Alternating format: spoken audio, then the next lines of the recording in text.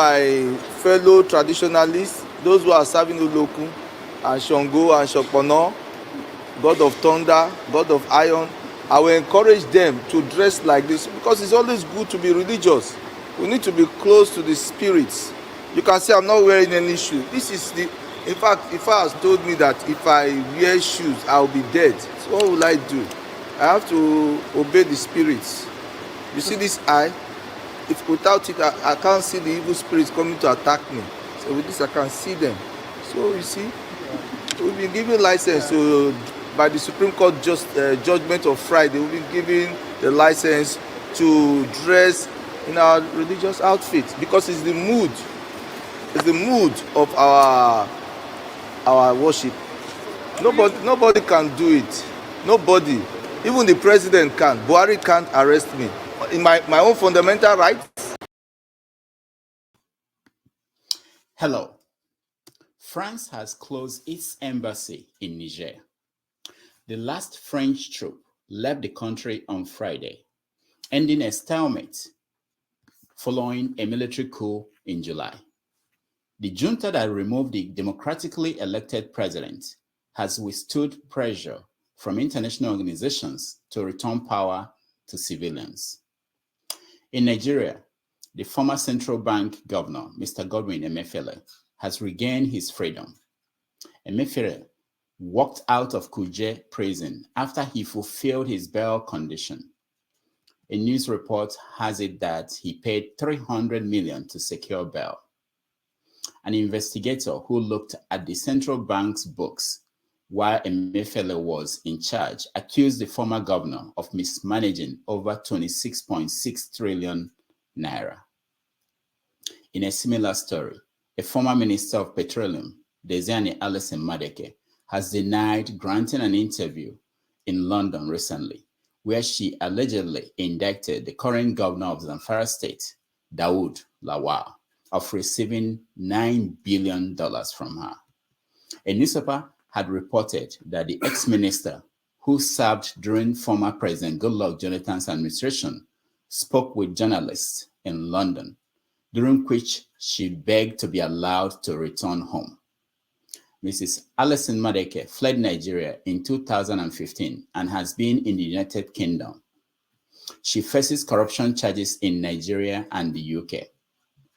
It is 4:30 p.m. in Lagos, Nigeria, 10:30 a.m. in New York City, 5:30 p.m. in Cape Town, South Africa, and 7:30 p.m. in Kinshasa, Democratic Republic of Congo. Wherever in the world you are watching us, welcome to another episode of 90 Minutes Africa. My name is Rudolph Okonkwo. My co-host, Chido Onoma, is on assignment. On this Christmas Eve, we have a great delight for all our fans. We Encourage my fellow traditionalists, those who are serving Oloku and Shango and Shokpono, God of thunder, God of iron. I will encourage them to dress like this because it's always good to be religious. We need to be close to the spirits. You can see I'm not wearing any shoe. This is the, in fact, if I has told me that if I wear shoes, I'll be dead. So what will I do? I have to obey the spirits. You see this eye? If without it, I can't see the evil spirits coming to attack me. So with this, I can see them. So you see, we've been given license to, by the Supreme Court judgment of Friday, we've been given the license to dress in our religious outfits because it's the mood of our worship. Nobody can do it. Nobody, even the president can. Buhari can't arrest me in my own fundamental rights.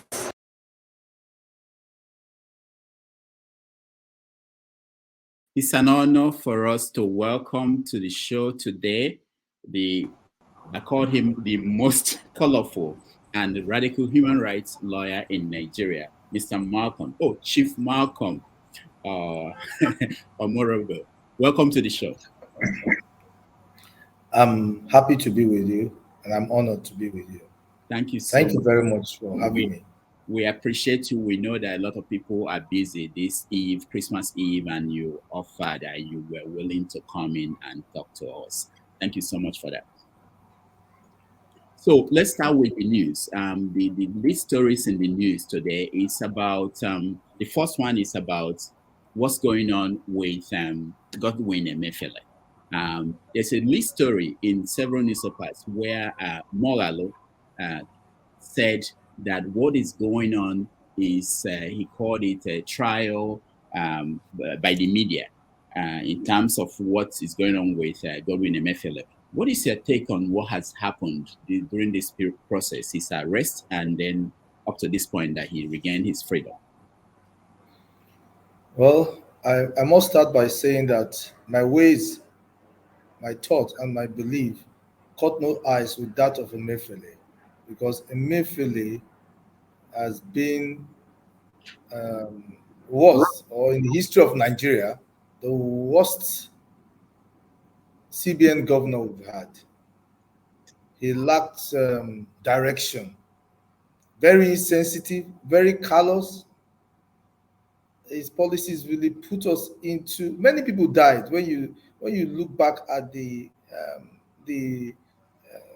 imposition of cashless economy, which is a good policy, but we don't have the facility on ground. That you now have to impose it on us, and many people died in the process. During the election period, you seized cash, yet it still didn't solve the problem. So I must start that by saying that he didn't do well at all. Nevertheless, even though he didn't do well, he's still presumed innocent of all allegations levied against him, and by law, it should be treated as such. Try him through media. Why people are going about television houses, newspapers, social media, the investigator employed by the present administration going about um, giving stories or peddling stories concerning him as if he has been convicted or is guilty when the court has not pronounced that. It's not acceptable. It's not acceptable. There's no big deal. If Emefiele has committed an offense, let them try him. Let them try him. There's no need for all this drama. This is what I call drama. They should So, try him. as a It shouldn't lawyer, be a big deal. okay, go ahead. Sorry. Yeah, it's not a big deal. They should try him. There's no need for this drama. Yeah. That's my take. So, as a lawyer, when you see this kind of behavior in terms of behind the scene conversations, we hear about people returning money to the government without the people of the country knowing the details of the deals. What does that say to you? It's like a smaller river offloading its water into a bigger river. It's corruption, PLC, because or international incorporated. There must be procedure. If somebody is returning money, it must be declared, it must be formally declared and documented and put back into the national treasury or wherever it is supposed to be residing or replaced or placed. So where people return money, it's not their private business. Oh, I've stolen 100 billion. Let me pay 80 billion. Free me. Let me keep this 20 billion. It's not your money. It should be declared in public. I'm not aware of any money returned, but if there are monies returns, there are due process. There are due process. There are procedures that must be followed to say this is it a plea bargain. Let us know. So once these things are declared, it should be declared in public and should be done the proper way.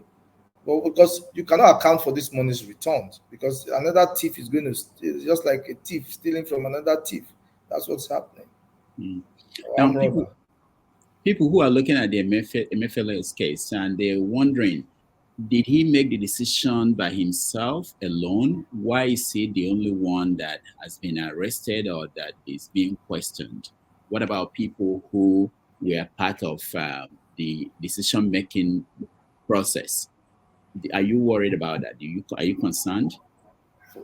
Talking about responsibility, Emefiele, mind you, he occupies a very sensitive and powerful position in the country. The CBN is an independent body run by him.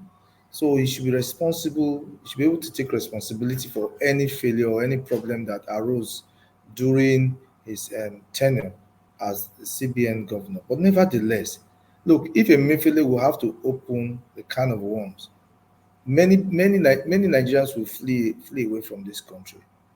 He didn't perpetrate those crime alone, or those frauds. He didn't perpetrate them alone. Well, let's talk about the dollars.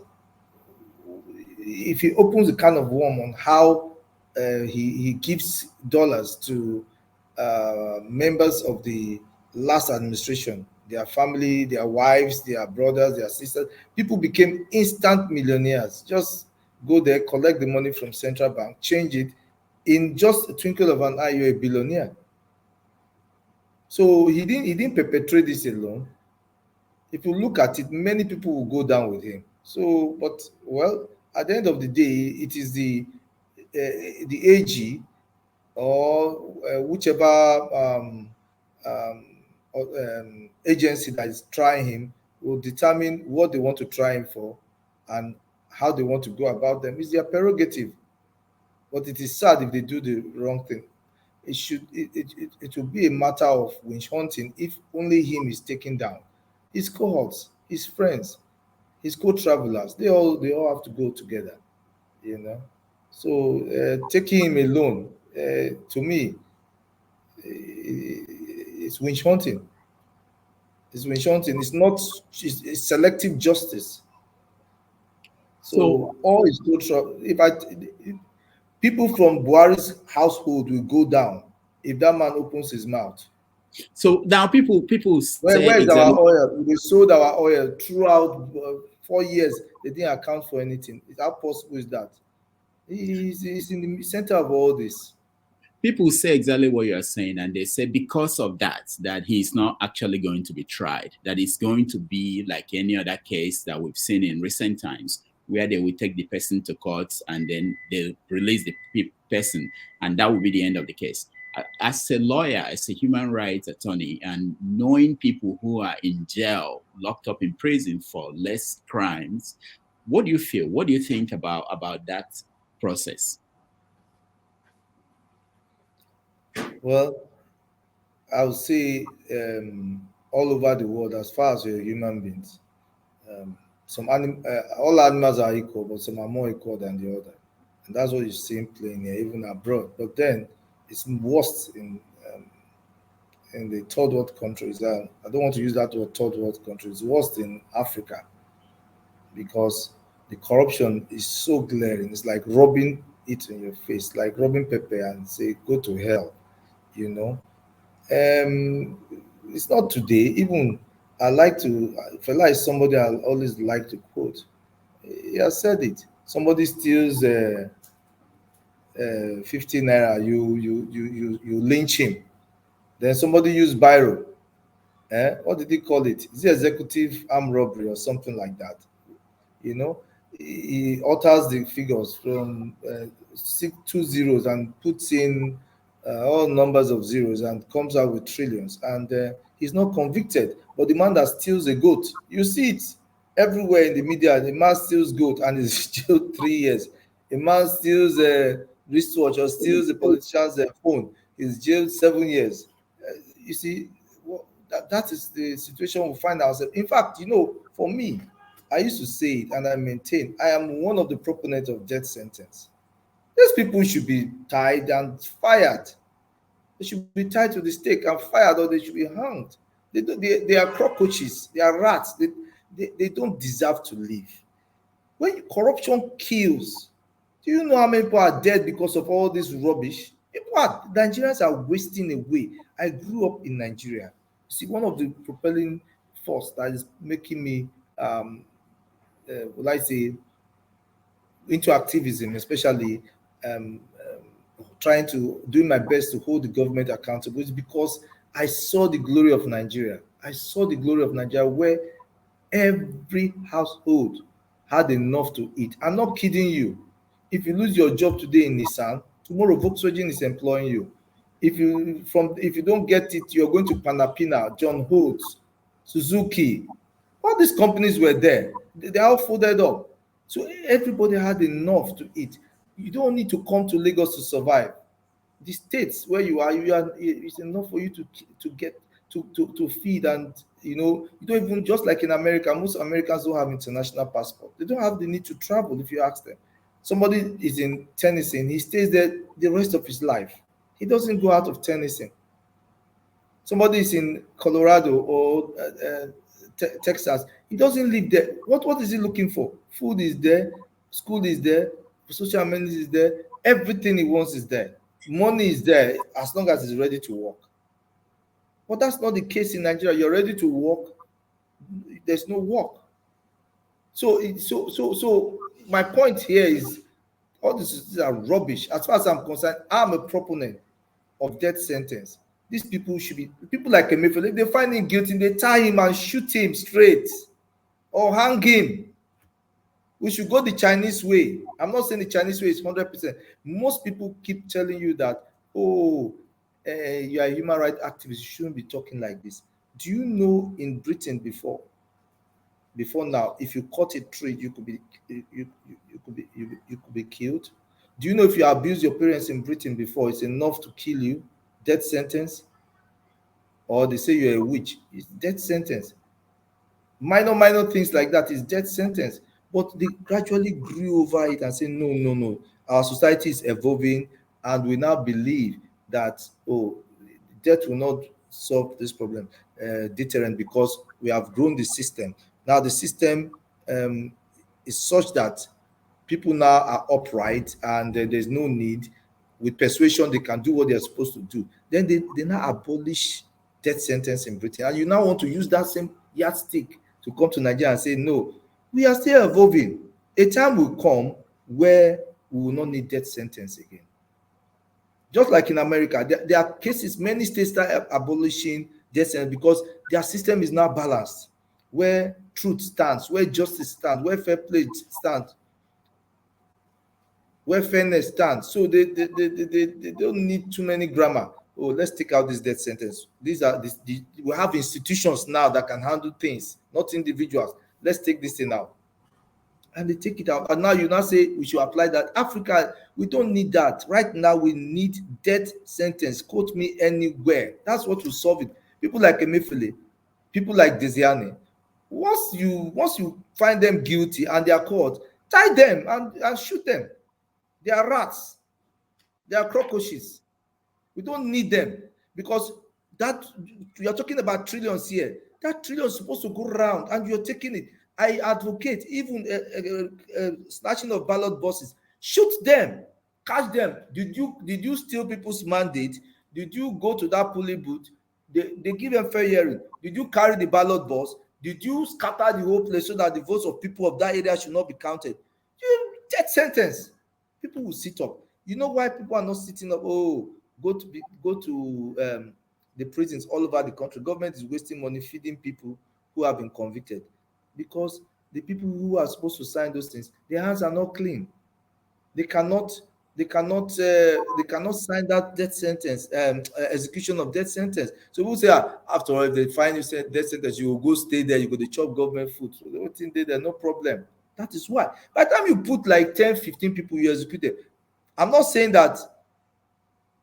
Where I stand by this death sentence is that I also advocate that the best lawyers must be gotten, the people must be given fair hearing, they must be given proper legal aid, the best aids. They should even be defended by senior advocates of Nigeria, the best lawyers, because life is sacred. Nobody should just take somebody's life.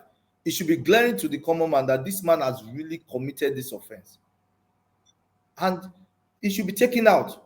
And that is the truth. Until we get that going for us,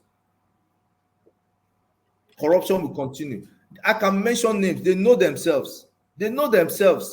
Look at all our leaders. Tell me, you finished secondary school, you started working for government as a politician or a political office, a youth corper. Me and you now, I'm sure you served. I served. You know how they go now.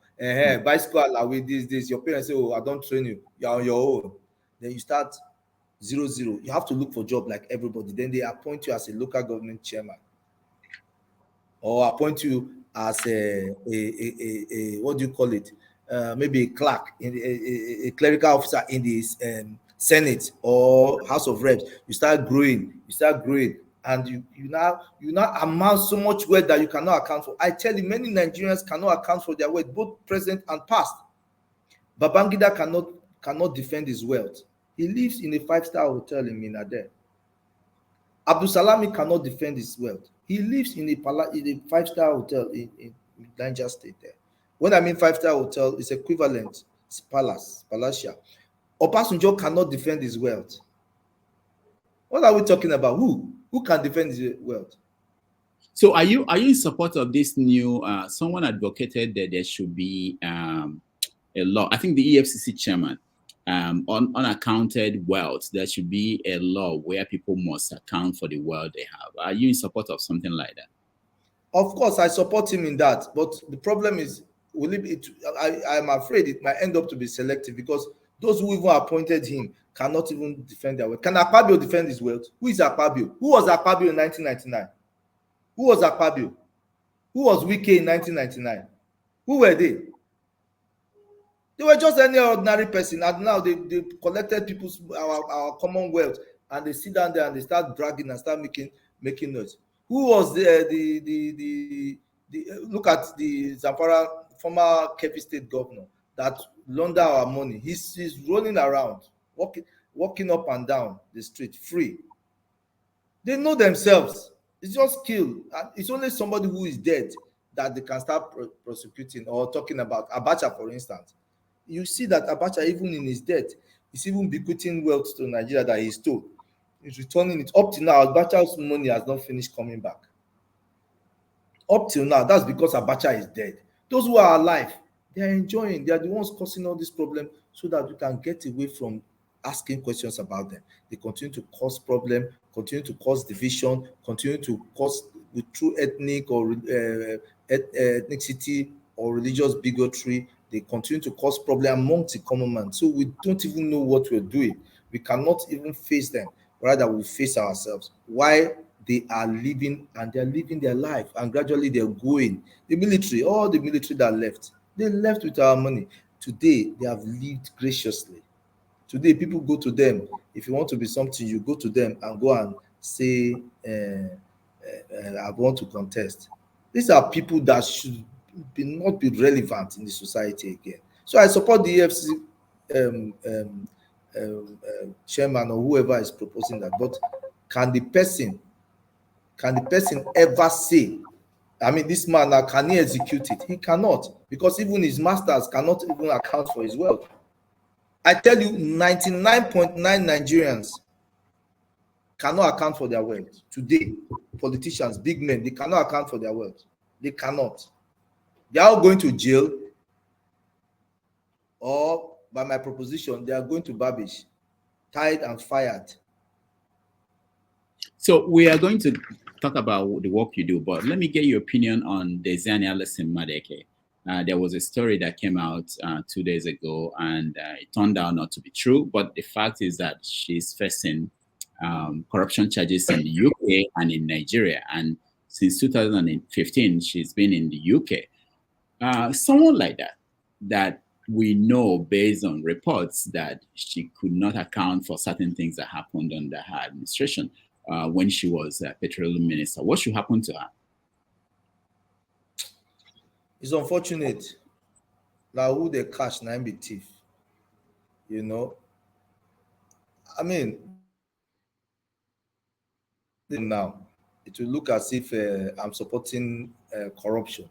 If they know she has committed anything, they should try and jail her. Let the law take its course. But you see, I still see all this as drama. You are holding Diezani. Talk about our ships of crude that were loaded and sold. What has been done to those people today? We're talking about Diezani of which year? We're talking of Diezani of which year?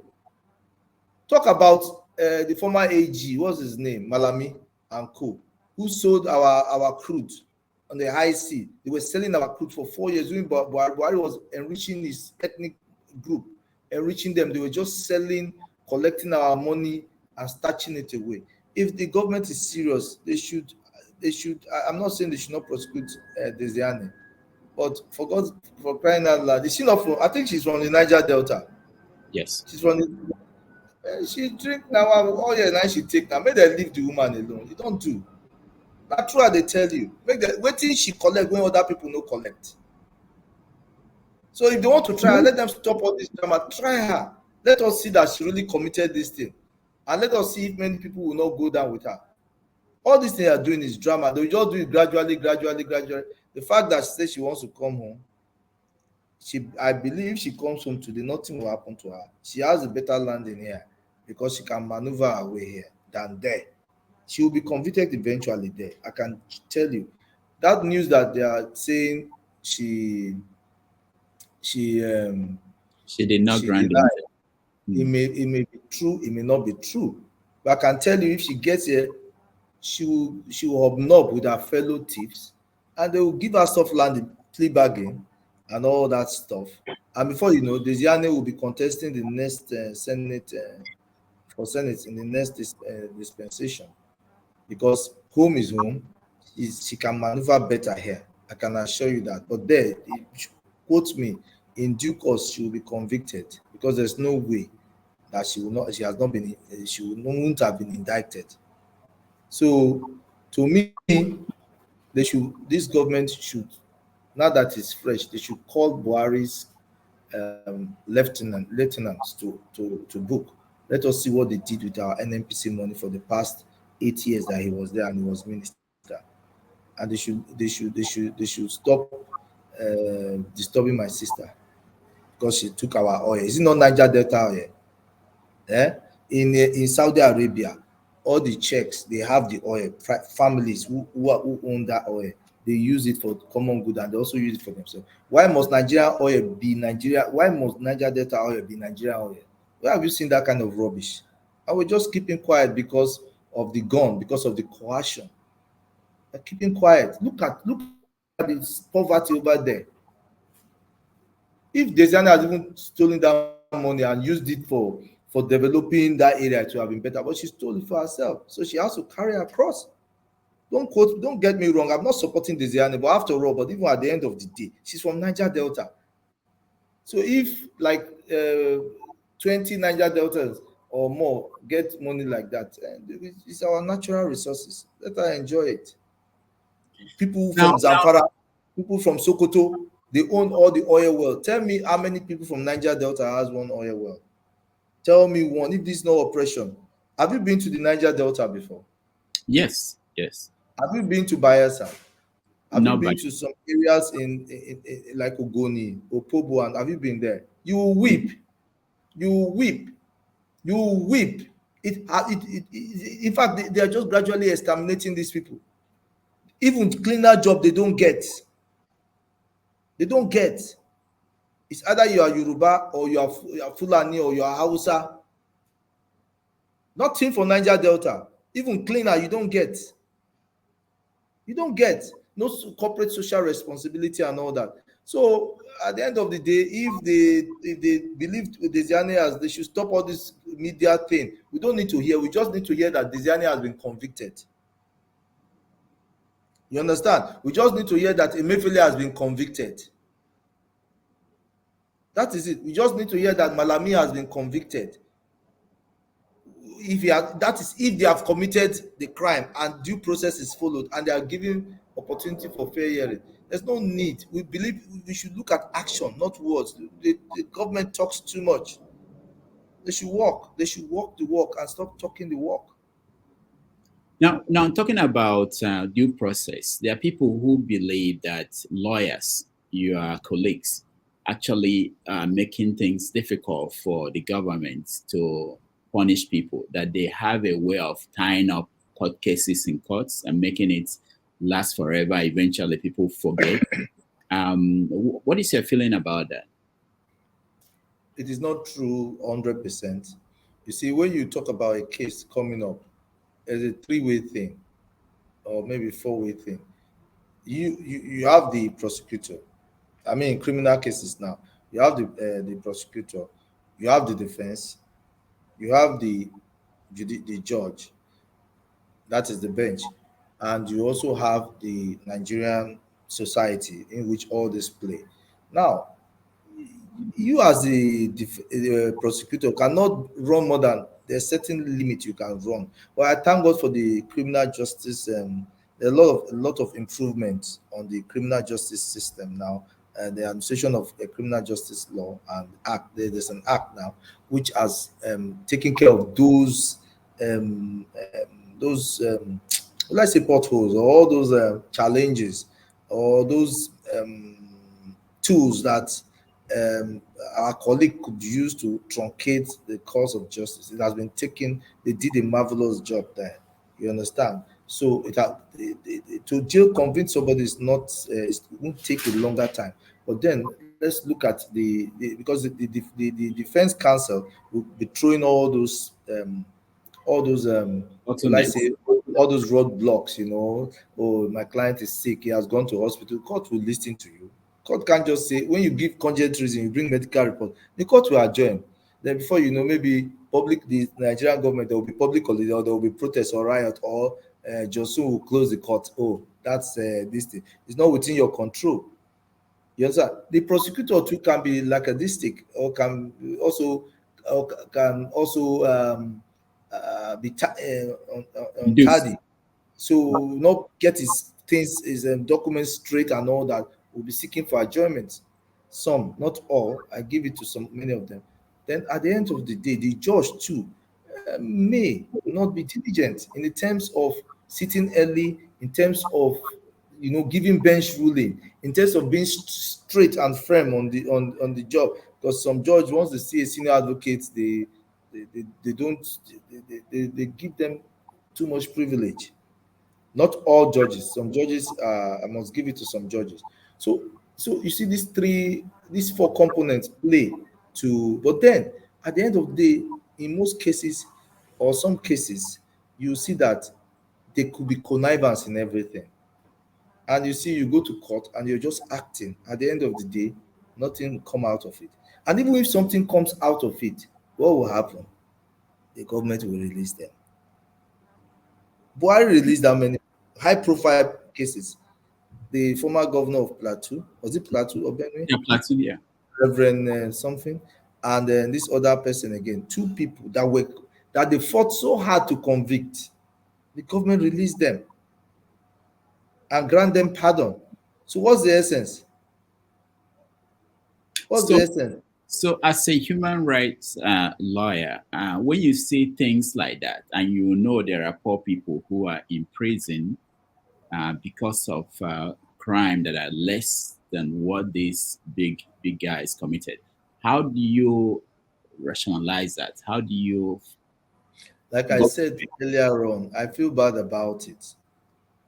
I told you, Fela said executive Yeah, stealing. but Was past armed robbery. yeah. It's not today. If Fela had been saying that So how will in you 19 about 30 something years, it's been there. It's not Nigerian factor, it's all over the world. It's human factor. Influence, money. You understand? See, somebody steals like 10 billion or like let's say 20 billion and is ready to go around with 5 billion. Do you think they will convict him in a corrupt society? They won't corrupt him. so I is, mean, they won't is that not because he's going to spread this money to the prosecutor, to the bench. That is not all judges. For those who are corrupt, before they will look for a loophole to free him. so is that There's not always encouraging people to now steal big amount of money because that will guarantee you that you Is can that pay? not what the society is all about? Materialism. When you have money, no matter how much you have, you are being praised and worshipped. People go to you for advice. I remember growing up in the society I grew up in. Today, I tell you, if a boy of 10 years goes to an eatery or a restaurant and order for a full chicken, they will give it to him. They will even clap for him. If he orders for more, they will give him. In my time, I remember growing up, um, from a broken up home. My mom will always come and spoil me and bribe me with money because she needed to, how will I put it, bond with me. I was with my dad. I'm very happy. I tell you, I'm proud of my dad, because he was like a hen that took care of all his children. He didn't leave it to the women. He took his children and trained them. Now, my mom will come to try and, but my mom will give me 20 naira. Do you know what 20 naira is? As at that time, with Nigeria, equivalent Nigeria now, sir, 20 naira is like 200,000 naira. My mom will give me 20 naira. The one will eat, buy packet of chicken. Our job is to make sure that money gets finished. So we'll hide it. My dad must not see it. When he goes to work, we start buying here. There was one good time like that. We went somewhere and we ordered for chicken. Then this chicken, this rolling machine that rolls roasted chicken just came out then. So we're planning, me and my friend. I went there. How much was it then? I can't recall. I don't think it's up to two. It's not up to not up to 100 naira or 200 naira. What is 200? 2 naira. I mean 100 naira or so. When I brought money and bought it, do you know what this woman did? She refused. She arrested us and took us. We wanted to know our parents who gave us that money to buy that chicken. This is a life story. At somewhere there in I grew up in Lagos Island then. This woman took us, and that was how I was caught. And my dad was mad. Where did you get the money from? I said, it's mommy that gave me the money. How? Where? They took me to where I was hiding it outside the house. I used to hide the money outside. I was a bad small boy. Got there, so I still had like 10 naira and some fraction, And so that is the society I'm saying. It's not about money, but now it's anything money, people will worship you. So it's all about the money. That's what it is right now. Once you have money, you have defense, you have license, you can do and undo. So until we go back to the basis, which is not going to be easy because the damage is so great and enormous, until we go back where we don't worship material things, materialism, we don't go about materialism, we don't care how much you have, but we want to see who you are, the humanity in you. That's what we want to see, not how much you have. Then we can move forward. If not, we are just on the high sea, floating without direction. Let me take you on this. You mentioned Niger Delta and the resources, how it's not being managed well by the federal government, and how a lot of the people that are producing this, the land where they produce this, are poor. But people can push back and say that the money they get every month from the federal government, Bayelsa, Rivers, they get more money than all the other states. That there are no signs that the money is being used very well. You mentioned Apabio, you mentioned someone like Wike. It's from the money that came from the federal government that should have been used to help alleviate some of the problems that people have there. What do you say about that? First thing first, it's our money. Let's go back to 1963, how they allocate the resources based on derivation. It's nobody's business how we spend the money. Frankly, government should not intervene through all these stupid bodies they call what do you call NDDC or whatever, Niger Delta Development. What rubbish. At the end of the day, who appoints the chairman? Who appoints all the people? It's the federal government that appoints these people, that share this money and monitors it. They now divide it to themselves. Let the money go to the governor and let's see how he alone will spend it, that we will not hold him down and cage him. They just use all this pretense to say they know that there's no way the people can revolt because the people are highly divided. I'll tell you, permit me to digress. I used to say Nigerians are cowards, Nigerians are docile, and I want to beg Nigerians to forgive me. I want to use this forum to beg Nigerians to forgive me. Nigerians are not docile. Nigerians are not cowards. Nigerians are the most daring people I've seen in my life. I'm telling you, and very dangerous. If they believe in a cause, they follow it to the letter. The other time, one of the thieves. What Sent made you in change that your position? What made you arrive at this new realization? Yes, let me just say this before I arrive there, before I get there. One of the thief politicians said, if you put 5 Nigerians here and shoot them, nothing will happen. He's not saying the truth. Something will happen at the point where religious settlements and tribal settlements has not set in. You will see Nigeria will act as one. But once you see religious consideration and tribal consideration comes in, then you will not get the best out of Nigeria. You see, the Nigerian politicians, now coming to what you said, what made me, because I used to say, Nigerians are those that, in fact, there's an article I wrote. I say Nigeria is a land of arrogant, there's nothing I didn't say there, arrogant, docile, coward, blah, blah, blah, blah, blah. In fact, I beg to take it down from the internet. It's not true. Nigerians, what as I've come to study everything and say that Nigerians are not cowards. What is holding Nigerians back is unity. Nigerians are not united. That is what the politicians are playing on. They will never join. They will never join forces. Let's be doing what we are doing to help. Look at NSAS, for instance. You think if the northern youths join the southern youths, or the north, the masses of the north and the mass of the south, the country everywhere went like that, do you think Nigeria will stand? Nigeria will be gone. They know that, okay, they have been able to subdue the northern youths and the northerners generally by ensuring that religion is their way of life, is their culture. All the imam needs to do, come to mosque and tell them, look, this is against God. This is against this. Don't fight against constituted authority. Don't do this. That is the end. They will not join. They will never join. Then again, majority of these northerners are, even though they claim to go to school, I'm sorry to say, are not that literate to understand things and then move in the same direction as the South. This problem has been there right from time. That's why the North said we are not ready for independence. The South said we are going. And the colonial masters find a way to put them together and say, all of you must go together or there will be no independence. And Zeke was blackmailed through the ABC banking, whatever. And he now agreed, and we now had independence together. Even as 1957, the North was saying we're not ready for this. The South said we need to go.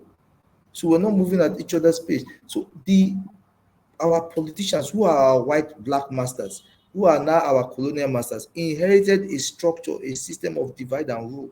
Nigeria is highly divided. So when people are divided, there is fear. They are always afraid of each other. They are always scared of each other. They don't trust each other. And once this thing is not there, there's no force, there's no cohesion, the problem will continue.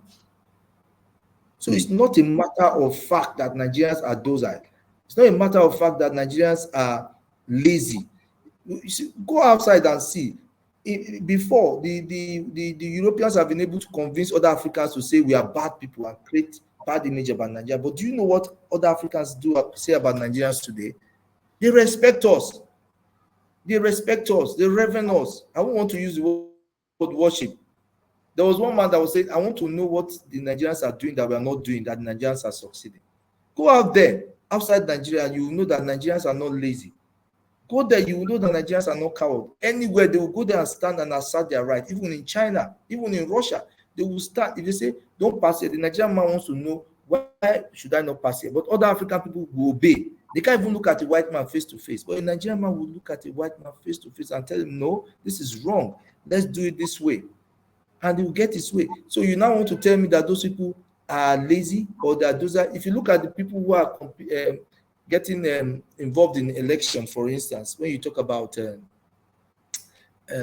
registered voters going for your PVC, Nigerians are not interested, not because they don't want to be interested, they don't trust the system. So they just stay away. And I tell you, this is dangerous. You know why? There will not be, I've continued to say that there will be no revolution in Nigeria. What will happen in Nigeria is Nigeria will be a failed state. Eventually. Then there will be nobody to police anybody. There will be nobody to army anybody. There will be nobody to senate anybody. There will be no person to be president. There will be nobody to bow to any court and say, "My lord." There will be no cell. So what you have will be state actors, non government state actors. How do you call them? You have warlords like you have in Congo or Somalia. So if I can get enough arms and I can get enough boys, I can take over the whole Lekki area. So you don't cross Lekki without my consent. If I do, I can get, if you have enough, you can take over the whole Shagamu. So if you are going to the east, for instance, you are traveling, when you get to Shagamu, they tell you, oh, Oga, you know, they pass here. Say, wait till I don't settle your Oga. No, that bag of rice, put them down. That girl, that your wife, put them down. She know they go, we go take them. That part of the area, start to they go east. That's how we're going to operate. Unfortunately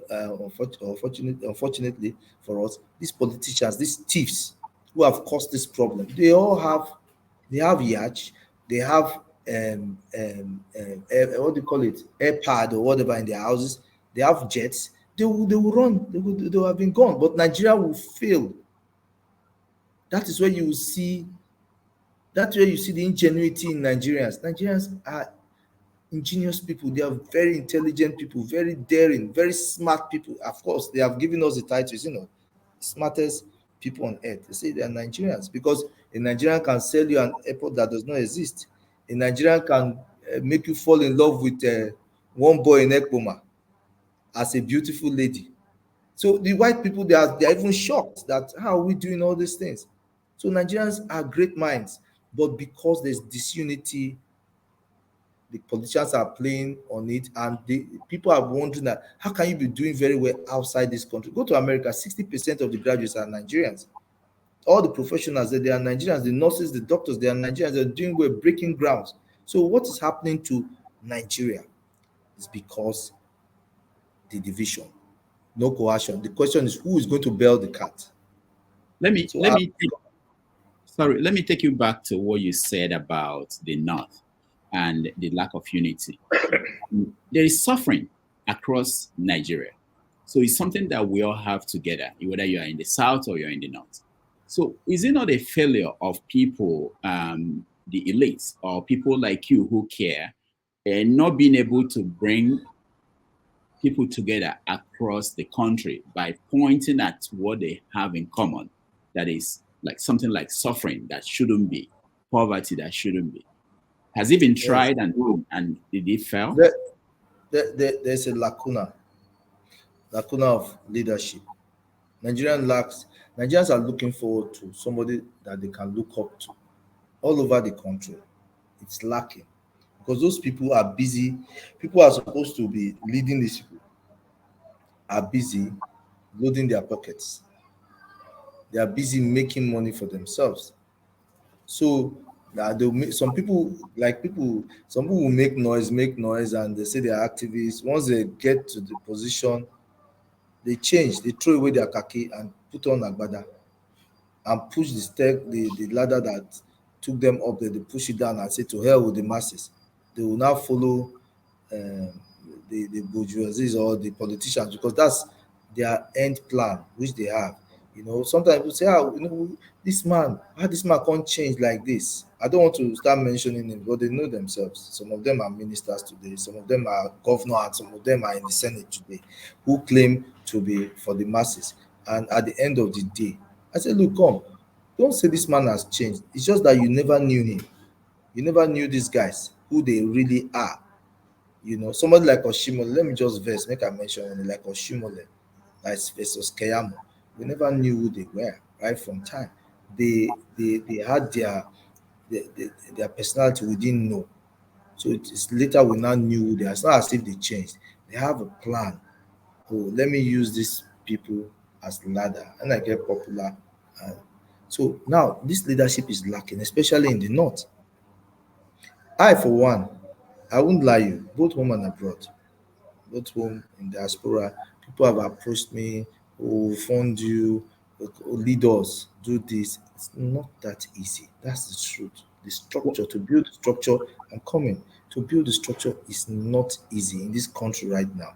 Because you see, the people live for the day. You see, these people that sometimes, not that I'm trying to do that, because the way I do mine is that anywhere I find myself, I try to impart knowledge to people, try to let them understand how we can take these shackles off our back and our neck, these chains, how we can break them.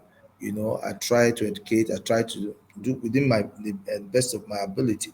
See, sometimes you discover that even when people like us say, let's do this, the politicians will come. These people are hungry. Poverty has been weaponized by the politicians.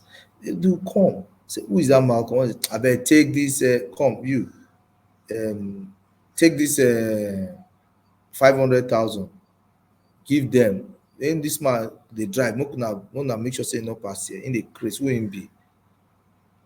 That is it. These are the people you think you explain. When you explain, they will tell you, you go explain tire. What do you they talk? You try to tell them, no, this is the right thing. Hunger is telling them another thing. Hunger, there's no scruples when there's hunger. I can tell you that there's no scruples when there's hunger. So that is the problem we are facing. Hunger. Is But you that, see, is that unique to Nigeria? Are there not countries that have gone through this and people still were able to overcome it? not in Africa that I know. The only country I know that did that is because they are monogamous. They are, was it Algeria also, where that lady sets herself ablaze. Tunisia. The Arab Spring. Yeah, Tunisia.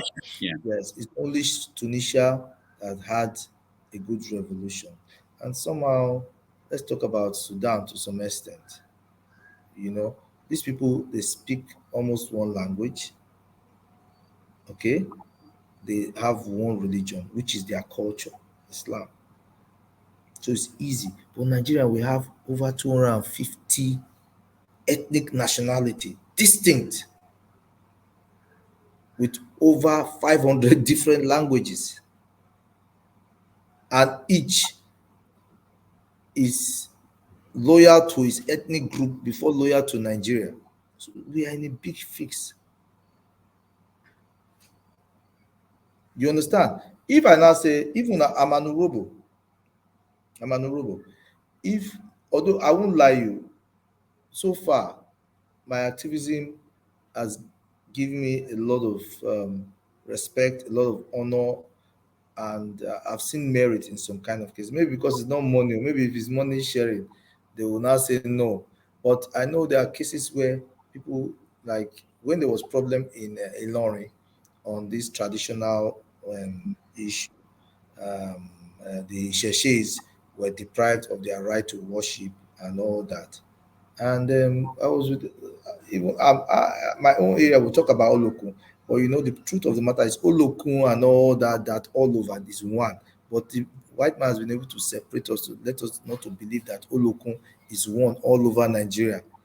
Ifa worship is one all over Nigeria, and it's spread because those days people from even the east or southwest used to go to Ife for healing and all that. But all these things have been killed. The histories have been killed. So now when we got there anyway, as far as I am a traditionalist, and I was like, who is going to lead us? I said, no, so person should lead. They said, no, Malcolm, you lead. I said, no.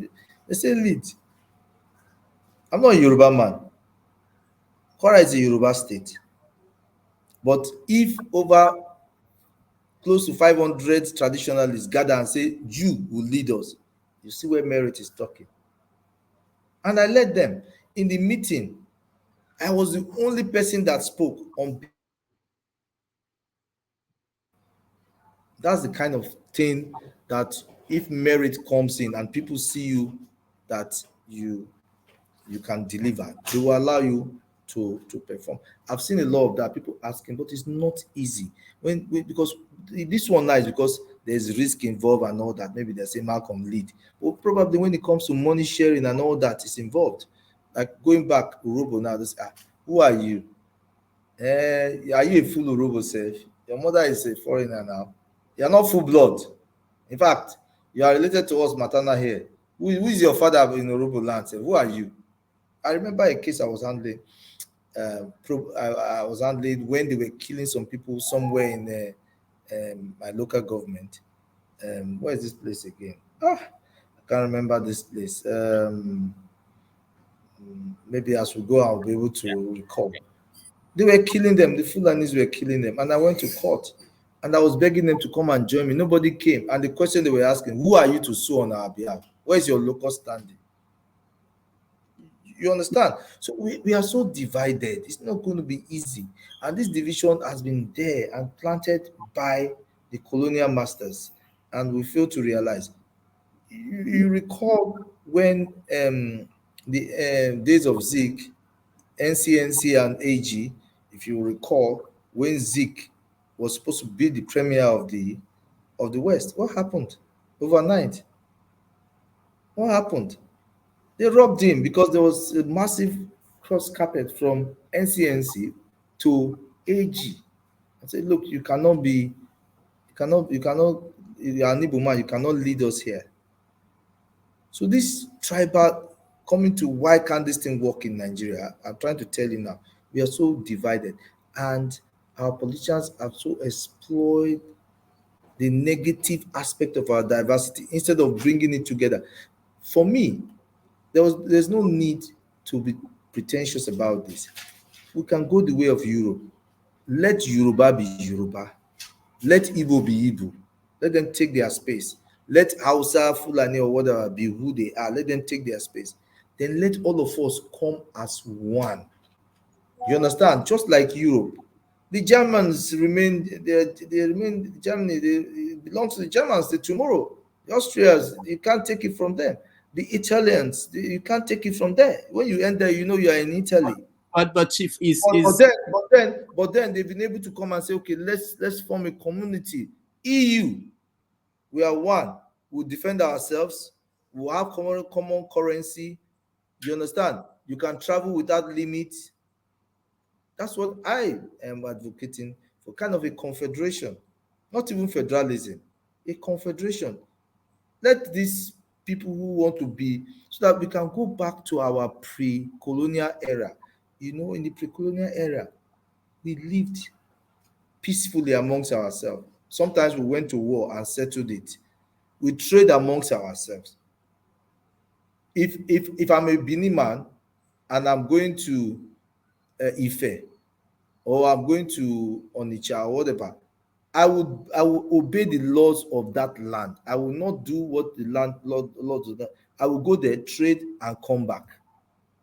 We traded among ourselves. We married among ourselves. We kept our identity without the white man. But when the white man came, the white man now brought us together under one government by force, or by some true persuasion, true trickery, and all that, signed documents and all that, and by force too, the coercion of the British Army, which also was taken over by our own army. Nigerians have never learned to love themselves or try to work things out themselves. We have always been forced to be together. I'm not saying without apology, I believe in a one Nigeria. I believe in a one Nigeria, but it should be a country where there should be equity and fair play and justice, so that every component part should be allowed to be and be allowed to develop at their pace, while we will also be together. And mind you, I think we're supposed to discuss something about the judiciary being hopefully Yes, common. yes, that's the most important topic. But we will get to that briefly, and we are almost out of time because we have to let our people in. But let me quickly take you to a few things. Now, when we talk about what you were referring to, ethnic groups coming together, being on them by themselves and coming together later on. In Nigeria, when it's proposed, typically the so-called minorities like the Urobo and the Shekiri, they don't show interest in, they have this fear that they'll be left out, that the big ethnic groups, the Igbo, the Yoruba, and maybe the Hausa will be able to stand on their own as countries, that the small ethnic groups will be in crisis. What do you get? What do you think about that? Is that true? It's not true. So It's not. Yoruba people will like to be a country by themselves. No, not a country. You know, Okay. we've been able to. The Urhobos have relationship with the Edos, long-standing relationship. You understand? I don't want to use that word, but the back then, the Benins, the Edos, they were superpowers. We were under them, we were subservient to them, whether you like it or not. The Shekiris were not on equal standing with the Edos because those people are powerful people now. They can come here and take over this place if they want. They can enslave you, they can kill you back then. So, but we're all living together. We're all living together. Maybe I don't like what's happening in Benin, and I migrate to Okwe. You understand? And stay far away from Benin. But I'll be paying loyalty to the Oba of Benin so that they will not attack me. You understand? Now, these people have been coined out to what you call Midwestern state in the past after a lot of consultation through the Wilkins Commission of 1958 or thereabout. They they agreed and said, look, let us create Midwest out of the West. So Midwest now, what is Midwestern state? It contains the Ijaws, the Urhobos, the Shekiri, the Isokos, the Aniomas, the Kwane, and all that. And we live peacefully. That's a country or that's a region. It was a region. If you ask me, we should go back to the four regions or three regions. And in those regions, they will now have to know how to arrange it in such a way that every major ethnic nationality will take its space back. Not as its own, but let them feel free, let them own their space. Then they can now come together as that region and have a common parliament where they will be represented and do their stuff, make laws, carry out projects and all that. Then the this region now will be subservient to the center. And that's what it was in 1963, 1960, 1963. That's what it was. There was no problem.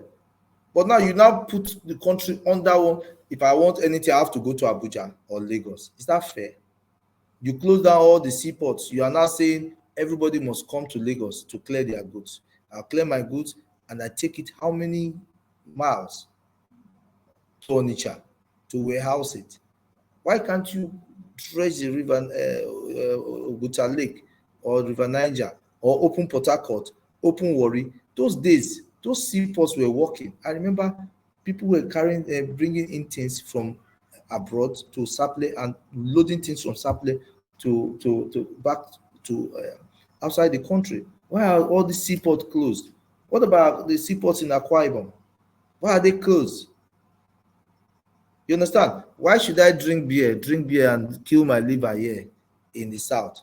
And you carry the money and you go and give to people who are doing Sharia to spend the money. Why should I look at, let me go to even Corporate Affairs Commission now. Because coming to this now, our problem is the constitution. Our problem is the constitution. That document is a fraudulent document. No matter how they amend it, remains a fraudulent document. They are not touching. You see, it's the National Assembly that they're not lazy people for 23 years. They cannot amend the document to suit us. What are they doing? They are collecting all the monies. Now, what we need to do is to go back to the 1963 situation. Let's forget all these states, put them together, or come and agree. Okay, if you know you cannot sustain yourself, you need my assistance. Come together. They have even splitted it into 6 geopolitical zones, is it not? Yeah. If you don't want the 4, you have 6. Then you cannot sit down and discuss how. Once you get this done, then everything will flow. But this thing that we are doing now, that will put centralizing everything. For instance, now in the south, we incorporate a lot of companies. Now you put corporate affairs, one central corporate affairs commission in Abuja. Tell me how many companies do in a month or in a year do they incorporate in Sokoto? How many do they incorporate in Zamfara? How many do they incorporate in what do you call it, Jigawa or Nasarawa. Now we do all the incorporation, do everything. You pack all the money, you put it in a federal port, and you share it to people who decide not to do anything, even though they can't do it. That is not federalism. The constitution needs to devolve power. Powers need to be devolved back to the states. That is the only way. So if you cannot tell me that there's no, when you talk about sharing of, coming to your question now, the Urhobos or Shekiris are afraid. Were we not living as Bende state? We were first living together as Midwestern states, or we're under Western religion before. So who died? Who died? We took care of our situations. We knew our limits. When we now became Midwestern state, who died? We now became, they now cut it off and say Bende state.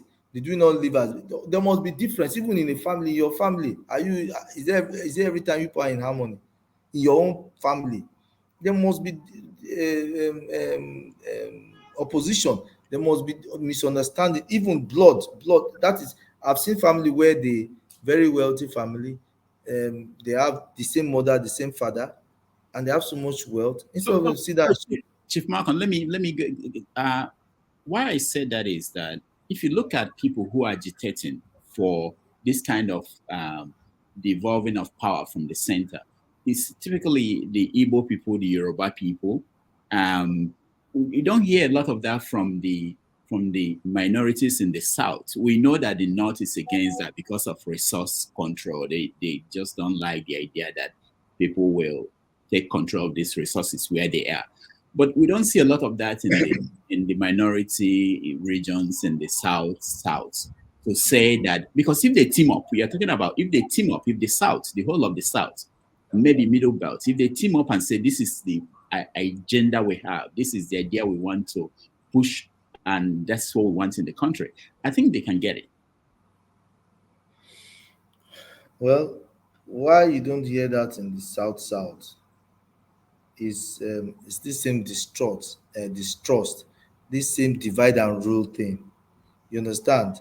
You recall that one of the reasons why the federal government pretended to be fighting to keep Nigeria one of the reasons is to protect the minorities in East Central State, in the eastern state of Nigeria, eastern state of Nigeria, the then eastern region. Region. They're saying, look, you're Igbos, you're majority. Yes, you want to, but then look, you have the Bibios, you have the Anan, you have the Popos, you have the Okwere, we have to protect them. They are Nigerians, so we have to put. You see that divide and rule. You understand my point? Is there already?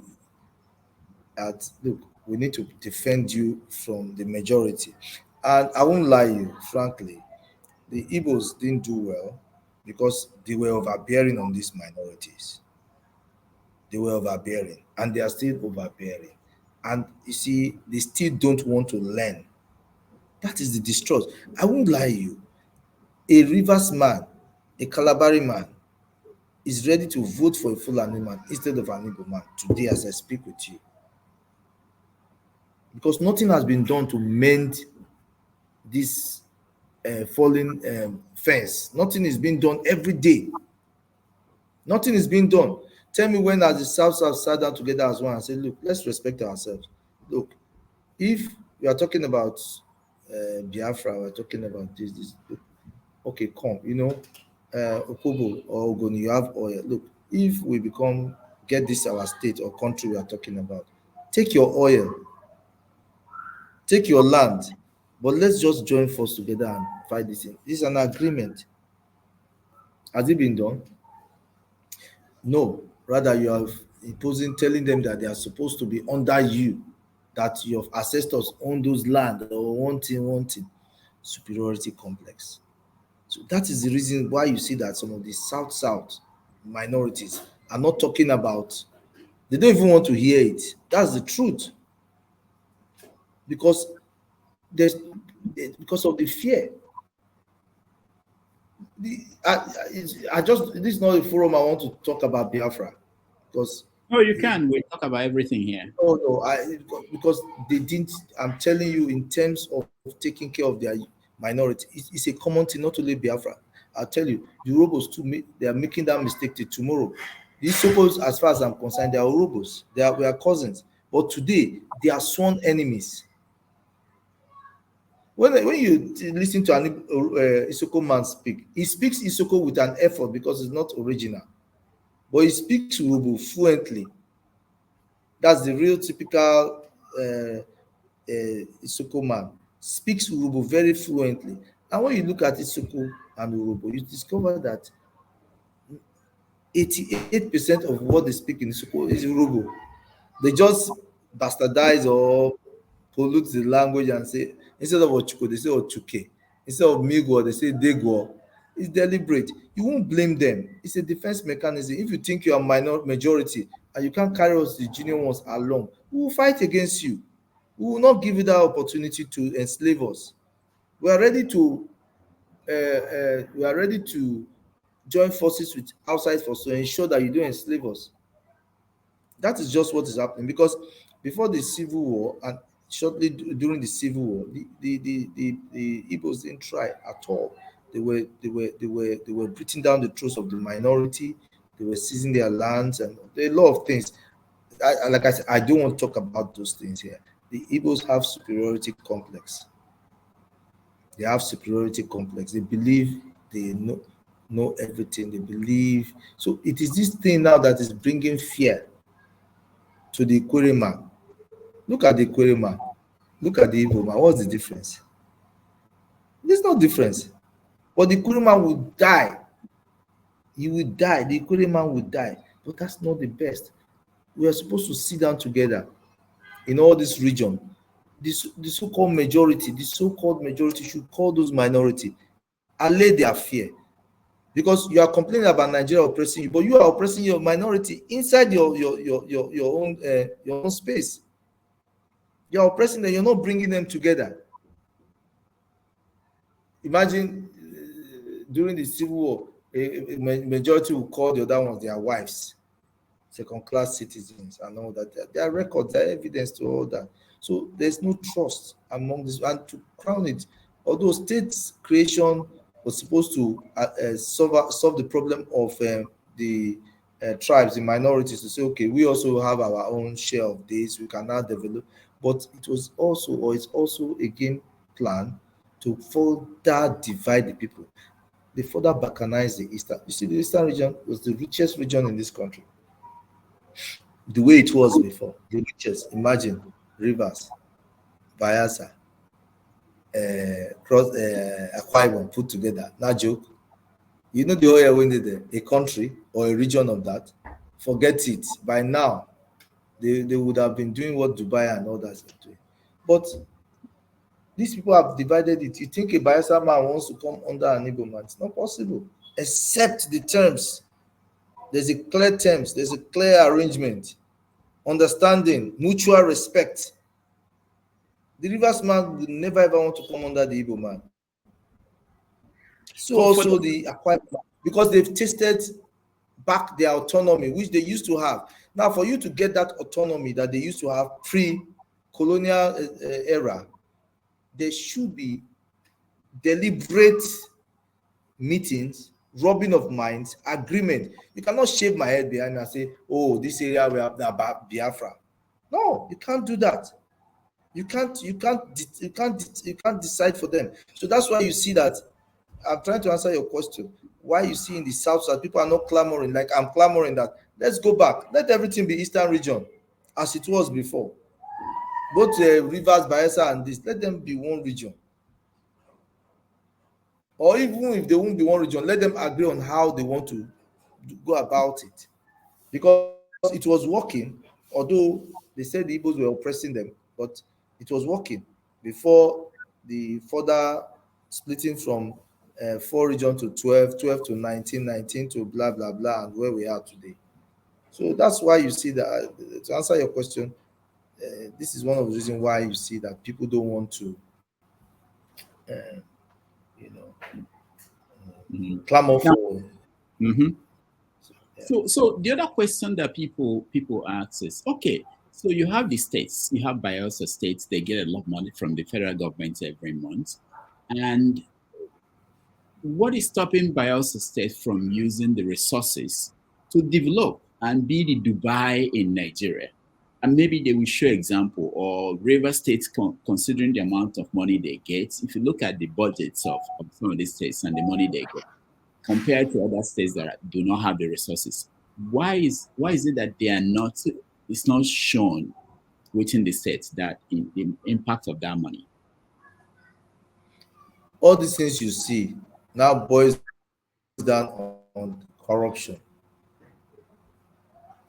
You understand? Look at a governor collecting the whole resources of the state, putting it in his pocket.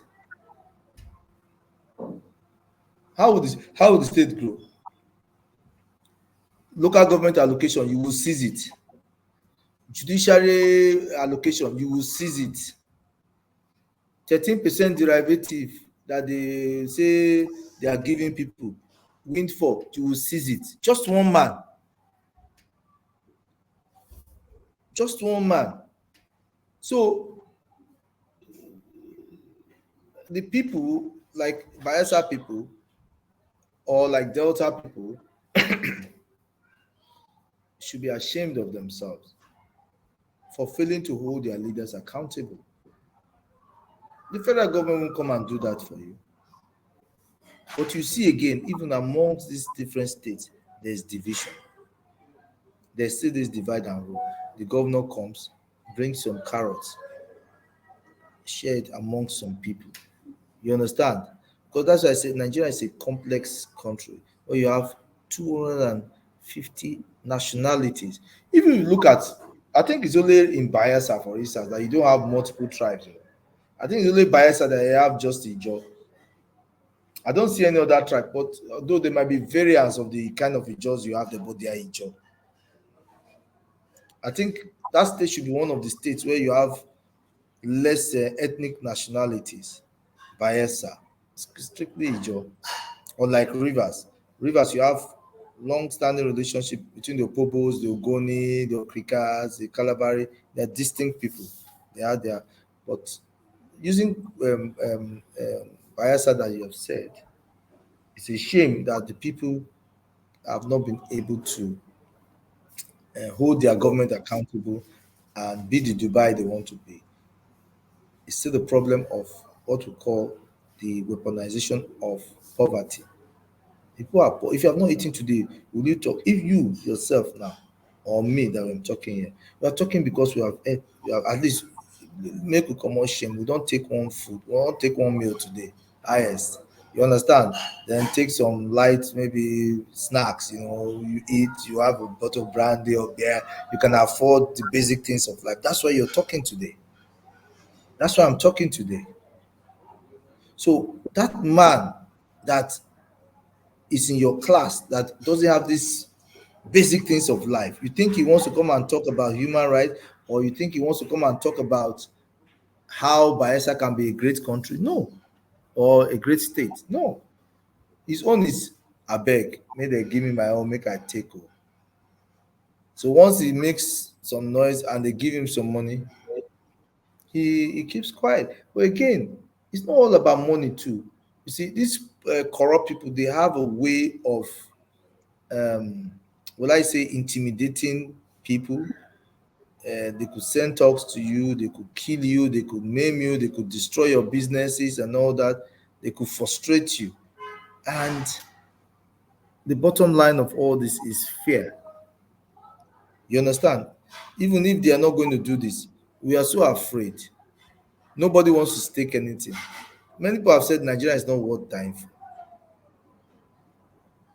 And Nigeria is not worth dying for. So when you're doing anything,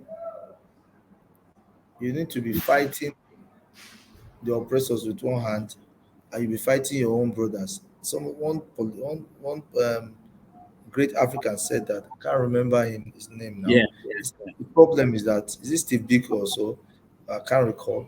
He said his greatest problem is that he's fighting the white man with one hand, and the other hand is using to fight his own brothers. So how is he going to survive it? So you see,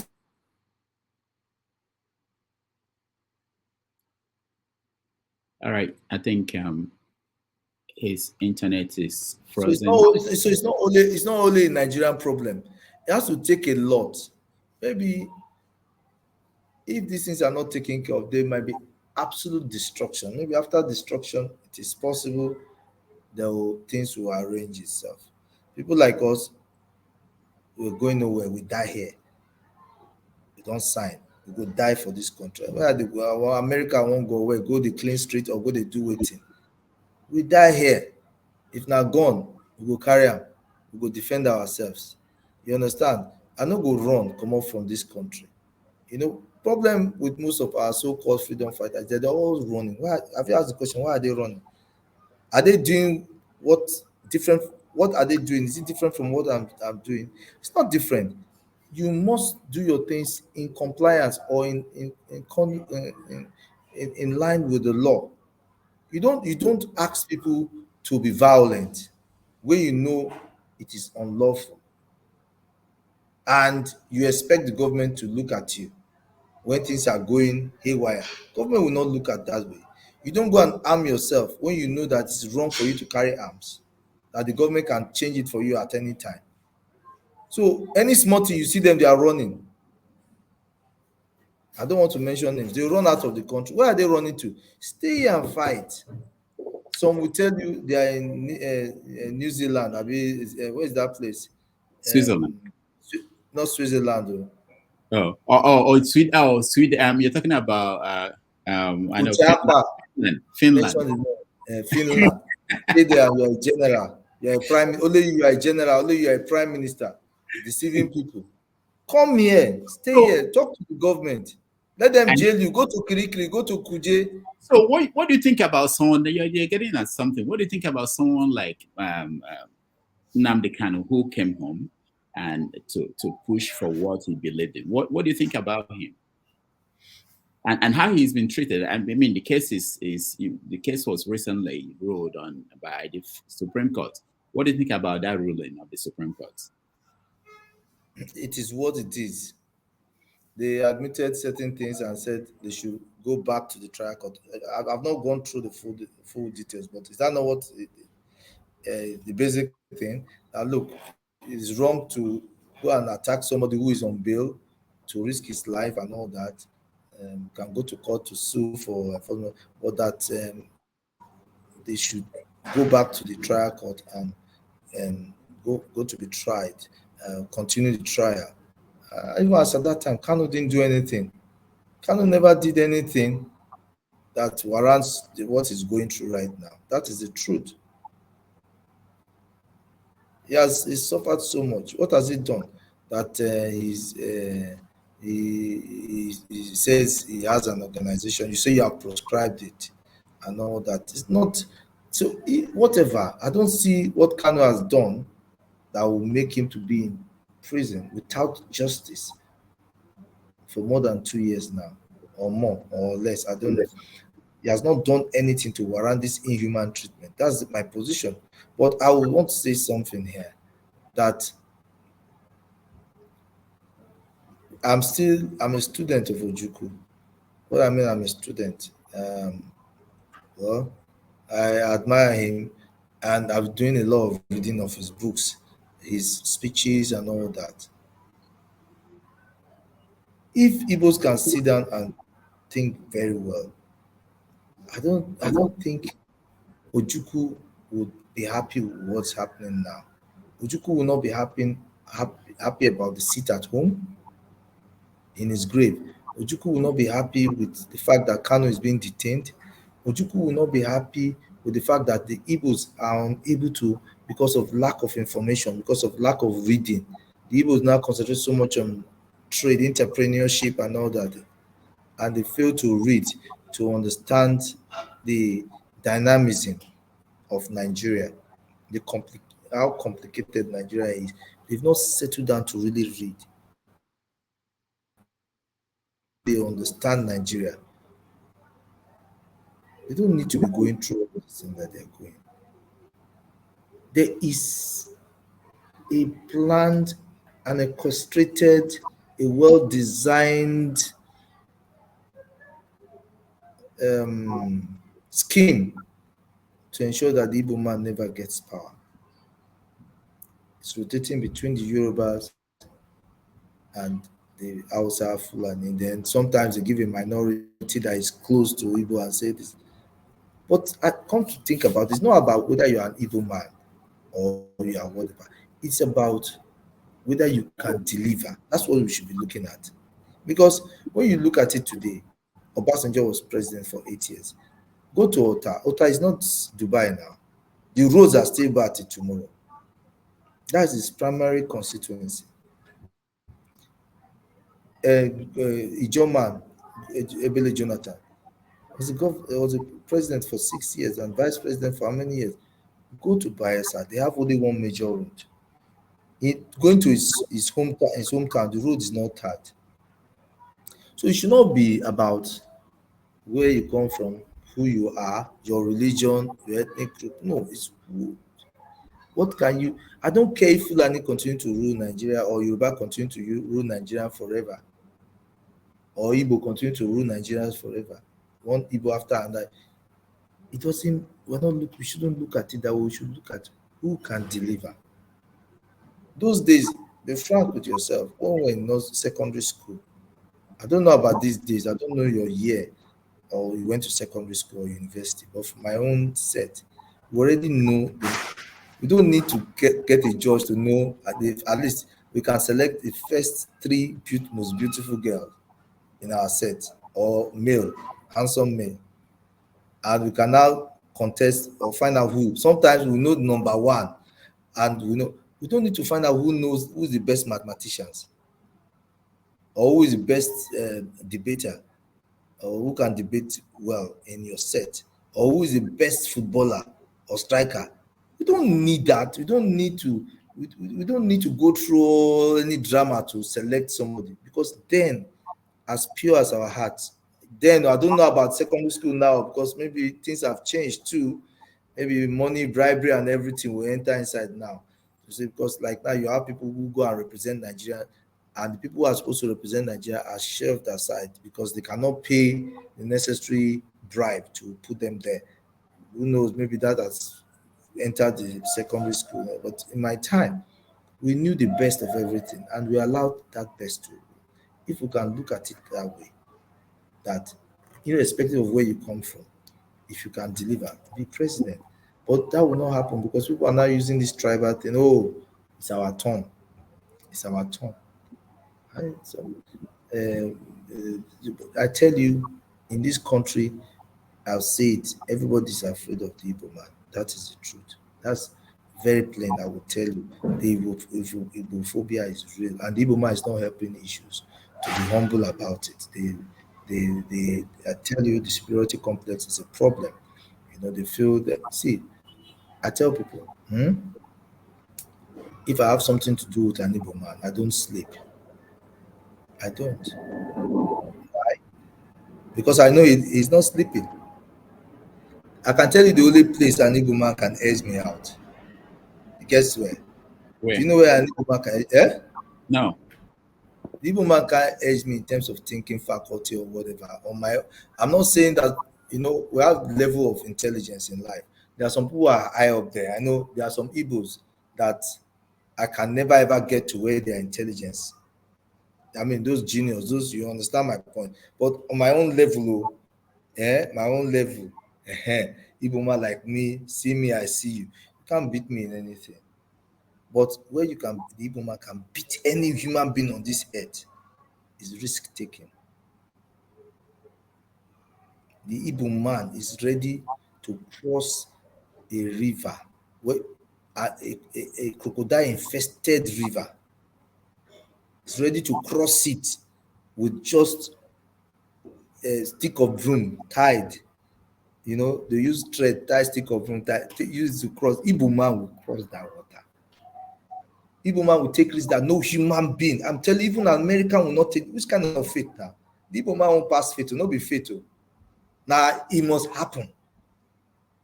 You understand? They say, they take drugs there, don't go there, they are fighting war. The Igbo man is going there to sell face nose mask to them. You go inside war country and sell. So the Igbo man is blessed. And I keep on telling them that they don't understand that if they understand, they are the true Nigerians. The Igbos are the true Nigerians.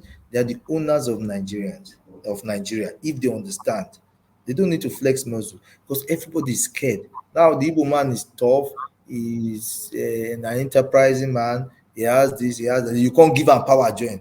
How we want a manager? All of us go be slave. That is the bitter truth. Nobody wants to say, but I'm telling you. So with all these qualities, the Igbo man plus power. You understand? But again, it won't happen if there's a system because I can tell you now, all the system and institutions are strong. In Nigeria now, there are no institutions. If there are institutions, if an Igbo man is president, the institutions, the rules, the principle, everything will hold him. You understand? But all those things have collapsed. So that is the fear because in Nigeria now, the president can query you, come into your kitchen and ask you, why are you cooking beans?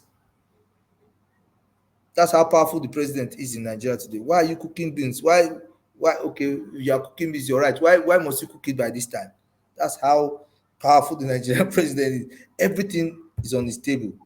So when you have such a powerful president that can do and undo with impunity, the police cannot stand on its own and say, no, Mr. President, yes, you are the president, but I cannot do this. Or the army say, yes, my loyalty is to you, but my allegiance is to the Constitution. Nobody has allegiance. Nobody talks about the Constitution. Everybody talks about the president. You can hear them say loyalty to the president, president. So that is the fear that you give people man power, join economic power, then everybody will be slave. I tell you, nobody will tell you this truly, but I'm telling you, if Igbophobia is real. But I want to beg the Igbos that please, they should be humble. Try to be humble. Try to be humble. Try bury this superiority thing that if not be you. Now this, we know now get Nigeria, now create this country. Come to my street. 95% of the property there belongs to the Igbo man. The Igbo man comes to a swamp and turn it to something else. Swamp. The Igbo man interlock the street, make the community, put gates, put security, put everything, put water. He makes anywhere his home. So who is the Nigerian? It's the Igbo man. So the Igbo man, if they are smart, just like Ojukwu, there's no need to say, I want to do anything, I want to go anywhere. You have built this country, stay and enjoy it. You have the highest spread of non-indigenous in all the country, all over the country. If you are silent about it, you can always determine who will be the president in Nigeria by voting. Get your PVC. Don't say voting don't count. It does count. So my advice for my Igbo brothers is stop the sit at home because you have lost so much money. Go back and read about the Civil War. Go back and read about Ojukwu. Ojukwu fought not because he wanted to fight. Ojukwu didn't want to fight. Ojukwu was forced to defend the Igbos.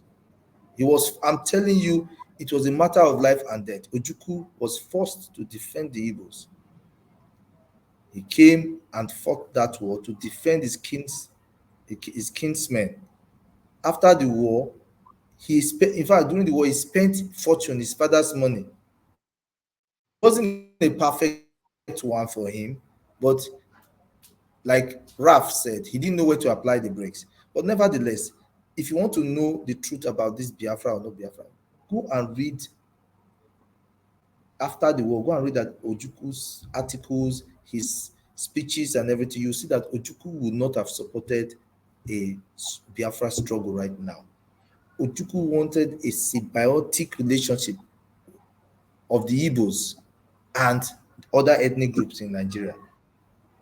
There are some birds that can perch on the back of the eagle. The eagle will not do that bird, and it's not that he can kill that bird, but he needs that bird because the bird helps the eagles to take out ticks from the eagle's body. Similarly, you have some birds that feed that lives with the alligator or crocodile. You see them, even the crocodile will open its mouth and the bird will go in and out. Why would the crocodile not just crush that bird? No, it's symbiotic. Please help me clean my teeth, remove all those flesh and all that. Why? Don't worry, do anything you want to do. You have license to go in and out of my mouth, but they are living together peacefully. So if my Igbo brothers in this so-called geographical expression called Nigeria, because I can tell you, if there is a split now or there's a problem now, the Igbo will they cannot recover. There's no way they can recover because they own they own over 80% of the real estate in Nigeria. Go and quote me anywhere. They own over 80%. You will say, after all, some people will say the Igbo man can be a stranger in another man's land and he will pay the taxes. Do you know the tax they will tax you? They will tax you, you run and leave the property to be a liability. You think the black man will tax you like the British man will tax you? Oh, Omo Igbo, now you get this land. Okay, go and pay so amount. At the end of the day, you may not be able to pay. Now, look at this clear instance. An Igbo man wakes up, doesn't know anybody, comes to Lagos, hangs around, God bless him, he mingles here and there, opens a shop, learns a trade, opens a generator shop in Ilasa, because Nigeria is a country. He takes his first of all, coming to Lagos, nobody will ask him from after you cross River Niger Bridge. Nobody's going to ask him, why are you crossing to River? Where's your international passport? These are bottlenecks that you will face. Where is your international passport? When it gets to each state, they ask, where is your international passport? They have to stamp it, and you have to pay. Then before you now get to Ilasa, by the time you get to Lagos, they start looking at you as a foreigner. You will not have that opportunity to be able to excel. Now, even you now manage to excel now, you now prepare the generator, and somebody calls you in Sokoto, I need this generator. Do you know how many states you cross before you can deliver that generator? And I keep on telling my friends, stop shouting about this thing, Biafra, Biafra, Biafra. I understand how pained you are. You're not the only person that is being killed by Fulani or whatever. If you plan well, this thing will not happen. First of all, love yourself, plan well, have a common front, then you can forge ahead. This issue that you're talking about now is uncalled for because at the end of the day, you need Nigeria more than Nigeria needs you, and that is the truth. I think in the north, some people have said, "Okay, go." They have said they even went to court, although the court it won't see the day of the light. They asked them to go. Did they go? They couldn't. And I told my friends, All right. let me just cap this. We're in court and I have some lawyers talking, blabbing. And I said, okay, you're a lawyer. He said, yeah. What are you doing here in Lagos? Go back to your state. They were looking at me. I said, instantly, go back to your state. They were looking, I said, okay, leave that. Now, for you to convince me that you're serious, give me your title document. They were looking at me. I said, you think an Igbo man that has C of O of land in Lagos, 1, 2, 3, you think he wants to hear Biafra? You're joking. Show me. I say, you people that are asking, causing all these problems, you don't even have bicycle spoke. You don't have nothing to your name. So the real Igbo man who is a Nigerian man that has gone, I have a guy, he's a very successful pharmacy. He grew up, his father grew up in my village, Ugeli. Today, that guy calls me Olorogun. He speaks Urdu more than myself. In fact, when I see him, I feel Urubu because I see an Igbo man. He's a man that stayed in Urubu land and is completely an Urubu man. So these are the few things I just need to say, that you need to read. Ojukwu wouldn't have wanted all these things because Ojukwu had seen it. He went, he was exiled, he came back, He contested the election not once, not twice. He became a senator. I was reading those articles. You can see how passionate he is about Igbo being Nigerian.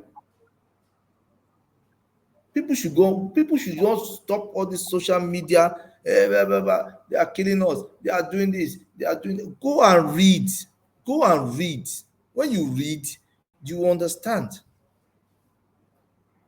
You understand? Like I said, I have too many things to say about Biafra. In fact, I have to write my own book on this. But I don't know, you dragged me into this. This is not the fora that I want to talk about Biafra. But I love the Igbo man. And I want to say, I doff my hat for them. And I want to say that, please, they should look inwards, plan, stop this sit at home. Love yourself. Hold your leaders accountable. Look at all your governors. They are stealing your money. You can't do them anything. Hold them accountable. Then, organize regional things together, research, sports, and all that. Then you can now come out and say, and permit me to say further that I don't want to talk. I find it difficult to talk about Kanu because it means a lot and stands a lot for a lot of people. But I'll just say something. If I were Kanu, if I had the opportunity Kanu had, which Ojukwu never had. Ojukwu never had the opportunity Kanu had. You know why I'm saying that? After the Civil War, it was a war situation. People had to rely on Ojukwu. But after the Civil War, when Ojukwu came, not everybody respected Ojukwu. Even a small boy contested against him, and they make sure the boy humiliated him so that he will not come up again as a politician. I don't know whether you recall that election. Was it who won him? Was it one Budo or somebody? One small boy then came out and won a whole Ikemba. Won a Ikemba. He wasn't given the right respect he has. But Kanu has that respect, has that followership, large followership, even though not of the elite class, but if I were him, or if I had that opportunity, by now, the whole Southeast will be speaking in one voice because he has that followership that ordinarily, I wish he had gone the way of getting, seizing a political party or forming one and ensuring that everything in the Southeast, that energy of freedom fighter is converted into the energy of a regional power where anything his party says will stand.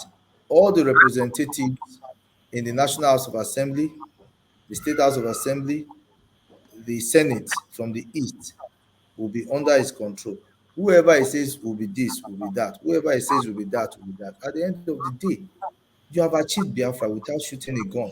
You have achieved Biafra without being incarcerated. Biafra, as I believe, is a thing of the mind. It's more of a mental issue than physical, as far as I'm concerned. If you take it physical, there are too many odds against you. So I think I want to just lay this because Oga, I don't know how you pushed me into this Biafra issue. I think that should have been a topic of how you called me on this program was on the judiciary. Yes, As that was our plan. as it is, say this thing anywhere your belly face, now the program be just the shoot Exactly. they go. So you Exactly. want me to run my mouth. I'm not supposed to talk Biafra, but I give it to Kano. I give it to him. I give it to the Igbos, and I wish them all the best. But I want to tell them that they have run their economy 20 years backward because of this sit at home issue. The people are poor, people are starving, and every Monday, my God, it's not something good to talk about. So, but All right. All right. I Thank you. think, Thank you. Thank you so much. watch out for my books anyway. Yeah, we I'll will. go. You see, I'll, unfortunately, we went so far away from the topic and judiciary. yes, we did. We will come back to that, but I wanted to get our audience, some people who have been waiting to have a chance to talk to I'm you. ready to I the want to best get of my them. ability. Yeah, I want to Yeah. give them the chance to talk to you, and we will go back to the conversation about the judiciary and the work you do because we've not even gotten to that. But let me welcome Pansat, and please, anybody I call, just find the best question you have so that you can ask him or comment you want to pass across, and then we will go back to get a chance to speak. All right, go ahead, Pansat. Excuse me. Welcome to Rudolph's show, Chief Malcolm Omirhobo, right? Yeah, Well, Pansat, there's a lot of noise on your Yeah, you're correct, sir. oh, okay. Let me go outside. Let me make sure that. Can you yeah, hear me? perfect. Better? Yeah, we can I'm hear trying you. to, yes, I'll try. Okay, good. Okay, Go ahead. better. Yeah, it's better now. Better. You muted yourself, Pansat. You have muted yourself. And I was saying, what a show, what a guest. I even typed such in my in the comment section. I said, this is the best guest we ever had here. And that was before you delved into the Biafra and the Igbo man issue. And the way I judge people is if they're sincere, if they're fair, and maybe there's a little ignorance here and there. I'm gonna look forward to the Pansat, second. Pansat, Yeah. do you mind if you can log off and come back in? We will let you in and we will get you to ask a question. There's too much traffic and it's now slow. Oh, okay, I'll Yeah. do that. All right. Okay. All right. Let's go to Prince. Mazi. Prince. Good morning, Dr. Rudolph, and good morning, Chief Malcolm. I believe you're a son, if No, I'm I'm not not. mistaken. Oh, I'm you're not. not. Not yet. Not yet. Okay. No. Um, Pretty much, let me not even go to Biafra. before. No, no, no. I'll stay away from that. But what I want to say is, it's now a common knowledge that the judiciary is corrupt. It's really, really corrupt to the extent that a common man on the street knows that, a market woman knows that. And when I mean you guys, I mean what is the NBA doing to salvage the situation? Because this is unbecoming. Most of us who are in the diaspora, we've been laughed at by our colleagues from other countries, from other African countries. So my question is, what is NBA doing in order to salvage or to save the judiciary from total collapse? Thank you. Okay. The MBA is an umbrella body of lawyers um, whose one of its major objectives is to ensure that there's compliance with rule of law in the society. I'm just a member. I'm a floor member. I'm not a member of the executive. You understand? We have executive body, and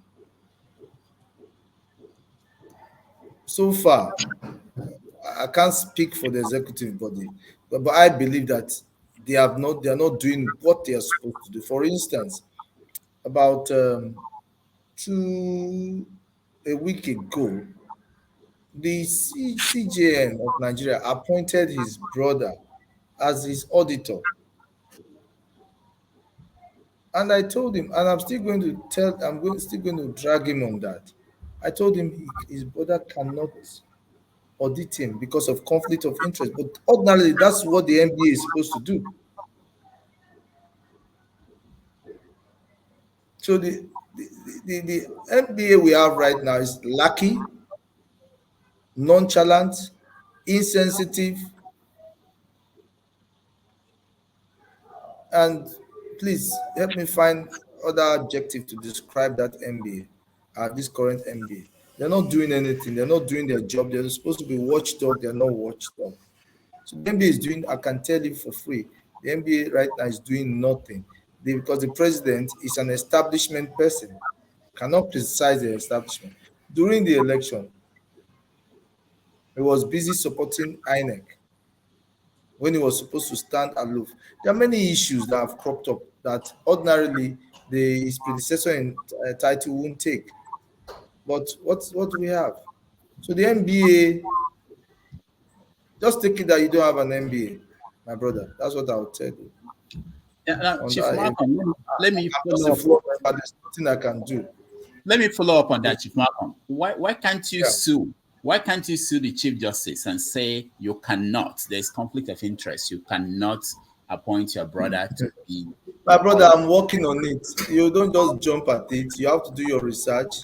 I've tweeted him. I have to write him.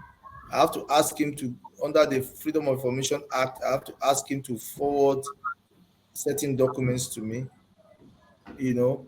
And definitely, you get it. Definitely, I'm going to take him to court. I will. This is not the first CJ I've taken to court. I've taken Tanko to court severally. I gave him a run for his money, and I was one of the people that putted him out of the office because I gave him 7 days to render accounts, and he couldn't. He now ran away on the grounds that he was sick. You know, I don't like to arrogate myself to things like that, or to say, "Oh, I was." Nigerians generally took him out, but I contributed my quota by asking him to render accounts. And do you know that he actually rendered account to me? Do you know that they sent the statement of account to me? They did. I have the statement of account of his government, but I didn't prove further because he left office, and those who are supposed to follow up on it, EFCC, ICPC, they didn't do nothing. The man is gone, The and the account you president, saw, the account you saw, sir, how was it? The account you saw, how was I it? didn't bother to go. I mean, it can't be perfect. It can't be perfect. It's there. I have it in my office. That's the power of the law. I wrote them and I told him, I said, if you don't give me this report within 7 days, I'm going to embarrass you. I've done a lot, but it's not what I start blowing my trumpet. For instance, there was a time that during Kanu's trial, the court will close the road and ask lawyers and everybody to go home. They will attend to people. Once you come, they'll ask you to go. Once you come, they will block everywhere. I had to sue the Chief Justice of the Chief Judge of the Federal High Court. I sued him for dereliction. Immediately I did that, what happened? Change came. Immediately he took steps and make sure that people could be attended to and all that. And we went. So, but a tree cannot form a forest. I always continue to do my part.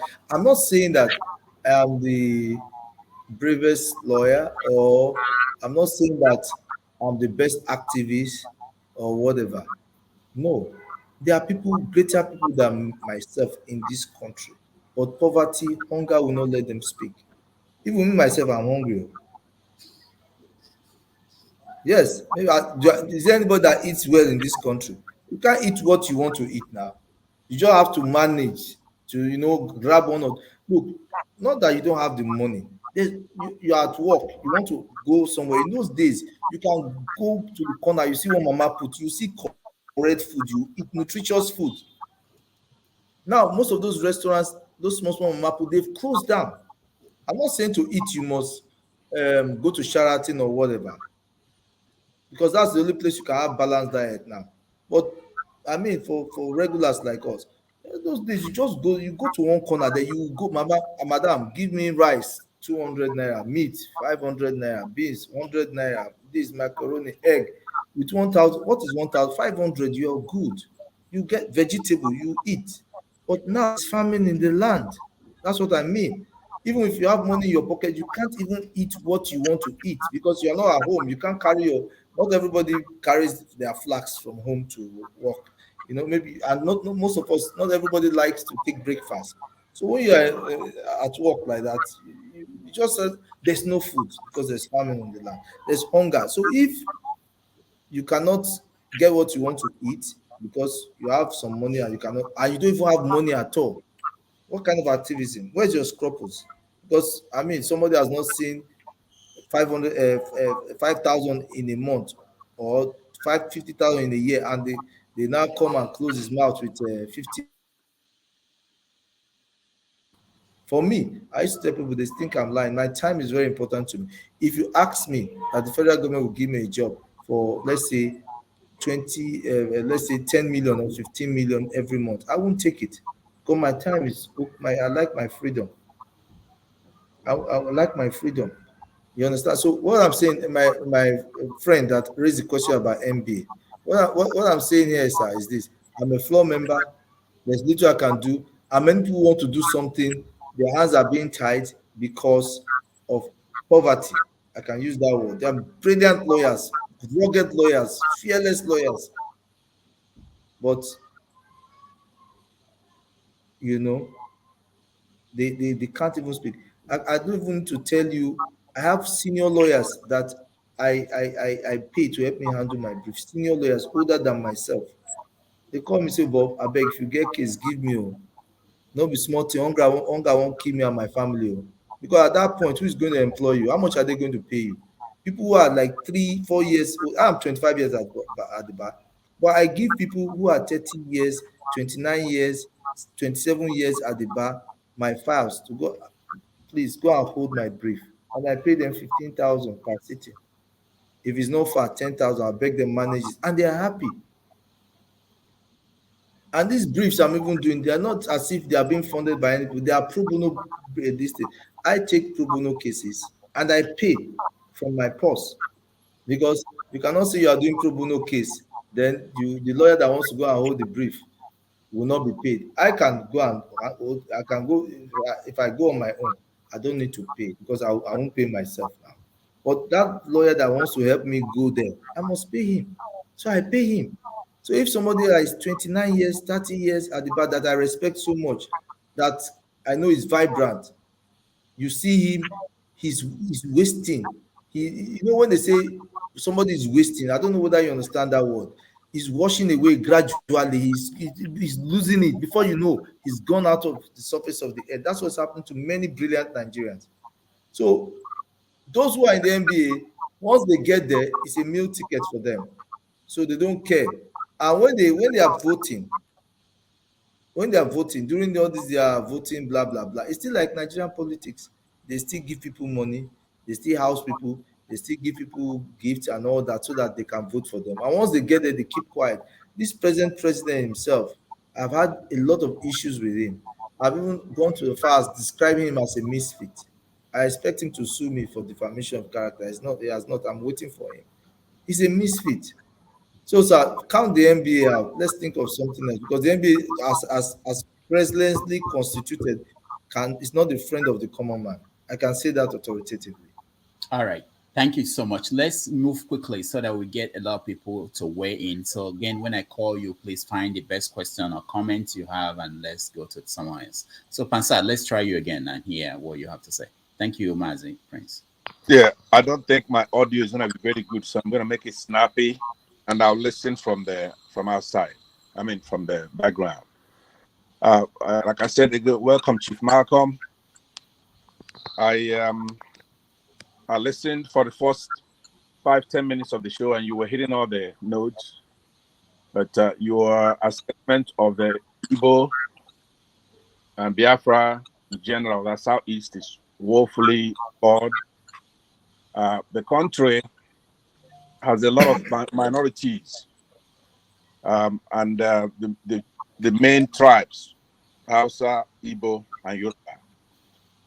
But let's say linguistically, you have the Jukon, the Masi, Kanuri, Edo, Egala, Idoma, Kamberi, Nupe, and of course the ones that come to the Yoruba, the Ijaw, the Biu, and all that stuff. So the problem that are intractable in Nigeria is actually summarized in the Chinua Acheb's book, 3. The Trouble with Nigeria. I don't know if you're familiar with that book.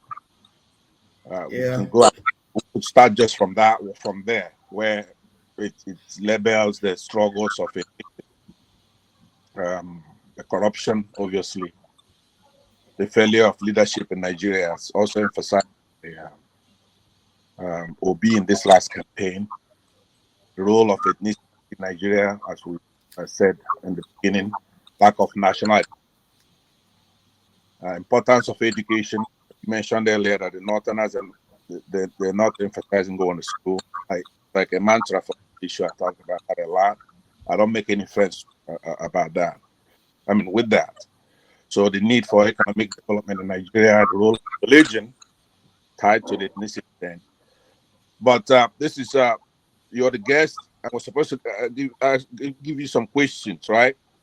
I was actually thrown off from your assessment of the Igbo because it's just a pedestrian way that most people from your section of the country look at Igbos. There is nobody that comes and say, okay, look, he's speaking for Igbo. Like you described, you wanted Nnamdi Kanu to be able to come back, or he should have been the one saying, okay, you be in this leadership role, you be in charge of this, a dictator, basically. And that's a disappointment that you would even say that. That would never happen in the Igbo land. And we don't have anybody like that, and God forbid we have somebody telling us who's going to be picking and choosing for us. We want to choose, including who is the leader. So I want you to go back and study that, because that really paints you in a different light when you start talking like that. There's nothing the Igbos are doing. They're not doing it in unison. The Igbos are not a monolith. There are many Igbos. They're not just traders. For example, the Igbo still has more medical doctors than any other tribe in Nigeria, more physicists, more chemists, more pilots, whatever you name, modern profession. The states are different. Anambra is totally different from Abia, as far as idiosyncrasies even. So people from Edo, other regions, the way they look at Igbo, and they always use the word the Igbo man did this. There's nothing like that. I'm telling you, as somebody who have identified as sincere. I think you're very sincere, and you're a patriot. And the big thing is where you got it right. The problem we have in Nigeria is Islamic fundamentalism. Now, who are the fundamentalists in Islam in Nigeria? 100% of Muslims in Nigeria are fundamentalists. They don't want the country to be secular and to progress. So my question to you is that having witnessed this last election where everything came together, people were urged to go and get their PVCs and they did. People were urged to go and vote. And the campaign was done in full glare of the media. We knew the actors and the candidates. From my perspective, P2B exemplified itself as a true candidate, national candidate, Pan-African even. And then Northern Muslims turned off that beavers machine that we spent $400 billion implement. After so many people fought to enact the 2022 electoral laws.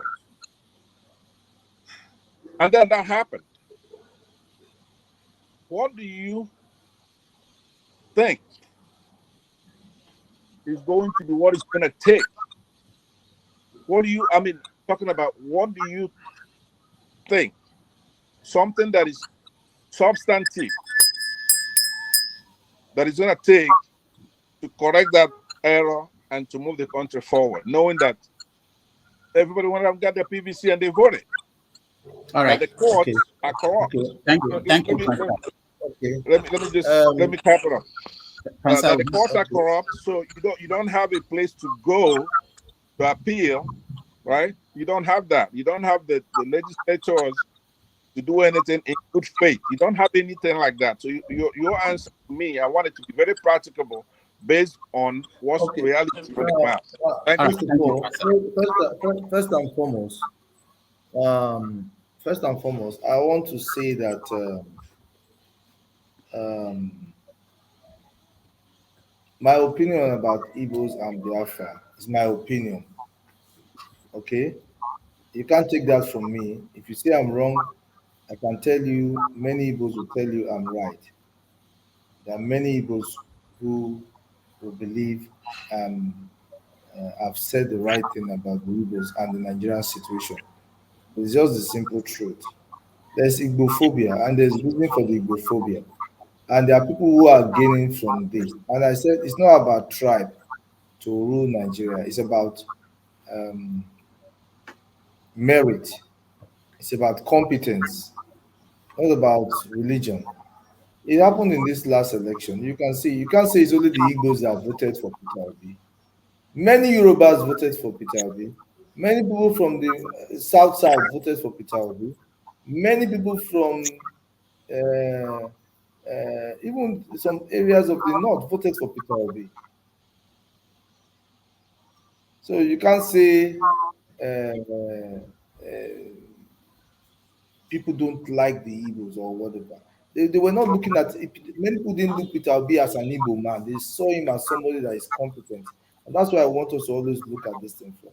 Now, talking about your question, what can we do to stop this issue concerning a situation where, like what happened in the last election? I personally am not happy because I said something. I said, we have all campaigned. I won't deny it anyway. Peter Obi, I won't deny it, not here or anywhere. Peter Obi was my preferred candidate. And I did stood by him. I did campaign for him. But I said on the day of the election, I said, campaign aside, whoever wins will be my president, provided the election is free and fair, which turned out not to be free and fair. And I entered another round of, you know, fighting for justice in my own little way. I know how many articles I wrote. I know how many articles I wrote. Please check the internet. Even at a point, my mentor, one of my mentors, Wole Soyinka, I attacked him severally. Severally. I even called him a liar. That's to tell you the extent that I went. He's my mentor. He's somebody I look up to. But when he got it wrong with that election, I feel he got it wrong. He said he got it right. I attacked him. The records are there. All I right. attacked every. So now, to get out of this issue, is more participation. People should not wait till the 11th hour before they go to their PVC, go and get their PVC. People should not wait until the 11th hour before going for their PVC. People should start going for their PVC right now. Our PVC counts. We almost got it right, but through the courts, through the courts, we were robbed. Why I say through the courts? It's what the court says it is that it is. But then I will tell you, I feel that the court ought to be more sub the court is supposed to do more substantial justice than technical justice. The court may, if you look at it to a large extent, played on the rules and the laws. I've been privileged to attend ECOWAS court, and I see in those courts that they don't give rooms to technical issues. They concentrate more on substantive justice. They make things as simple as possible. But Nigerian courts are very technical. You understand? Then another reason again why we have to whoever is wanting to be president or governor or whatever should also try and be as thorough as possible. Even the lawyers don't have issue. I'll tell you why. We look at law and say, oh, the judges. We don't blame the judges always, because sometimes we lawyers, we don't do thorough jobs. We give the judges opportunity to find a way out. That is, if the judge wants to take side. He's a human being. We, the lawyers, we don't do a good job. I can tell you, if you have a land, for instance, and you're in court, I'm giving you an example, and the law, the Evidence Act says public documents should be proved through certified true copies or the original. Okay? Certified true copies are documents stamped from the person who is in custody, or the original. And you now, your lawyer is presenting a photocopy. And that case, everybody knows this land belongs to you. But at the end of the day, you lose the case. Who are you going to blame? Who are you going to blame? You blame your lawyer. But your lawyer will now be want to play on sympathy and say, oh, the judge, they have seen him. The judge, is that why you should present photocopy that is not certified, or the original? Chief, The law is very strict. Chief, So I'm Chief. coming. I'm coming. Let me land. I'm asking your question now about the court. Now you said why we went to court and what happened, and blah blah blah. I'm telling you now that participation is very important. Not don't wait till the dying minute. Most people that are shouting here and there, most of us don't have our PVC. Let's be frank. Let's be frank. Let's get our PVC. Let's campaign thoroughly. Then let the candidates do their homework. Make sure that their documents are up to date. If you have anything against your opponent, don't wait at the 11th hour before you bring out the necessary application. Look at the issue of the school and all that. Why should Atiku wait till that period before bringing it out? All right. So let's Pansat, you're muted, but your line is now good. But I want to give others chance, so you can wait. You may get a second chance when we move around. I want to make sure people have the chance to at least ask a question. We're almost 2 hours, 12 minutes into the show. Olumide, go ahead. Thank you, Rudo, for giving me Anyway, the chance. And good that's day. my take on this issue, because these politicians, they will go to court and find their way. I'm not happy about it. Look at Kanu, for instance. You say all the people that voted for somebody, their votes are annoyed because the man did not do this and do that. Yes, that's law. It's too technical for me. That somebody that said he attended the primary school and he did not attend it. He attended the secondary school that was not in existence. He did.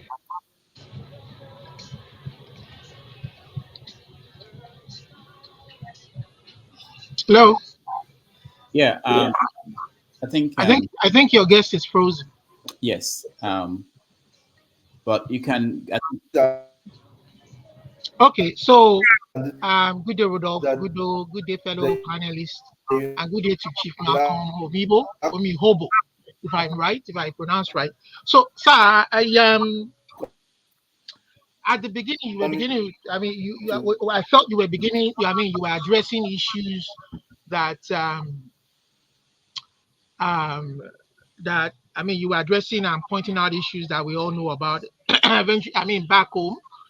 But and then you got to a particular point, especially the Biafra, when you were making statements on the Biafra issue, and then you seem to have lost me in that respect.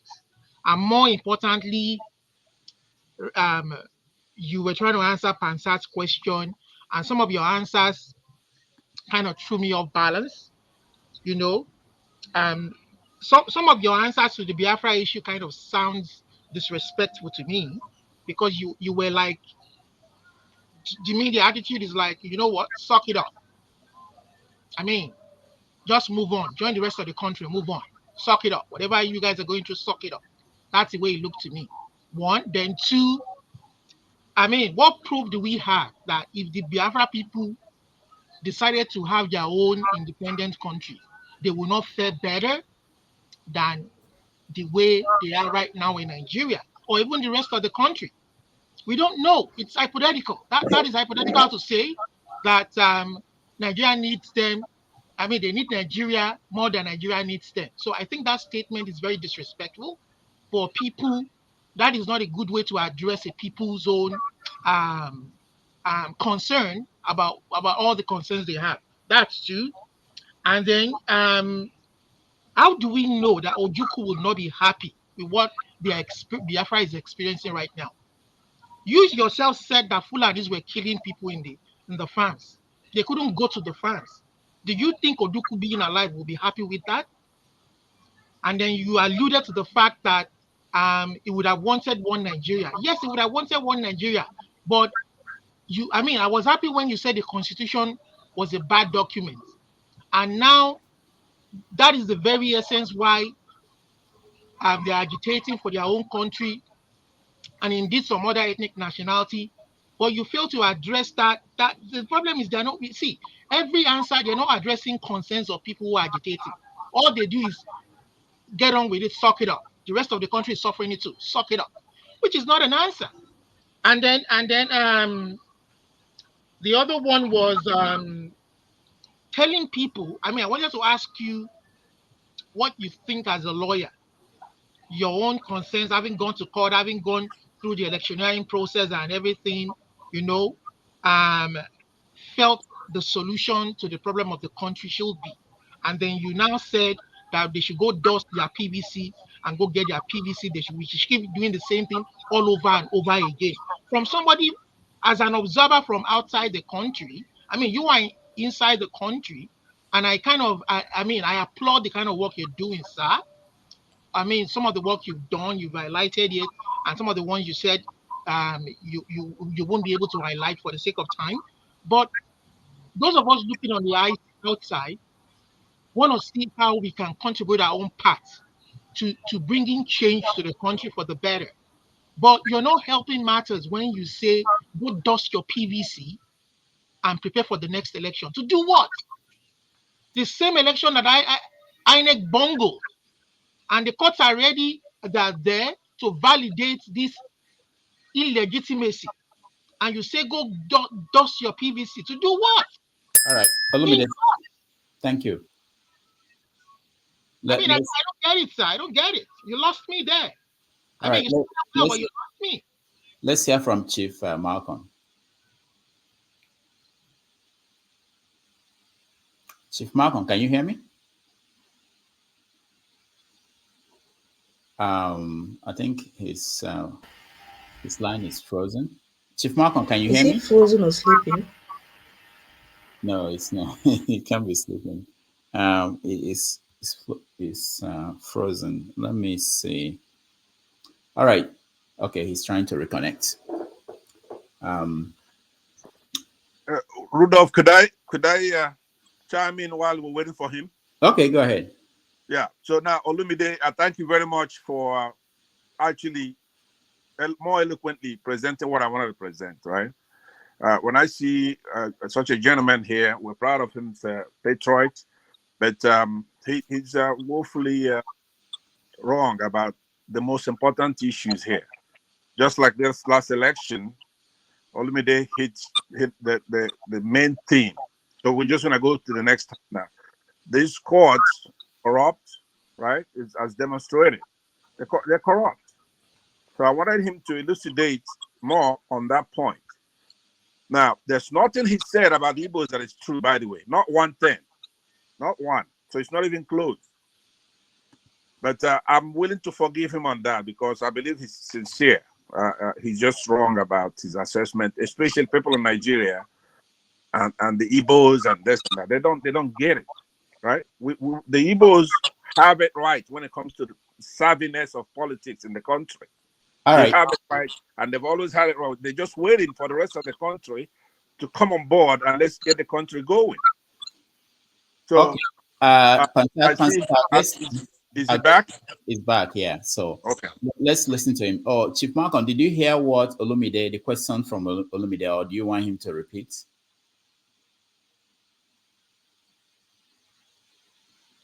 All right, he's still having problems. He went off again. I believe he can hear, but probably the audio from his end. So let's, I'm sure he will join us again. All right. So because of time, I initially he wanted to stay 90 minutes, which is the time for the show, and I told him we need more time if he could give us more. So he was willing to go up to 3 hours, which right now we are in 2 hours and 19 minutes. So that's why I would say, please, when I call you, just find the best question, make it short. Let him speak. I also tried to get him to speak, answer any question in 2 minutes. But lawyers and it's difficult for them to shrink their answers. So we try to get everybody in, but you help me if you can make your questions a little bit shorter so that we can get to that. All right. So is anybody here from Nigeria? No, I don't think anybody here is in Nigeria. Ngozika, I forgot. All right. So after when he comes back, we'll get to you, Ngozika. I know. Yeah. Okay. He's joining us again. So let me bring him in. Get All me right. the Okay. I will exit and come back in after a while so other people could get in, okay? All I'll right. come back. I do wrong. All right. Thank you. Okay. Chief Malcolm, can you hear me? I'm here. I don't know what happened. Yeah, I know. We lost you for a moment. Please, So Dora, get me better. did you hear the question from Olumide?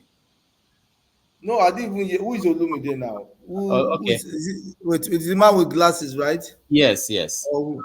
The Okay, concluding let part him I let him didn't repeat. get. Let him repeat the question. Olumide, make it Okay. short at this time. Okay. So good day, Chief Malcolm Omirhobo. Yeah, go So on. I will try and repeat everything I've said Please, all over again.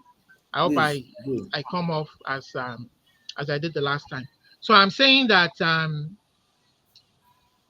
number one, I said you started off very well, and then you began to lost me towards the last part of your presentation. You started to you I felt you started off well when you said that the constitution was a problem and that it needed to be addressed, and it wasn't a true reflection of the people's will. And then when you were beginning to ask about the Biafra question, the kind of answer you gave kind of turned me off because I felt you were saying, you know what, Nigeria. You said Nigeria needed you needed Nigeria. Biafra needed Nigeria more than Nigeria needed them, and I felt that that wasn't the right answer to give, or a right answer to give questions being asked of the way they are being treated in Nigeria. You understand? That didn't address the issue because how do we know that the Biafra people will not fare better on their own if they achieve their own independent nation? How do we know that they won't fare better as a country or even fare better than Nigeria? Because that is the question they are asking. And the answer you gave felt to me like, you know what, you guys suck it up and just flow with the rest of Nigeria. So for me, I didn't kind of flow with that answer that you gave. And then two, you said Ojukwu wouldn't have been happy with the current state of situation. How do we know that Ojukwu will be happy with the way that some people lost their lives in the farms? They couldn't go to the farm. They were being killed by Fulanis, which you rightly said. You understand? Would Ojukwu have been happy with that? Or would Ojukwu have been happy with the fact that an Igbo man tried to be president and it was rigged out, openly? And they are beginning to think, you know what, are we really part of this country if one of us cannot aspire to the highest office in the land in a free and fair election by the people, and you tell them move on, suck it up, you know? And then the other thing again is you are telling people to dust their PVC and go vote. I was going to ask you, what is the solution? Being somebody who is on ground and somebody like me, having observed everything going on in Nigeria for the last couple of years from the outside, and we are saying, you know what help do these people back home really want? What kind of resources can we provide for them? Since some of them are making effort to bring change to the country. Okay. But when you say that keep trying, Keep Okay, voting. Keep can I dusting come your in here? dust your Because PVC, and go vote in the next election. To can vote I to do come in what? here? Let me Okay, take You it. know, Olumide, when thank we you. saw that it was INEC that first blew Let the whole me thing up before the Olu- court okay. validated that Olumide, thank you. illegitimacy. So Olumide, that thank that you. is my own Okay, let me question take as if well. we okay. Let me take you as best as I can because I won't say I'm exhausted. It's 2 hours already. Is there any lunch, Oga? Any lunch or breakfast? Well, is it What- afternoon there? Because I'm hungry already. 2 hours, it's not a joke. Oh. it's With afternoon all these here. Yeah. powerful questions, I've not even started. Only 2 questions. Easy or three. But okay, We are going to take sir. a break at one point. No, If you don't worry. No, let's take it now. okay. Maybe break. Yes, so I can have something or something. But we Yeah. can go on. It's no problem. Yeah. I've done 8 or 12 hours before, so it's not a big problem. I don't Okay. run. Now, first of all, no apologies on my stand on behalf. I'm sorry to say I'm a very blunt person. I don't like to tell you what you want to hear. I tell you what I believe it is. That's me for you. I'll tell you the simple truth.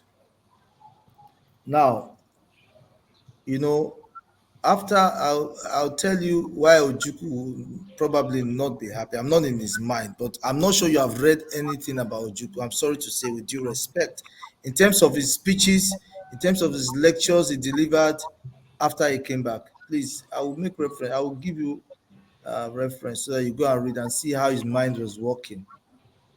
Yeah.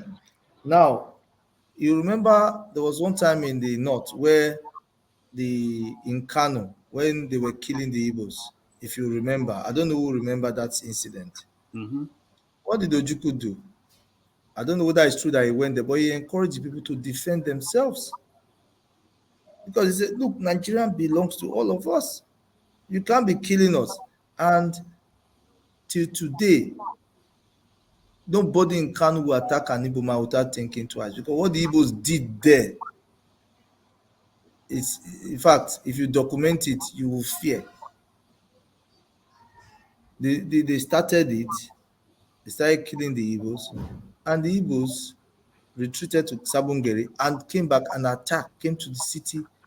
It was only the military that saved the situation. Before then, a lot has happened. That's why you see the government is always proactive. When the Igbo man wants to react, they immediately come in and try to stop them because they know the level the Igbo man can go when he knows he's right. And that is Ojukwu was highly involved in that defense. Go and ask anybody. Ojukwu was highly involved in that defense. The indigenes ran to the desert. Kanu got emptied. They burnt all they retaliated. They had time on their hand. That is what I'm saying. That even if you attack a Fulani man and is in Lagos, he should defend himself too and attack you. If you attack a Canary man in Rivers, he should defend himself and attack you by defending himself. If you attack an Igbo man in Katsina, the Igbo man should retaliate back, provided the defense is proportional. I am somebody that believes in self-defense. You can't be killing me, shooting me, and you now say I should keep quiet. I'll give you back as you give me. It's proportional, provided my force is not more than your own. So I am not in support of the Fulani killing people. Let me tell you, let me just come. I regret that this Biafra thing would have been a different day, but I know many people are so emotional about this issue. Now, let me tell you, tell me how many lawyers in the South spend one kobo to contest the operation, military operation Atilegu or Python dance in the North, in the East. How many? How many? You think everything is physical force? You think everything is force? There is power in the pen. I I have some pending now, and I did one for the whole Eastern state, but my case did not go far because they say I'm not from that state and I lack local standing. How many Igbo lawyers did that? How many individuals? You have a lot of activists. How many of them can say, no, we don't want Operation Python dance in our land? No, there is peace in our land. We don't want it here. How many? Nobody did anything.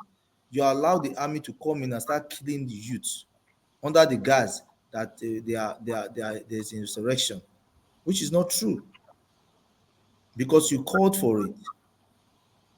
Do you know how many Igbos have died in this rubbish? How many young youth, how many youths are missing? Uncountable. The damage that has happened is something you cannot think about. Nobody came out. I came out personally. I'll give you later. I'll give you the suit number. So it's not, and why that thing was prevalent was because a Fulani man was president. Since they changed government, how many people don't die for farm? Although it's still there, but not like that. It's not only on the Igbos. It's a general question which we can discuss in another forum, and I will tell you why this thing is like this. Or my own opinion. So I'm not saying, and please don't quote me wrong or don't twist it. I never said suck it. Is your opinion. I never said suck it. I never said suck it. I'm telling you to try again, and you say, what am I talking about? I'll tell you what I'm talking about with a short story I used to tell everybody. We should try to emulate our ancestors, the Black African Americans that were taken from here as slaves. I want to go away with this story in answering why you should go for your PVC and why you should continue to participate and why you should continue to try, because that's the only peaceful way you can. Do you want to carry guns? How many guns do you have? The only way is by the pen. The only way is through your mental activity, not physical. People are in diaspora, you just think it's all about physical, you just, oh, blah, blah, blah, blah. No, this is No, not, let Chief, me land, let me land. It's not a fight that you go physical. I understand that it's not a Hold fight, but on, what we are let me, saying is that wait, let me come. that has Now, not worked. let me give you the story Olumide, now. please. Let me just Olumide, land. please. Now, the black man came to America. Although literate in his tradition and everything, he's educated in his own way, but not educated in the Western way. And what did the black master or the slave master did? He said, thou shalt not read and write. Now, if you read and you write, you will be, what will happen to you? They either amputate your hand, remove your tongue, pluck your eyes out, send it to Hasha camp, flog the hell out of you, blah, blah, blah, blah, blah. That is a statement of fact. Am I correct? Did our ancestors stop reading despite all the dangers involved? Meanwhile, nobody is flogging you not to take PVC here. Because if you don't know, the people who are controlling Nigeria, they are our slave masters. That's how I want you to look at them. Don't look at them as human beings. They're not human beings. They are our slave masters. The only way we can defeat them is through perseverance, consistency, mental work, not physical. Now, our ancestors continue to do what? They continue to read. They kept on beating them, flogging them, and they now started understanding how to read and write. The white man didn't want them to learn how to read and write because they know that knowledge is power.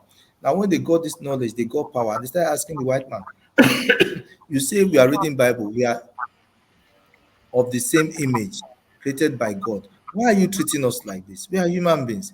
The white man started feeling guilty, and they now knew that these people now can read and write like them. They started challenging the laws. You start having great men like Booker T. Washington, Frederick and Co. They started challenging the white men, writing that. You now move from that period. You now went to the period of Malcolm X and Martin Luther King, who could speak English and confuse the white man and read and write more than the white man.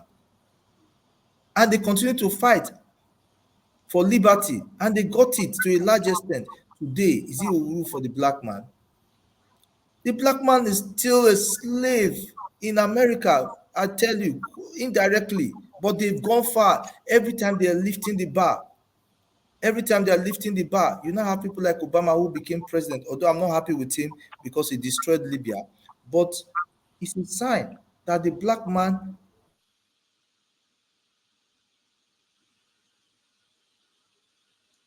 All right. Our guests, the internet is frozen once again.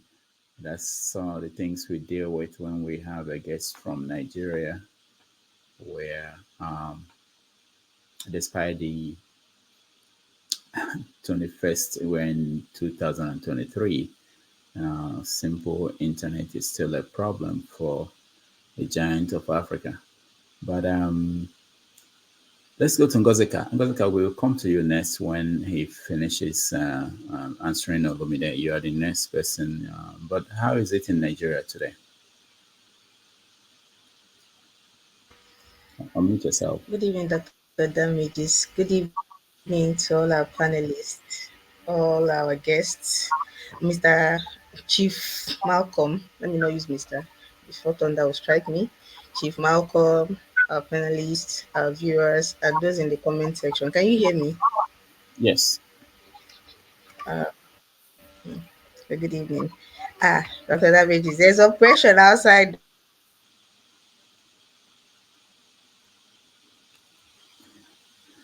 So the same internet problem too with Ngozika, apparently. Um,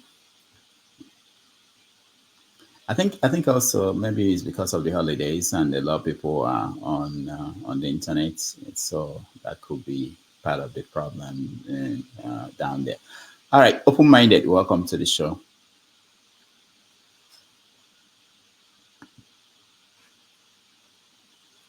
Open-minded. Are you also in Nigeria? Yeah, thank you. Am I coming out clear? Yes. Yes. No, I'm not in Nigeria. Okay. Good. Um.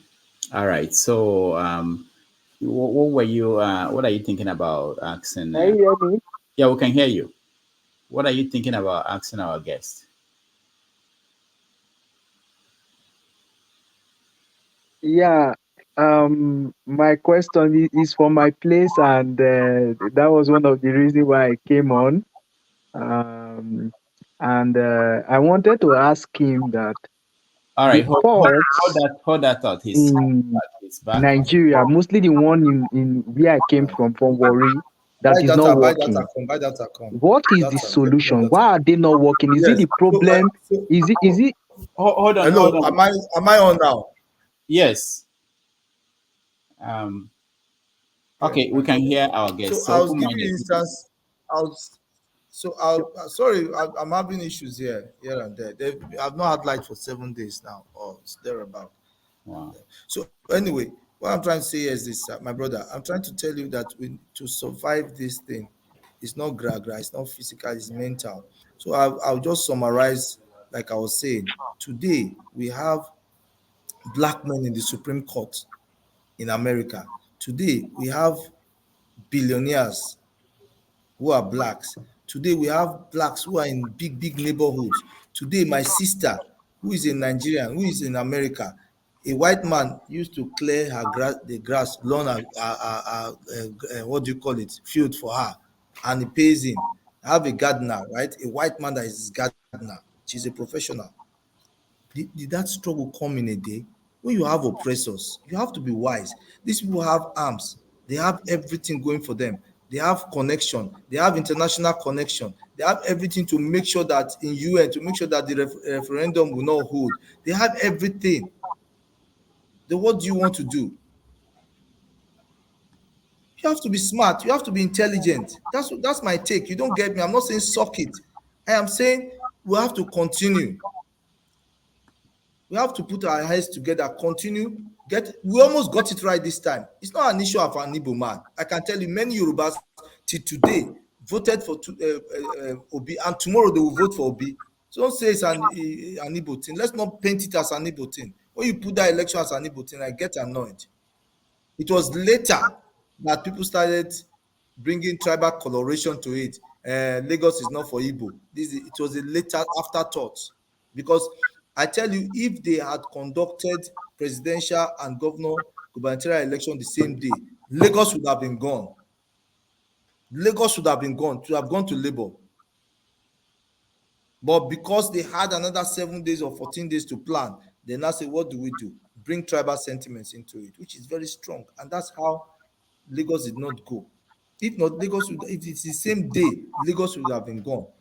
Are you saying it's only Igbo that voted for Tinubu? Many Yorubas voted for Obi.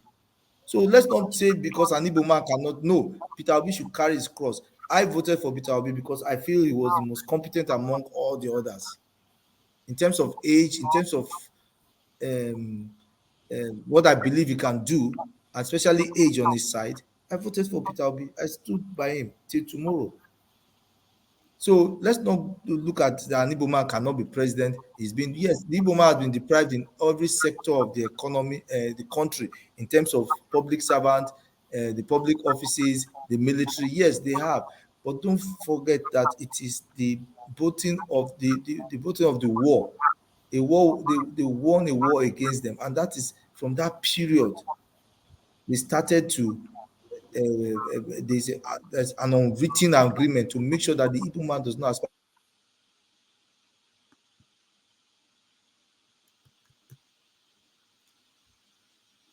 All right. Once again, his internet is off. Alaba, what do you want to say? I just greetings everybody. I hope his internet work real well. He's hitting on most of the points that I blame the Nigerian elite for. You know, their thinking is primitive. I would address it in my question if I, you know, but all the points he's raising that we have to wait. Um, the likes of Walter Sisulu, Nelson Mandela, and all the rest did not wait. They never appealed to the sympathy of apartheid before they recovered their country. They came in, created concrete plans, and addressed the issue. They didn't wait. Those who fought segregation and slavery did not wait. So this idea that because America took 400 years to get to where they are, we should wait and let them keep stealing our future destiny away and wait and keep doing the same thing over and over again doesn't appeal to common sense. And I don't know where he's going with that. Maybe that's a Nigerian thing, but with my question, I'll be able to tackle him with that on the intellectual bankruptcy of our elites. You understand? All Oh, right. so So, yeah. hold on. He's back, and let's let him finish answering the question So, from in I summary, believe to my Olumide. We're still friend, with Olumide. I, Oh God. Okay. I All right. So let's are you let him there, finish answering Olumide? that Are question, you and there? then we. Are you there? Are you Yes. there? Yes. Are Yeah, you we there, can. Olumide? We can hear you. Are you there, Olumide? Yeah, we Yeah, I can. can hear you. So, I can hear in you. fairness to Chief. you, in fairness to you, yes, Olumide, in fairness to you, try to understand me. When you see a moving train, you don't stand in front of a moving train and say you want to stop it with your bare hands. You use your sense. You go outside, let it pass, then you come back and do what you want to do. What I'm saying, that the way I advocate on this fight for Biafra or fight for the devolution of power, it's not going to be easy because you see these evil people, these oppressors, they are not sleeping.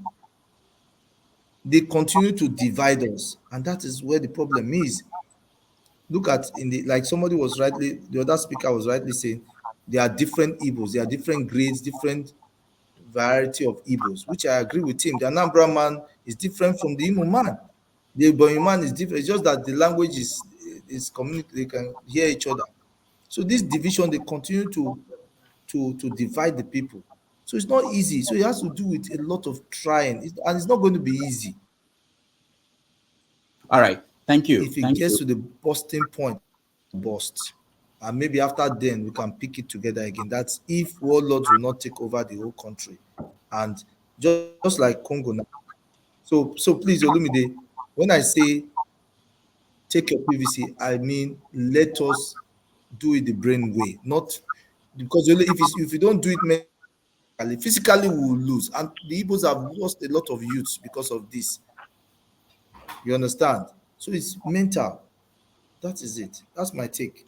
All Thank right, you. thank you, Chief Malcolm. Let's go to Ngozeka because she's in Nigeria and we want to make sure that we hear her before we go to other people. Ngozeka, go ahead. Thank you, Dr. Damages.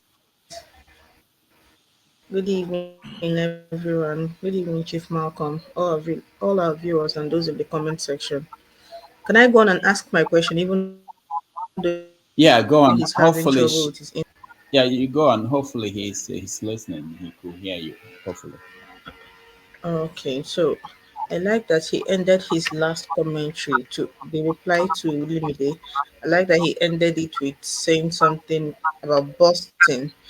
I wanted to ask him, being a lawyer, having been a lawyer this long and seeing the damage that has been done to the judiciary in the last few years, more so in the last year, what does he think is the breaking point? When will the judiciary get to the breaking point? And instead of just saying, well, it's the Can constitution, you take actually it? do Can you something take it about again, please? Can you take Okay, your Ngozi- questions it. again? I went up. I just came back now. okay, Ngozika, go Okay, ahead. sir. Go ahead. Okay, sir. Well, good evening and thank you for your time. So I was asking that being a lawyer, especially this long, what do you think? What do you think would be the breaking point for the judiciary, given the assault it had taken in the last few years, especially in the last year? What do you think is the breaking point? When will the where will the people, the lawyers, the people of the judiciary actually do something about the assault that have been done to their profession, instead of constantly saying, you know what, it's the constitution? When are they going to do something about it? What is the breaking point for them, or is there no breaking point? That is what I want to ask. All right, thank you, Ngozika. Now, let me take that quickly. Every lawyer has one vote, just like you have one vote. The fact that he's a lawyer is just that he's a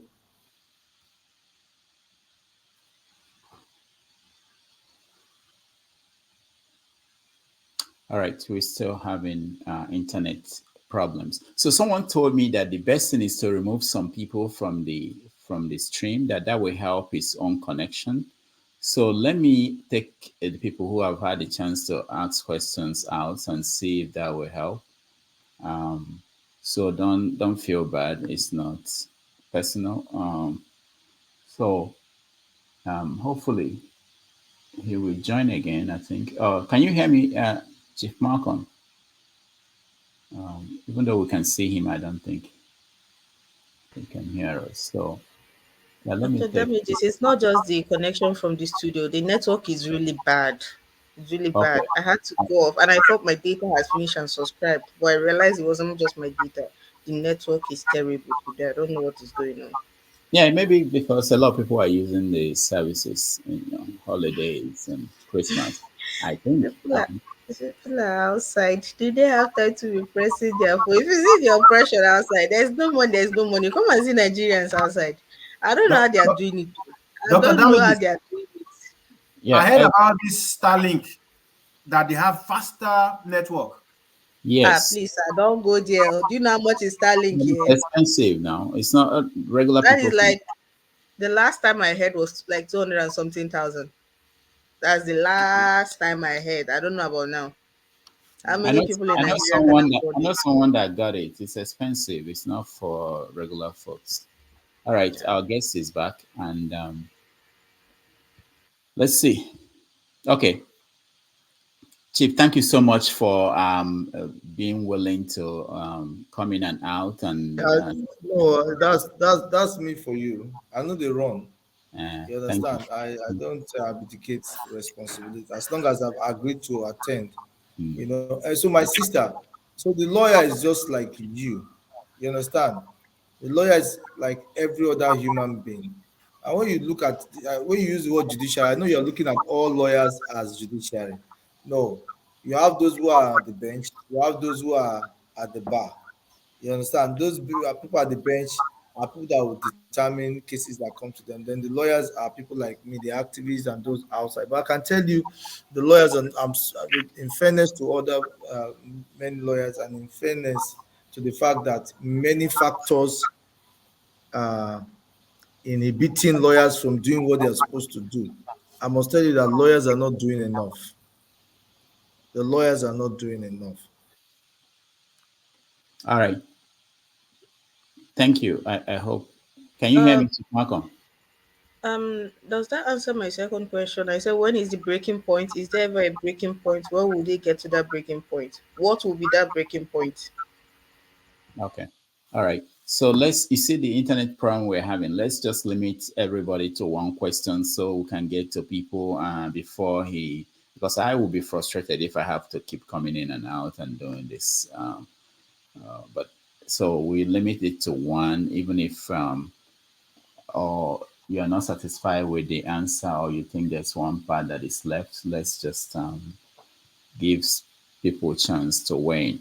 All right. While we wait for him to come back in, let me go to. I want to hear someone. Walla, yeah, Walla, you've been writing comments Sunday. Yeah, thank you for letting me. I was actually going to ask him. Let me move away from this noise. But while I'm moving away, let me quickly ask the question. The question I was going to ask him was the very first time I saw him, he acted as Amadioa to go to court. And that really struck me to think what is happening in Nigeria. And when people come to court and they have to use the Bible or Quran to do their swearing in, is it real or is it an adulterated Quran or Bible they use? All right. And if the way, Hold on. Thank you. Hold on. He's back and he's with us. So Chief Malcolm, So I don't know. I think the network right now is he's bad. Yeah, I overloaded. understand. okay, Yes, many people Chief like by Marcus, this time of the day, many people are using the network, and it's not enough to serve. I think that's what I've used different. I've used MTN, Airtel, and Glo to try and link up on this program. So I don't know. Maybe we have to shelve it and make it earlier another day. But then let's see how it goes. I'm trying to answer okay, my sister's question to say that the lawyers actually agree with you. We are not doing enough, and there are many reasons. Remember, lawyers are also Nigerians from different tribes, different ethnic groups, different religious background, different family background, and all that. And it is this same the lawyer community is the microcosm of the entire Nigeria.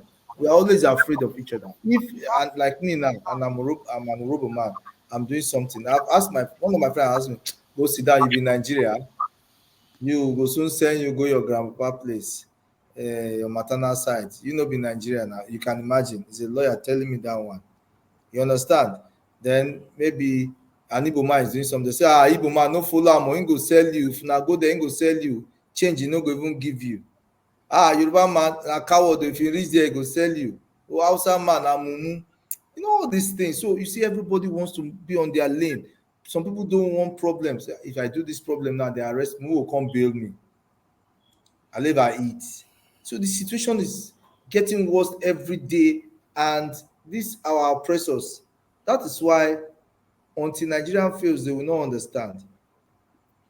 That is why they continue to take advantage of this disunity amongst us. That is the truth. The lawyers are human beings like you. They come from different backgrounds.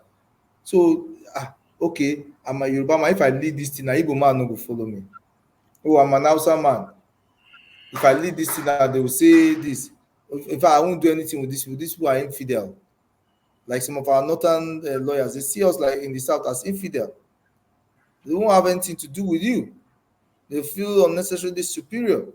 So that is the problem we are facing in the judicial, in the legal practice. You understand? The way you come to the bench, of course, there are a lot of factors that are playing there. So it's like if we are taking this, if not a veer into Biafra that took us away, there are Yeah. issues that I would have loved to say about the Nigerian judiciary, why it is not faring properly, and what I believe can be done. You understand? Because I don't know how we can fuse that into it, but I tell the last person that asked me question that there are many factors that are making the lawyers not to act the way they're supposed to act. And I can tell you that lawyers are not doing enough for several reasons. Mm. Maybe some are selfishness. Some people just feel that, oh, I can have money, I have enough, I don't care. You know, that's Nigerian mentality. I better pass my neighbor. Once you have your generator, you are not owing landlords, you can feed, your children are going to good schools, you can make some money, you have some fat bank account, you can travel anywhere in the world. You just feel like it's okay. You don't care what's happening.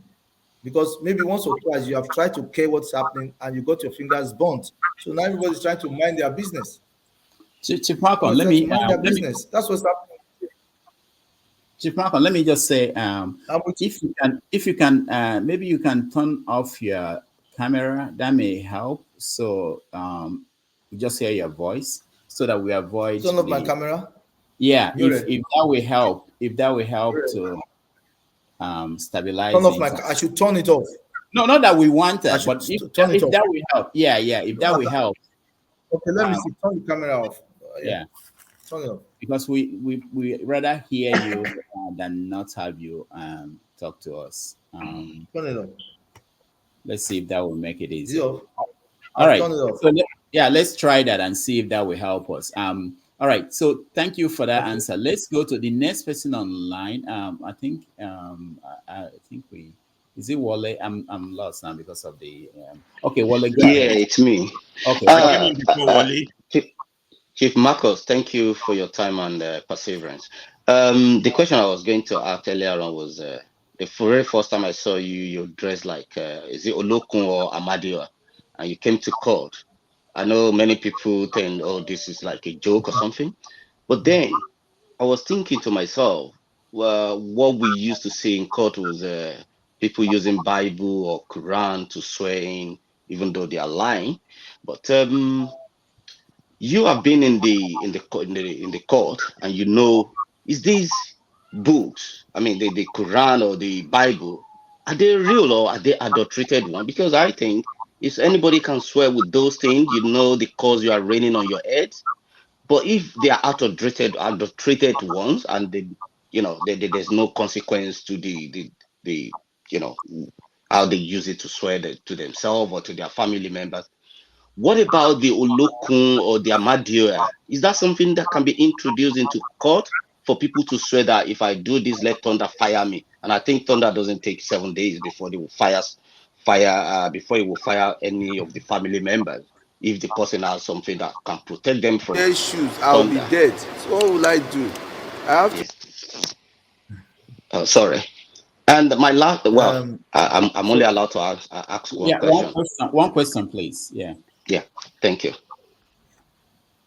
now, there's nothing like fake Bible or fake Quran.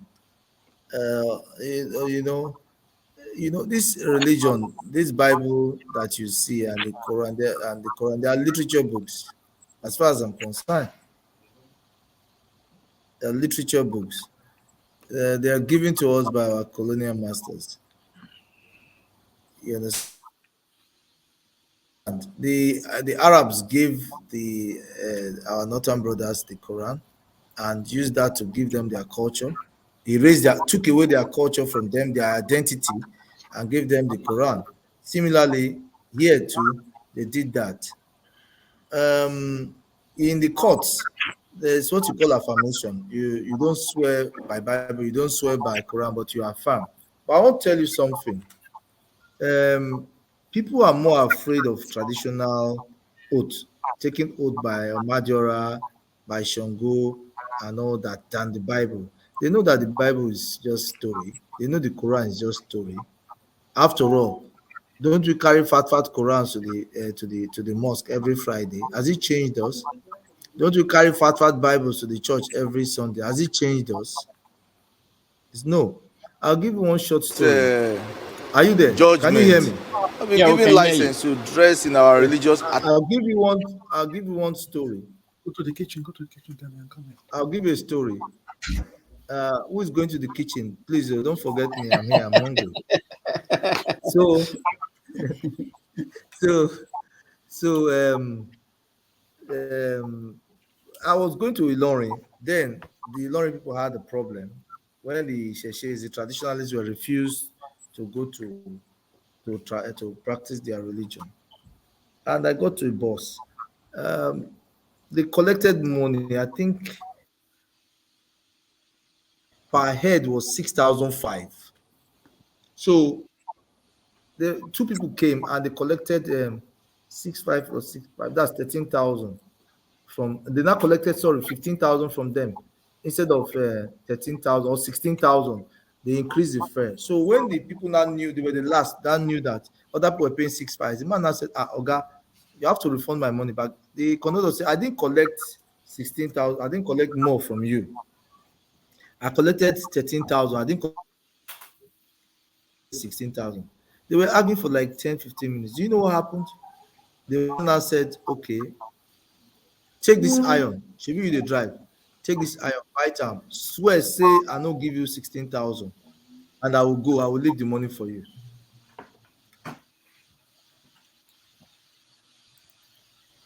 With Shango, I be with a God of Iron, that that I didn't pay you SS. Do you know what happened? The money came out. Oh, the money came out. I swear to, I've seen it happen. People are more afraid of swearing by Amadiola or Shango or Shopono or whatever than the Bible. People don't respect the Bible. People don't respect the Bible. It's just about hypocrisy. So, my All right. brother, Yeah. brother, can you hear me? That asks the question. Yeah. Hello. Yeah, he can hear you. What? The Bible, the Quran, they are literature books. They are. Are we not deceiving ourselves with all the churches we have, with all the mosques we have? What is wrong with our hearts? Some people can read the Bible from beginning to end. They can read the Quran. Has it changed them as animals? They're still more animalistic as you can ever think of. But All right. people don't understand the ways of our tradition. So when you say swear by our ancestors, this is sand. Take this sand, swear where you do match. Swear, say you no do this. If you do am, you go die. They are afraid. They won't do it. They will confess and do what they're supposed to do. So that's the truth. Our culture was so strong that it was helping us until the white man came and took it away and replaced it with their own religion, which we know is a lie. You are celebrating Christmas tomorrow. Who is going to the kitchen? I know you are preparing chicken for Christmas tomorrow and salad and everything for Christmas. What are you celebrating? Christmas. Is it real? It's not real. You know that Jesus you are talking about is not a white man as they make you believe. Yeah? The Jesus is a black man, not a white man, not a Caucasian with a long nose.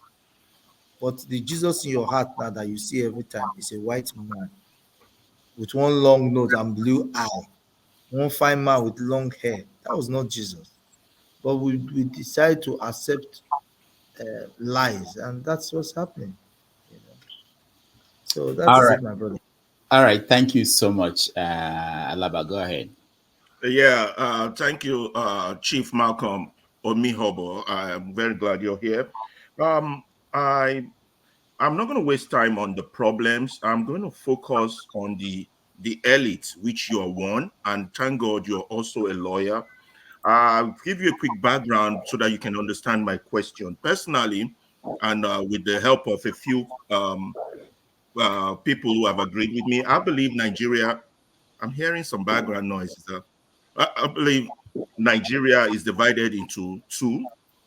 90% who are ignorant and 10% who are elite, people who may be educated or enlightened. Let's use that word. And two key words comes to my mind when I frame question.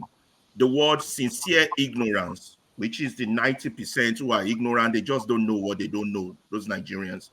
But there's this other 10% who are enlightened, and I call them the conscientiously stupid educated Nigerians. You know, a majority of us are among them.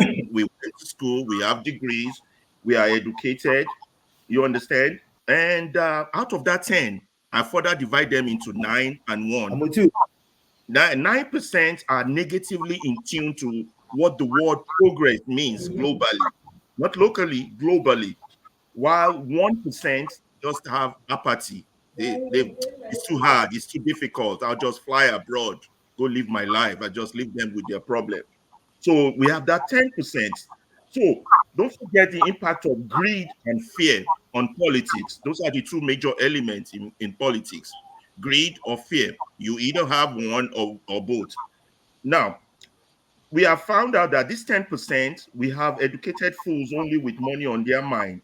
The global meaning of the word success, it's subjective. It's weird how they define success. They believe accumulation of vehicles, driving toys around. You just saw what's his name, Renault, that guy who contested for governorship in Dubai, driving a Porsche car. That's a child. That's a child. I can't even consider him. They're playing with their toys. So this is what they conceived as success, while countries globally consider what they Sorry, know I'm to with you. Sorry. be success. So my question is that I observed that from of your answer, you touched a few of what I wanted to ask about the issue of how wrong our constitution is, how power belongs to the state, not to the citizen. That's why if you have a madman like Wike in charge, everything can go haywire. And also how you let a man serve a sentence before trial, like how you swear in a president before you finish the trial. These are legal basic 101 issues with the law that I'm surprised, as Nigeria is turning out thousands and thousands of lawyers, none of them sees it fit to get together as a group and say, wait a minute, maybe as professionals, we need to consult this issue and have it resolved. I also saw that, most of your response, you've come to a point of resignation in regard to the solution of the problem of this country, or maybe you have a tunnel vision whereby you don't believe that any other form of agitation could get us out of this quagmire, that we should just keep doing what we are doing, go get the PVC card, the conscientious stupidity approach. Who does the same thing over and over and expect a different result? You just said how powerful those people who have hijacked our sovereignty and our destiny, how they are, and yet you suggest we just keep playing. Remember, America, 400 years of slavery to segregation to discrimination. They confronted it head on. They confronted slavery. That's why the likes of Douglas, the likes of Martin Luther King, Malcolm X, they confronted it. There was no sitting back or folding hands, or let's do it the peaceful way. The pen is mightier than the sword. That's a fallacy. Also in South Africa, apartheid, they confronted it. There was no sitting down. There was no let's just keep yes, let's just get along because people are going to die. They didn't have that approach to the solution. So my question to you is that, as an educated person, you've admitted that the legal profession has failed us. Do you think educated people generally has failed that country? And what solution would you prefer? I have my own solution. My solution is the revolution of the mind. We have to get that other 9% who are negatively in tune to progress. We got to get them to the right position. They got to know what progress is. We got to start agitating. We got to fight if need be. We have to, Malcolm said, by any means necessary, because we're not just losing our country to ourselves, we're losing it to children yet unborn, our grandchildren. And I think by destiny, we owe it to them to fight for something. I'm here now abroad enjoying having children here and all that. But this is not my soil. This is not my original land. And for every educated person to think to have a foreign passport or visa is the solution to Nigerian problem rather than confront it, I think it's a fallacy. So my question is, would you rethink your position or no? Let's just keep doing the same. Let's just go get the PVC, because it's a defeatist position, and you can never appeal to the sympathy of your oppressors. You have to confront it. That's my question. All right, My dear, thank you. my dear, I keep on telling you people again. You people in diaspora, you're thinking everything is normal in this country. Your approach is that physical, that fight, that thing. It's not here in Nigeria. You know, are you there with me? Yeah, I'm we're here. here. I'm here. Yeah. There's one book I used to have. I've had it for years. I've not read it, and I want to go and read it. It's titled "How Intellectuals Underdeveloped Nigeria and Other Essays" by Jimenze Ego Alloway. I don't know whether you have read it. I have not read it. I have this book with me for years. Okay, for like more than 15 years now. I want to go and read that book. Intellectuals, I have not read it, but I can tell you, we the intellectuals, the academicians, the elites, and the professionals have failed this country, whether you like it or not, because we refuse to talk. We refuse to talk when we are supposed to talk. We're not saying come and fight. At least say the truth. Somebody is beating up your neighbor because he's protesting that this election was rigged. You don't need to come and put a voice for him and say, no, don't beat this man. This man is saying the right thing. Don't keep quiet. Don't stay aloof. So the intellectuals, the professionals, the elites and co, we failed this country because we refuse to speak when it matters. And do you know when the chips are down, we will suffer more because we have more to lose than that area boy, that change, that tout, that agbero who will take over. We have a lot to lose. I have one article titled who will suffer most if Nigeria fails. It's the title of an article. And I said it is we, the intellectuals. Sir, let me tell you, do you know we almost got it right this time? You say, get your PVC. Ask me, how many Nigerians have voted of my age, that is 15 years? How many Nigerians have voted more than 2 times? Yeah. Yes, but almost doesn't count, and it sets us back 60 years. Oga, it does. We almost got it right. So we have to go back and find out where did it go wrong, and that is the Electoral Act. Let us insist, those lacunas, let us insist and say, please, you people in diaspora, I'm not saying use me, find out, use other people. Say no electronic counting, no election. Does that make sense to you? All the loopholes, hold on. Take what you need to do. What we need to do is take that judgment and build on it. Let us fight and ensure that all the elections will be conducted the same day, so that what happened in Lagos will not happen. Let us make sure that INEC will now, those things that INEC says they are not entitled to do this. Let us say INEC has no choice. That election must be counted electronically because we spent money to do that. So what they did to escape, they came through the loopholes in the law. So what we need to do is to form teams, to find strong teams that will now lobby and see how we can put pressure on them to cover these lacunas. So you believe the people that did those things are going to fall to your pressure? The people that did this thing, they're going to fall to that pressure? The only thing you want to say now, I've said, is either force or mental. No, not necessarily. You could increase the mass of the people educationally to respond. Sir, nobody is standing for anybody right now in this country. Everybody is minding their business. The highest you can do, japa. You'll be talking to your neighbor like before you know, your neighbor will call you in the, not even evening, when you don't reach Heathrow Airport, I'll be Washington DC. My brother, I just travel. Where you? Oh, I did US. But that me and you need to call me yesterday. Say, brother, like I said, defeatist position. We all give up. There's not just with the country. Be practical now. You as an individual cannot practicality I'm getting. We all just leave the country. We don't think. We are black people. We can't solve basic problem. We don't think beyond. There are other options other than force. For example, all political parties should boycott all elections. Calm down. Let me tell you why you should calm down. Nigeria is unique. I said earlier on this program that we have 250,000 250 ethnic nationality that are afraid of each other, that distrust each other. Nigeria is a unique situation. But like your point you're trying to make, we need elites who can sit down together and bring those ignorant ones and make them see the light. But it is not easy. They cannot do that with bare hands. See, as an elite, you go to your village and you start telling them, hey, this is that, you vote for this. The politicians, they will float a carpenter, a common carpenter, not even a furniture maker. They will put him to contest against you and make sure he wins you and humiliates you. It is the same ignorant people that you are trying to tell what is right or wrong. It's these same people that they will use, they will vote against you.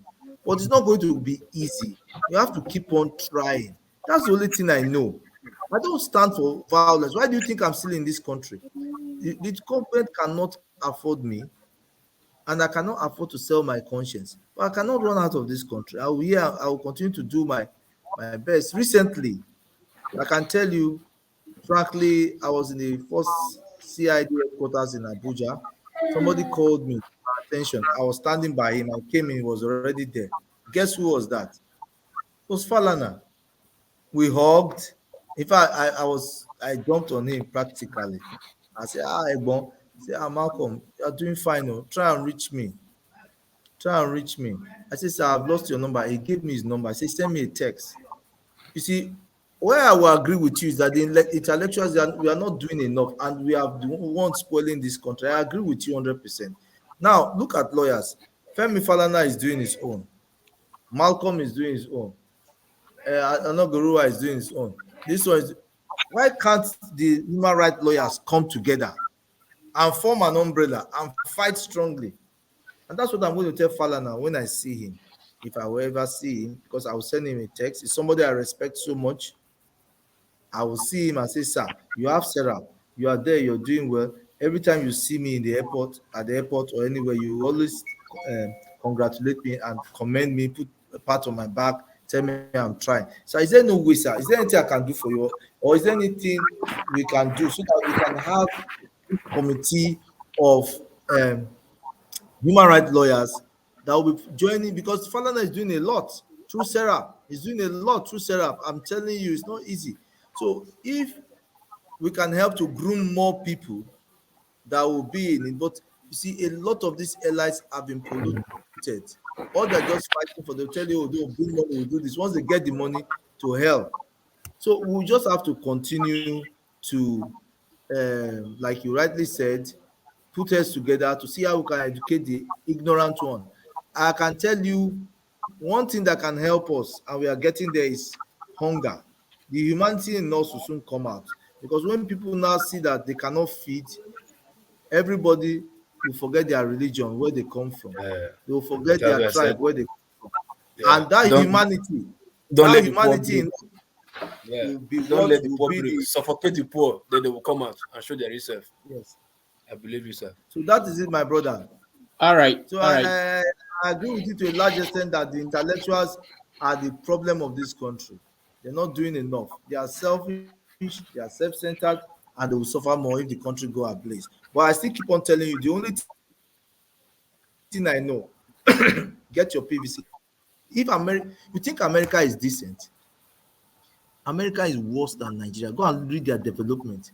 Go and read what their legal system did to the system before they grew up to this thing. You think it's just overnight?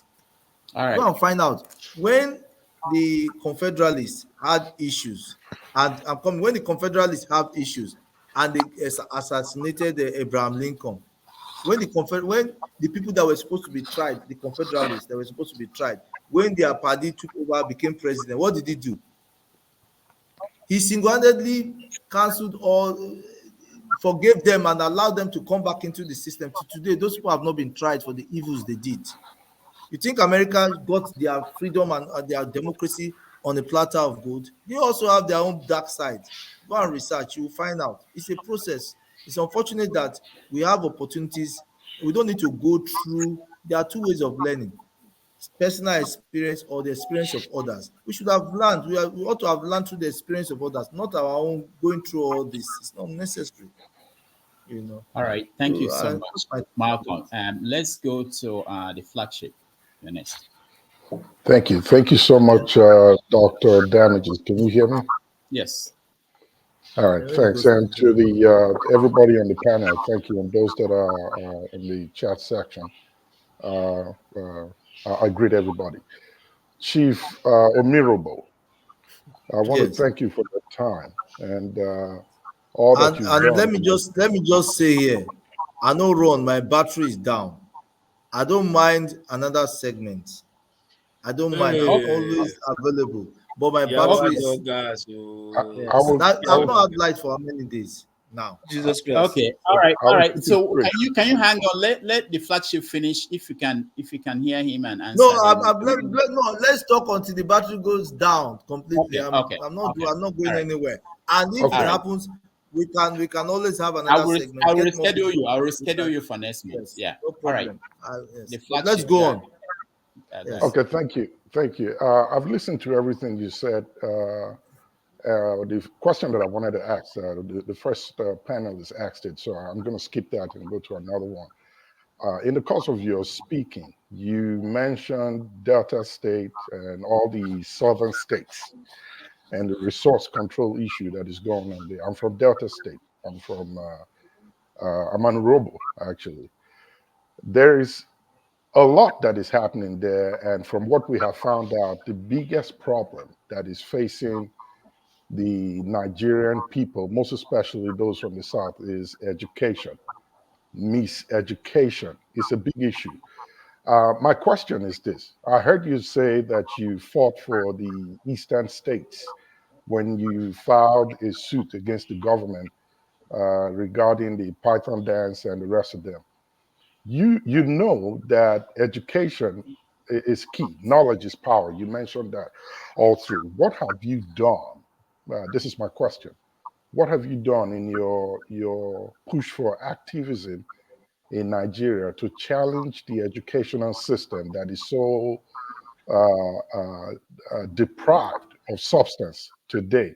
Have you looked at it to write and challenge the government to bring the educational curriculum in the Nigerian educational system, to bring it back up? Because the reason why, in your words, and I quote, you blame the people of the South for not holding their government responsible for looting and all of that. How can they hold them responsible if they do not know what is entailed? So there is no education. History has been taken from the curriculum. So many other vital parts of the educational system has been pulled out by the government. What have you done to challenge this and to ensure that it's brought back and the people are properly educated so they can know their right from their left and be able to tackle this issue and come to the round table and discuss with the people, knowing now that they have knowledge, which of course is power. All right. On that note, we'll take a break because the battery of our guest just went off. I'm sorry, the flagship. I promise you that next I will reschedule him to come back. Apparently, we need to have a longer conversation. So let's take a few minutes break and then we will continue the conversation. Thank you, guys.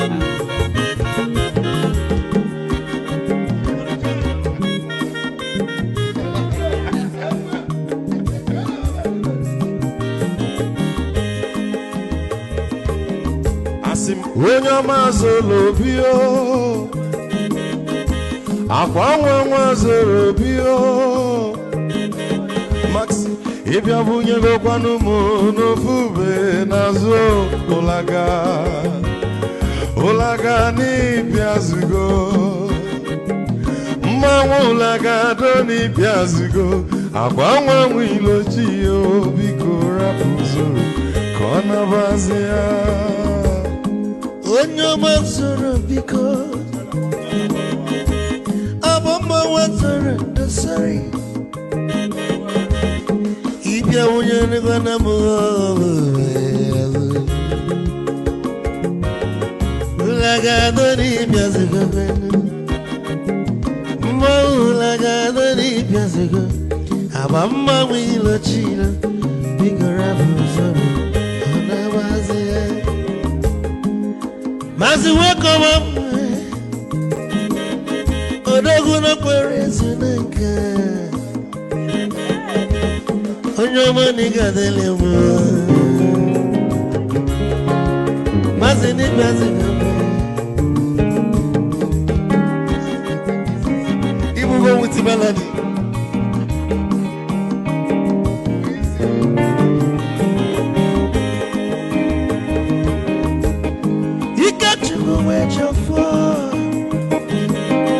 Odogu na chala noka, nwanne m na ị ga-adịle mma ụlagado n'ibezigbo mma ụlagado n'ibezigbo amamagbe ilochilo bigoro ụzọ anabazi onye ọma zoro do amamagbe zoro do sorry ibia mụnye nukwana m ofu ube narụ ụlagado n'ịbịazigo nazaboy mma ụlagado n'ịbịazigo amamagbe ilochilo biko rapụ zoro anabazi odogwu kenere m ikechi ofo amakwa m n'ike agwụgo gị oligwe kwelu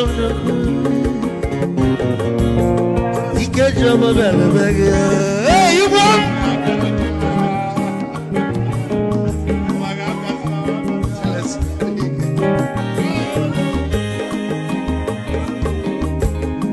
egwu ka mbụ na-ekene ọmọgọ ndị nsọ Chukwuemeka Lumo Ikechukwu na-egaji esi nwanne m ekene ịlapụlụ ife niile na-eme wee bịa nke gosili na anyị na gị bụ nwanne Wisdom ga-adị ka nye gị maịkị ka ogobanya bụ egwu isili mmaksi ọ bụ na-etiri egwu a malụkwa malụ n'imego m ife ọjọọ wee sị gị nwanne m ife ọkụ na ịchọlụ na ngeme Wisdom onume ekene gị gbamanwe iyo iyo biko lapụ nabasị ya zoro zoro zoro zoro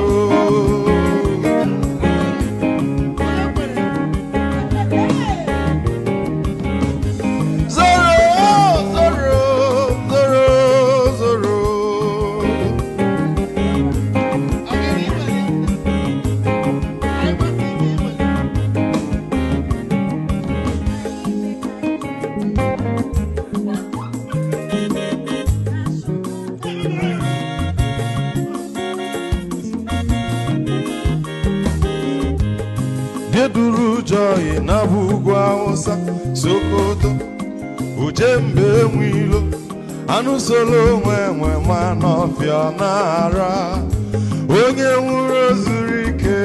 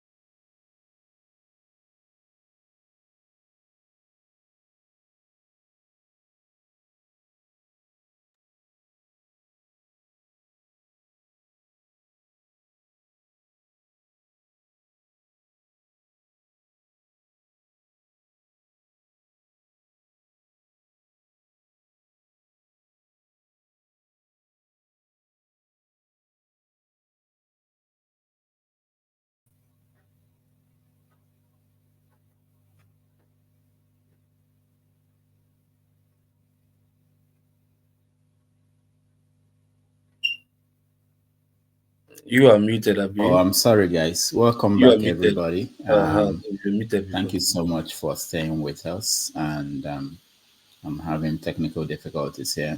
I thought somebody else was trying to control the screen from. All right. So it's unfortunate that our guest couldn't stay longer. We initially agreed that he will stay for 2 hours, but the conversation went so off track, and he ended up staying up to 3 hours or more. So thank you for joining us. So let's go around. Let me start with the people that didn't get a chance to talk to him. I'm very sorry about that. Local P, I'm seeing some comments that the guest. I just tire. I don't understand. I just tire. I just tire. Is it going round now, or is it going by No, those who have I'm going to people who didn't get a chance to speak. I didn't talk now. I was here before. Look, You are part of them now. Sure, you know I'll get to you. I'll get to you. Go ahead, Local P. After you, then we'll go to Righteous Man. I'll come to you, X0. Go ahead. Yeah. First because it was that comment that who started it? I think it wasn't a real Aboa. See, I swear this guy was like, sure, or like. I mean, I was eager. It was eager to speak with this guy Omirhobo. That's my chief priest, you know. But so fortunate that he left. And please just try, you know, if you can engage him for maybe like 4 hours. Don't worry, we'll contribute money to get him fuel. So he will stay buy fuel for generator. Yeah. So we'll stay for like 4 hours because I really enjoy his conversation anyway. Although he was going to get more bashes from me, not him particularly, but his profession as a lawyer from the legal side, you know, because for me, they are the problem of Nigeria first, regardless of all the shenanigans happening. Because if they, who's the custodian of justice, do not punish us severely for our wrongdoing, I mean, there will be nobody to serve as deterrence for others to copy from. So everybody's just doing what they like because they feel they have the power, the money to buy justice and other stuff. So that's why all the impunity or what have you not is happening, you know, in the country from now to then. And like you said, what Alaba was saying, anyway, talking about the elites are the failures. Yeah, the elites are failures, but especially those elites in the judicial system, because they are the first elites that come in contact with justice because they studied it, they knew about it, they know everything what has to do with legal system justice. So if they don't do the needful, I wonder what every other elites would do. Because if the professor in the academic system see that lawyers are getting more money because they are becoming political and by way of denying justice and they are getting richer. So why not the professor in the universities who is reading book that will tell you, now book I want job, I'm doing the professional whatever and judge lawyers are getting money. So why would I too not, get the same money and become like them? So like I said, it all starts from the judicial system, so before it trickles down to where it is today in the country, And Alaba, sorry, that's your 90% analogy. What you missed out is there is 5%ers. At least the reader will know what I mean by the 5%ers. Is there in America, you understand? There's always the 5%ers that know what is happening in the country, and they try to tell the 85% of the country population that this is what this 10% of the elites are doing, but the 85% they have deaf ears, oludo, not a beer. They don't want to hear in the name of hunger or whatever, because there's this class of percentage of people in Nigeria, trust me, that are ready to die for the country. They want to do what is right, what is good, and I call them the 5%ers, and I believe I'm one of them. You understand? Because no matter what, I actually reduced them to 1%. I thought they've been in apathy for a while, but this last year, this last election woke a lot of people up. I saw, well, you might be right, they might be 5%, but I think they're like 1% with apathy. But now they're coming in and starting engaging the system and all that. There's while he was also defending we might debate the numbers for me. Yeah, and those are the ones. Yeah, those are the ones that's why I come on the show. Those are the ones I want to engage. Those are the ones, I want to talk with. We want to move forward. We want a profound solution. We want to counteract the obstacles. There are obstacles, but it's not like these problems are not solvable. I don't like it when people resign. No, of course, some people it's very easy to solve. It's so complicated. Let's just all run away from it. It's not rocket science. Come on, very easy to solve. It's not like we have brains. Most of us have to put it together. Most of us are not really ready to put in that that sweat and blood. Most of us really know for the country. We're not really ready to put on that sweat and blood to make sure things goes on. Like even when it was President Falana, I was like, Falana, No, which Falana? It wasn't not Falana that came out during Jonathan's time Yeah. that the country was turned upside down. Where's the Falana now? Why are we Now, not seeing that same exactly. match, that same Bakari? Where are they? Why didn't they come Yeah. out again and shut down Again, Nigeria again? exactly. You understand? So I understand what he was trying to say, but Falana, people who really want to put sweat and blood, those are the people I think we should hold in high We esteem. should, yeah. You understand, And then watch out for those who are here to distract us. Those ones are a problem too. They will tend to be on your side, but they're not. All right. Thank you, guys. Let's go to Rockland. Rockland. Please take me backstage, so somebody else will come in. Okay. Thank you, Dr. Damages. And that was a wonderful guest you had today, Chief Malcolm. I really wish that I could have asked him if the judiciary is better, or rather, if the Nigerian police force is not better than the Nigerian judiciary. With all that we have seen in the last elections, there's no question about it. The decisions that have emanated from many of the political cases, it destroys one's confidence that anything good can come from the judiciary. That's the present crop of judicial officers, that not all of them obviously, but the what we see, the present crop of judicial officers we have not held or reaffirmed our confidence in that institution. Also, one thing I'm wary about or concerned is that you look at the Nigerian police force, at least we know that they discipline their erring officers. There's no question about it. It doesn't mean it's free from difficulties, but they do it. But how many judges have we seen dismissed or disciplined because of allegations of judicial corruption? We had some judges that were indicted under the former President Buhari. What happened to those prosecutions?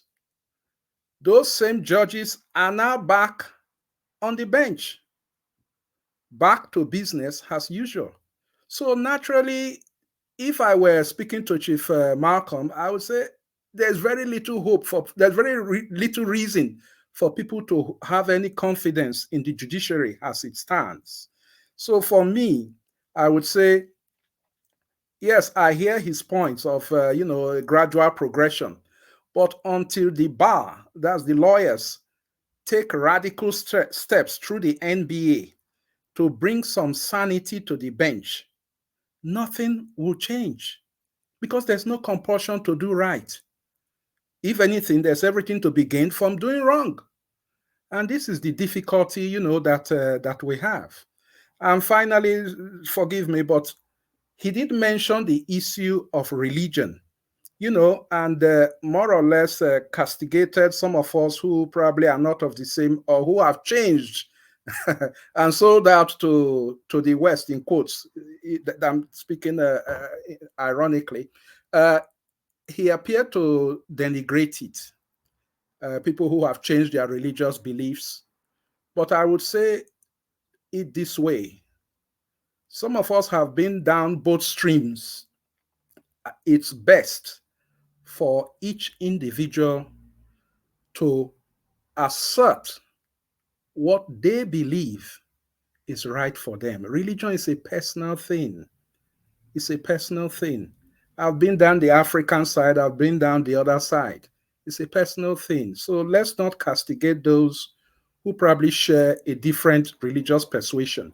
And if I may add, sometimes I say to myself, when the white man came and was destroying our communities, where were our ancestors? Why did they not at least do something? If we know them to be this strong, why did they not do something to destroy the efforts of the white man to enslave us? Why? That's my question. Thank you, Dr. Damages. Thank you. I know you don't celebrate Christmas, but I will say Happy Christmas, Happy Holidays. You said, you know that what? That I don't celebrate? I am minded to believe that you don't celebrate Christmas. That's not true. So, okay, I apologize for my error. No, But it's okay. happy holidays, nevertheless. Thank you so much. So let's go to X0 here next. Good evening, guys. Good evening, everyone. Thank you for giving me my turn. Finally. You're just pulling my legs. Yes, I listened to the lawyer, and he made some very good points. But some of his points were actually clashing with what we think from the diaspora here, what some of us think are the actual problems. When he spoke about, what we think are the actual solutions. When he spoke about Nigerians not being, Nigeria will take its time to get there. I quite disagree, because the problems that are facing Nigeria are mutants. They mutate as we change. Trust me, even if we get it right now, the problem will mutate and form and join us in celebrating our newfound democracy, only to turn it into a problem again, and we will have another cancer. He stated something about America, how America fought a war to get to where they are today. But I wanted to ask him this question. America fought that war because of who? If you look into that war that America fought, it was because of the black man. We have always been in the mix. We have always been the donkey they want to use in one way or the other. So when they decided, okay, it's getting too embarrassing, we cannot be using fellow human beings as slaves, when they were getting industrialized, they decided to start colonizing and taking your resources. So you have always been in the mix. So I'm saying this because by the time we finally find a way to solve our problem internally, we will still have to deal with Europe and America, who are determined to keep us where we are.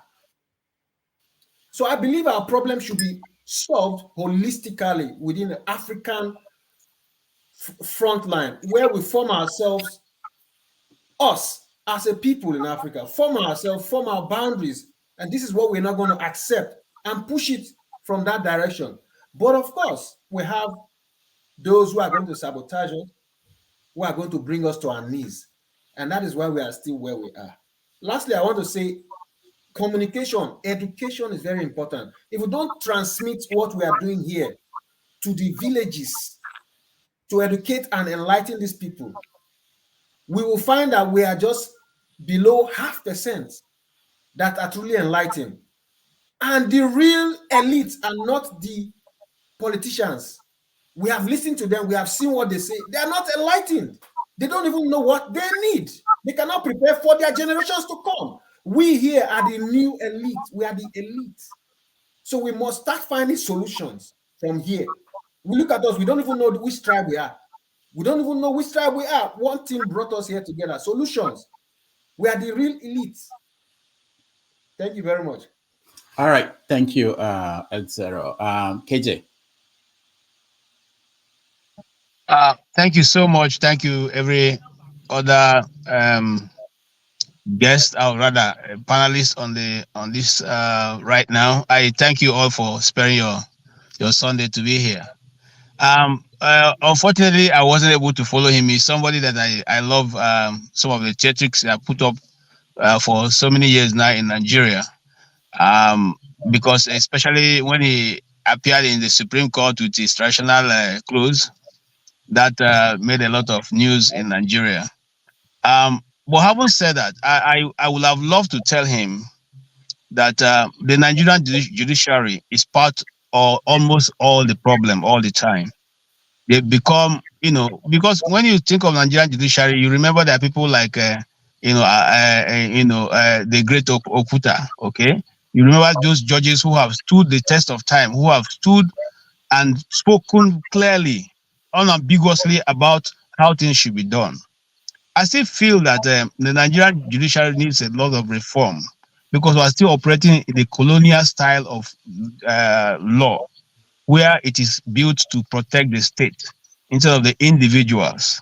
And that's why a lawyer a judge in England can say, for the benefit of the people of Nigeria, I feel that I cannot award this judgment in favor of a company, because I feel that the Nigerian people will be brought to untold hardship.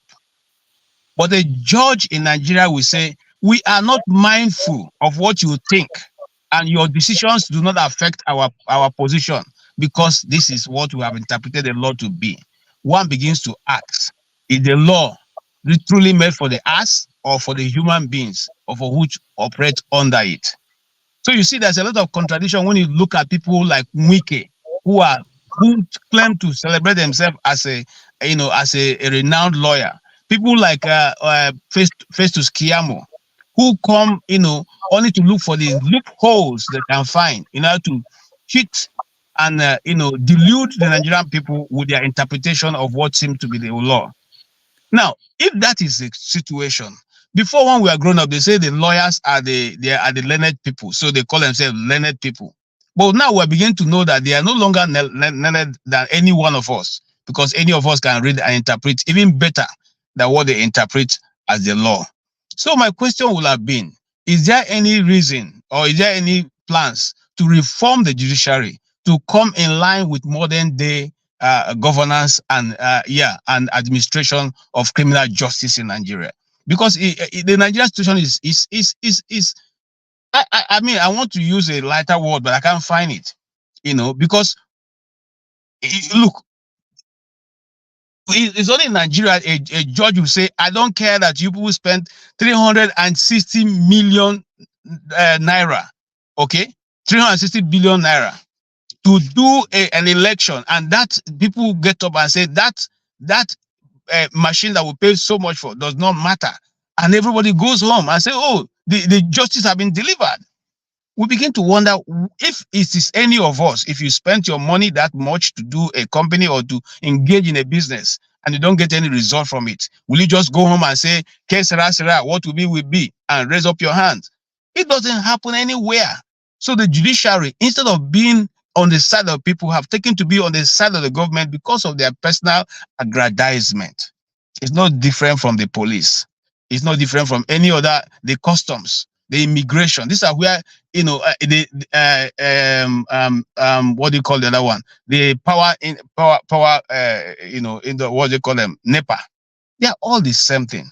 They've continuously to, feast on the Nigerian people and impoverish the people, because as long as they keep the people impoverished, they can get away with their shenanigans and nobody can call them to order. Because in the first place, you are struggling to feed your family. So how do you leave it to go and begin to fight in the streets? Okay, especially for those ones who have younger children. How then do you leave them to go and say you want to stand on the street until justice is done? Okay, so they have used that, and they're still using that, and it's not going to change.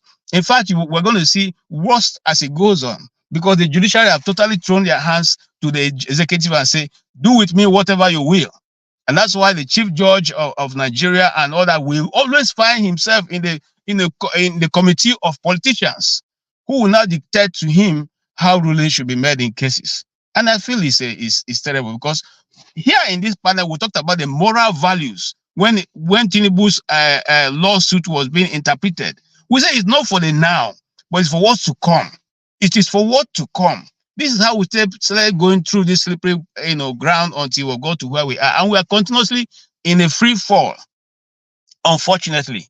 And some people, well, they want to see that it can be remedied. Well, there's nothing that cannot be remedied, but I don't see the remedy. And that's why, if you see me, I've constantly stood on that path to say, you know what, we need another, we need a conversation to change the narrative. We need a conversation to change even the way the structure of the country. If we're going to get any result in the next 10 years or 20 or 40 years, that's the truth. If not, one day we'll all wake up and you find out that we are in a situation we never ever dreamt of being, because this is how it all starts.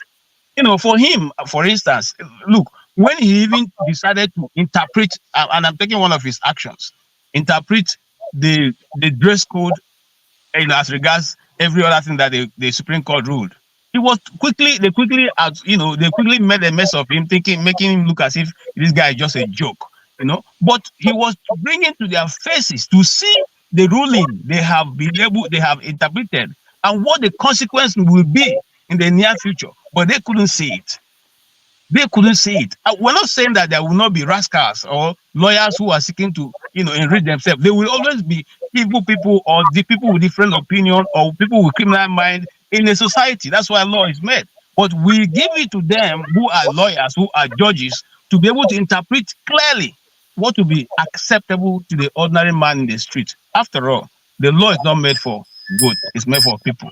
So I think that, having said that, and rounding up, I think we need a more maybe a conversation on the how to bring about a new phase of law in Nigeria and how it can be effective for the ordinary people in the street. Thank you.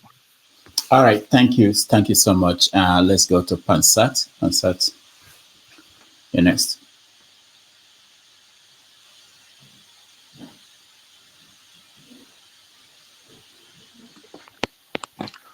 Yeah, thank you very much. Let me say hello to everybody again. Those in the panel and those in the comment section. Can you hear me very well? Yes. Can you hear me? Yeah, we can hear you.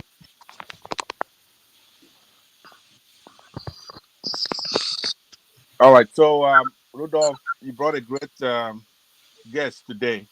He was the real McCoy when it comes to our activists at home.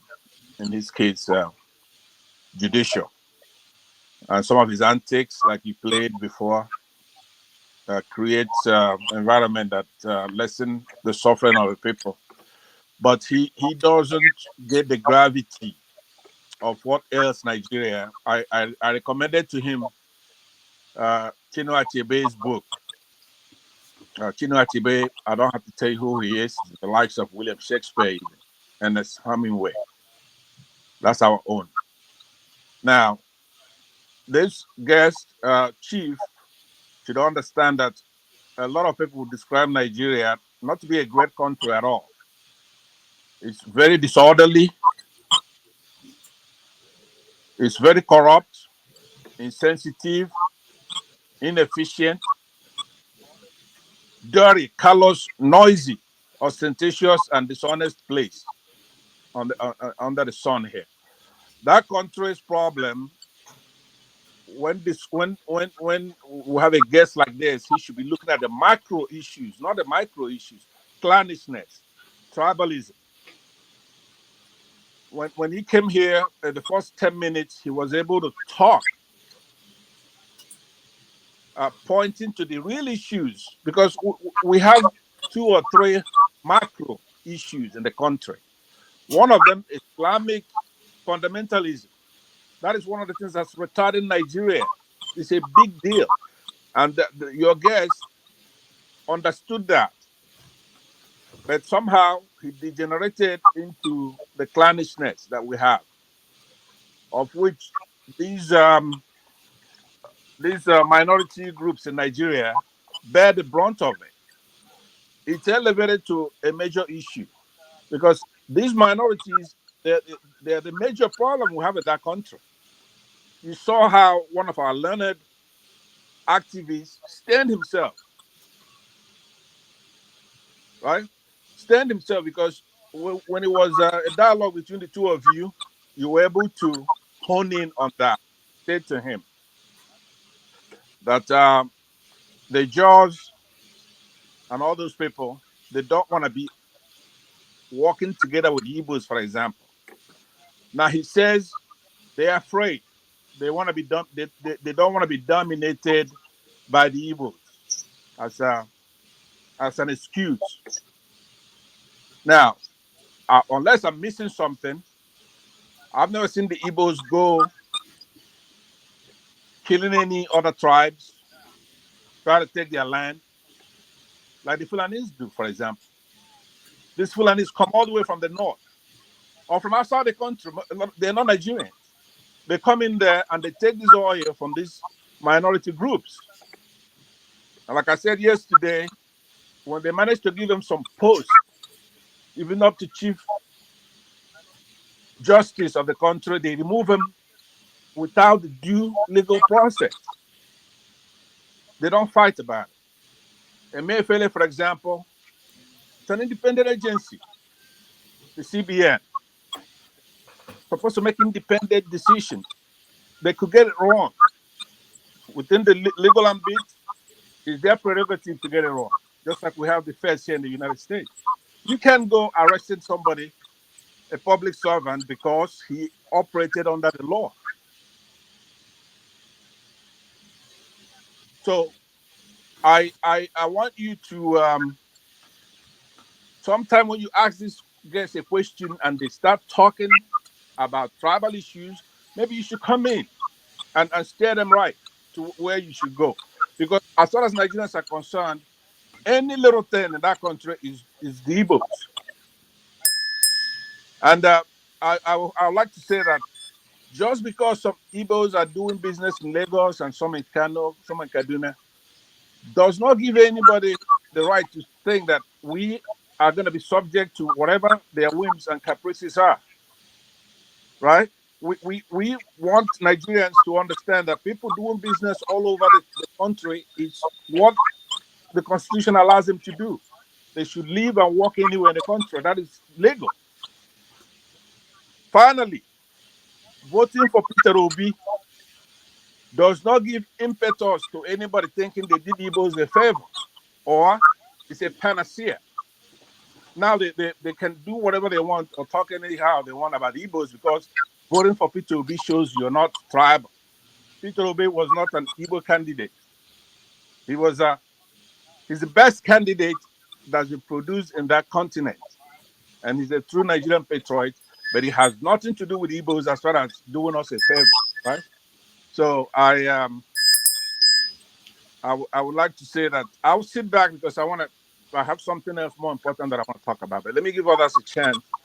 I may exit to lessen the bandwidth, but I'll ask for the link again to come back in because I do have something to say that's actually more important than that.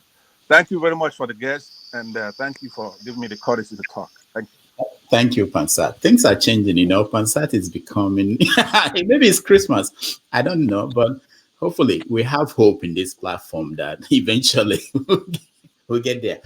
Righteous Man, welcome to the show. Yeah, good evening. Yeah. Dr. Ludo, you are looking very elegant this night. Very, very. Your face is shining. I think those ingredients you bought from Africa, they're enjoying it. Try to share with your brothers over there. Yeah. I think this is Ngozi. Ngozi, you didn't go to the mountain again? I did. I came back this morning. If you can see under my eyes, it was crazy. Okay, it was this morning that I came back.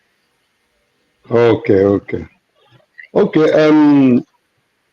Yeah, the lawyer happens to be one of those I have met. There was a case he handled, was it early this year, very close to my house. It has to do with somebody being accused of rape, and he took it upon himself to push for it. In fact, he's one of the outstanding lawyers in Nigeria, with great respect. I was not surprised some of the answers he was giving and his responses to questions and the rest of it. Anyway, he justified some of the statements I have made in this platform concerning the terrible situation of things in Nigeria. Imagine a man of that status cannot charge his phone because no light. And when I come here to tell us there is no light, some people in the comment section will be calling me a propagandist. They will be giving me name, a devil advocate. They will say all kinds of things. Some were saying that I'm a fraudster. And just like some people mentioned yesterday. Don't mind them. Is it not the same people that called me a beggar? That I always come here to tell prices so that they will give me money to buy food. That I'm a beggar. Okay. What haven't I heard? Don't mind those people. Just keep. Yeah. So my very good friend, he has at least today said what is right Would they also say he's a propagandist or he's telling lies? There is no life in Nigeria, and let those in diaspora know this, that there is no life in Nigeria.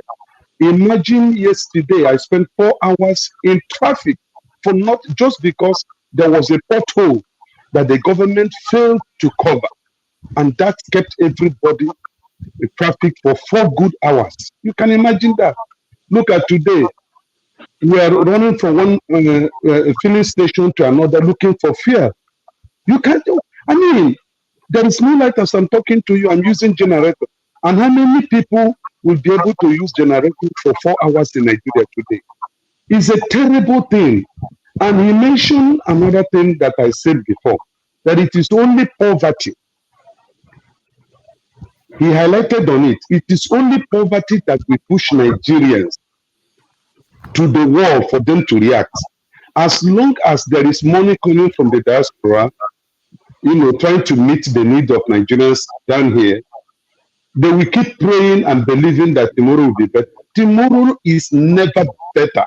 I was a child about 7 years when my father was building his house. And he will always tell us then that he's waiting for budget, that after the budget, the material cost of building materials will come down. That man died about some years back. Instead of cost of building materials coming down, in fact, it had rocketed. A bag of cement today is almost going to 6,000 naira in Lagos. A trip of sand that we normally buy 180 is now 340,000. Granite that we usually buy at 350 is about 670,000. Tiger rod that we use from Ukraine that we used to buy 280 is now 680,000. So there is no hope. There is no hope until Nigerians comes out and say enough is enough. If I say this, I know a lot of you will disagree with me. I personally prefer military regime than what we have today in Nigeria. The democracy of today is not a blessing, it's a curse. How many bloggers are missing in Nigeria because they spoke out, because they spoke through to the power, and they're missing today? Nobody's asking about their family. So, we were saying the military was doing this, they should go. They have left, and where are we now? We are worse off than ever before. So, I don't know. It's terrible. Thank you. All right, Righteous Man, thank you so much. I'll come to Flagship, but let me go first to Forefathers, and I'll come back to people who were able to talk to the guests. Forefathers. Sorry, I didn't. I don't have much to say because I don't know what they are actually talking about. The whole subject matter. I just came in. Okay, all right, thank you. Flagship. Thank you. Can you hear me? Yes. All right, thanks. It really. I was going to talk to him first of all about the NBA, and the first panelist asking the question about it. The summary of what he said actually bothers me because it's sad to know that the NBA at this point seems like incapacitated. They are compromised, and they really can't do anything to help the situation. And I think it was Ngozika that asked the question to him, what is the breaking point?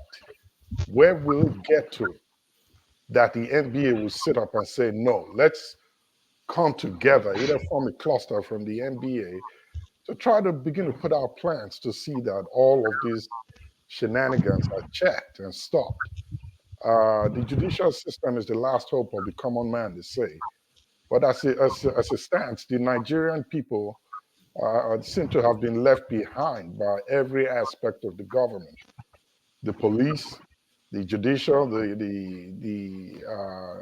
them. The common man is just left to fend for themselves.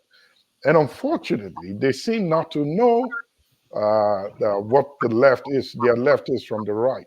They are not educated about policies and procedures, what is entitled to them, what belongs to them, what their responsibilities are, what the role of government is, how it affects them, what their rights so to say, are. I have a friend who's in government now. We went to the same high school together. He's one of the commissioners in my state. And we were chatting the other day, and I asked him a question about the constitution of my state. And my question was, have you read that document? And he said, well, you know, that one is for the lawyers to read. I said, but you are a part of the government. Do you know what it says with reference to the state, the people, your office? Oh, that's not for him to read. The lawyers are supposed to deal with that. What about the people? Why are you not speaking for them? You're now in office.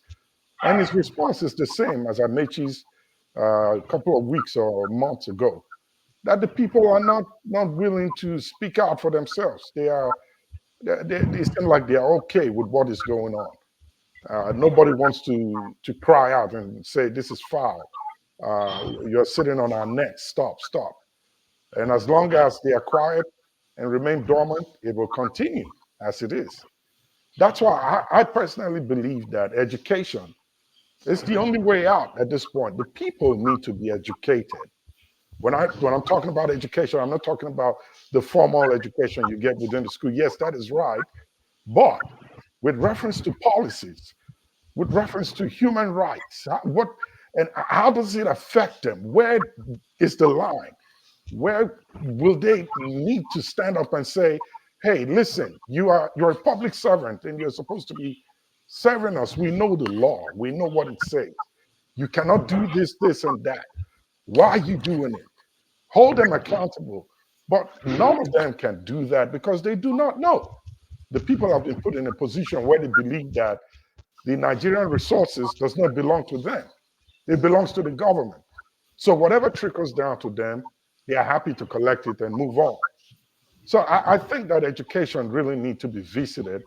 Those of us in the diaspora here from my state, we started a pilot program where we're looking at the grassroots, and we want to take the education to them at the grassroots level to see how we can get them sensitized so they can begin to ask questions to their legislators and politicians that are in the state. Of course, we know those that are in office now are compromised, but like the attorney said, by the time the people know what the law is, they can challenge the activities and actions of those in government. And when those in government know that the people are beginning to challenge their activities, then they begin to sit up. That is how you get yourself liberated. You know, it's not in the cash and kind that they give to them. Yes, revolution is good, but these guys we are dealing with, they don't seem to understand it. If you speak too much and want to come at them with force, they've got the guns. And all they need to do is give the orders to the men that carry the guns, and they shoot and kill them. So there has to be a way. And I think education is that one way that we have to go right now to get the people to stand up and begin to ask and seek for their rights and what rightfully belongs to them. Thank you. All right. Thank you, the flagship Alawa. Okay. Yes. When I gave him my background and analysis before I throw him the question, I wanted him to understand the question properly so that I can indict him as part of the problem. And his answers indicted him. However, I'm not holding him to blame. I want to point this fact. When you see DPO stand for road, not to collect money for road, I have to sing, call me DJ. Eh? So far, he himself said it, so far, don't dabaru incense. That's deep. Those are lawyers. He mentioned in one of his answers on how the need for survival mitigate or affect their actions. It's a very sad state of sorrow, if you all don't understand. Those are lawyers. They are so poor. He's talked about how he pays some of his older colleagues 15,000 to submit a brief, and they'll be glad to do it. So poverty has been so weaponized that it has typically borrowed the sense of one of our most radical lawyers. if we want to call him that, because he's a little bit radical, at least for Nigerian standard. You understand what I'm saying? So, if he, as radical as he is, has a bankruptcy of mind, how do we get him to have a revolutionary state of mind? That's the issue here. He pointed out how things are hard for these lawyers. So the lawyers that things are hard for cannot put food on the table for their children. Are they the ones who are going to stand for a constitution that is flawed? Are they the ones who is going to stand for those whose rights has been violated? Are they the ones who's going to stand to correct the injustice in the society? My people, these issues are deep. And from his answers, we are seeing it. Secondly, he mentioned the fear of loss as what is shaping his philosophical ideology to say we should go get PVC cards. I don't know if you all were listening. Yeah, we should just go get PVC cards and do it again because we don't want to lose what we have. But nobody is here to tell him, brother, you have nothing. You can't even charge your phone. You have nothing. Seriously. You need to start talking on how to destroy. You have nothing, not trying to save what you think you have. You can't even charge your phone to have a conversation with us abroad. So what are you losing? Why are you afraid? Fear and greed, two paramount elements in politics. They've captured. This is a captured state, people. Let us think deep. In measuring the analysis, evaluation, the value is lost in this conversation. We should be measuring future loss. What do we give to the children? What do we give to the grandchildren?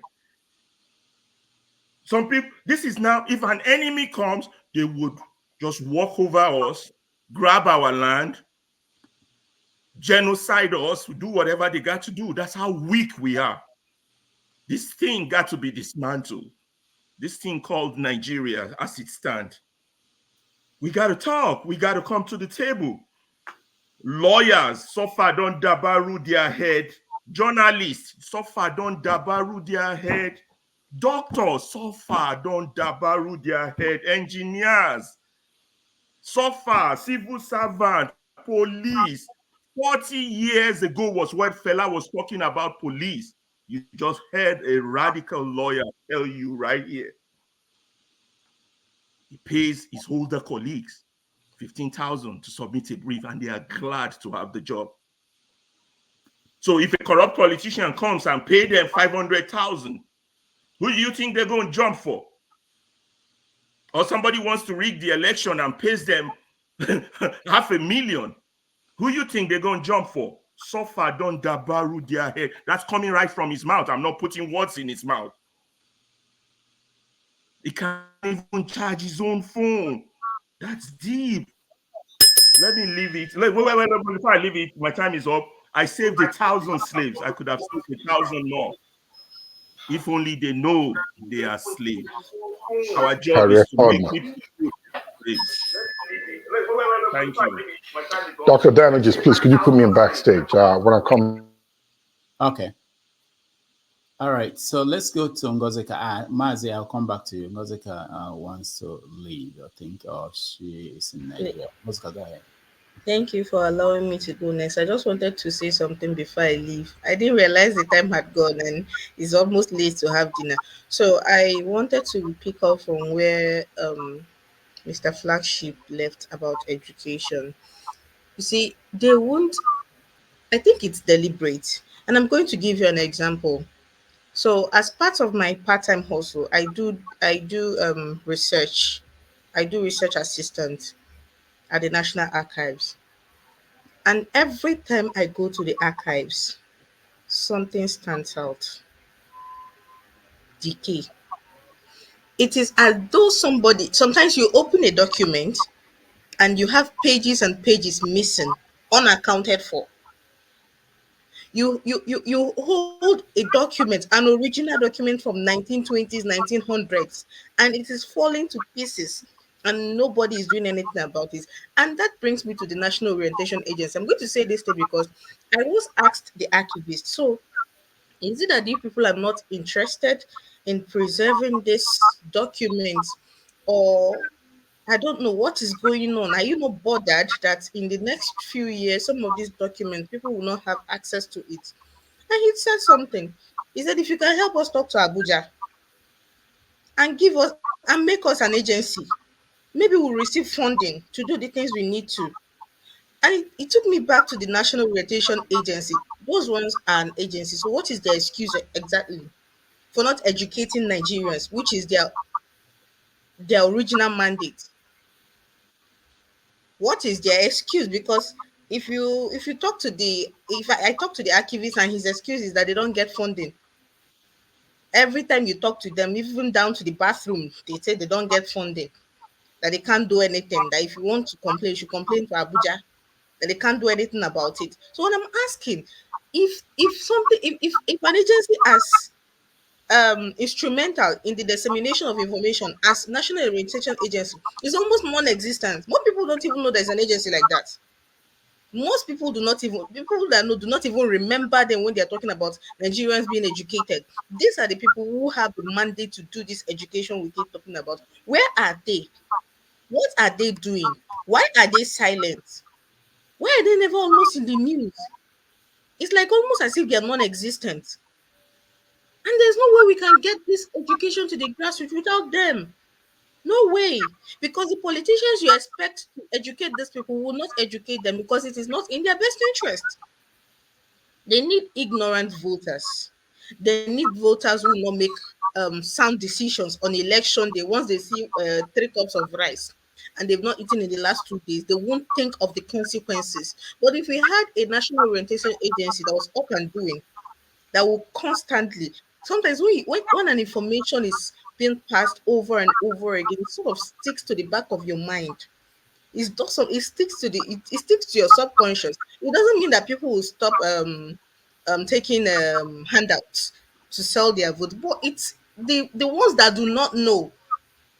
We know the implications because they are being educated over and over again. So I want us to really talk about these agencies. I'm using the National Archives and the National Orientation Agency as examples. These agencies that are supposed to be doing some of these things we complain about, but do absolutely nothing, and we give them a pass and keep complaining and complaining.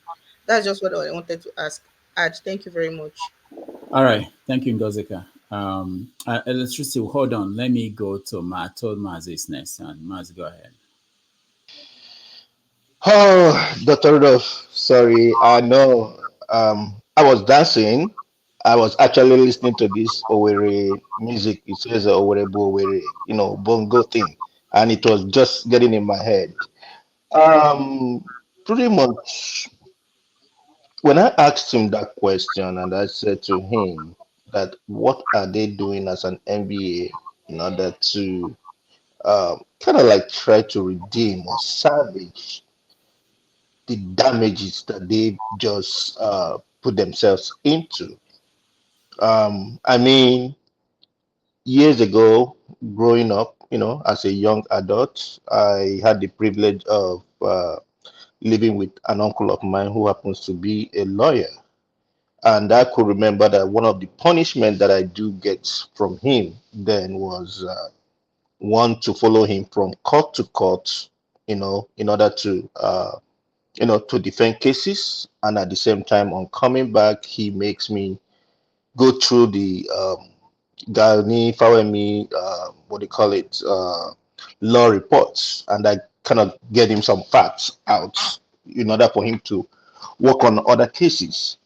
Now, why am I bringing this up here? I'm saying, in the sense, is the judiciary telling us now that there is nothing, nothing again like precedents? Is it that every case now is just on whatever the judge feels at that moment? They can just give their whatever, give their judgment on that, which is not justice. It's just judgment. Just give whatever it is. Um, it's so sad that Nigeria has gotten to where it is now. Lawyers depend, they have to feed, so they need clients. He even clearly said it that his older colleagues are begging for cases now. If it's me, left for me alone, I would tell people don't fight, don't even fight anymore, don't go to court. Settle it among yourselves instead of going to court and wasting your money on lawyers and judges that's not going to tell you the truth. Just settle your cases and go home. Or if it's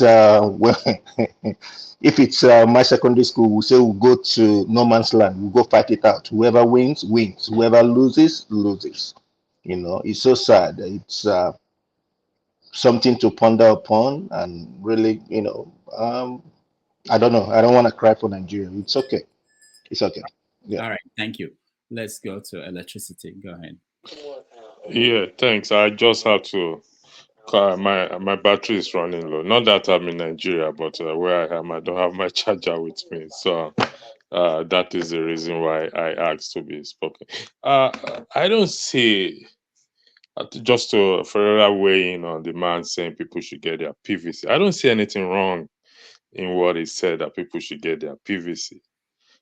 They should get their PVC regardless of what is going on in the country, because election will come again. So if people don't get, we're going to wait for the 11th hour before we start doing things. So everybody has to get their PVC regardless. But Mr. Flagship said also that education to the grassroots, which is absolutely correct. He's not talking about the four walls of the school. He's just talking about educating the people to know their responsibility, even though some knows, but sometimes they require some push. Then the issue of him not having electricity, it's normal. When I use the word normal, it's not peculiar to him. Righteous man is sitting down there now, probably running his generator. Ngozika is there.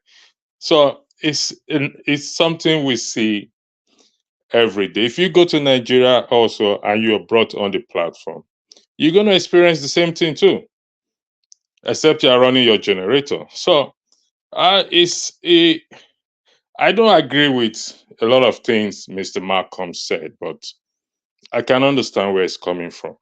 Also, one important thing he said is that why can't they, the human rights lawyers, come together and have one umbrella to fight this injustice that is going on?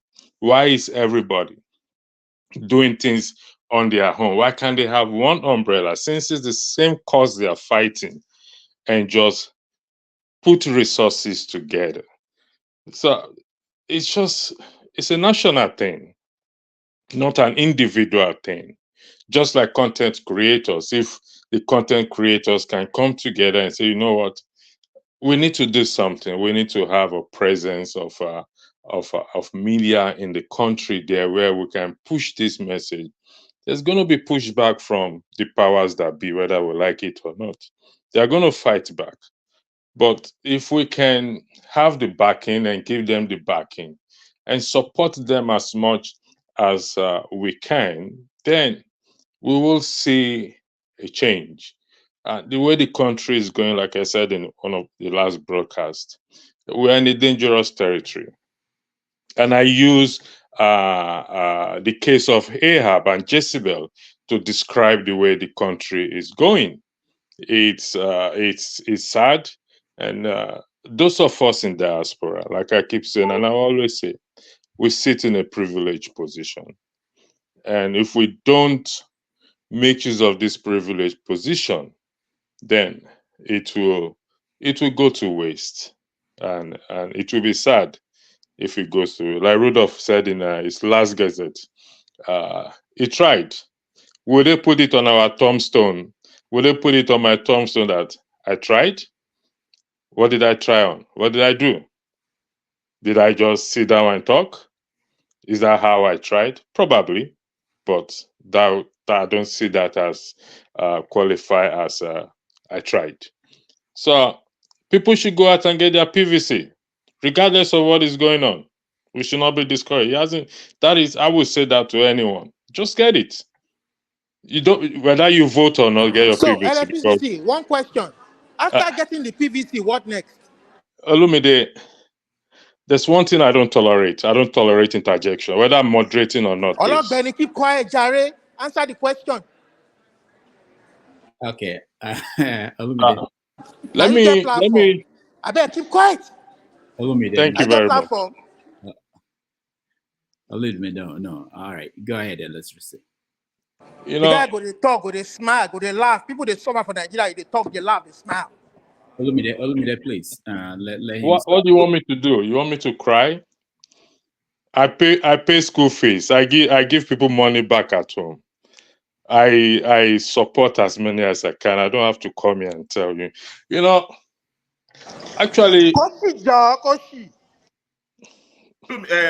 electricity. If we get the PVC, are we not doing the same thing over and over again, expecting a different result? we are not doing the same thing over and over again.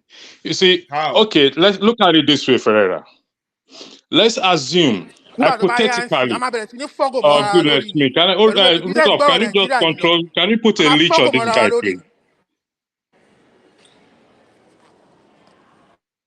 Olumide, please. I don't like this. You know, you are one of the people I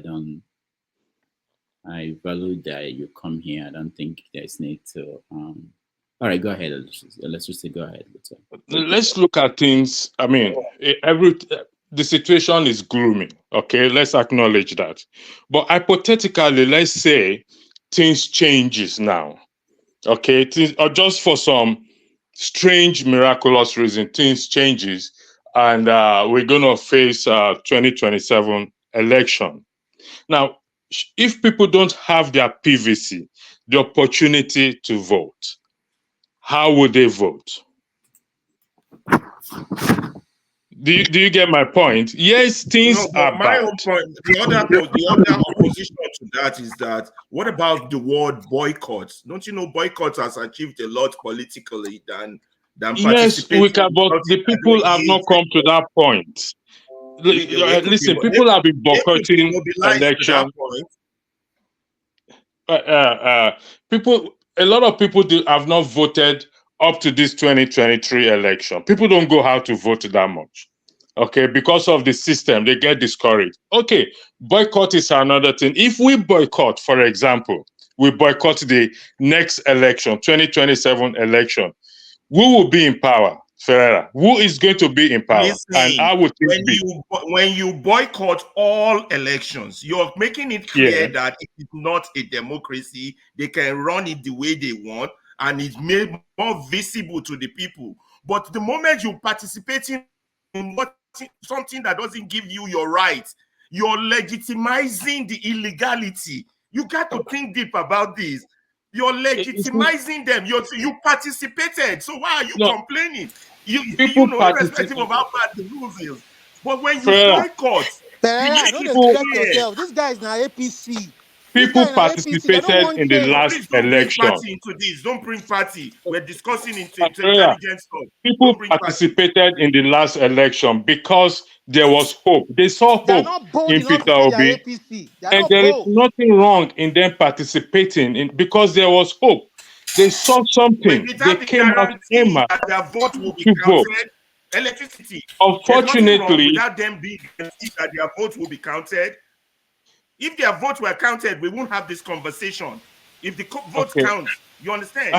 I am not dismissing the fact that the election did not go the way it's supposed to go. A lot of people came out to vote. I will not dismiss that. I will not dismiss the fact that Mohammed, whatever it is, messed things up. I'm not going to dismiss that. I'm not going to dismiss the fact that the case went to court. It didn't go as it should be. I'm not going to dismiss that as well too. But for me to dismiss that people should not go and take their PVC, even if we boycott, we still need our PVC with us because when we boycott, Okay, okay. I think Let's that's get this. gaslighting people. Let's move forward. Until we solve the primary problem, then we can now talk about PVC. If that issue is not resolved, I don't think it's Okay. fair to our people to All keep right. I mean, gaslighting like I them. said, I've said my own piece. How we are going to resolve that is entirely up to us. So we can lament all day. We need to fix it. It is our problem. It is our country. So one way or the other, we just have to fix it. Boycott, no PVC. Let's get it worked regardless, so that the people. Sorry, let's just sorry. I mistakenly muted you. Finish up your thought. sísì story ni gbogbo èyí tó ń sọ yìí o jẹ́ta a máa dálẹ̀ báyìí a máa kàgò yẹn mọ́ra lórí ni. Rudolph, I will say something here. Olumide, you're a Yoruba person, okay? And I'll tell you one thing I said to somebody today. Yoruba ní pé ṣé wọ́n fi ṣe ẹ́ ni. That means do they do you that you have this need that you have to talk. I don't understand. má behave normal orí ẹ̀yìn á pé wá pẹ̀lú sọ̀kúsọ ọ̀rọ̀ tó ń sọ. All right. This is. Let me take it up. Let me invite Rockland. You are take away from the conversation here. Thank you, Dr. Rudolph. The problems of Nigeria, they are multifaceted.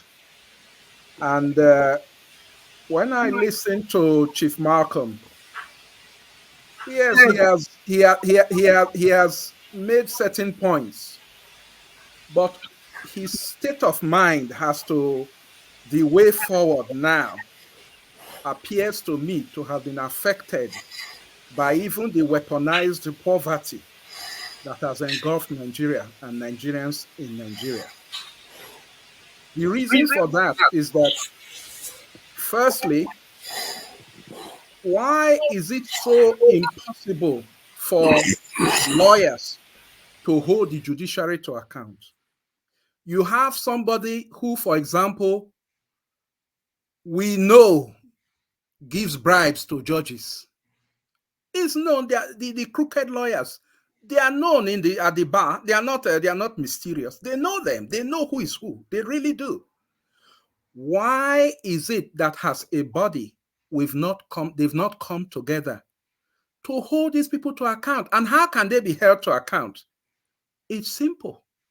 It's through the ethics, the ethical rules. The bar controls that aspect of the profession. That's discipline of erring attorneys or even judges. But if you ask yourself, how many lawyers have been disciplined in Nigeria in the last 20 years? Virtually very few or nothing.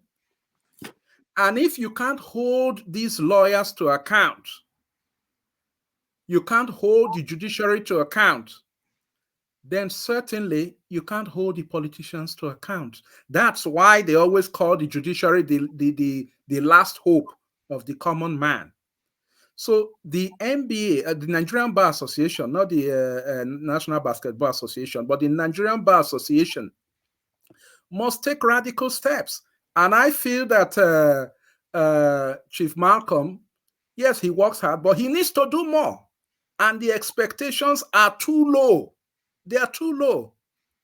They need to come together and ask hard questions of the lawyers and the judiciary. You take, for example, look at what has happened to us on the issue of these last elections and the what I would call revolting, if not repulsive, decisions we've read.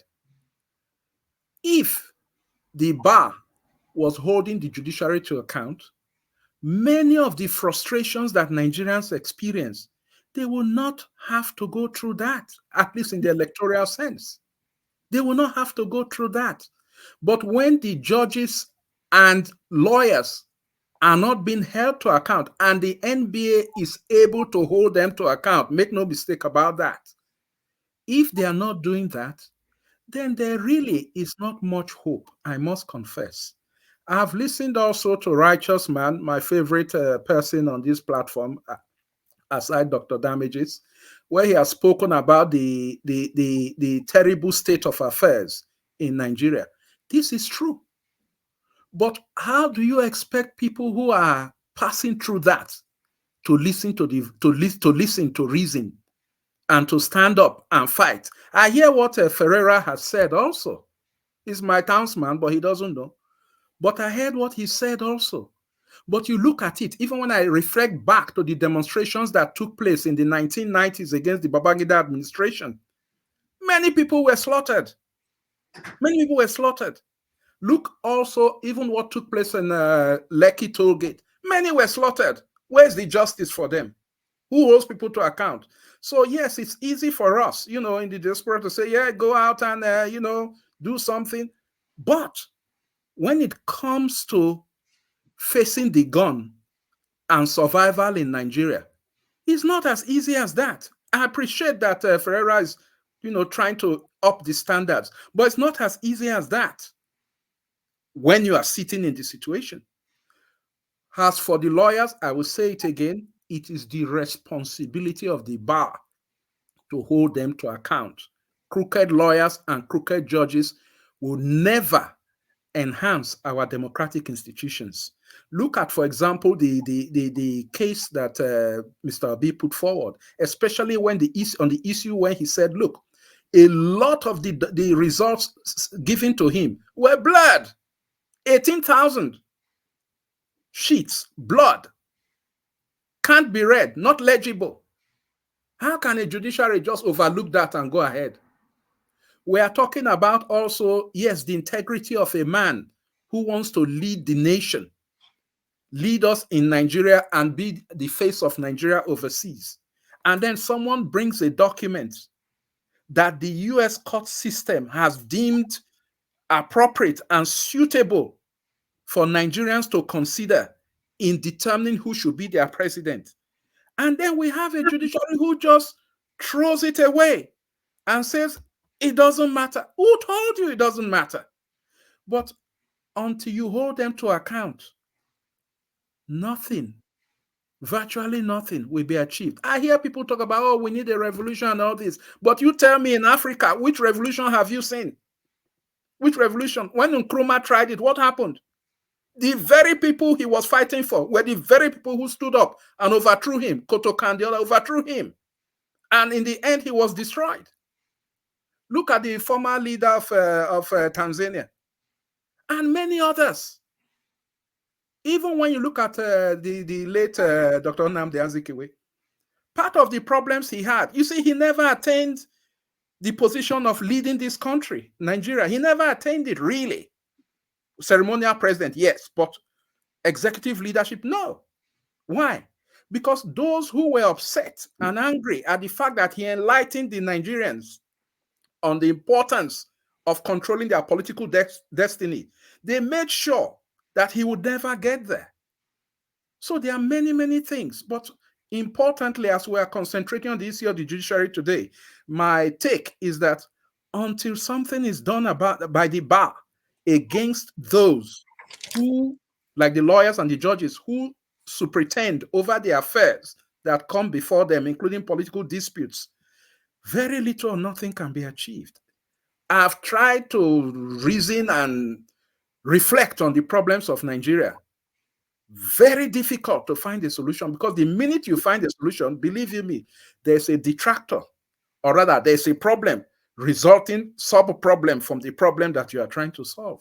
And this is my frustration with Nigeria and with the things that go on there. Thank you. Olumide, thank you. You're a better man. I love you. You're a better man. Please, Thank you, please. sir. Thank you, Dr. Damage. Please, can I take my time to respond to some of the stuff I was hearing? I got soon hit road. I just want to say that, please, Rudolph, when you call in the guests, we will know what all the problems of Nigerians are. I beg of you, with all respect, we need them to give us solution. Thank God that guy gave us his own kind of solution, that we should go and get our PVC. All of them should come and give us solution. We have all rejected that kind of solution that is not going to work for us, because at the end of the day, the beavers won't count, our votes won't count. That is not a solution. If people cannot elect who they want, it is not a solution. So when they come, let them come with their solution. All right. And we want to see what their solution is. All right. Thank you. Ike, hold on, forefathers. Ike, did you watch the interview on the show? Welcome, by the way. Welcome to the show, Ike. Did you watch? Good afternoon, good morning, good evening. I don't know where you are. Happy Sunday to everybody. Merry Christmas in advance to all of us. No, I did not watch the interview. I don't know what is the topic of the day. Okay, all right. So hold on. Okay, let me get AJ. Rudolph, before you go, I want to ask Soje how he say we are related. I don't like my family members to be far away from you. You guys can talk on the comment and the private chat. KJ, 1 minute. Okay. Well, I can't. What I want to say, I won't say in 1 minute. So let me switch. I'll come back when it's my turn. I can talk. Thank you. All right. So let me do something. Let me do.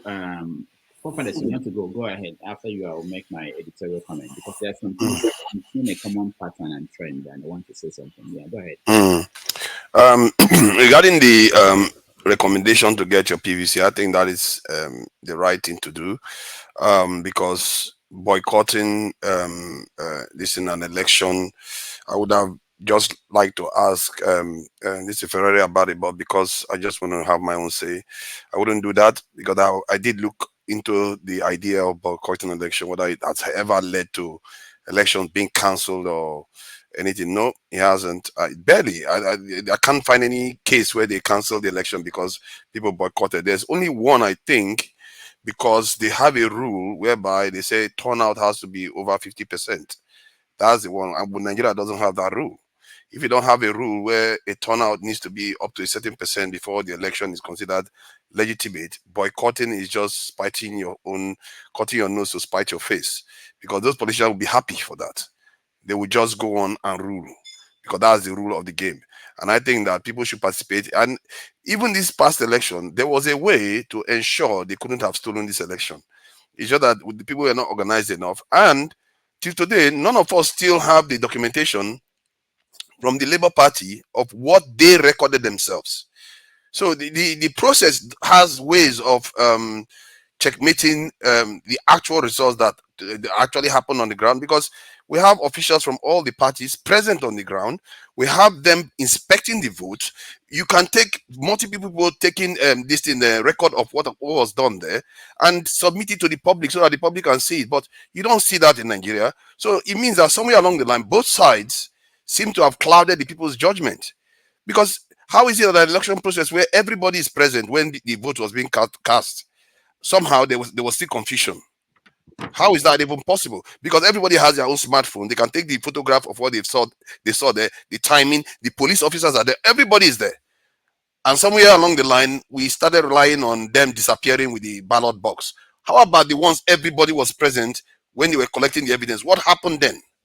Did everybody collect different evidence? How don't they have a way of collecting information so that it's completely undeniable of what had just occurred, where all the party members will be present and they all take a picture of the actual numbers?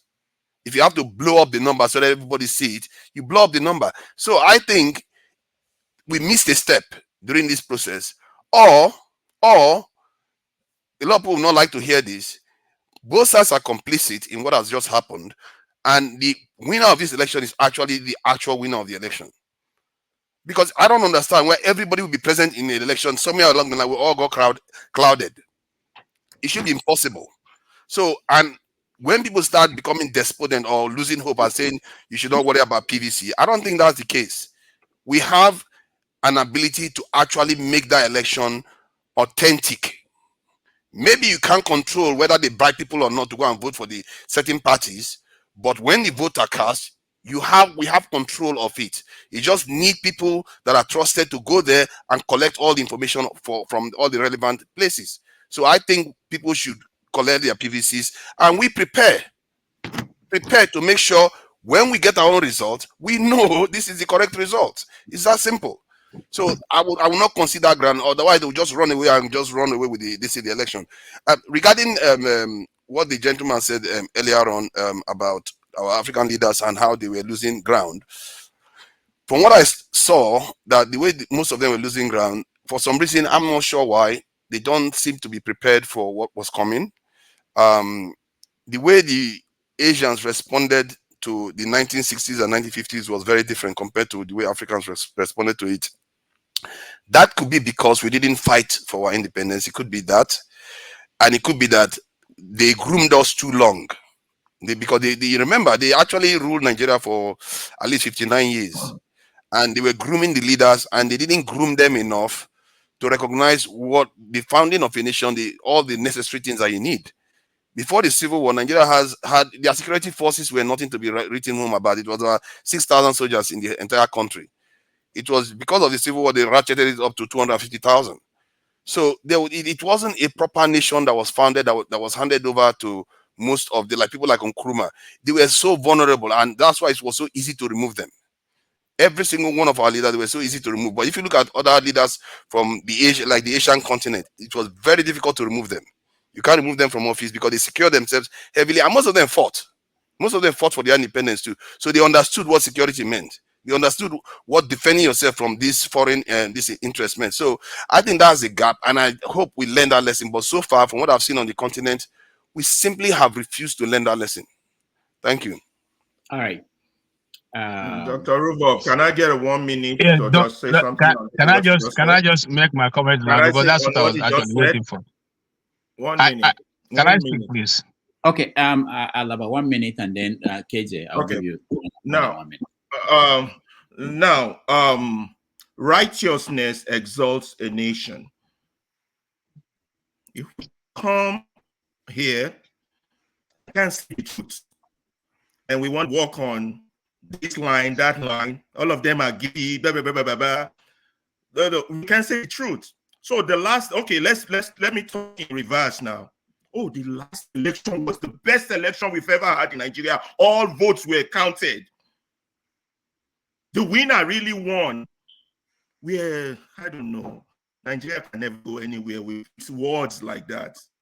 People are deceptive, and they come on public medium to continue to deceive the Nigerian people, which is what has led us to where we are. And we continue to put us in the quagmire that we are in because they cannot say the truth. They are liars. Oniro Buruku, Nigogonwa, tell the truth and stop all this gaslighting and milking and messing up the Nigerian people and letting them wallow in suffering because you want to steal. You are telling people to boycott an election. You are weakening them. That's a political position for now, but it doesn't mean what happened did not happen. Okay. We had agents, didn't we? Where is the report from the agents? Forefathers, no, don't go in yet. I just want to say, listen to forefather. You think that our ancestors, our forefather himself, our forefathers were so dumb that they didn't understand what was the intrigues. Remember that some of our forefathers were outstanding scholars, like the Awolowos, like the Azikiwes. These are people who went to school with the white people and put them in their position. So they understood those things you're talking about. And so when you make that kind of assertion, it looks like if our people didn't understand what was going on. If you may, go and look at the writings of Lord Lugard concerning the Nigerian people, the North and the South. They've always known that they could not handle the intelligence coming from the South. And so they decided to kill the country the way it has been killed, so that the people they can manipulate are the ones that come into position.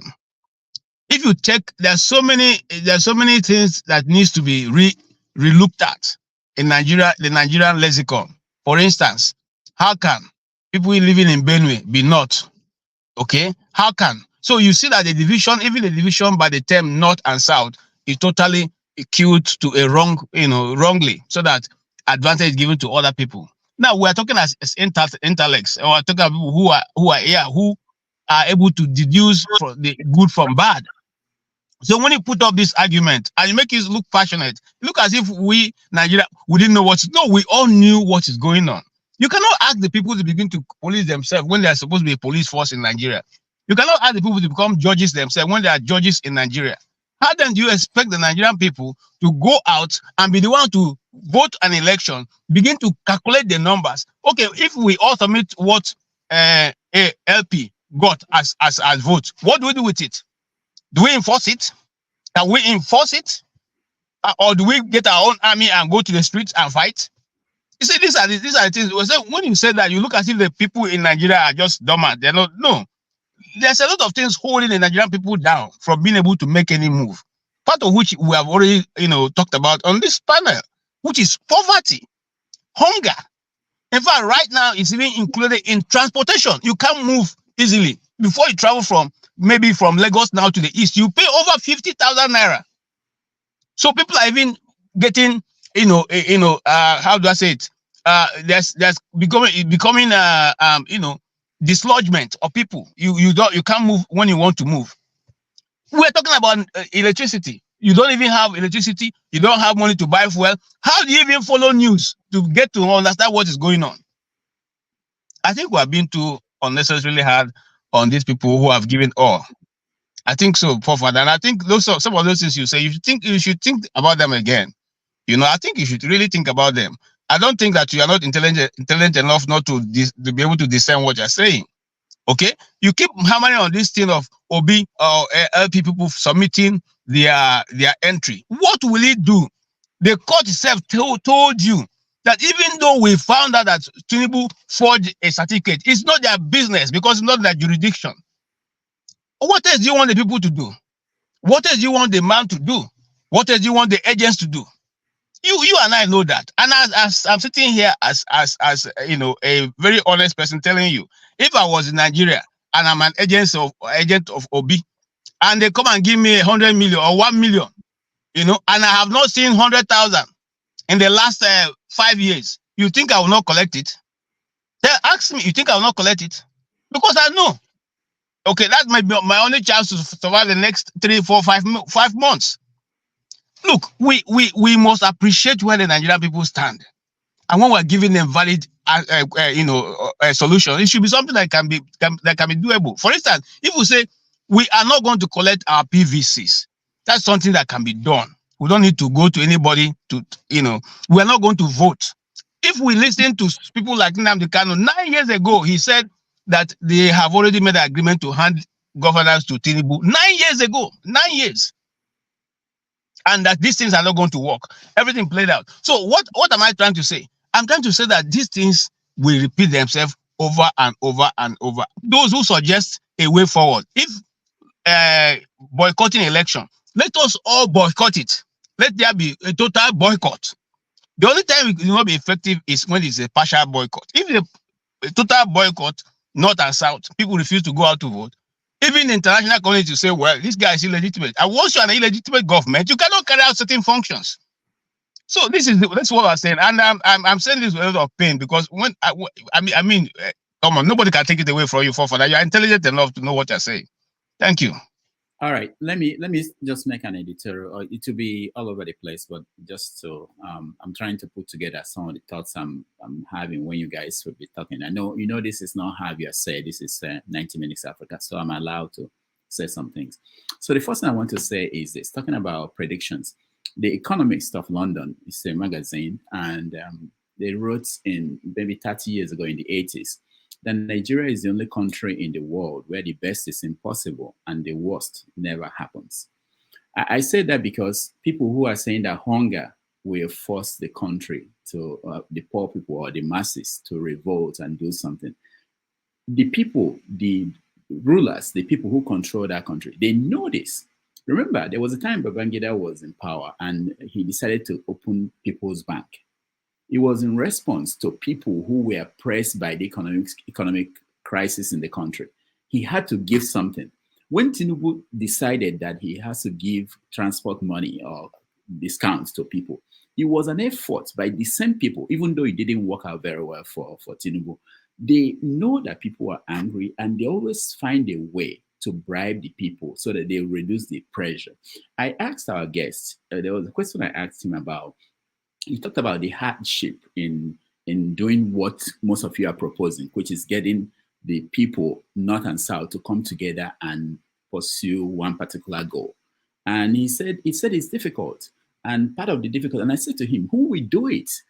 Because we know the politicians are actually doing their job, which is what they want to do, which is to divide you and rule you. The question is, what are you going to do? You who is seeing what they're doing, what are you going to do? It's not enough to blame them for doing what is wrong. It's what do you do? I'll give an example. In America, the transformation that Black people saw in America, if you look at what happened with the National Association of the for the Advancement of Colored People, that is NAACP, there was one guy called Thurgood Marshall. He was their legal advisor. He later on became the first Black Supreme Court judge. Now, most people don't know this. If you read his biography, he talked about how Martin Luther King were just going out there causing trouble, and they are cleaning it up. They, the lawyers, were the ones cleaning up what Martin Luther King, the mess that he was making out there. So it tells you that these organizations that you are hoping to change things in societies, they need support. These activists you're hoping for. This guy I brought, this guest we had, sued the government, federal government. You know what he sued? There are many lawsuits, but this is the one that was interesting to me. He filed a suit against the federal government over the Arabic wordings on the Naira notes. There are so many things we see that we are not comfortable with, but we don't want to challenge it. But there are people who can do it. Are we supporting them? It doesn't even matter what the court says, but at least let's have a ruling. This is what the reason why this is this way. And when you saw him dress the way he dressed and went to the Supreme Court, he was challenging something, a ruling by the court. What I'm saying is that all of us have responsibilities, all of us. It's not just about saying that, you look at America, look at Britain, wherever you live, you see that there are a lot of non-government organizations that are actually forcing the change. It's not the politicians. Even when the politicians, they change things, it's ordinary people that force them to do that. Maybe by donating money to organizations that we sue, that we take. I once went to New York, Albany, to lobby the government there, the lawmakers. I went with a company that I was working for. And we went there and they had to listen to us. We made a case. We said, this is what we are pushing for. We came in large numbers. These are things that you do to influence things. If it doesn't work, you try another way. And you go legal way, you go protest, you go. But it needs support. Everybody must be involved. The media is big. What we're doing here is important. It's also important to write to newspaper editors, to call them. It's important to call radio stations. There are a lot of things that we can do. It won't change by just saying that, no, it won't change. We have to do things. And everybody in this country, I don't know your neighbor, talk to them. They are part of one organization. They are part of a movement. They are part of the NGO. They are supporting the charity. They're doing things. They are part of a political movement. They are donating to political movement.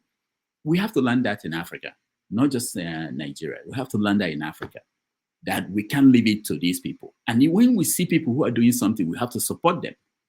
The guy is telling you that we know him, he's above average lawyer, but he's having difficulties getting, how do you expect, we expect too much. I just came back from Nigeria and people were talking about boycotting the election. Most people I spoke to in Lagos boycotted the election by not voting.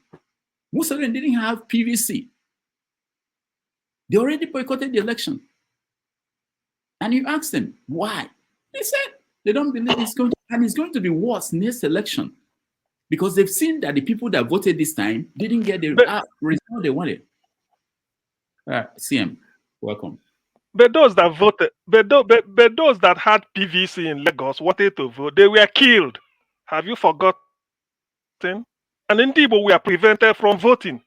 Is that right? You see, the contradiction about Nigeria is that we tend to say, let's move on. People took PVC in Lagos wanting to vote, like Niger, like Urobo, Ichekiri, Fulani, Hausa, everybody. Is this discussion going? Is it going in order, or is it going randomly? Somebody who is now a minister of state had to say that Igbo should not vote in Lagos, and the person was rewarded with being minister. in this government. So when you say people do not want to vote or their party, they want to boycott, they have a reason.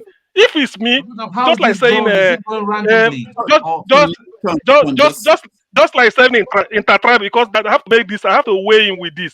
Because when you see, I want you to look at this the other side. When you say, when you see people say, look, I'm not going to vote, I want to boycott, I'm tired, I don't want it. It doesn't mean you get to them and ask them, why do you want to boycott? We don't dialogue. The person may give one or two flimsy excuse. You enlighten the person.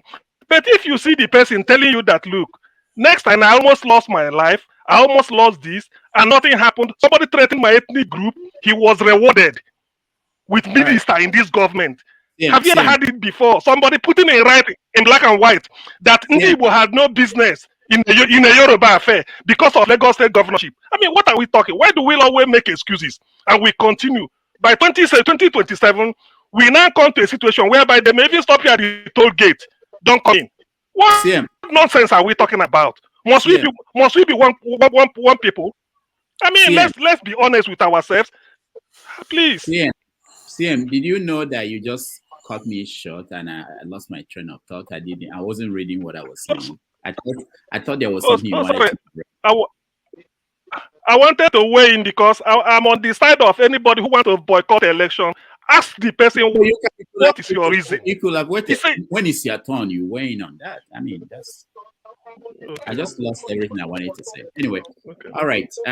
But it's okay. I think I made the important points. But what I'm saying in essence is that it's good that we are talking about these things. It's also good that we should expand our viewpoints. Not this tunnel look. This is my position. Expand our viewpoint and see there are other ways that you can actually accomplish some things. And it's not just one way. You can't win this by going one way and no right way. Multiple ways. The civil rights movement is a good example that we should all really study. You had the Malcolm X, you had the Martin Luther King, you had the Black Panther. Some people are saying we are going back to Africa. Some people are saying give us our own state. Some people are saying destroy the whole thing. Some people are saying, you have to fight from different angles. And the people who were resisting, when Martin Luther King started, people forgot this. When he started, he was called a communist, a dangerous man, and this man must be stopped. But when they saw Malcolm X and they saw the Black Panther, they said, okay, Martin Luther King is actually the man we can deal with. So there is need to have multiple fronts in this fight, because the people you are fighting, they're going to fight back. They are smarter, they have more resources, and we have to put resources together. One person cannot. I can't challenge Channels TV on the. We can't challenge Channels TV on this platform. We can't challenge NTA. They have more resources. But if we put resources together, maybe we reach more people, make more impact. But it's across the board. So that's all I have to say. And I want to today. I'm not going to stay here for 8 hours. Tomorrow is Christmas. I don't know anything going on in this house. On Christmas, I want to thank everybody really for coming around here every weekend, and I really appreciate that. And we'll continue to do this into the new year. Tone, go ahead. I want to hear what you guys say. And you don't want to hear what I have to say too. No, compliments of the seasons. I've been in the background off and on listening to that gentleman. To be quite honest, to just conclude, to say it nicely in the nicest, I was just disappointed because the beat have been, how I've been reading about him and how he carries himself in the press is different from what he came to say. How can someone be advocating for PVC, and he everybody knew, even the most stupid person knew what happened with the PVC thing. It cannot work, and then telling half truths that are Igbos, that they are marginalizing their minority. Well, see the thing is, I've keep saying it, I'm saying it and all that, because when I say some certain things now, how I feel it in my heart, somebody will say, please be careful, don't let them shut down Dr. Rudolph's channel. And for forefathers to say some few minutes ago, I just can't believe my ears and all that. And that is why forefathers, this is for you. That is why sometimes they bash you. I say the truth when the truth has to be told. How can you say that the person that won the election? Are we I don't understand. I'm just confused here. Somebody just help me. And here is this man that says he's some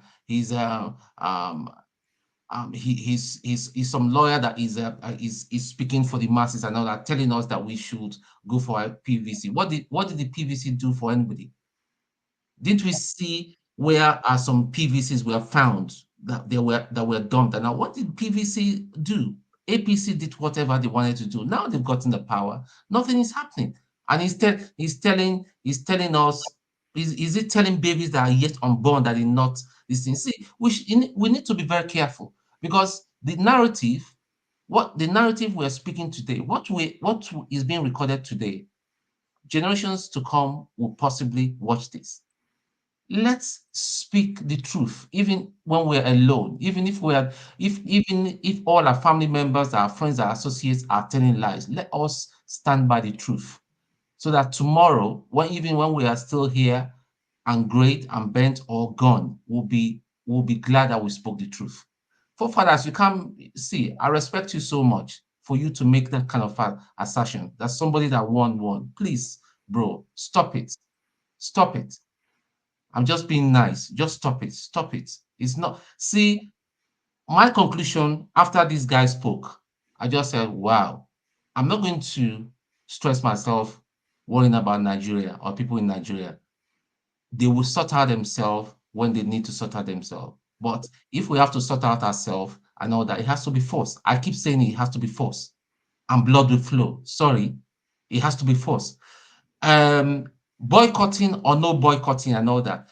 We have IPOB saying their own. We have Oduduwa Republic saying their own. And how do we want to go forward? How do we want to go forward? See, these people don't care. They don't care. They just want you to fighting each other and all that. Getting idiots like just Emeka and all that is not even proud enough to come on the platform and say his real name and show his ugly face and put a face to his ugly lies and all that. And they'll pay them just to bear Igbo name, going on platforms to tell lies, to spread lies. And forefathers, the other day you went to somebody called me and said, is that not Dr. Rudolph from One Man and all that? That man, I'm telling you, I'm not trying to be, I don't know him personally. I don't know him from Adam. I don't want to know him. God save him the day I will run into him in London. God, I'm telling you, I know he might be listening, or anybody that you should just go and tell him, may God be with him the day I'll run into him. And I want to run into him in a very, very quiet place and all that. Maybe you'll be hearing news and all that. I'll be in handcuffs, then God save him. Because these people, they disgust me. No, the man is a paid agent of the APC. Ton. Let me say this. This platform, we don't support violence or threats to anybody. Let me say, okay. This is my own opinion. It's not Dr. Rudolph's opinion. It's not the object. But the thing is, we also don't want to put those kinds of opinion out there, because that's enough to actually get someone to raise a complaint about the platform. So that's fine. But I hate bigotry with all my strength.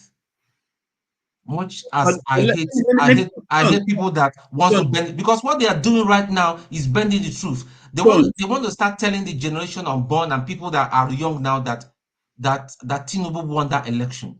That is what they are trying to tell us. Hold on. Let me actually ask you. You said something that he's a paid agent, and I heard that again and again here about different people. that people are paid agents. Is it illegal to be a paid agent? Let's even say someone is a paid agent. Is it illegal to be a paid agent? Rodolph, let me answer on behalf of Rodolph, Tone. it's not illegal, but I'm they sorry. should come out and tell us who they are. It's not right. It's not There's nothing illegal. wrong being a paid Rodolph, agent. it's not illegal. We will welcome it, but they should Stop let us pretending. know Come where out. they stand. Let him It's come out. Let me be appropriate, proud of like it. forefathers Thank you. Thank you, Alaba. Thank you so much. Maxi. Oh my God, this guy's Maxi, funny. I hope you, No, Maxi, hold start on. doing your press up. So I think we had better Yeah. start getting fit. So I'm not hold into on. Pansat. I was getting Start at doing our press something. up. Okay? Speak. Tone, hold on. I was getting at something. So it's not illegal to be a paid agent. All that you are requiring. A paid agent to spread the fact, I don't mind. But paid agent to spread lies and destroying every other. Tomorrow is Dr. Rudolph. Tomorrow is Christmas. Tomorrow is Christmas. Do you know how many children that will be hungry? Not even talking about rice. Do you know how many children that will be hungry? It touches my heart. Do you know how many people that don't have electricity? A lot of homes don't have electricity. They can't even afford the fuel. Talk less of a generator. Okay, thank you, Tone. So I agree with you. Let me get to another question. Okay, is this, because if you think about it, the spokesperson for APC, spokesperson for the government, you can say they are paid agents. They are there to defend the position of the government. But let me ask this question: does it mean that we are incapable of challenging anybody? I believe should just come back. That is my stand right now. The military should I come know. back, whether they fail or not. But the military have never failed Nigeria. The military should just come back. A democracy or whatever they call it should be turned. That stupid constitution should be torn into pieces and dumped somewhere. Rodolph, see, we are not even afraid of, we are not afraid of Niger being a paid agent or anything. No, I'm not even talking about but he's using the bully pulpit, the Oh power my of being God. an anchor to suppress other people's view, to That's promote not good. the dangerous view of the other side. That's not good. Okay, let me say one more thing about this. Oh my God. I believe that we here, people that come in here, and I have a lot of respect for. I'm hearing noise from someone. Can you mute yourself? People that have kids. Okay. So I have tremendous confidence and trust in the people that work in here, and at any time, any hour, that they can take on anybody. It's like if my students, okay, I have visiting professors, guests coming to my class. I have confidence that my students can take Rodolph, you have been infiltrated. You don't know. I told you about the cuckoo board yesterday. Oh my God. Yesterday, after you left, he still did the same thing. The cuckoo board. You know, and we're telling you these things, you think we are, it's when they have the control. That's the problem. When they can remove people and paraphrase people's words. That's the problem. There's no diversity. They're controlling things like the Nigerian politicians are. So we have new things that we're rolling out from next year. So and I'll reach out to most of you, and I've said everybody who wants to be part of the back room, maybe post-production and post-production and other things. You can give me your number, especially people on the panel who are interested in talking. We're thinking about something, so there will be a few things that we're going to change from next year. But just to conclude, thank you everybody, and I really appreciate all of you, and I know that you guys from Steve. Can I use 1 minute to respond? Because they will not let me talk. No, Godfathers, wait. Godfathers, give me 1 minute first. Yeah. Godfathers, give me 1 minute first. Rudolph, what you are planning my next brother's year. here. Okay, hold on. I will listen to everybody. Rudolph, you don't allow me to speak. No, it's not your turn yet, Max. Steph, what you are planning? What you are planning next year? What we are planning next year, is let's talk offline. Nigerians? Is it about Nigerians or just any? Okay. Let's talk offline, Siam. All right, Steph, why would they speak before me, Rudolph? I've been here. I called you. You said you have nothing to say. Don't misquote what I said. I asked you first. You said you don't know the topic. You don't know. You asked me a question. Yeah. And I told you I did not listen to the interview, right? That doesn't mean that I do not have. People have been talking. I've been listening. Yeah. Right. Okay, we'll get back to you. I know you're there. Okay, thank you, Bishop, for yielding the floor to me. I appreciate. Forefathers, you see what I used to tell you, that it's always hard for somebody to defend you, because as much as we are trying to defend you, you will always show yourself. You did not vote for P2B. You are not a supporter of P2B. That one by the side. I'm not blaming you for it. You have your own reasons. You can choose your own candidate. But for anybody to justify what happened early this year, there is a free and fair election, and the person that won, that irritates somebody like me. It's irritating. It was a sham. We saw it clearly everywhere, ranging from Port Harcourt to some other states. Let's even keep Lagos aside. If you are saying that the person that won, then it's a kind of trying to bring you out from your corner where you've been hiding since. And it makes somebody like me uncomfortable. The only area that I kind of want to agree with you and disagree with some other people is that neither of them may really give us the solution we are looking for. If you are saying boycott, if you are saying collect PVC, it's still the same thing. If you boycott, they will still remain where they are. If you collect PVC, they still remain where they are. So neither of them is actually a solution. Except there is an intervention that's going to change the system, whatever that means. But if you want to repeat what you did before, they're going to do the same thing they did before again. The young man that came in today, I think, I don't really want to blame him a lot because he's just an individual.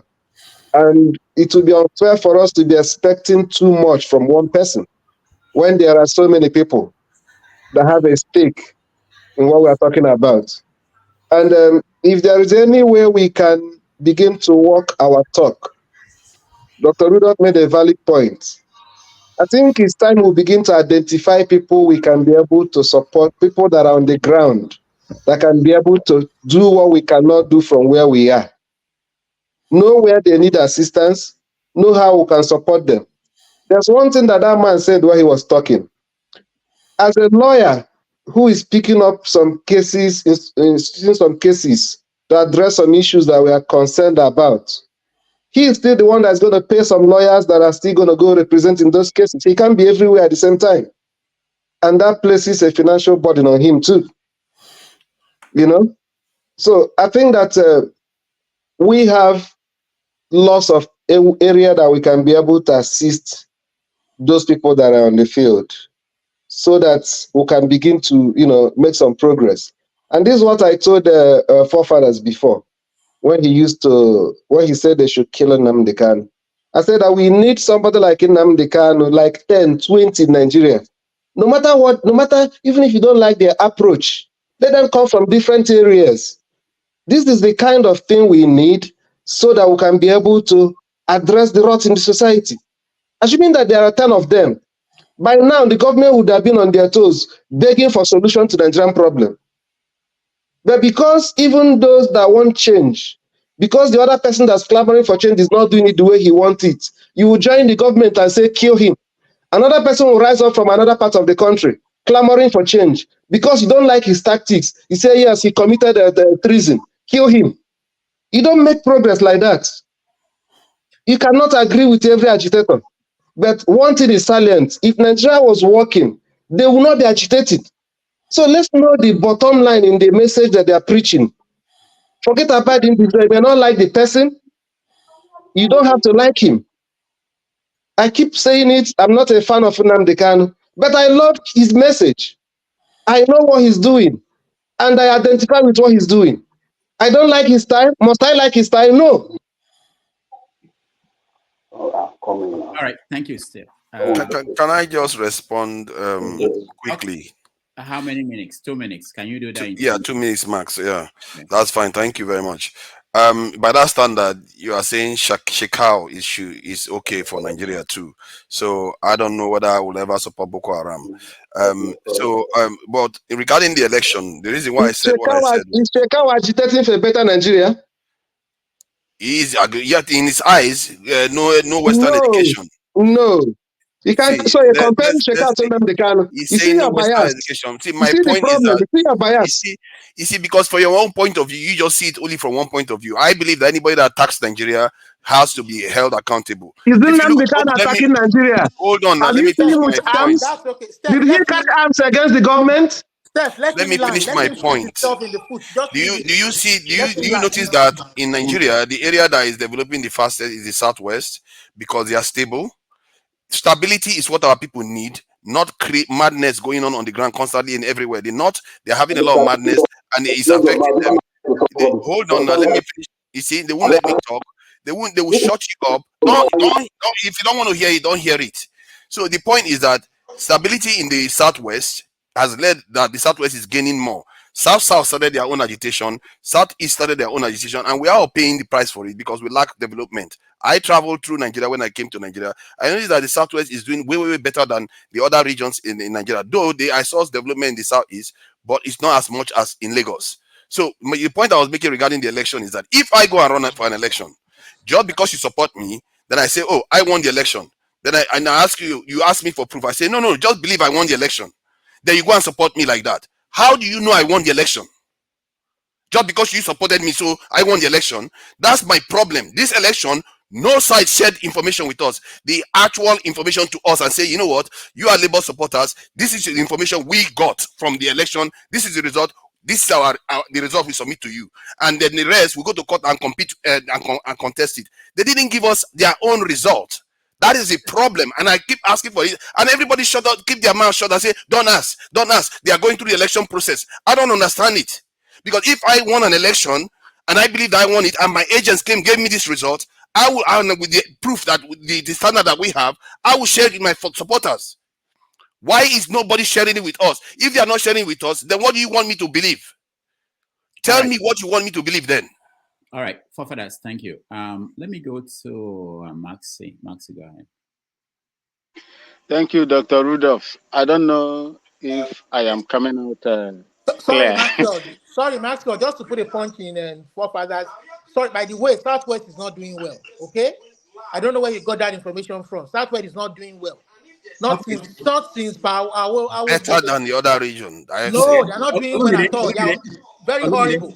Olumide, thank you. I actually didn't want to challenge because he will prolong this. I mean, when there are some things that people say here, like when he said I caught it, saying Southwest, and then he ended up saying Lagos. Because if you are saying that Lagos is doing well, what about Oyo? What about Ondo? What about? But you know, if we but Lagos is doing well. Lagos is part of Southwest. Lagos It's a is major not doing one. well at all. No, compared to the other regions, I'm not saying it's doing spectacularly well. Lagos is former Nigerian capital. Can I go on? Hold on, guys.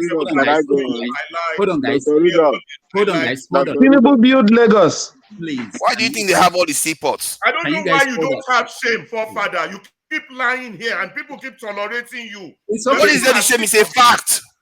No, hold on. Sit yourself down. What's a fact? Oh God! Wow, you guys are killing me. Rudolph, can you remove Alabi, please? Can you remove, if you want us to be coming here, can you remove Alabi, please? You cannot come here and be insulting person all the time. Why should you ask What do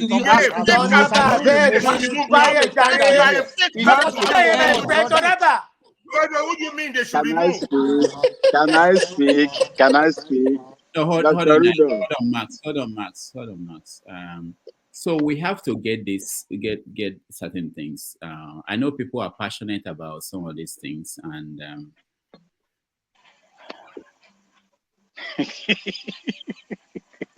you don't win the argument by screaming. You know? When I see anti-Nigeria people, I just can't. These are the true anti. Please go ahead. I didn't remove Olumide, not me. But let me just say this. I don't think we need this. To Niger remove them. To Niger remove them. From Father remove them. I don't think people need to do this. Let me when forefathers said that, and I've had this in several arguments. Even when I'm not here, I listen to you guys. Sometimes people think I don't listen. And people always talk about Lagos. Have anybody cared to listen to the budget, the amount of money each state is budgeting in Nigeria? That will tell you the power of the state, how much they can do. When you look at Imo states, the budget of Imo states, some states have 200 and something billions, but Lagos is 1 point something trillion. How do you expect you are comparing Imo State or Gombe with Lagos State? You can't. Yo, but that's my point. They are growing because they have that stability there. No, don't say that, because you have to wait before you can even talk about why they are where they are. If there's anything magical, what is magical about Lagos that is not in Oyo or in Ondo State, other than the composition and the history? So you have to put it into consideration. It's not about Southwest or people are failing in the country. The whole country is a failure. You can't say that there is one part that is shining. There's nothing shining in Lagos. If you compare, I've done that. I've done that for people to understand. If you compare Rwanda is almost, if you put Rwanda and one small country again, you get the size of Lagos, both in the economy, size of the economy and population. But Rwanda is better than Lagos. And that's why we have low expectations and we praise something that we shouldn't praise. And we make these exaggerated statements. It shocks me sometimes when I listen to it. But anyway, that's not the point. The point I'm making is this. I had when forefather said that, I didn't want to. I said, if I stop him and challenge you him, want us to engage on this thing you are talking about, I will engage you on it too. No, I know we can do that. That's why I told you you'll be a guest very soon. But we will do that. But I didn't want us to be, I want to hear other people. That's why I this that. network. What is this network doing this now? Who's speaking? All right, Max, go ahead. Max. Yeah, it's frozen. All right. Are you frozen? Okay, can you hear us? Yeah, I'm here. I don't know what is going on. The network is very, very bad. I think because of the weather here. We are in the Hamilton. Go ahead. Dr. Rudolph, can you hear me? Yeah, go ahead. Thank you. Thank you so much. You see, it's very, very sad and disheartening when people compare Lagos, the former seat of government, a state that had the capital status, the federal capital status, comparing it with other states. It is very, very disheartening. Lagos is what it is today. In fact, if it is in other countries, Lagos, you will not even go anywhere in Lagos and you will not see roads that are tarred. Because that state benefited from the federal status. All the companies you have in Nigeria is located in Lagos. Even the oil companies were located their headquarters were in Lagos. But in Bayelsa, in Abia State, in Imo State, in River State, Akwa Ibom, Cross River, there is nothing there. And somebody will come out here and tell me that Lagos is progressing where you don't have electricity, you don't have water, you don't have good roads. Go to Ebuleba. Go to Ebuleba and see what is there. Go to Miron Avenue in Ebuleba and see what is there. You see, Nigerian people refuse to listen to the truth. And the truth is what most of the times I will say here, whether you like me or not. Senior comrade, Tony, the organization you and I served destroyed Nigeria. The organization you and I served destroyed Nigeria. And I think I was in this platform when I asked my former CSO, Al Mustafa, What he has to tell the Nigerian people for what our organization that you and I, Senior Comrade Tony, served, did to Nigerian people. The problem you have in Nigeria today is as a result of what the military did to that country. They did it also in Ghana here, but we came out of it. We came out of it. And today, I can take my voter's card, go and vote, and nobody will harass me. That is how it is.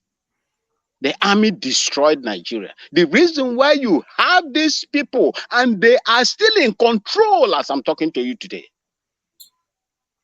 I told you people here when they were campaigning, Operation Get Your PVC, Get Your PVC. I told you people that I have observed elections in Nigeria, and my senior comrade Tony will also testify to that. There is no credible, fair election in Nigeria ever. Even Abiola, the election that elected Abiola was not credible. It was not credible.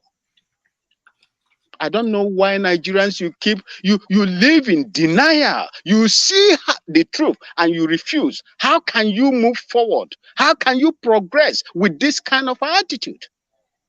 The reason why I speak so much about Nigeria. My mother is from Abia State. And whatever my people are going through in Abia State, I feel it. I do send money here. Here from Ghana to Nigeria. I do send money.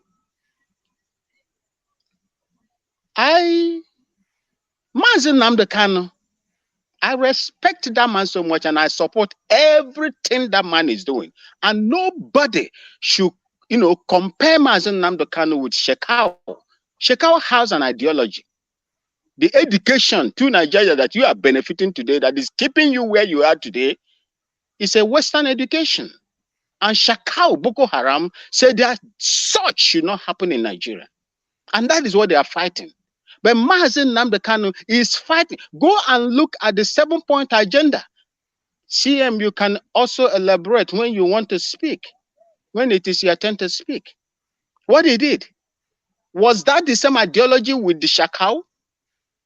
When you are comparing Mazi Nnamdi Kanu with Shekau, is Mazi Nnamdi Kanu ideology the same as Shekau? Mazi Nnamdi Kanu told them, go and develop Cross River Seaport, Port Harcourt Seaport, Delta, One, and the rest of them. Did they do it? Is that the one that you are comparing with Shekau? I will not sit down here. Most of you are highly educated. But when you come out here and put out these things here, it makes me to wonder the kind of education most of us have acquired. It's disheartening.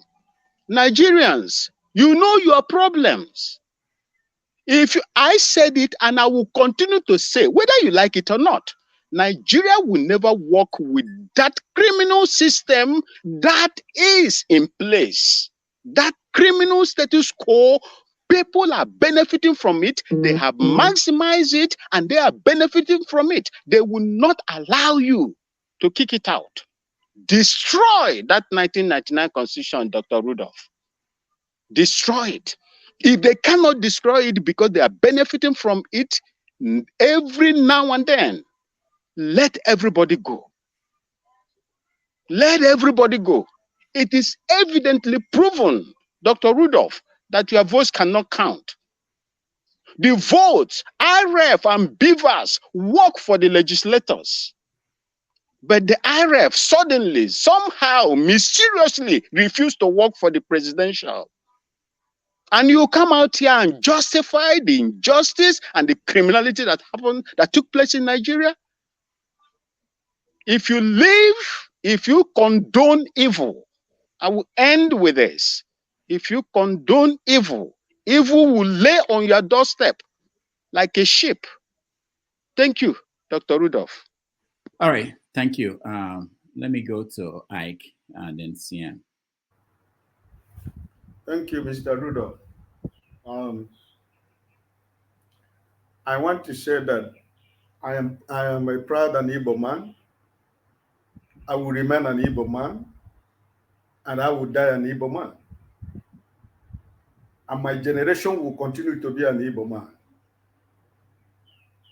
I was listening to it last week when you, my forefather was talking about my forefather's generation.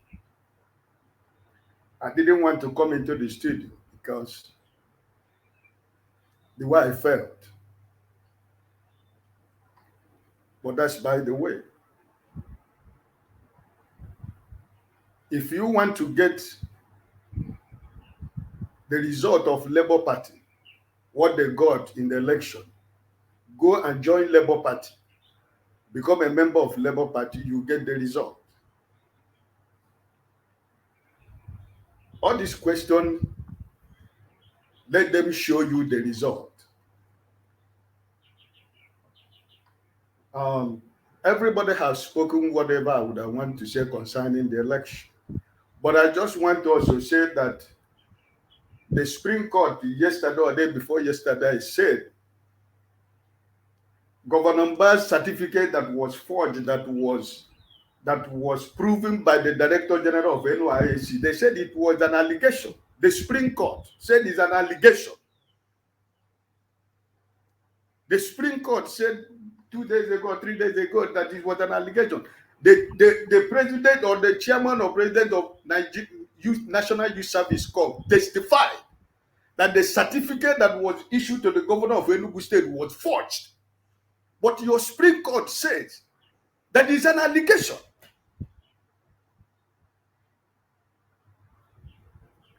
So I'm happy that Mr. Tone spoke to you today because, like my brother, the other Steve said, nobody can defend you, my brother, forefather, because you are always everywhere.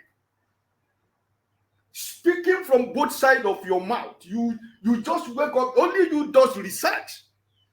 Only you know the story and the history of Nigeria and Africa and China. Only you. Only in your house you have your own computer and your research, network where you research everything. You know everything. You just said now the Southwest is progressing more than the East and South. It shock you. Where did you go in the Southwest? You're talking about Lagos, the federal capital of Nigeria, before today that we have Abuja. And Dr. Rudolph is trying to put your head well in your pillow. You're trying to say you want to make an argument with Rudolph on a private, discussion. This is that education all of you have acquired that you use in every platform to deceive Nigerians. Those that can be deceived.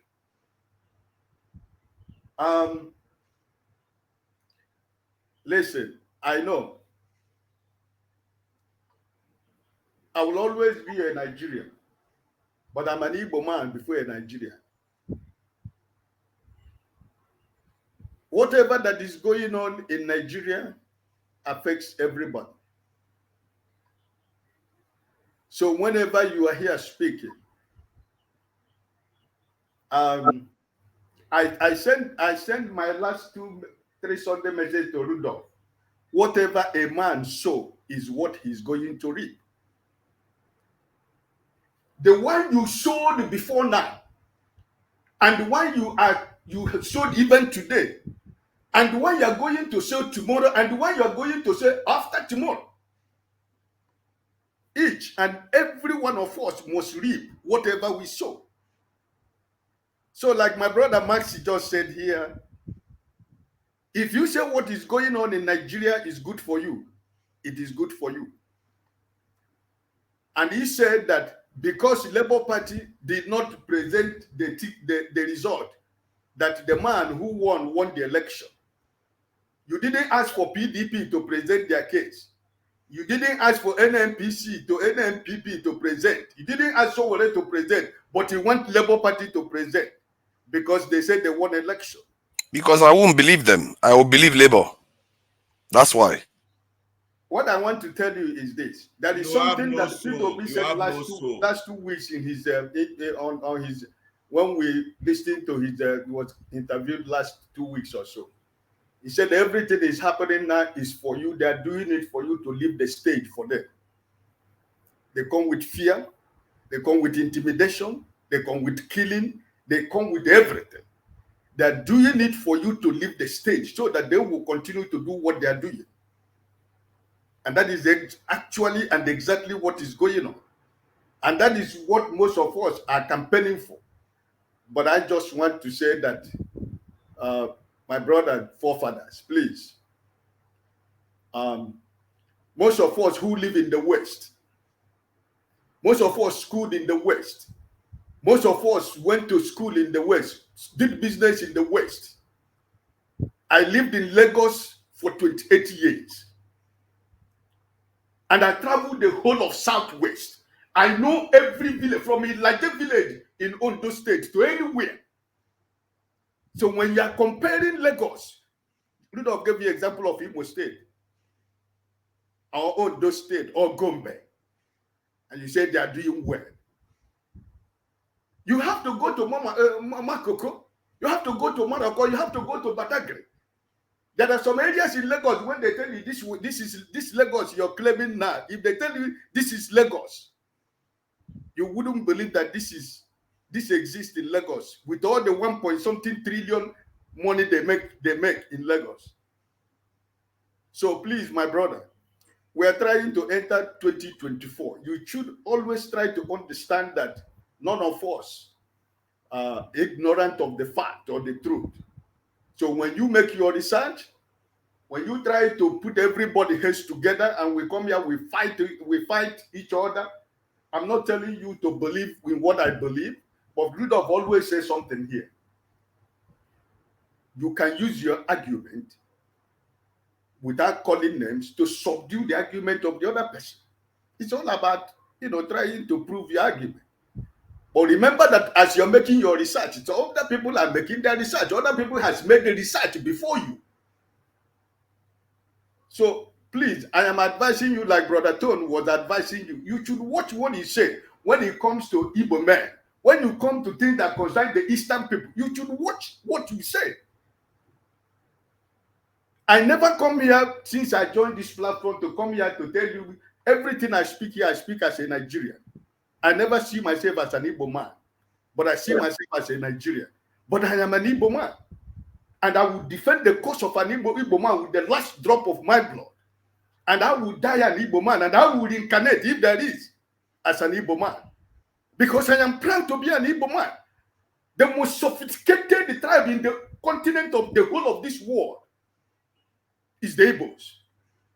Wherever you go in this planet Earth, you don't see an Igbo man. Go away from there because nothing good is going to come out of that place. Go and check. Okay, thank you, Ike. Just a bad news for you, Ike.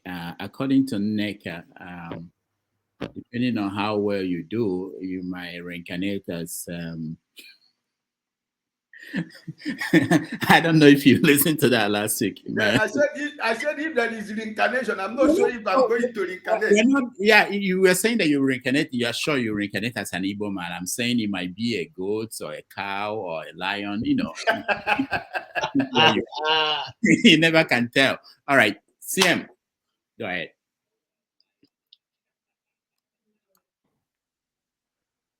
Let me see. Okay, thank you, Rudolph. Actually, I listened to Chief Malcolm Omirhobo, he's a lawyer, and particularly I take a liking to him because he was the first lawyer I saw who appeared, I think, at the Supreme Court, barefooted with one type of babalawo type of decoration in his left eye or thereabout, and he said something that it enables him to see spirit or something like that.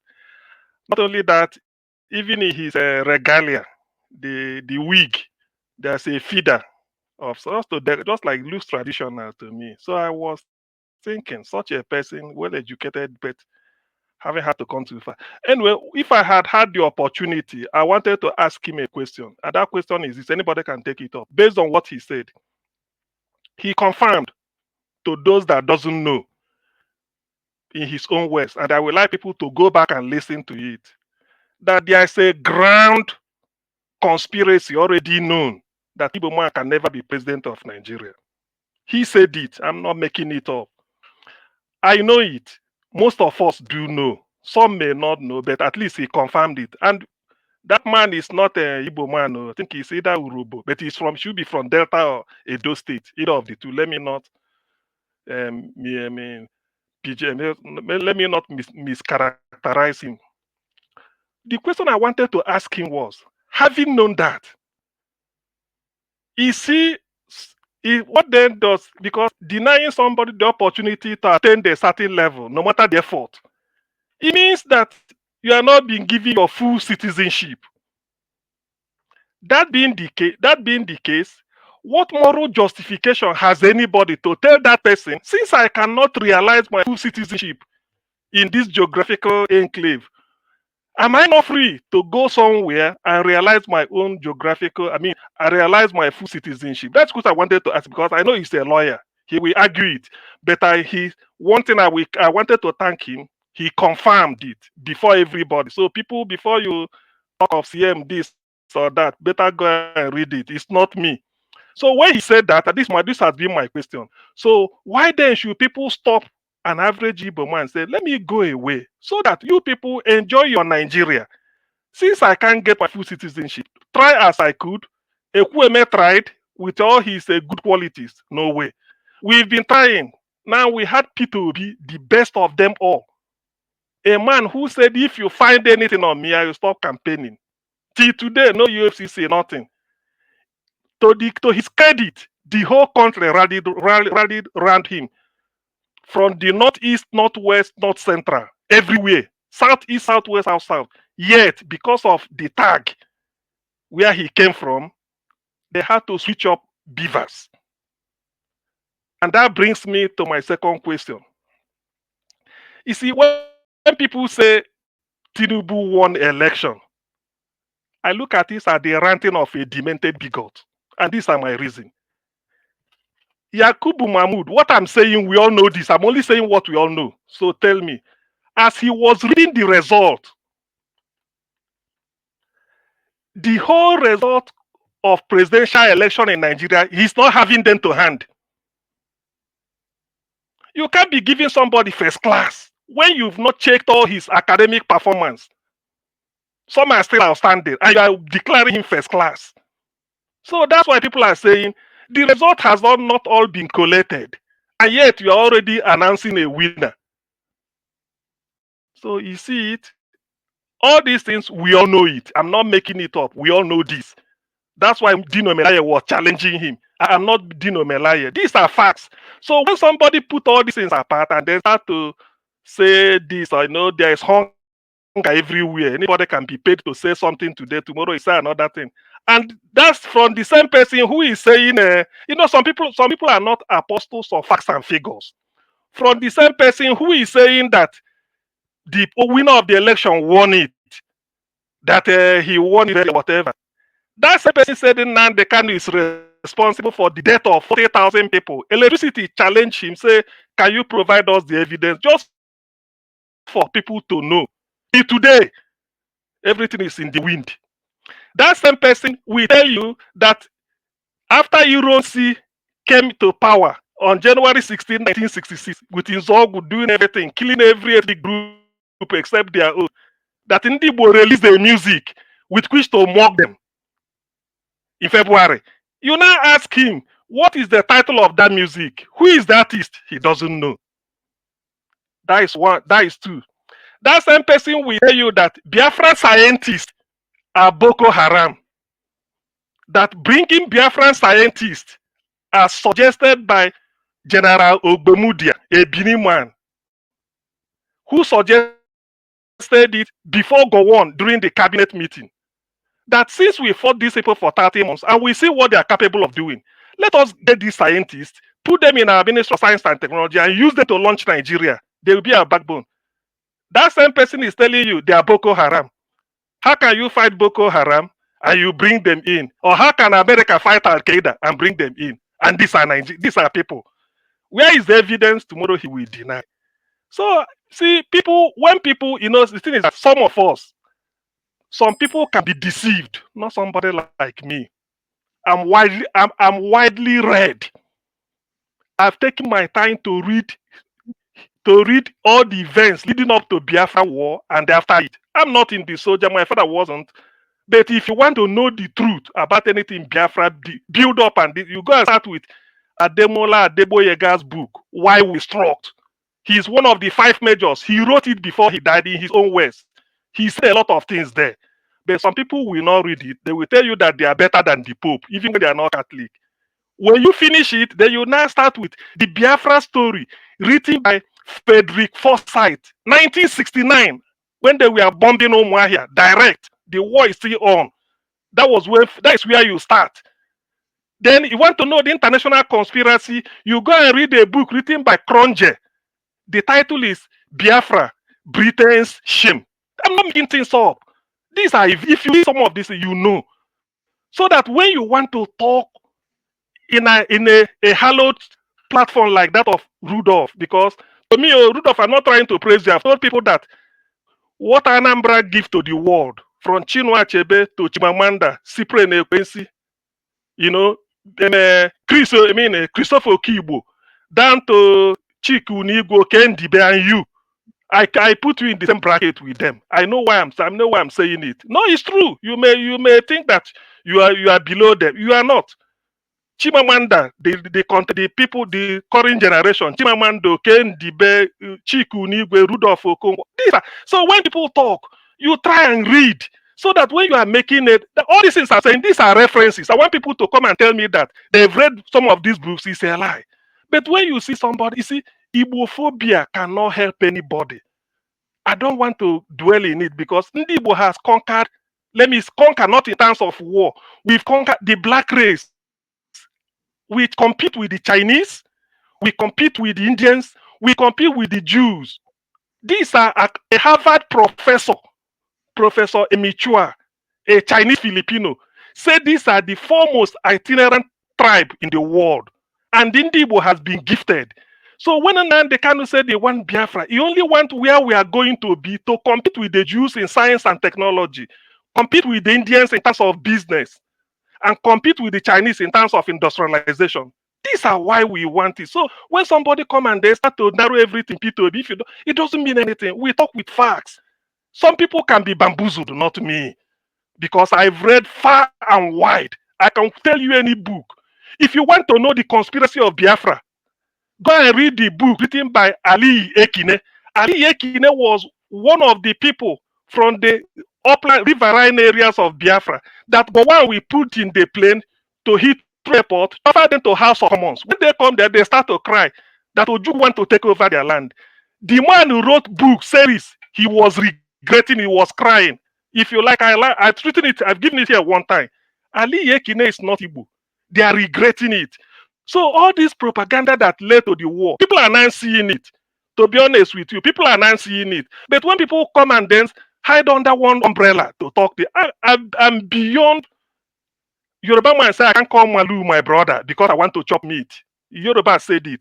So for me, I'm beyond somebody to come and be debating events of the civil, because I know I will refer you to books. And when you read them, you now understand. Henry Kissinger, who died in US the other day, go and read what he said about Biafra and Igbo. So when people come and they start to talk nonsense or this or that, who on earth will say that Tinubu won an election? Was it free and fair? Election in which the beavers was switched off for a purpose, which Malcolm confirmed today. Ovie said it one day here that even if it's a saint that come from the southeast, he can never rule Nigeria. We know all these things, but somehow we said these are generation something. My father tried. Then let me try so that I can have children, I can have story to say. I wanted to ask that man. So since they know there's a grand conspiracy, why can't we? What is the candidates? Can anybody tell me the character flaw of P2B and what he's saying? So please, let us, it's for people that doesn't know. As for me, I'm above all this because I keep reading. So I've known all this. But for those that will be bamboozled, I pity you. But for me, Igbophobia cannot lead anybody anything. Let me end on this note. You cannot hold why Nigeria is where it is because they don't want Igbo to get up. The moment they want Igbo to get up, Nigeria will go up. It's as simple as that. If they let them continue doing try your luck for the next 50 years, it will continue to be. But I'm really sorry. Nigeria should not be a giant of foot of clay. But because of the conspiracy, which this man confirmed today, that's why I'm now said yes. So my thing is that if I want to quote, I can quote Malcolm Omirhobo. He said it. He's a lawyer. So why then do you stop these people from going to be their own people? When you want them to be part of Nigeria, but you don't want them to attain that height, you give them the highest cutoff, they confess in JAMB, they confess in WAEC. You deny them everything, they go to Olympics and win gold for you. You deny them everything, yet we out of their hospitality. No Nigerian can donate his aircraft free of charge to carry people. At Sudan, an Igbo man, Allen Onyema, did it. No, I bet you no Nigerian. An Igbo man donated $1 million to College of Medicine, University of Ibadan. $1 million, more than 700 million naira then. Everybody was shouting. So this is the out view of the. You see, when you give, you rise. But if you feel you can hold Igbo man down and they bring animosity, plan all this, all that, nothing will happen. If Tinubu is not there, if P2B is there, Nigeria will be a different case. It's as simple as that. So please, if you are thinking, let people should try and put their anti-Igbo sentiment to check. If you don't want, if you bring it out, for me, I will laugh because all these things I know. If you look at me, I know how you are looking at me. If you laugh, I know why you're smiling. But then let us end this. Rudolph, whatever you are planning next year, whoever comes here should introduce himself. Hometown, local government, your state in Nigeria, so that we now know who we are dealing with. It's as simple as that. Failing to do that, I don't think we are doing ourselves a favor. All of us should be happy where we come from. It doesn't mean anything. Even if you come from a rural area, it's as simple. It means that you need to be developed. Thank you very much. All right, thank you. Let me go to Janaba. Olumide, I see you and Alaba. I will come back to you and Tone, but I want to hear from people that we're here to hear from. Janaba. Dr. Rudy, thank you for having me.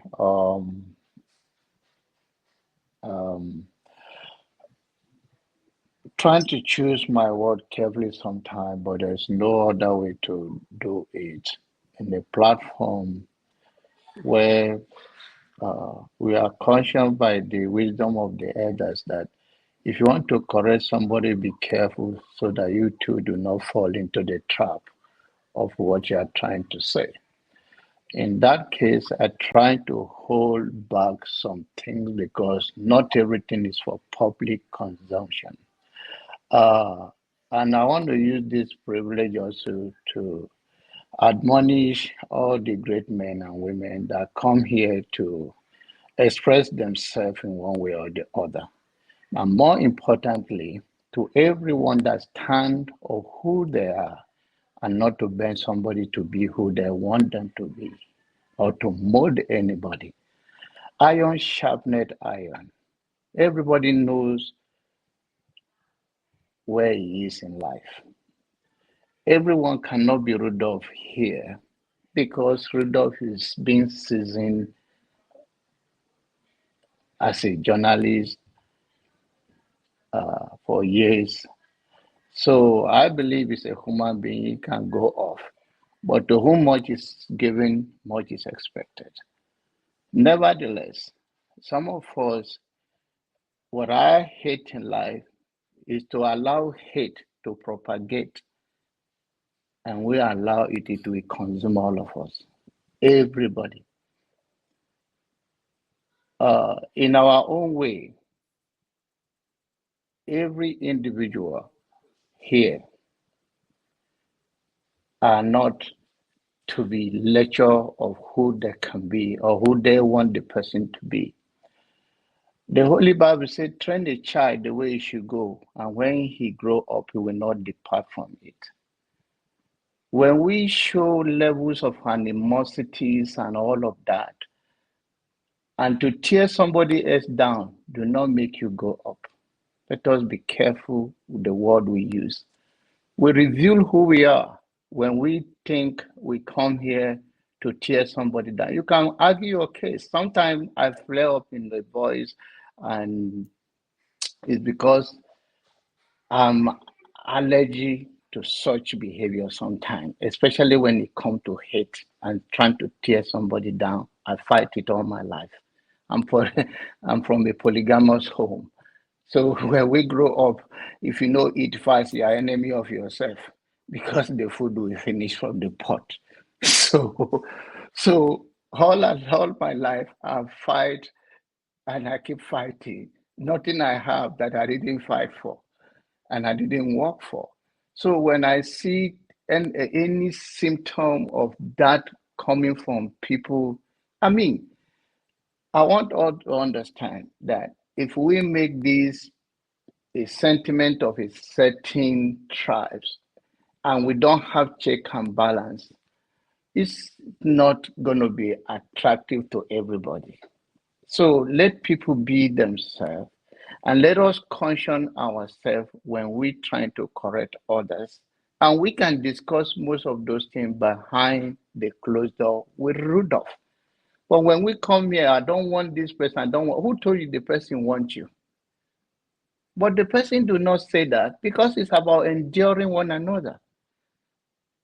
Some of you that condemn others and all of that, you carry what is a rule on this platform that have been pronounced. You break it several times. And I don't want to make it about any other person, but I want to take anybody that would. Next, please.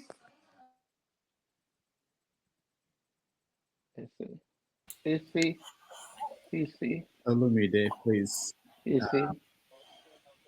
So that means let me talk now. I've been here for like forever. You were there when you CM guys was going on for 20 minutes. Nobody Yes, interrupted. nobody saying that is nothing. not nice. You see, it is we cannot. And by the way, I've been a champion of this platform before these young people come. And when you come, respect your elder. Who is your elder? Who is your elder? Not, you Who is your elder? An elder. Please, if somebody's selling medication, you should take it before you come, please. I'm sorry, and I'm now going to go the other side, and I don't see.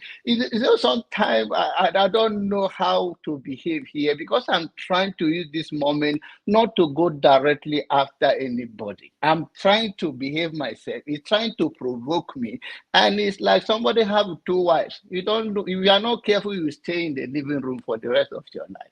So I will end up with this note. Dr. Rudy, I'm here. Let next person talk. But you can see the lack of temperament. You can see that this is the same people that are here hearing other people talking. They don't see something because they can't endure the moment. And even if you think the person is not saying what you are thinking, don't you know it's a test of your temperament? Come on.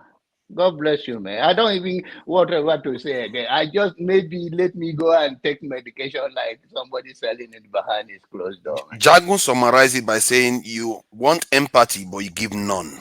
Some of us people don't give empathy to any other people at all. Yeah, it's all so right. bad. Thank you, brother. I'm here, brother. Before number 6 speaks, let me say that all of you, incidentally, this is something that most of you may not know. Everybody here, you all have fans, not just on the comment section, but in the real world. People support, people say to me, oh, Tony is the best person in this platform. You all have fans. So it's very difficult to say that, this is I see people saying John Abba is a problem in this platform. It's very difficult for people to say that one person is the problem because that person, whoever the person is, has fans. And I think that's how the real world is. And the fact that if you go to the real world, which I don't know if everybody here visits that place, but if you go there, you find different opinion, different from your own. Anyway, number 6, Phil, go ahead. Thank you. I don't know why you just banished me to the backstage. Whatever. Yeah, because I don't like that because I don't come on often, but I'm one of the people that promote this program by listening. Thank you very much. But I don't remember that when you I just come once in a while. when you Number interrupt. one, yes, because this is my opinion, and So, the so right listen, time is that. hold on, Go let me ahead. say something wider because of what you just said. Just think about this, eh? I've been trying to calculate how many hours I've been online since we started this almost 2 years ago, and listening to people without saying anything. Just think about it. How many just listening to people, and then somebody comes in, maybe they have 1 hour to stay with us, but they won't even listen to anybody. They will just go off immediately, and So I think it's not fair to people who have been here. Go ahead. Yes. Number one, I don't have much to say. Forefathers is not a good host. That's my personal opinion. Whenever he's hosting, the show is very shallow. So if you want to build a global platform, you are even starting on a very wrong footing. You are by making forefathers your host. That's number one. Number two, Tom was saying about the lawyer that came when he talked about minority challenges. People have opinions. Those challenges the lawyer claimed the minorities had. Those are the people's experiences. So don't just shut it up and say people are lying. It's important you listen to them.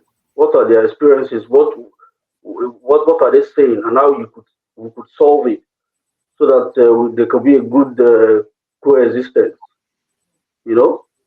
So that all those errors that were made in the past will be corrected, so that we can forge ahead. Because people want to be together, especially those in the south and the southeastern areas. The people are gravitating towards wanting to move ahead together and build. So when people say they have fears, listen to their fears. When they say they have complaints, listen to their complaints. Some might be genuine, some might not be genuine, but you have to listen. You have to find out what are these fears, so that we could amend those fences, and we can forge ahead. I think that's all I have to say. I don't have much to say. But one last thing. What this program has been doing, it has been enlightening people, and myself inclusive. I used to come here. I used to want. I'm action oriented. I'm not into too much grammar. And I recently I found out I had to join my own my social cultural group here in the US, so that I could begin to advance some of the ideas I have, rather than just sitting down on the side. And it was through this program and the articulation, that we are all doing here, moving forward. Let everybody begin to participate in any way you can. That's all I have to say. Forefathers, the guy doesn't know what he's saying most of the time. He just come and talk a lot of. To me, I don't care what anybody he's called. He talks a lot of trash. Whenever you are not here, I just turn off the show. I don't listen. He doesn't know what he's saying. Nobody knows where he's from. Can't even. You will just go to chat GPT and be blabbing. That's why I just bust him, because I'm very temperamental in that way. I can't stand a lot of irrationality. You know what I mean? When there's no rationality to what you're saying. You just be blabbing, blah blah blah blah. So that's why I just needed to bust him. All right, thank you. Dr. Daniel has done his job. He said this is the Lord's work he's doing, which is to create this platform. The question to every one of you: what is your own work in the whole picture? Everybody will not be a host, so people should begin to take action. Let me leave it at that. Thank you. Thank you so much. Number 6. Phil says you encouraged us to start something, and you didn't show up once. No, we started it, and you didn't show up once. What do you mean? Did you send the? I have to come here to remind you. Follow to Niger do anything. No. I have to come here to remind you about this. Then you now follow and do anything. APC agent. See, no, you'll be sending email. You'll be sending email to when you didn't even ask about time. The time that I'll be looking for my own Gary to eat. That's why you want me to come and follow you to get grammar. But I'm just saying, you're action oriented. When I even send the email to you that, how did it go? I'm busy. Did you respond to me? Well, I don't get time for this way to talk. I've left you. Everybody can just go and do what they want to do. Just take action. That's what I'm saying. Me, I've already taken action. I've joined my social cultural group. whatever I believe in, I'll begin to. I would appreciate when you want to criticize me, you actually say what I do wrong, what I got wrong, the facts that I got wrong. But it's okay. It's your opinion. So if you want me to do that, I will prepare for you. But right now, I'll prepare for you, then I will come. Thank you. Number 6. Alaba, what's up? I wanted to go to all eyes on the judiciary. Go ahead. 1 minute. 1 minute. Yeah, okay. And otherwise you have to wait. Okay. Okay. Which one do you prefer? I'll wait. Okay. All eyes on the judiciary. Go ahead. Happy Christmas, everyone. Happy great panelists, everybody. Are you hearing me, Dr. Damage? Yes. Okay, I know what you want to say. Say it to the complaint. We are talk. Hey, guy. Chippy, guy, chippy. Don't know how they do that. Yeah, we they do things. Okay. And tomorrow is Christmas. Just good think about it. Good afternoon. It doesn't mean Christmas. There's nowhere you say Christmas we should not fight and debunk like. No, it's not about you. Go now. We see the complaint. Go. I'm just thinking about chippy now. Not let me change that for you. I'm not following you to do that nonsense. All right, go ahead. All eyes on you. Good evening, everyone. Yeah, nice. Dr. Damage, please. I just come to you to say just a little word. I just came for little things, just a contribution. I think you two, as the host, you have to be when you invite a guest. Sometimes try to be jotting some point out of what he's saying, because I see you asking this question, but you have to have some key. Then when people start pushing propaganda, so you two will be able to correct them. You understand? Because I can hear I don't like measuring them, because I don't like to go to gutter with many people. Because when Mr. Omirhobo come, Chief Omirhobo came here. Sorry for saying that. Chief Omirhobo came. When he talked about the Igbo, he said during the eastern region, that is where he said the minority that they think they were marginalizing them. That is what caused the Niger Delta referendum. So people start changing it as if it's his present day. That is saying, there's one thing I always say here, please. That is how people drag Obi, innocent man, clean man. They drag him into the people now tag him as IPOP. This is because of all this character. Honestly, I have told people, even in our association, I let them, please, IPOP Biafra is different from Igbo. You people have to differentiate these people together. Don't tag all the Igbo with it. And I wonder the Igbo is not even saying anything, because people will just see a good people. I've been with Igbo man for 24 years. We have the same company, we have the same share, right from Nigeria to here, in Germany, in Finland, in here. I've never had problem with anyone. But all this IPOP, something you bring, and these people will come, will say it on your platform, I'm IPOP. I was watching yesterday, the guy that come yesterday, call you IPOP, you Dr. Damage, you never said anything. Then tomorrow, if I address you as IPOP, you will say, I'm against Igbo. I don't want people to be dragging people to all those things. We have to be differentiating it, please. I'm begging people. If you want to attack IPOP, put the name IPOP. Don't be dragging people like Obi, like our dear lovely mommy, like Okonjo Iweala. Don't be dragging all those people to IPOP, please. People should know people they are dragging. There are many people that don't do all this character. They didn't support it. They condemn it in many ways. Big people. So please, people should know the way they are dragging. And for guy, like, please let me measure your name. You always say people should not measure. You always say, because you only repeat this thing. People should not measure Igbo when they are talking. But you want to talk. You measure other people tribe. Can they tell you that we cannot say that one? We all are still in one country. Till this thing is divided, we have our way that we can say don't measure. And everybody, we always want to attack forefather. Honestly, unless anybody that have evil mind, that doesn't understand media, like KJ that said he work in media, that's why he says he never work in any media. Because media, you must balance equation. Everybody must not be in one way. Forefather is only the person that always try to balance it, doesn't make the question to fly. But everybody doesn't understand the way it stands, they look it as enemy. It's not enemy. People must balance it. Even if you go to more Chinese. They must balance it. If you are flying something, they must balance, because the person you are talking to is not there. The person you are talking about is not there. That is why some people like Rufai. Some people hate Abati.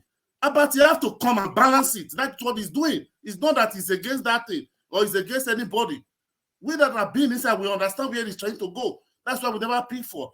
But some people just believe, unless you say burn down Nigeria, that's only when you say the truth. No. Other people, fine, you are saying is your opinion. Other people will still come and say, no, it's like this. You have to balance media. You cannot let it just be one way. And this platform, why? Most people here, most of all the old platform you go, this Dr. platform, that's where you go, you see more people more educated. But some people will vomit here. You will wonder if you are still in the 15th century.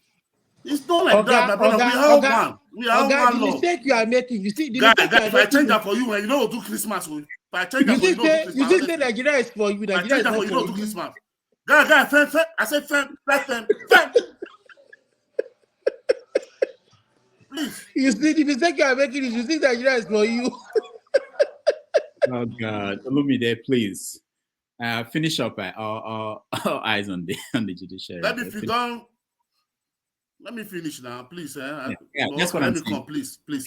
Don't do. Yes. Yeah, you know, you never get any solution. Or you just be talking for 3 hours, talking. You never bring any solution. So we cannot be listening to people like you. You just to come down.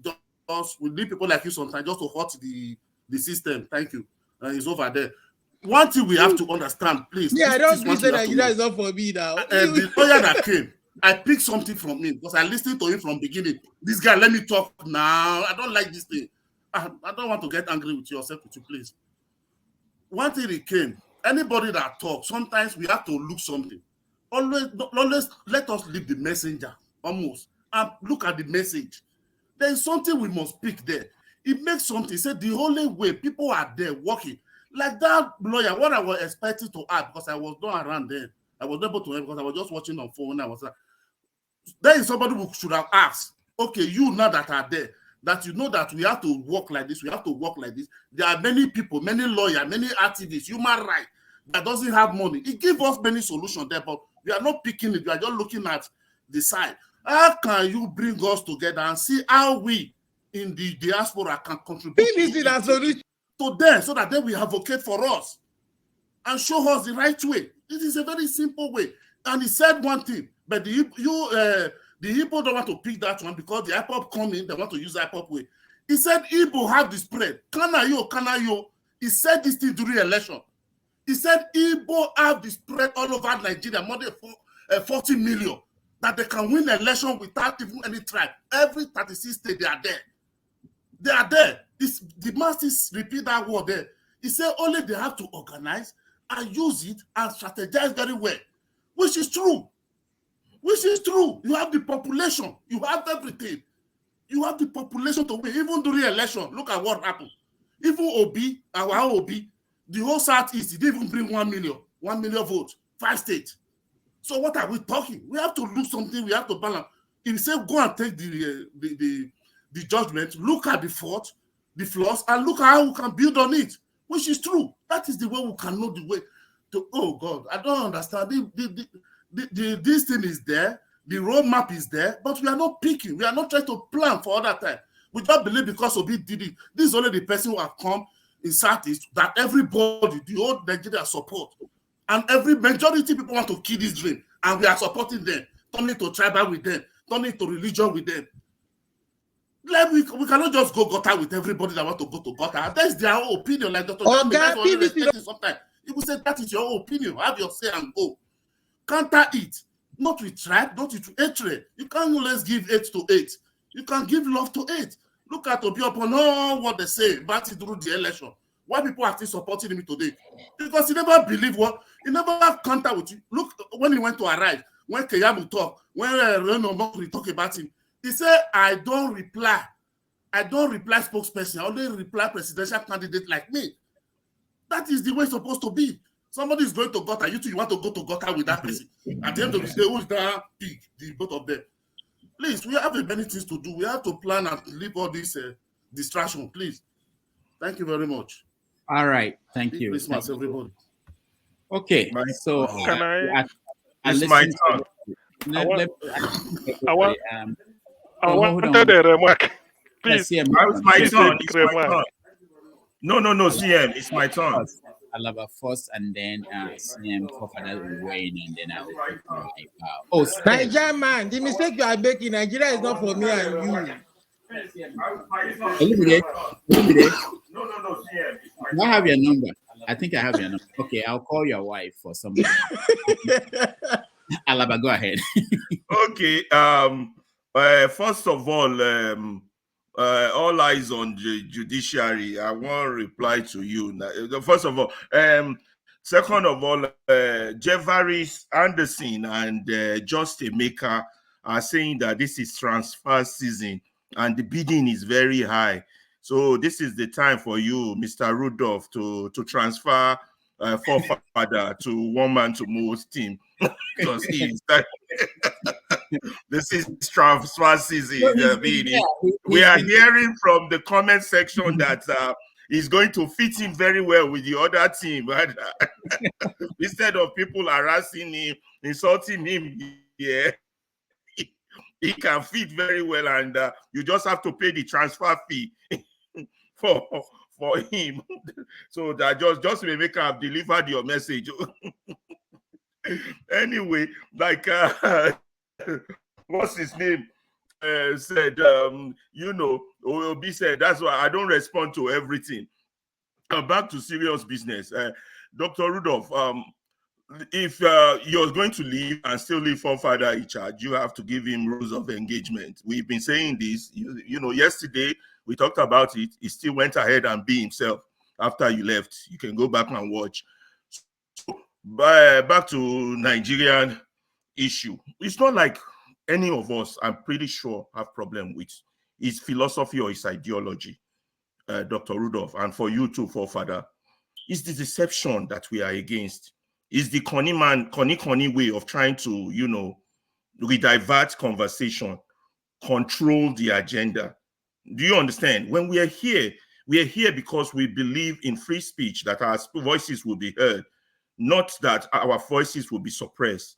We have to understand the difference between suppression of voices and voices being heard. You understand? People are listening. We're shaping minds. But two things we shouldn't tolerate: lies and propaganda. Lies and propaganda. The medium, your medium or any medium, should not be an avenue for that. And being corny about it, come out, say where you are from, who you are, what you stand for, your political. Let's come with a superior argument, not to paraphrase someone else's argument as a superior argument. Because once people have hooked onto that person's argument, you now say, hey, I agree with you. That's what I was saying also. But now you rephrase it and say exactly the opposite. That's propaganda. Nigeria is in a critical state now. Only the truth is there in the book. You shall know the truth, and the truth shall set us free. Only the truth will set us free. If this medium is about my team, my party, my tribe, my ideology, we are failing that country. Even in our speech and no action, we are failing that country. And if we are traitors or enemies, come out and say, well, I stand with these people. At least they are feeding me. Ferreira, your dumbass is not feeding me. Why should I follow whatever garbage you're saying? But those people are feeding me. That's your position. Argue their position. The mere fact that they are feeding you is one positive they are doing. Then we'll rationalize it from there. And then I will come with my own counter argument. If whoever wins the battle of ideas wins. The children listening to us will follow. But to be manipulative, deceptive, interjecting, Rudolph, you got to do something about it. We can't keep repeating the same thing over and over and again. Everybody has their views, and our views are 250 different dialects, ethics. But you cannot manipulation. This is not NTA. This is not TVC. Diverse opinion, I agree, but come to the table. He who comes with equity comes with a clean hand. For months, he's been claiming he voted for Obi, but today he came out. Obi didn't win the election. We now know he never voted for Obi. So the deception, the lies, the manipulation, the game, and he be doing it as if he has brain. Then what the other man said, where the topic of discussion, my God, we are not elementary school children. And then the manipulation of articles on Google. That one is even academic. That's what they call academic, when you are in academics. Academic fraud. What do they call it? Academic fraud. This guy is a master of the game in that.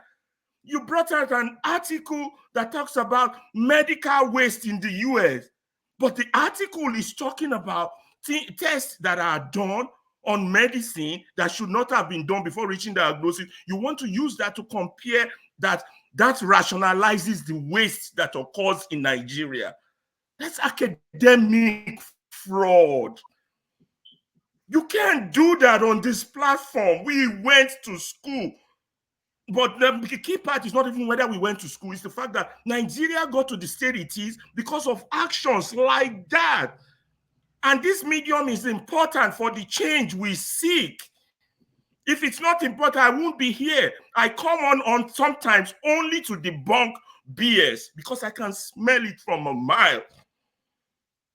Only to debunk that rubbish, that misinformation, because people will get hooked onto it. Well, he just provided evidence. He just provided this. There was a time he showed a graph that shows income, not related to he plays it.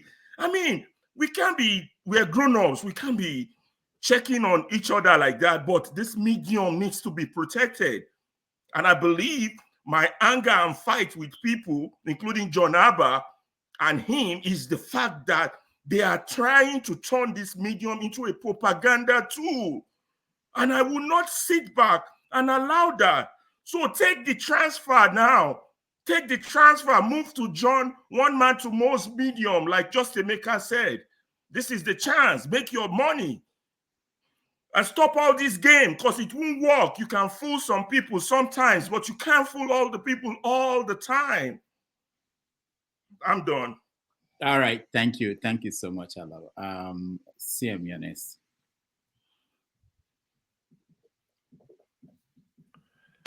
Actually, thank you, Rudolph. You see, actually, what I wanted to, my reaction is born out of the fact that I like superior argument. And when I say I like superior, not because I'm going to win, but when I look at it, I learn. But when somebody, if you want to compare anything, for instance, how possibly can somebody be comparing what Shekau is fighting for and what Nnamdi Kanu is fighting for? How? Let's do the academic exercise. Let's analyze it. Shekau said education, what is it called? Western education is a sin. And he goes on to kill on that route. He's not fighting for anybody. He wants to Islamize Nigeria. And the Kanu is not talking of religion. He's only saying, do this. See, for the people, because of people listening to us, go to YouTube, type Kadaria Ahmed plus Nnamdi Kanu. Kadaria Ahmed is from Zamfara, working for channels. He left Abuja, went down to Isaf Afaruku, Nnamdi Kanu's compound, interviewed him. Nnamdi Kanu told him everything. And it was quite a very good interview.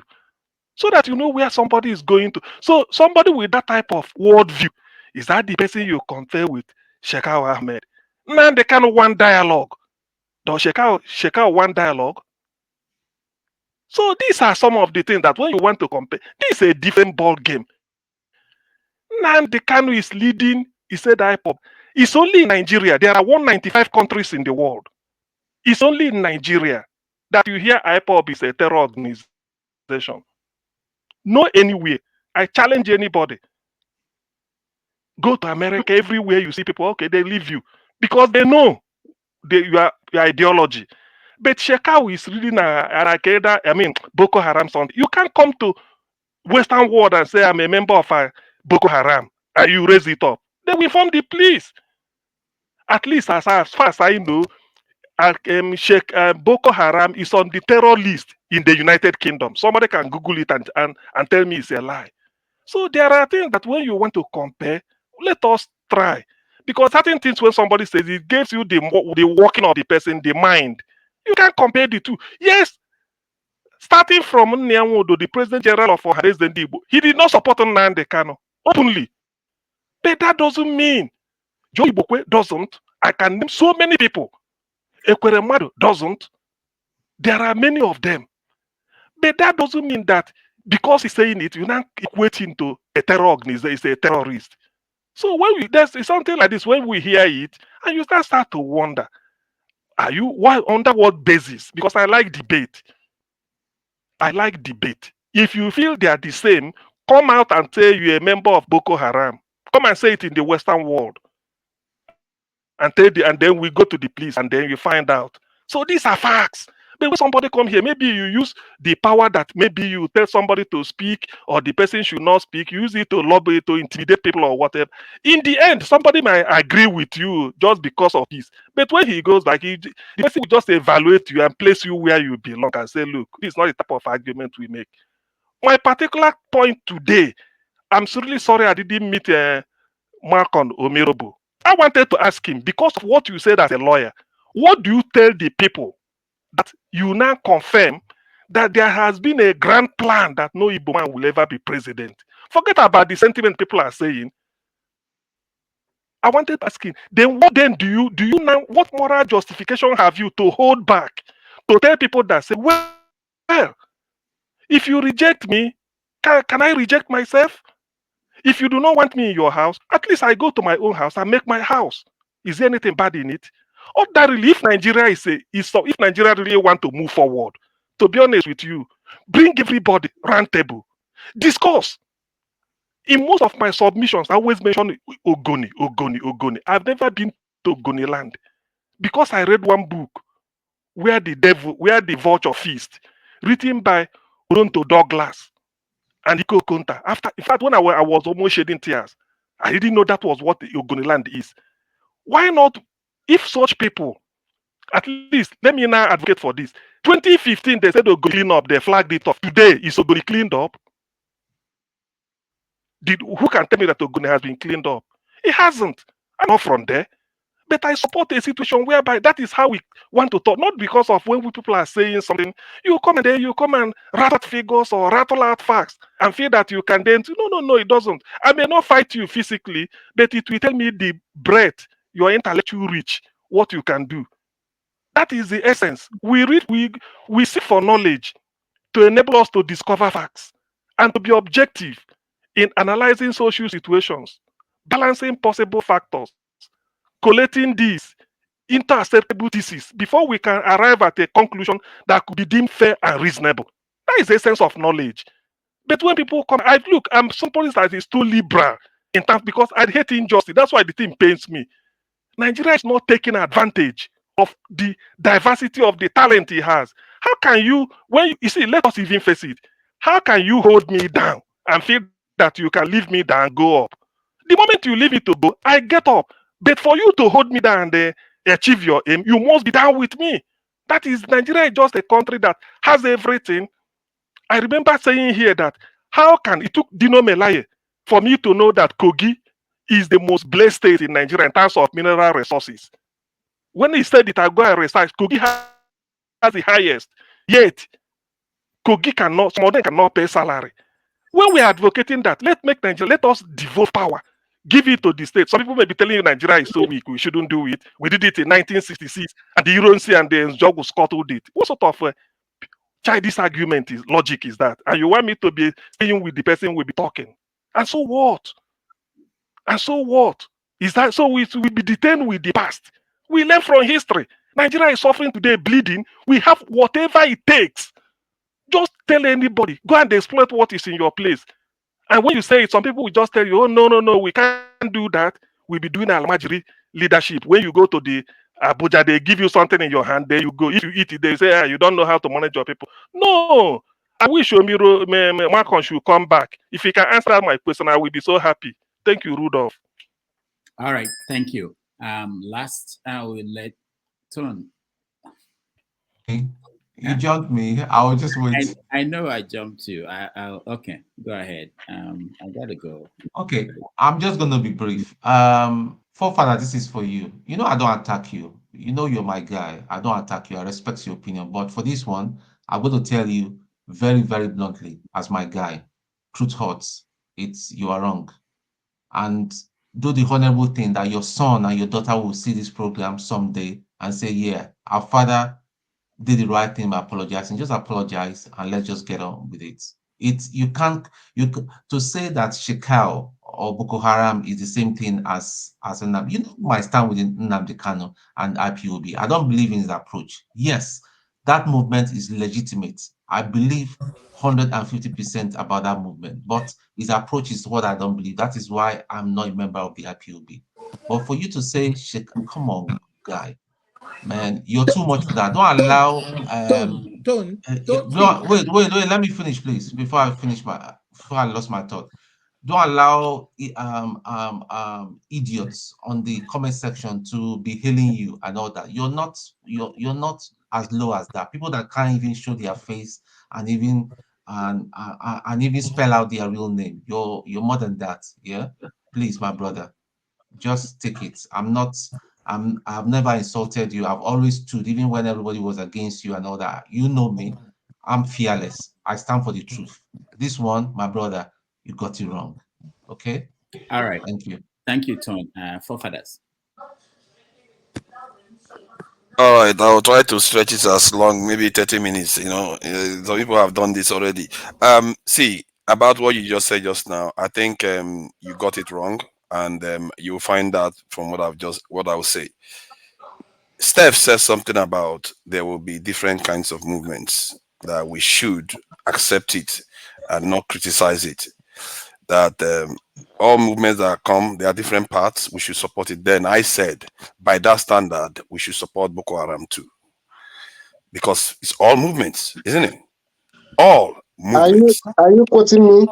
Yes, because you said there are different parts that we should support everybody. I said we need more Nnamdi Kanus. Then you are saying that Nnamdi Kanu is the same as Shekarau. Because you see, for you, Nnamdi Kanu is different from Shekau. To people that support Shekau, your problem is that the way you people see things is that you lack complete empathy at all. That is like you can't see from the other person's point of view at all. No sense of it. So it's like which people in the north agree with what Shekau is doing? So I wasn't trying to interrupt. So all those toy human beings that were following him, they are made of toys. They are not blood and flesh like you. People that are kidnapping the villagers. I was trying to tell you that don't bother asking for apology from forefathers. That's what I was trying to tell you, because he's never going to bend or change. Can I finish what I'm saying? You see, don't interrupt me, please. See, this is obvious. It's clear. The people that were working with Shekau, they are not toy human beings. They are real human beings, blood and flesh like you. That is a fact of life. If you don't want to make your peace with it, then when I say you lack empathy, then you don't understand. You don't even understand the concept. Because you only see from your own point of view. Because everybody has to be like Kanu. To them in the north, the people like you in the north, they see Kanu like Shekau too. Do you know that? But the problem is that people like you that are in the north are the ones causing the problem between both sides. Because you refuse to see that the type of people that refuse to empathize and see it from the other point of view, they are the ones causing this whole problem all over the world. Most people just want to get on with their lives. But these ones that simply refuse, and they have the most energy. They talk as if they know what reality truly is. But they don't. They refuse to see. And they're often the worst ones. And believe you me, I will fight those people to the death. Because you people will destroy this world. If we let you people do what you want to do, we will never know peace, and we will suffer the same fate that our forefathers have suffered that got us to this mess in the first place. Because how can you just choose to blind yourself to other people's way of life if you cannot see from their own point of view that, okay, this is how they are thinking, this is how I'm thinking, okay, we can meet in the middle ground. That's how you solve problems. That is how you truly solve problems. If you cannot see from the other point of view, you are barely seeing the world for what it truly is, are you? You are not. You are groping in the dark, and you're not going to get any answer. That is cruelty to your people, really. Forefathers, do you know me? I'm not a member of IPOB. You have always heard me from day one that what I disagree with the approach. So what you're just saying this now. I'm shocked though. I'm telling you, bro. He said it himself. See, he said we should allow everybody to do what. But see, why is it that we choose to just see only things from one point of view? Can you allow me to? Can you allow me to talk? Hold on. Can you allow me to talk? No. You have. No, you quoted me. Can I clarify what I said? People because I'm still alive. No, I'm still alive. You are quoting me. Can I clarify what I mean? Okay, please clarify what you mean. Rudolph made a statement about the civil liberty movement, how Malcolm X, Martin Luther King, and Black Panther, different people fighting for the same thing. And I said that what Nnamdi Kanu is fighting is the same Nigerian question. He wants restructuring. He wants a Nigeria that works for everybody. He's talking about 1963 Constitution. That those are the things that is just like people seem to take a part of him that they want to adhere to. But what I'm saying is that I may not accept the way he's going about it, but at the end of the day, there are so many people that are agitating the same thing from different regions that the government are going to be forced to come so that people can sit down on the table and discuss. So what are you putting words in my mouth? But it's clearly not the same thing. He's fighting for Biafra state too. You don't know the history. You don't know the history of what Nnamdi Kanu is looking for. Let me finish my point. You know nothing about him. But do you agree that people in the north will see Nnamdi Kanu just like some people in the south see Boko Haram? You know, some people will see them. Like sorry, Steph, you are the person of what we are saying, honestly. Because the point is, and I didn't say Kanu is like Shekau. I said by the standard he set, Shekau is also acceptable. That is the point. And I don't understand how you can understand them as the same thing. Like me saying Kanu is the same as Shekau. Forefathers, what you're saying is very logical. Very logical. It I don't understand it. Very. How can you compare a terrorist? Let me finish my point. All eyes on judiciary, please let me speak. You had your own moments, okay? You had your moments. Let me tell you. You have 30 seconds before I carry on what I'm saying. I don't want to buy Panadol. One sir. See. We all eyes on judiciary. I don't even know what you're all about. What exactly? It's not your time. I think it's cruelty when people. It's not your time now. Why are you interjecting? People are here. It's a form of cruelty when you have you believe you know some of the truth and you hide it from the people. Because how can we keep pretending as if other people don't have these ways of seeing the world? If somebody sets a standard and I said by that standard, I'm not saying Nnamdi Kanu is the same as this thing. By that standard, we should also accept Shekau. But somehow it is reframed that I said Nnamdi Kanu is the same as Shekau. You see what I mean? It's not the same. How is it Nnamdi Kanu's problem a northern problem? So let's leave that one. Let's leave that one aside. See, hold on. What are you saying? How is it Nnamdi Kanu's problem a northern problem? See, I don't even understand. You see, the problem with what I see here is a Nigerian problem. Hold on. See, I think all this is just a noise. All this is noise. Come on, let me finish my statement. I don't have time for this. Okay. Let me finish my own point. The reason why people are struggling with this. Is because their bias is so strong that they cannot pull away and see things for what it truly is. You like it or not? Keep accusing. Hold on. Nobody is struggling with it. Nobody is struggling. Hold on. I let you speak for more than almost 30 minutes. Come on. It's only fair. Stop doing that. It's not fair. Okay, just say 10 hours. Shouting at me now. Why are you not stopping him? Okay, forefathers. Oh, God. I think everybody should. Okay, I think there's something that I'm just listening to this, and I can't imagine people at home what they're thinking. So the first thing, there should be respect for whoever is moderating. You know, this idea of people just jumping in and talking. It doesn't. I don't know if you guys try to watch this at home, how it looks. Because we're in the studio, it looks like we're in the same room and we are talking, but it's not the same thing for those watching this at home. So that's one. So please, let's at least allow the moderator, whoever is moderating, to direct things, even if they are doing it wrong, but at least allow them so that it will make sense to people watching. Okay, first of all, let's round up your thoughts. Thank you. This is why I keep saying, if we don't learn how to empathize and put ourselves in other people's shoes, how can you magnify your ideology? Your ideology needs to appeal to other people, and for it to appeal to other people, you need to put it in a way they too can understand. There is a reason why things are divided. Why do you think Peter Obi did so well? The results is very clear. We make it look like Nigeria. Some people believe that somebody can say they conspired against Igbo people. Some people conspire. The UK conspired against Scotland not to vote for independence, but yet they broke that barrier. They created the SNP to almost overturn the United Kingdom. The people just believe stuff when in reality there's no proof of it. Buhari lost election 3 times. Cried on national TVs from the north. Then Peter Obi lost once. Somehow it's a national conspiracy. When even the South didn't even vote for him. When I know full well that the South-East voted for Jonathan, but the South didn't vote for Peter Obi all through too. So we in the South and the South-East, the South and the South-East, maybe we need to get our act together. We shouldn't stop blaming people for everything. We need to get our act together. We are not getting our act together politically. We are not getting our act even economically. We sabotage our areas. We fight We fight for. We sabotage the oil pipelines. We create instability in this area. When I said something about the Southwest, which mostly was Lagos, is because comparatively Nigeria is doing terribly. I'm the first to admit to that. When I talked about the $27 billion budget, it's completely rubbish. Our public sector is completely rubbish. Everything is just rubbish from that point of view. But comparatively, you can see that most things are moving towards Lagos because the South and the South-East seems to be very, very unstable.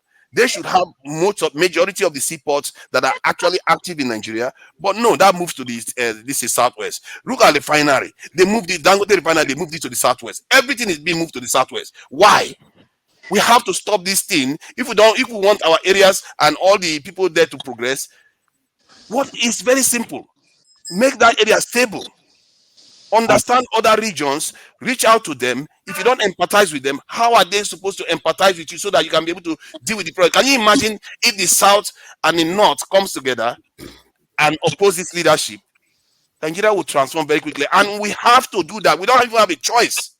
We have to do that. If Nigeria is to change, we have to. Thank you. All right. Thank you so much. Rudolph, please. No, Sam, not you. Let me hear from KJ, please. Okay, Rudolph, thank you so much. And thank you everybody who is on this panel. And I just want to go from where Rudolph stopped. You see, when we're gathered here, the Igbos have a proverb. When we gather in the public square, we tell stories to others, not because each person cannot see the moon from their part of their own house. It's just to continue to have that common communion with Nde Abatobi, that is the community people. Now what we gather here because anybody is going to come and school anybody here. So it will be good that when you are talking sometime, when you are saying certain things, you should give us reasons. For instance, I asked one question and I'm ready to give forefather part of my time. Please tell us, what is the real ideology? What is Boko Haram asking for the Nigerian people? What is it that they are fighting for?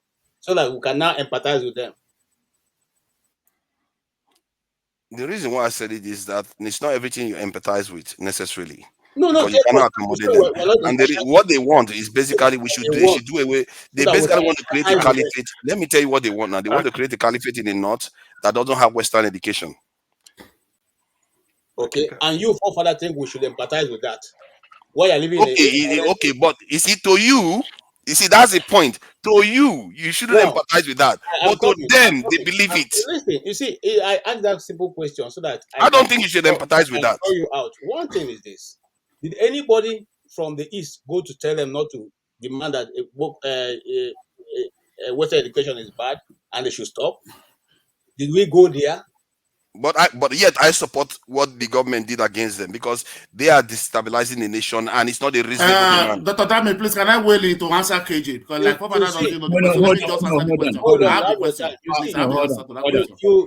You mix. I have the answer to that question. Just 1 minute. No. Hold on. Because of some of your comment, some of the comments I'm making 2 days ago, I went to dig out all the information I have always stored in my backup drive concerning the IPOB movement and all that movement right from the beginning. And when I read some of truth, I even wanted to say, give me your emails so I can send you materials that you have never seen. See, look, our people have a proverb. You don't go take your small juju and go to the village square to think you want to go and wrestle, because you don't know who is on the other side of the team. Let's be a little bit temperament in our understanding and approach. A lot of people have information here.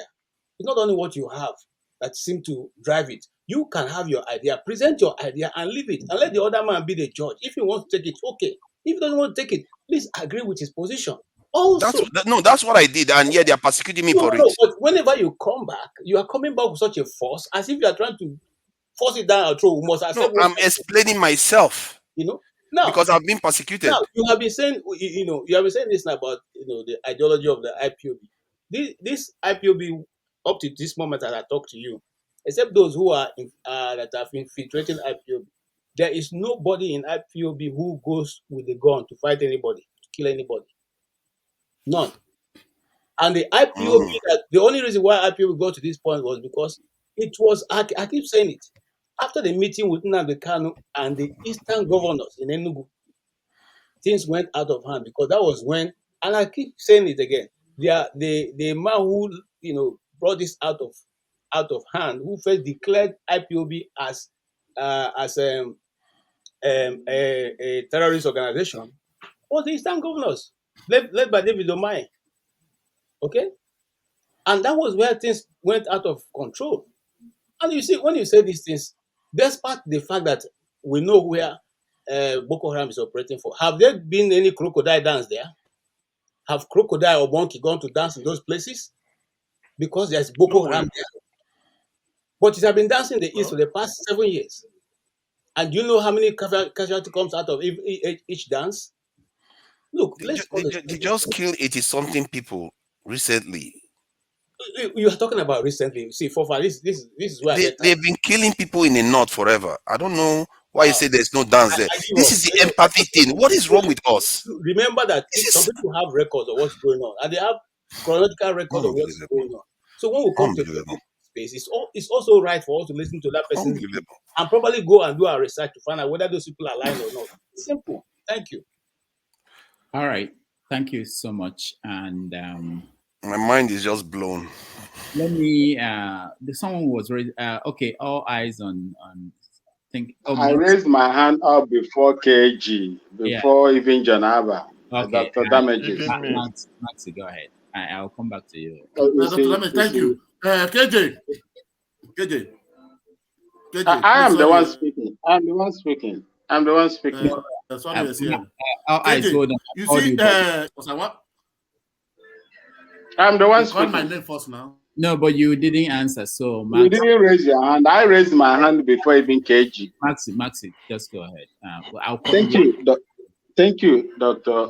Damages. You see, to Niger, there is a proverb in my mother's land that said, where a child is crying and pointing finger, if the father is not there, the mother is there. You cannot be wiser than everybody that are here that are telling you that what you are doing is wrong. They killed 86 people. Who killed them? And who were they? Civilians. Civilians were senselessly slaughtered by the Nigerian military, not the terrorists, not Boko Haram. And you are going to compare that with the Python dance that saw the death of 28 or 29 people in the house of Mazen Nnamdi Kanu while he was enjoying his bail. And when you come out here, you speak as if you are the embodiment of wisdom. My elder statesman here, I don't know, the one that they just from my side, the left-hand side, told you what he said. Look, I do not know whether you lived in the north before. And if you really know the antecedents and what the Boko Haram represent, it's just only what you read on the papers. You never lived there. The particular place this thing is happening today, I was at Nguru, Yobe State. Nguru to Keshua, Borno, is just 35 kilometers. When people are telling you things, please, you live in the UK. I do not know how many times, and you are from the South. I don't know how many times you have visited the North, Nguru, or Borno, or even where the theater of all this thing that is happening in the North. Please, do not equate Boko Haram ideology with Nnamdi Kanu. You might not like the methodology the man is using, but even if as bad as the 1999 constitution as given to Nigerians by the military, that constitution did not criminalize self-agitation. It didn't. And remember, for those of you that is still calling IPOB terrorist group, remember that you can be sued for it until the High Court in Enugu reverses their pronouncement on IPOB, not a terrorist organization. When you are speaking about IPOB, please remember that the High Court in Enugu has ruled on that. Do not call Nnamdi Kanu a terrorist. Do not call IPOB a terrorist. They are not terrorists. In line with the court ruling of the High Court in Enugu. Thank you, Dr. Rudolph. All right, thank you. All eyes on the judiciary, you're next. Okay, thank you very much. Mr. KJ, you said you are a journalist. I want to ask you a question. When did Boko Haram start in Nigeria? Just a sharp one.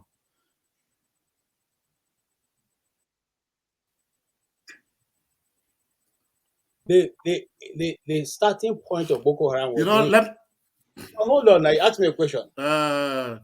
If you watch the governor of Zamfara, I thought you are because it's taking a long time now, so I just want to fast. I have 1 minute. Let's go. Let me go. Let me just answer the question direct. So it's okay, you see the the panelist, the governor of Zamfara, the former, not this present one, the past governor of Zamfara, when President Tinubu assumed office, he went to Aso Rock. He was there in like the press where they take press. The press, that side of the press seat. He said that they should dialogue with the Boko Haram. You know that after that same day or the second day, they invite that man to Aso Rock. I said to Aso Rock, sorry, to Arise. They asked him why, because that message fly that day is like you want to take inside. He said no, you not analyze how Boko Haram start, what caused Boko Haram. He said during when the Masari took over the Niger data, when they were fighting for resources, and the case where they take Asari to jail many of them, and then Yaradua now grant them amnesty, then now the 40.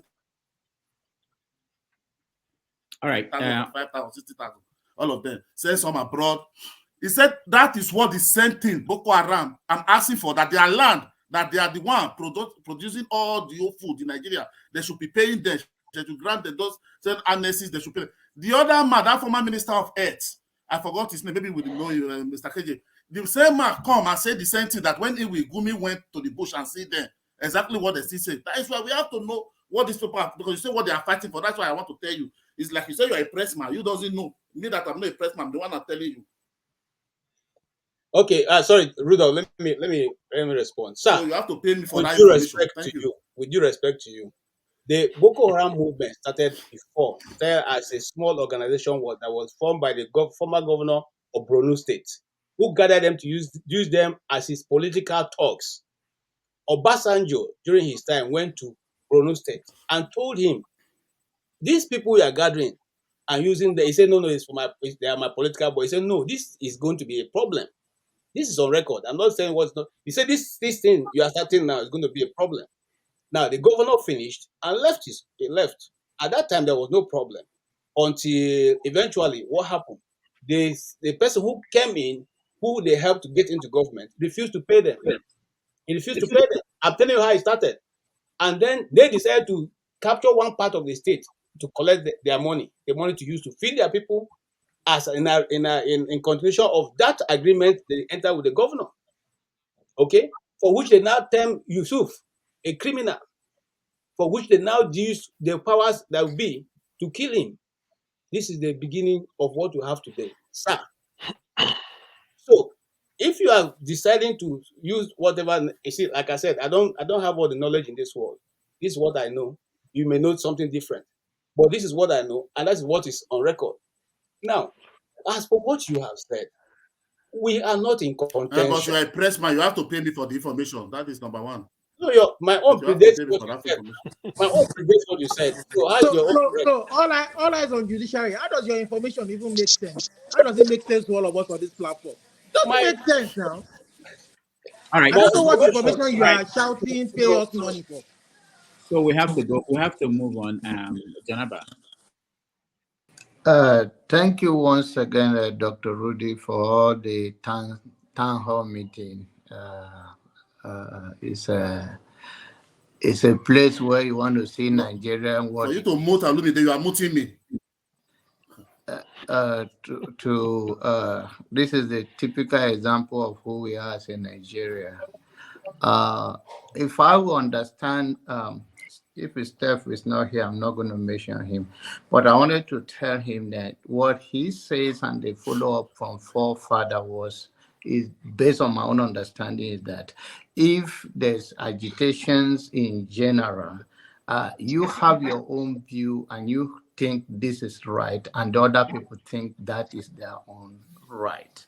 And to my understanding, okay, thank God Steph is back. So the step follow up with forefather is that if we have many of Nnamdi Kanu around, it will be better. So in my understanding is that he is saying, okay, these people too are also agitating. You may not like the way they are doing it. And the simple definition that all of us have defined what Boko Haram mean is that Western education is not welcome. So this means Boko Haram. That's the thing. So the point is that I don't want to go deep into all of that. I believe that there is a time that there are sensitive issues and there are very crucial issues. If we want to speak to issues that are destroying our nation, or area that you have a challenge and you want to bring it here for us to share light on it. Just like oftentimes when things happen around our area, are trying to use the opportunity to share light on it, then it will be a good idea in my own word and a welcome. But once again, Nigerians never like a strong leader. They want a puppet. They always want somebody they want to beat down to accept their own way of life or their own understanding of life. Life is like a piece of gold. Whichever side you see it, that is your own view and you're okay with it, it's okay. But the notion of, once again, the haters of just to feel anything to provoke and to bring somebody to your own level. It's not going to happen with somebody that is on mission and person that have defined themselves. We are mostly here, I think we're all over 40s. So get rid of it, get along. But you can't force anybody to simply shook yourself into their throat. I'm telling you this, you stop this. No, see it from what it is. trying to reason and see something from that perspective and trying us to have a dialogue. Why did NSACs happen in Lagos? Did they go to the north? It's a different. Why did it happen in the north? Because the north don't experience police stop you and then say bring your phone, your beer, like Steve now. If I think Steve now, if he's in the step. If Step is a young man working in Lagos as of that time, they'll say, bring your phone, you're a Yahoo boy because of your look. So the profiling in that part of the world, and that is why the movement could not go further. But right now, we have something that is uniting all of us, which is the pain that is going on, the hunger, lack of money, lack of everything. And that can bring us together. We talk about it, but all of this talk about going after one another, that's a review who you are. It's that you don't know it is that you feel with it, because what you have is what you give. So if you're not going to stop it, I'm not going to stop it for you. But if you think that you, grown-up people here, have to be bent in your own world, I think you are making a terrible mistake, and that is a failure of imagination. It's not going to happen. We are all grown here, and nobody should be pushing one another to another. Make your own point. And if we are making it to the wall, not to you here, necessary. People will sit at home and look at it and see it for what it is, and they make their own judgment. But it's not like if you think you are the one that you make all the point. No, you make your point in your own view, and people, the audience that are listening, they're listening. But please, for once again, and somebody will say idea of a guy who come here and say John Abba and this. So because I have to be bent to be you, I do not grow up in the field environment like you, and I'm not going to be you. And you stop it. If it doesn't matter how long you say it, go and chat all your chat. That will reveal who you are. And if the only thing that brought all of us here is one thing, is the care we all have, for whether for your immediate people or for Nigeria as a country. But you have a personal agenda and hate in your heart, and that is how you're going to go about it, it's left for you.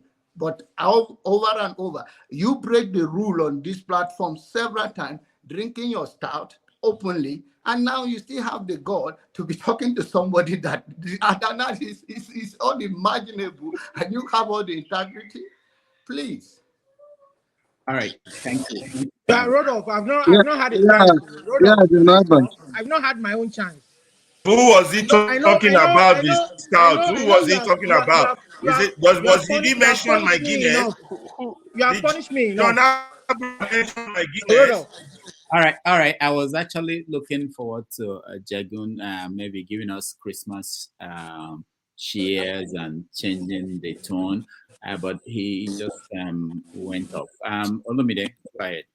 Okay, so I want to just say that I want to reply Abba directly that nobody is saying nobody should not air their views. We're saying that if you want to air your views, come out with facts. Don't come and push dear leader ideas on this platform. Nigeria is a democracy. You understand? Don't come and push dear leader ideas. All these ideas that you want to push on this platform can only work in North Korea. It's not going to work in Nigeria. Nigeria is a free democratic society. And then when you bring in, make your point, come with facts. And then people don't come and force it down people's throats to say, if it doesn't happen, Nigeria is going to break, Nigeria is going to this, Nigeria is going to that.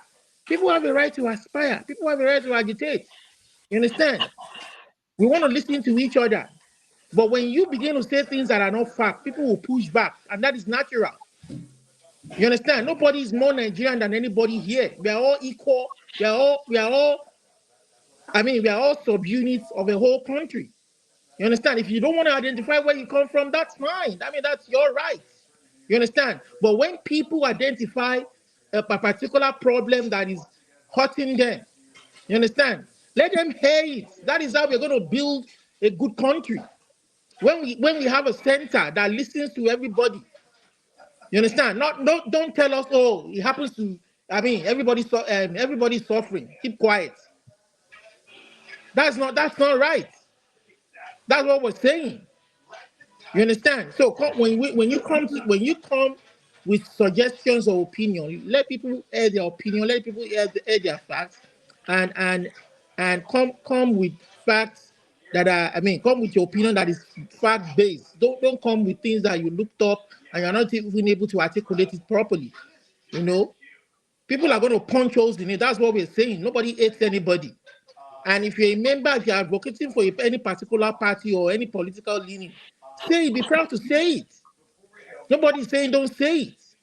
You understand? And then when we say that there was no free and fair election in Nigeria, even the European Union came out with a report. You understand? We all saw it. The beavers didn't work. We had 3 off-cycle elections, the same thing. How can a reasonable person, when things should be getting better, how can we all want the best for our nation. That is why we are laying down all this criticism. America, you can see people criticize the government in America. It is all for the better. If they didn't listen, I don't think all of us will be flocking down there to wanting to go there for a better life. And that is what we want for our country. There's no better life down there. And then when we criticize, you tell us to keep quiet and not criticize. How can you see a good in a bad thing? How can that happen? We are saying people cannot vote. Vote freely. Look at the 3 off-cycle election. It was a sham. Look at our Supreme Court. We are saying that as ordinary people, these are our fears. How can an institution? We are saying that our institutions are not working, and an institution came to give witness that this governor did not have this true certificate. And they still went ahead to say, and Supreme Court judges are saying that their witness is not credible. How does that? How do you, as an educated person, as a human being, think that to be logical? Where does that happen? And we say we want a country. Our country is going down the drain. We want a true Nigeria that works for all of us, but not the way it is working. You can't build something on nothing. We are telling the president there right now that his election had questions. His election had questions. It should not be sitting easy. It should make things right. Thank you. Can I respond to what Jonathan said? No, nobody's responding to anybody. No, not yet. Okay, can I respond to forefathers? No. I respond to John Abba. What is said Can I respond to the bishop? Can I respond to Bishop? Thank everybody. I thank you all for your contribution. It's already Christmas, some other parts of the world. I want to wish all of you Merry Christmas. I have to go, but I just want to say this. I think it was Bumi that said that this platform is not for the weak. And I think it's right. She's right. It's not for the weak, even for moderators, even for myself. And let me say this. I think what I got from what has been going on over the last few days is that I think there is a fundamental issue with moderators and their opinion, even myself, because when I have tried to share my opinion, I see pushback, which is okay. I think it's proper that people should, no matter who you are. I think why I'm not getting the kind of flags that forefathers is getting is that I don't share my opinion. And I think anybody here could be a moderator. And if you're a moderator and you share your opinion, you are going to be attacked, especially when you have the power to remove people, the power to change the conversation, the power to say who will talk. That's just what I just realized, that is actually what's going on, not anything else. I don't think the issue is that forefathers is sharing his opinion. He has the right to share his opinion, but I think in the position of a moderator, where you determine who speaks and where the conversation will go, I think that's where the problem is. So I think I'm hearing you guys. Like I said, we will keep modifying the structure of what we do and how we do it. But I want to thank everybody who is here, who is watching at home, people who have been supporting the platform is very important, and we will talk about that as we get to the new year. Because we need a lot of to continue this. It's difficult. It's getting bigger than what I thought. I thought it's just something I would do 2 hours and go home and turn off the TV. But now we have to deal with so many things, back end and everything. I really want to thank all of you and wish you a Merry Christmas, and hopefully for the rest of the night, you guys can smile and laugh and take it a little bit easy. It's not perfect, but we are going to keep working on it. I heard you. I want to make sure you know that I'm hearing what you're saying, and I'm beginning to get an idea of what is going on. Because one thing I can tell you, as long as I'm doing this, I want opinions. I want different, anybody to come and be free to speak here. This is my number one thing.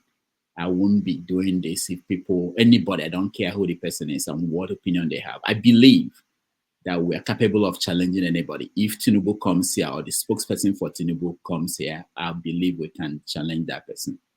But it appears your summary seems to be suggesting that because moderators have opinion, that is why they attack this thing. They attack people because of the opinions, not because you are moderating. No, it's because as a moderator, there's a way you share your opinion. It will look, because you have more time.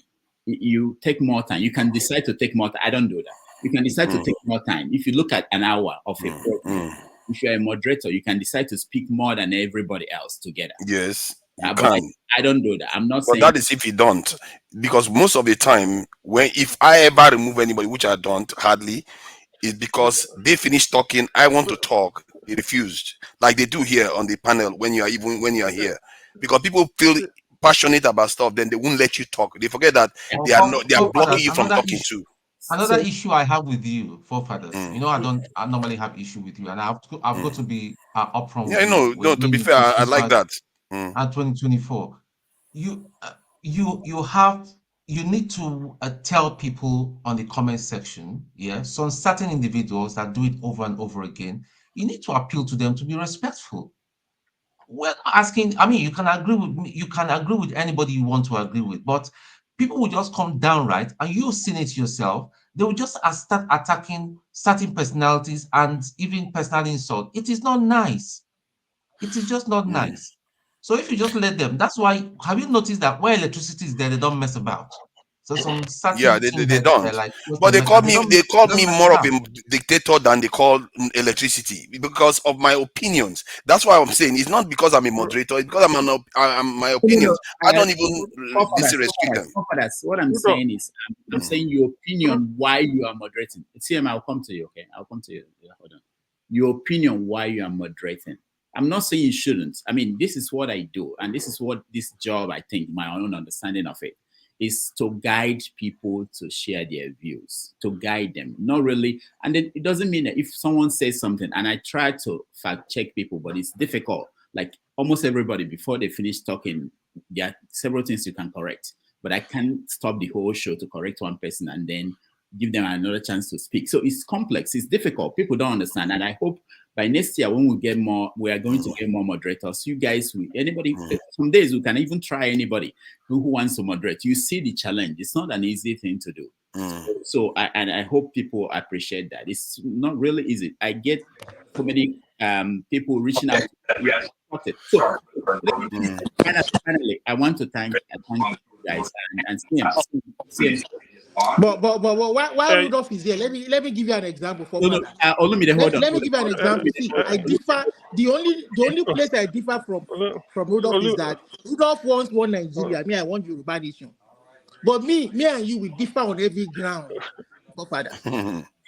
Okay, I refuse to believe that. But you see, when I criticized Ned Media today because of he was sharing information that was erroneous, he came back and said, "Thank you for the wonderful this thing." Because when you are getting something wrong, somebody corrects you.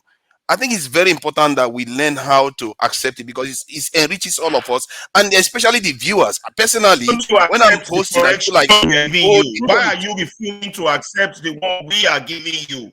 That's the question. If you don't back it up, Ferrari, if you back yours with evidence, I will accept it.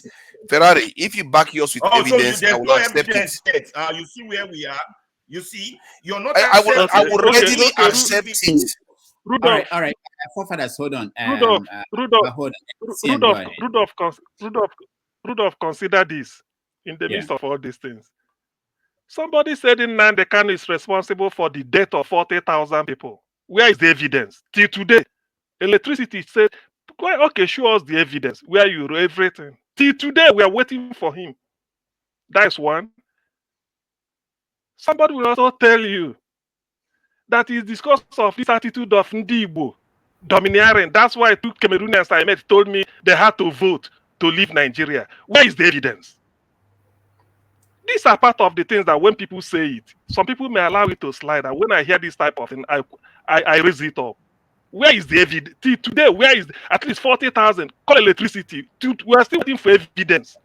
Not 39,000, not 41,000, not 39,900. But I didn't say that. Or not That is why you can't 41,000. expect evidence. Excuse me. You said it. Are you lying again? Are you telling lies again? Are you telling lies? It. You can't just Remember, make stuff up. I'm sorry. You said so. How can I make stuff up? Call electricity, please. What are you still talking? You are even look at barefaced liar. I'm so disgusted. Do I look like somebody that shrinks from holding my Listen. Hold on. You know the word recalcitrant. Forefather is recalcitrant. He never admits. He never apologizes. He never, even get worse as you correct him. And you cannot be a moderator. You can't correct me when I didn't say the wrong thing. When I didn't say it. If I accuse you of something now. The only human who doesn't say the wrong thing is the only human on earth who doesn't say the wrong thing. Come on. You know what? Just to resist it, I can bring that video up. Excuse me. Before I leave, electricity wherever you are. Please, electricity wherever you are. Try and bring that cut the way you cut it off. This section. You bring it and upload it. Excuse me. So when something like that happens, and somebody is trying to tell you, everybody's now looking for evidence. Evidence. Show me evidence. Where is the evidence? Today we are waiting for the evidence. Not 39,000, not 41, but 40,000. Where is the evidence? If not at the Supreme Court, do you know that this issue of rendition of Nnamdi Kanu, forefather justified it? That after all, America can go and make America invade country and take people. If not that Supreme Court condemned it in their ruling, that depriving Nnamdi Kanu, the way they took Nnamdi Kanu from Kenya to Nigeria should consider their image. It's wrong. Supreme Court condemned it. And also condemned the invasion of his compound where he was enjoying his bail. Go and check what forefather were saying before. You see, that's why I said, when I listen to this type of thing, it tells me your level. It's not because I want to be gauging you. Maybe you shout 1 hour, I shout 10 minutes, or I shout 10 hours, you shout 1 minute. It doesn't mean. To me, I rate people based on the analysis. How can you say Supreme Court has to come out and condemn it? Two things. And everybody now knows that at least for Supreme Court to tell Nigeria that you made a mistake. And they even had to tell Nnamdi Kanu, go to the civil court and enforce your fundamental human right in terms of looking for damages. Supreme Court said it. Am I making it up? Didn't you people see it? Am I lying here? So, but when people come and then high-handedness, America can invade. Why didn't America invade Nigeria to take Abakari? When Hush Puppy implicated Abakari, America applied for extradition. When I was trying to explain the difference between extradition and rendition, he was telling me all this type of things. Listen, to me, what I know to be true, I can only look at you and have pity. That I pity the people you feed with all those have big facts. Even people know it. It's as simple as that. We know it. So, but when you come and then you can bamboozle, you can not me. You can't bamboozle somebody like me because I know. By the time you sell something and then I weigh you on a scale, I know where I place you. We can't be talking, but I know what to take. Like I say, as you like it, God has made her. I think Olivia to Rosalind. God has made her, so let's take her for a woman. It's as simple as that. So that's where I end my case. It's not somebody like me you bamboozle. When you fabricate all these things and say, we know. Thank God that Supreme Court resolved the issue of Nnamdi Kanu, whether rendition is extradition and whether invasion of his premises was right. And they resolved it. And they asked him to go and seek for redress. It was stated. I'm not making it up.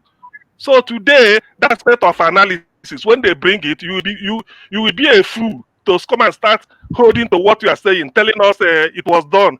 Britain can invade, anybody can. You don't do that.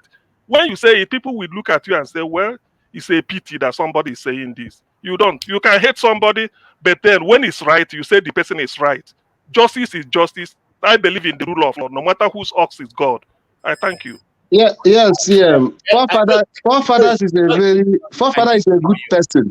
I didn't call you. Just one word. You know, Forefathers is a when good when person, when they were but the problem is when they were supposed to rendition Abakari, the government of Nigeria quickly went to court to begin to prosecute him. Okay, they knew that. In fact, I asked a friend of mine. He said no. They knew that when they start prosecuting him and holding him, he cannot be extradited. So it's a clever way of keeping him in the country, and the case will naturally die, which has, of course, you all know where the case is today. So these are all tricks we know. We know it's not done and without. We all have heads on our brain. So um, I just want to add that. All yeah. right. What baffles me is that forefathers have known him as somebody who, like somebody said here, who want to balance stuff. I can't argue against that, but he can also not hide his bias when it comes to issue that has to do with Nnamdi Kanu. If he's another person, what forefather will tell you is okay that he's presumed innocent until the court pronounces him guilty. But when it has to do with Nnamdi Kanu, the forefather will judge him before the court and pass his judgment. He have told me once that he deserved to be executed for what he did. And I was asking him, can't he even give him benefit of going to the court? He said no, that he deserved to be executed. He did this, did that. You have judged him. When it comes to the issue of the if you see most of the things that bring this shows that your bias in your analysis has to do with a particular area of issues. And I've told you sometimes you may have your own point, but the way you present it always shows that it's as if you have a score to settle with somebody outside this forum. I don't know, maybe because Mazen Nnamdi Kanu lived in London, maybe two of you knew each other somewhere, and there is something that's going on that we don't know. If I you would have tell us, said he it would be took his better girlfriend, but Papa we didn't have a come and girlfriend. rest. All right. Thank you, everybody. Let me just say this in closing for me. I'm getting reports as we speak. People are, sending things to me that some panelists are using some words on the comment section. Like I've said, this is a tough place. This is really a tough place to. It's not for the weak, but I always expect. I know we are trying to figure out how to properly manage the comment section. It hasn't been. I don't think we are doing a perfect job, but I think that for those who have the privilege of being in the studio or panelists, they shouldn't um, go to the level. I really understand that if nothing is done about the comment section, people tend to feel under attack. But I can tell you, you know, I also get called out and get attacked, but it's okay. I don't respond to that. But I think people are different. But please, for those who are in the studio, let's not. Someone said, "Don't engage them. Don't." I don't think you will win. There was something Thomas Jefferson said about the media and what the media was writing about him. He said, "Look, you cannot argue with people who buy ink in drums. You can't win the argument." So the people in the comment section, they have so many privileges. You don't know them, their real name, who they are. They can type anything they want. But your face is here. People know you. You should, That's how I handle it. So anyway, but I hope we can share. Doctor, can I respond? I know who sent you that message. He's there. He's one of your moderators that cannot tell people to behave themselves. Then he will come behind and report you for what I have said. Emeka has been insulting me, insulting my parents and all that. When you live in a glass house, don't throw stones. I've not engaged the comment section. Even forefathers can tell you for about 2 months now. Just Emeka cannot come and be insulting me. So if you live in a glass house, don't throw stones. If you call me a dog, I'll call your mother a bitch. Sorry, I'm sorry about that. But it just can't happen until this sort of characters, these shady characters that can't show their real face, show their name, cannot be dealt with. This will continue. But I'm going to respect you. It's your this thing. I'm going to ignore him, but let him just know that I'm going to find him. That's a promise. I'm saying that on the camera because it's now becoming something beyond that.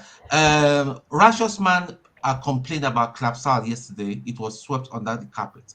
How long we are going to 2024? How long should this thing continue? And one of your moderators will come and he will be behaving irresponsibly just because Tone has said something. He will go and report that Tone has said something. Like, come out. He knows who I'm talking about. And if he wants me to call his name now, he's there. I'll call out his name. Tone, I will I'll just call him out. Tone, I will just tell you, it wasn't from a moderator, just so you know. But okay. I know there's a moderator who is helping there, but it's not from the moderator. I'll tell you that. All right, but I hope we can cheer up. I wish I can find something to cheer people. Oh, well, maybe the pastor can help us. I just say the final word before I play this video. Maybe that will help. Go ahead.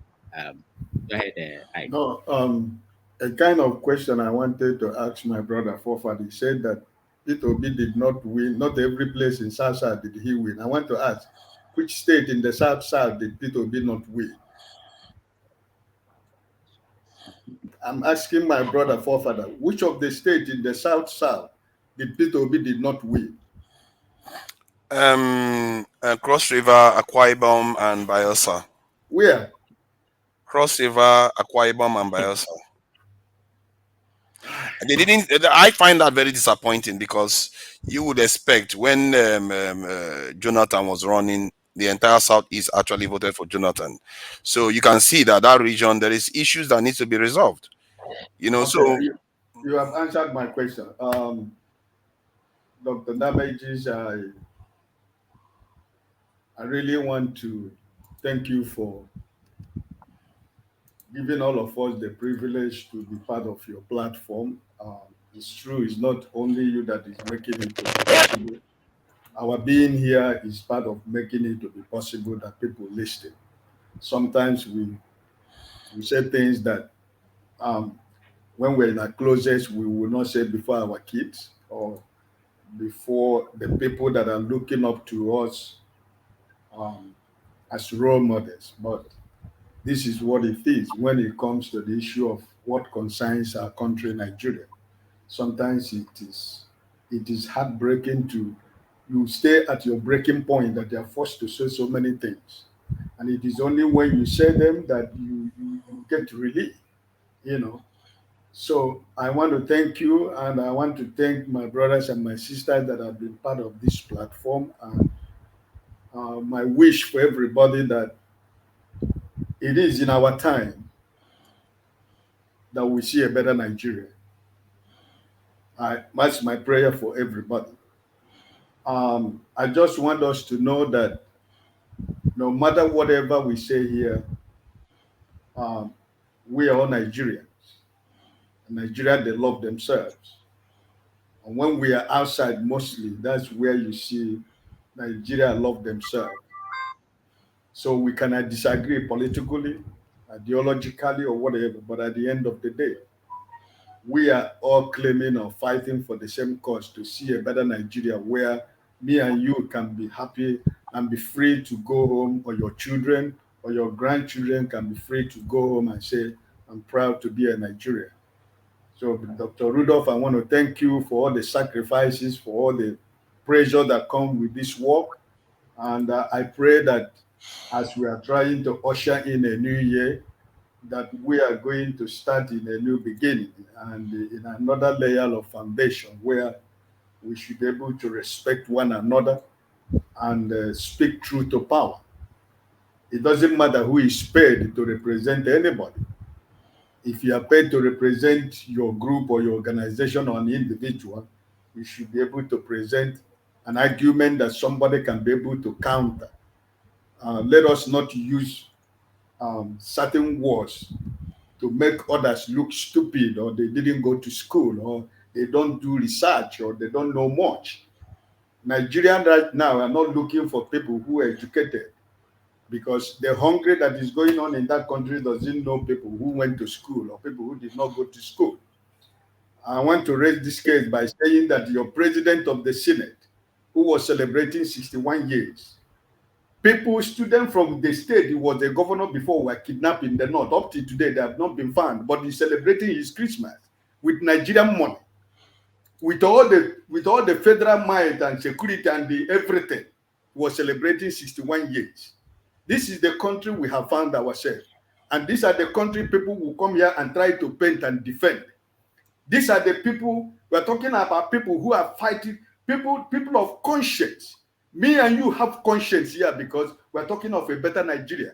The people that are supposed to be in prison are the people we are defending. Politicians who are stealing your money in front of your face. They are the people that we come in this platform to defend.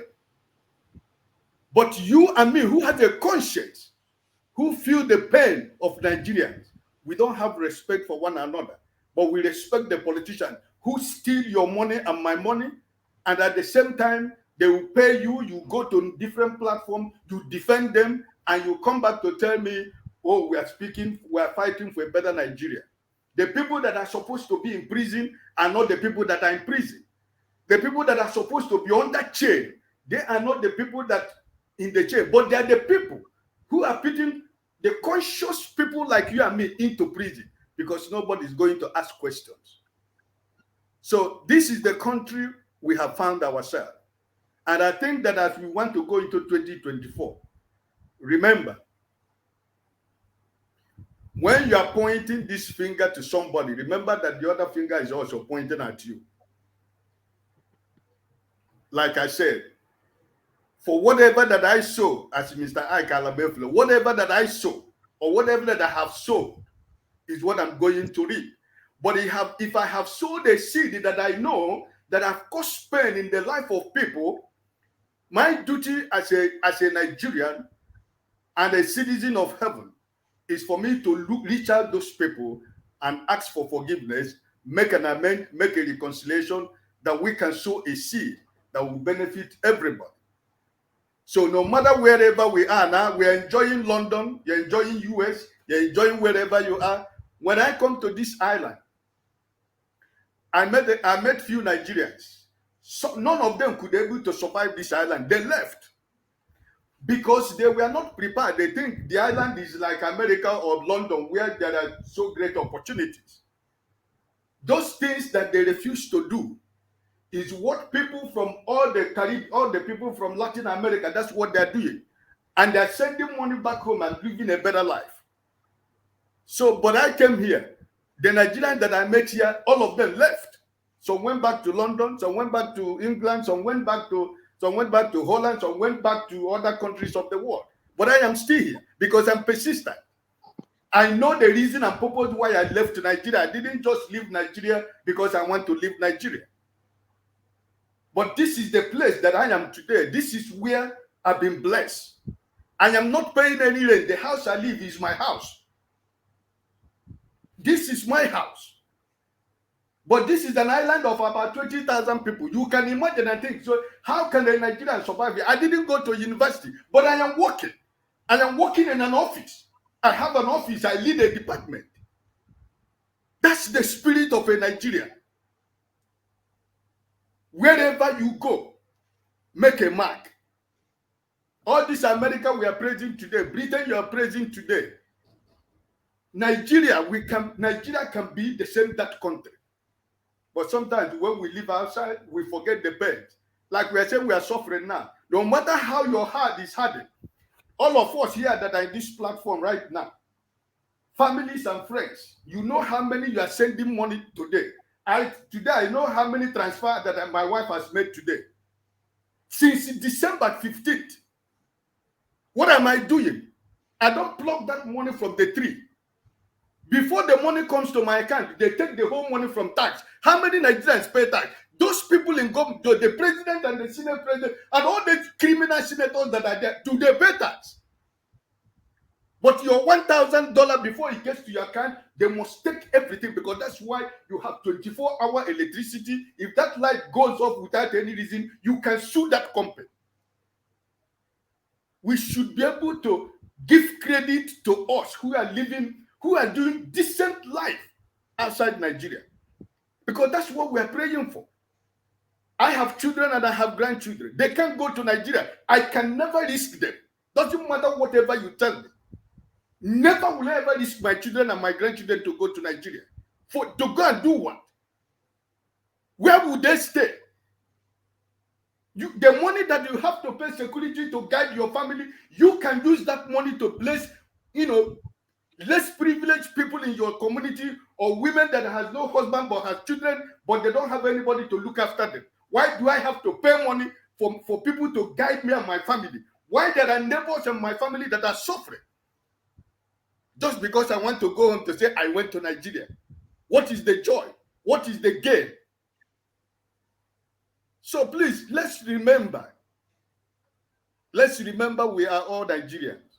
It doesn't matter wherever we come from. My best friends in this world are Yorubas and people from Edo State. I'm an Igbo man. I refused in my entire life, in my family, if my mother was still alive today, to God be his glory, wherever she is today. I was the only person in my family who said I would never marry an Igbo woman. I said it from the time I was 12 years. And today I didn't marry an Igbo woman. Doesn't mean that I don't love my people. I love intertribal marriage. And today I am marrying a woman from the Caribbean that gave me beautiful children and grandchildren. And I am happy and I'm fulfilled. So please, let us respect one another. It doesn't matter how. So whenever something happens here, forefather, don't think people are attacking you or people don't like you. The family, one family that are 5 people, we are 3 boys in the family. We behave different ways, but we come from the same mother. We have different way of approaching things. It's normal in a family. What of people who are not from the same place? But also you can avoid certain things that comes to you. Those things that make people question your credibility, those things that make people question who really is this guy, you can avoid those things and prove them wrong.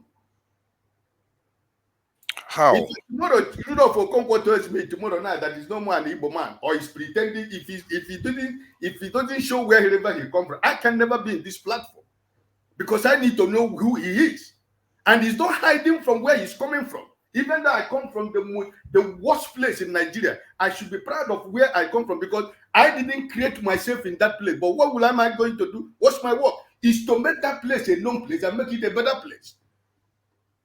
God bless all of you and enjoy your Christmas, and we see you in the new year. Thank you very much. I thank you so much. Let me, maybe this will help illustrate what we go through here when we come here. Playing that video. After that, we'll take my bow and thank you guys.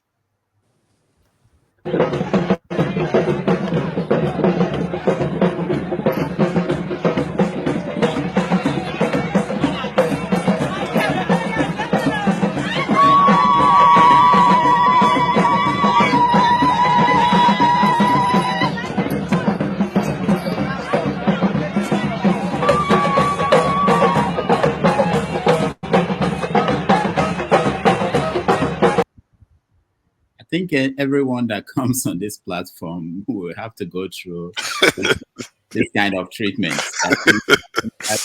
That's an illustration of what happens. But also to support what's going on in Nigeria. Let me play this one too so that you guys can see. This is Rudolph, I love your video. Well, that video was cool, yeah. But if the other one will play, then we'll watch it. If not, I will take my bow. Let's see. I think it's coming on. That's something we have to fix next year. We have to find a way to make videos play as soon as you put them in. But thank you all again, and have a wonderful, safe. Sorry, is the video backstage? That video you just played? It should no, it's not backstage. I can Oh put it. man, yeah, yeah. Please put it there so I can remind people of what what happens here. It's really good. Yeah. So, but again, thank you all, Steph. Thank you so much. The flagship. Thank you, Tone, KJ, Ike, Alaba, CM, John Abba, Forefathers. Thank you all. I will take my leave. I know, and then I'll see you guys next. Happy Christmas, brother. Take it easy, brother. Merry Happy Christmas. Christmas, Bishop. All right. Merry Christmas. Merry See Christmas. you. Okay. Thank you. You see, sorry guys. I don't know what I should be saying this. CM has repeatedly said something about me saying that Nnamdi Kanu killed 40,000 people or something like that from a video, and I've got to that point now. I don't know whether I should share it so that people hear the conversation itself. What I actually said, Nnamdi Kanu was responsible for killing Forefather, 40,000 please, people. I'm not cutting you off. Mm. Please, I'm begging you. Leave that topic alone for now. Okay, good. Please, Because let's go to something. Let's talk sometimes about what he is feels so what the strongly about it that I feel no, no, like no, no, no. maybe people You need to. see, all of these things. Let me say this. People are watching us. It's not about you or CM or anybody else. There will be another day to talk about that. Let us not go there now. Let us set our mood up for and the viewers. What is Christmas all about? Ike is here. Is Christmas really 25th? Let's talk about intellectual or let us Let's go intellectual.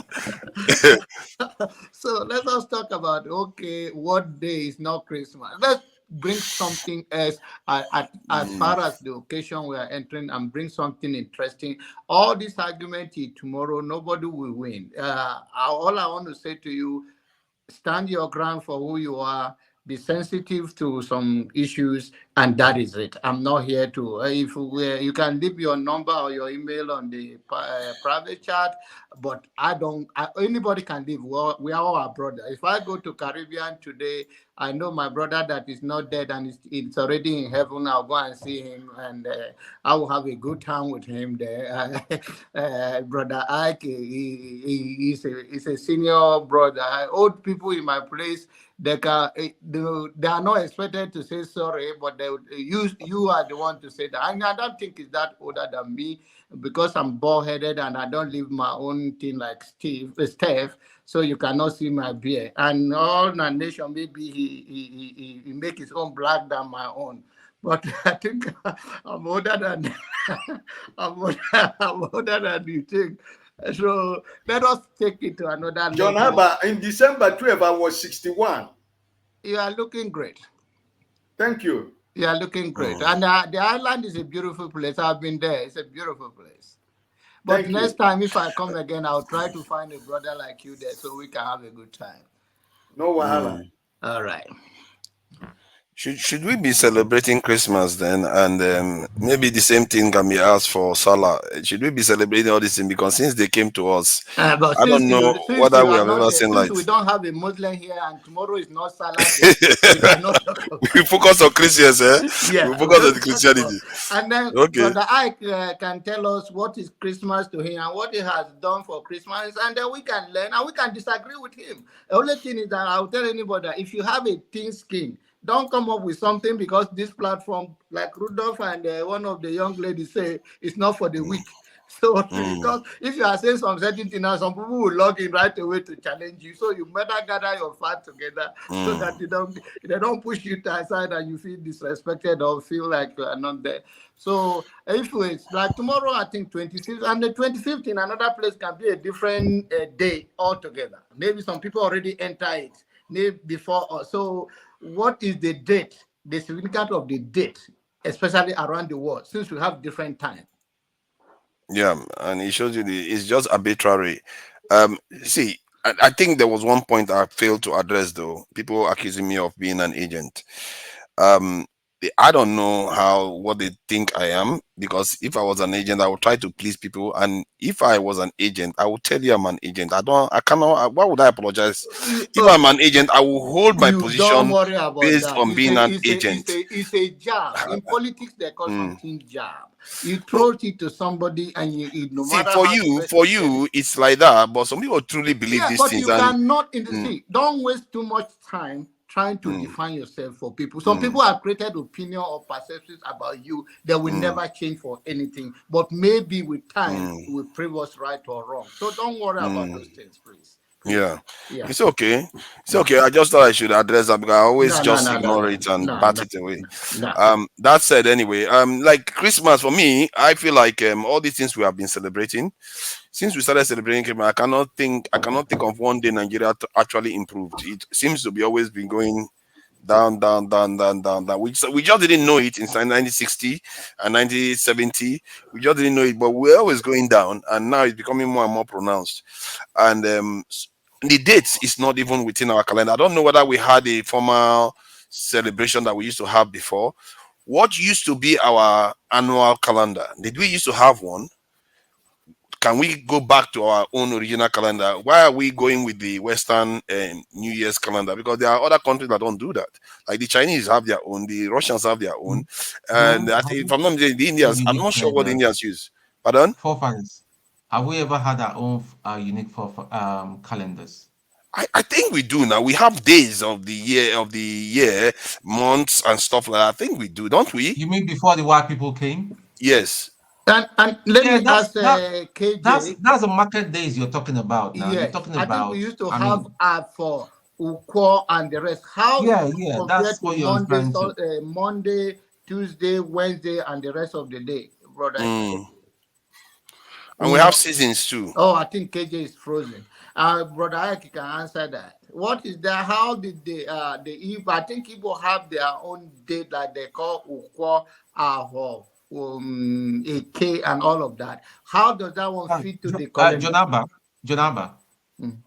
you people keep telling me, yeah, I should ignore this guy. Why should he be insulting my dad? No, See, if I'm because because you are everybody keeps paying attacking. So attention. wait. Everybody keep So make you leave. attacking forefathers. Where it comes Don't from. leave these people now. If no, you have to tell me you leave. I can't start insulting your dad. All eyes on the judiciary, and you take it lightly. You can't. This. Yeah, just Emeka, don't do that now. You can't be bringing people's dad Do into that. this now. You can't do that. Put him on time out so that he will understand that you can't be doing that. Tone. If you cannot be blocking everybody in your comment section. It's only coward that block people in comment telling section. them there's a decency. That is what I'm But your saying. decency is not somebody else's decency. Your decency is you. So I know how you feel, but ignore it. I don't even read it when it's going on. Oh my God. Please. You are told. Yeah. I have this one. Can we be the same? They call me I Boko understand Haram that. Excuse they me, call me sorry. Boko Haram Okay, that look, we say is all the of wrong us word here, to use. we But criticize did I government. respond to them? I don't respond to them. Forefather, please, 1 minute. 1 minute, forefather. Oh, God, number, please, 1 minute. Please, 1 minute. 1 minute, please. Let me just make a point. Go ahead. Everybody, please, sorry. We here, all of us here, we come here every day. We criticize government. Some people will come and say, why are we criticizing that government? And we'll be attacking that person. No, you are not a government now.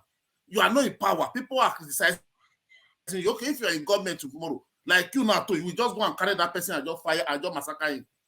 So we have to be all these things. Exactly what we are doing to talking government. about. That somebody is still coming back to do to us. When somebody just start acting like somebody that is from a mental home, you didn't engage with the person, you didn't say anything, you didn't insult the person, and the person just start insulting you. Is it normal? Yeah, doing that. Is it normal? It's not normal. We may not block him, but we can ask him to express, show more civility. That's what I'm saying. Because when you it's encourage not him right. and You not can't ask be people's say dad anything to, to him, then that means you're encouraging him that what he's doing is right. It's not. Yeah, It's not because right. just a maker, you don't know the kind of relationship people have in their families, and you bring their dad up publicly like that. So, It's not. You Tone, have I to know how show you some. feel, but the point I'm making is that I'm not condoling whether he used such word against you. First of all, you can ignore not to read it. All right? I don't know It the. just Mr. Abba, yeah, Yes. you know Chioma that used to do all what she has to do and all that. I told her I was gonna find her. I've got her address, I've got her phone number. I can put up here. There's some IPOB people that are not happy with I see this guy doesn't know that if I've got his time, but listen, if Please, I catch him, please, he'll be squeaking like tone, a tone, rat. tone, Tone, tone. just ignore it. Leave it, because they are Leave it. also saying that you insulted their parents, but we shouldn't bring No. parents He into has this. been We shouldn't bring he has been family members insulting. into No, this. he started with my mom. He started insulting me. Then when I threw the stone now, they are now reacting. You should somebody Okay, if, if so, if It's you not do not decent. It's react, not if decent. reaction will always bring another thing. Let us leave those things alone. It's You not see, decent. I think that's please, something we all can agree on. yes, Don't bring it's not family a good members thing, into but this. you cannot change that. All you Me, need I to don't, do is I to don't be read. I mean, yourself.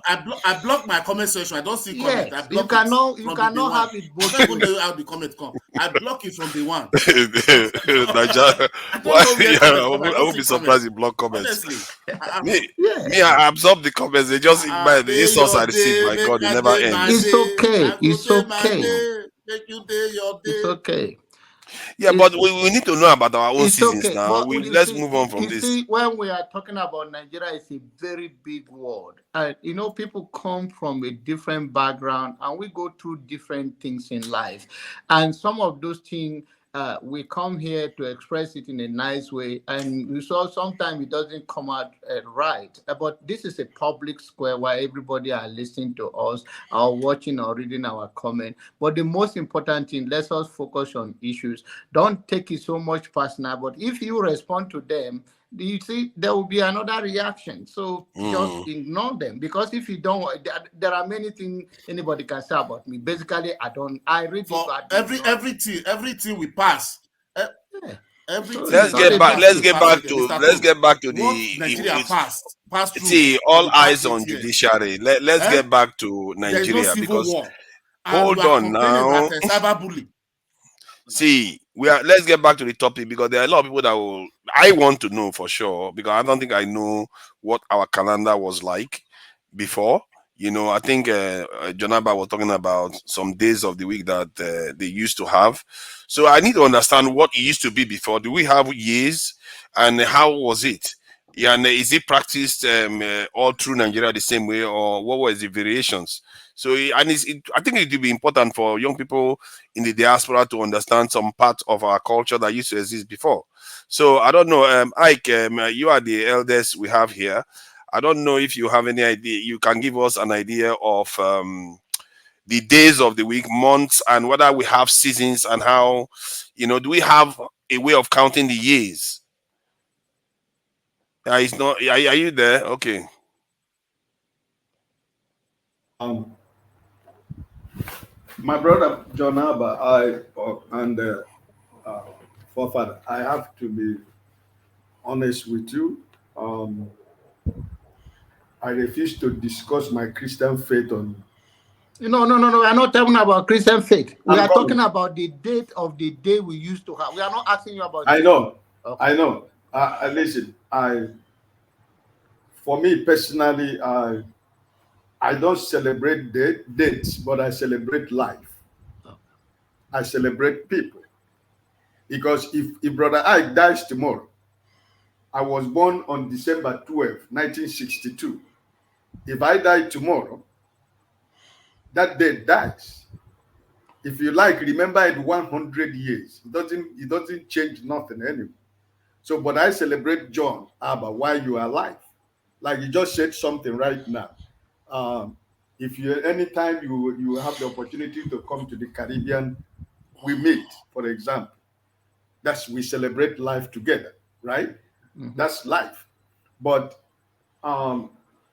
because of what you just said, now people have different faith and belief and what they believe in, right? But I was born an Igbo man, and when I was born, we were known about the market days. That's what we were counting in the east of the market days. Oria, Afo, Nkwa, and Eke, you know. Yeah. So this is what it is. But when we begin to grow up in Christianity, as a Christian and as a child of God, I do have nothing against the Oria, Afo, Nkwa, and the rest of them. I do not disagree. My kind of Christianity is. I am a practical Christianity. I try to be factual about faith and Christian and the Word of God, because why I say it, my brother John, is that when you look at what is happening in the pulpit, more than, let me say, about 20 years ago till now, you can discover that the Word of God has been taken away from the pulpit, but we are preaching the words of men. And that is why it is difficult that in the Christendom, we are fighting one another. Because most of us interpret the word of God to suit the congregation that you have. But not interpreting the word of God to teach them the salvation and the word of God, what the Bible says. There are so many people today, my brother John, there are so many men of God today who don't read the Old Testament, who don't ever preach the Old Testament in their church. Sorry, There are so Uncle many men of God today who are afraid Uncle to Ike, tell somebody. I just want Let him finish I now. know. I just want to say good night. So, Okay. for fathers, when you tell me how my vote can count in Nigeria, call me back. Okay, bye bye. Lamide, why you could just run like that now? Leave him. When he suits him, he will jump back in. Please go ahead. So, my brother John, you find that we're in a situation whereby today you see what the so-called men of God, for example, in my country, Nigeria, you have seen what they have turned out to be, what they have become. And today that people can mock you if you say, for example, if you, John, say that you're a Christian, a lot of people will mock you.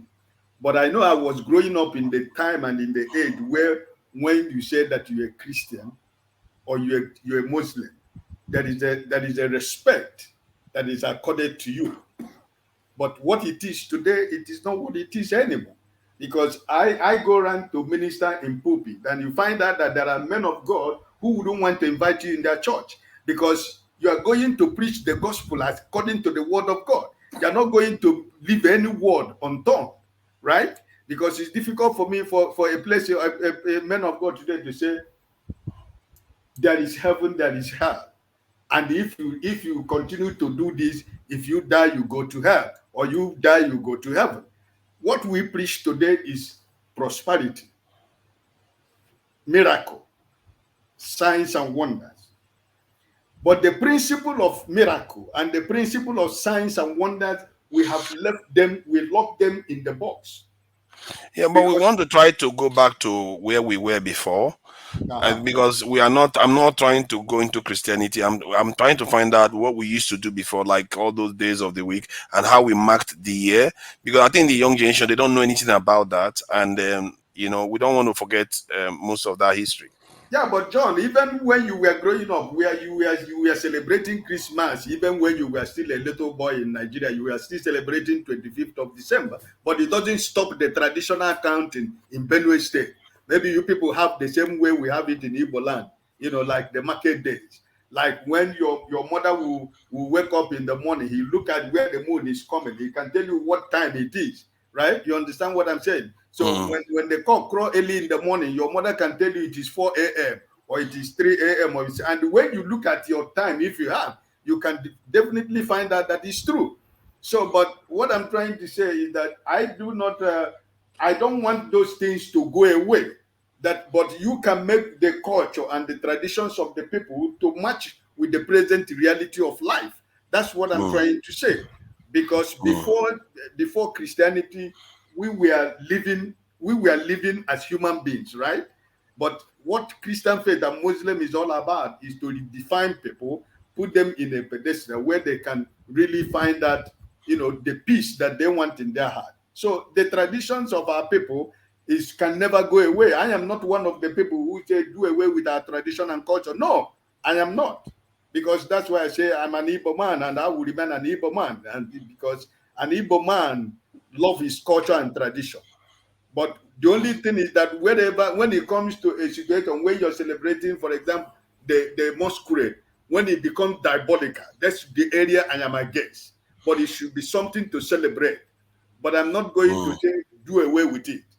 The forefather, so sorry, because I'm interested in hearing the guys measuring our tradition and our culture not to go away.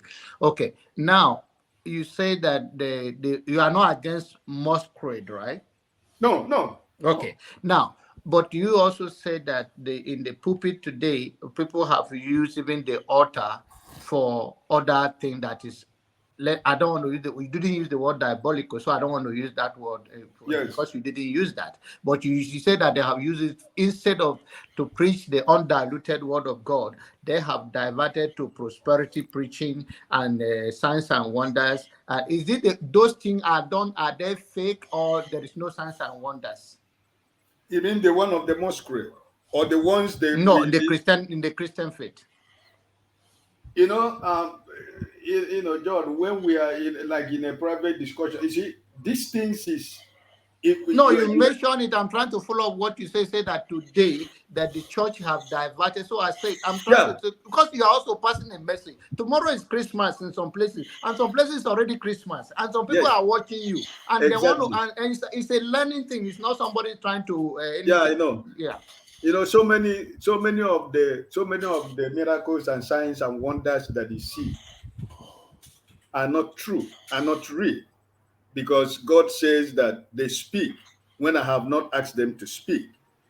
And most of those things, I don't know what it is. But like as I say in my Christian faith, I will only try to speak the truth. Like for me to answer you this now, John, any of us here can be an instrument of miracle to somebody.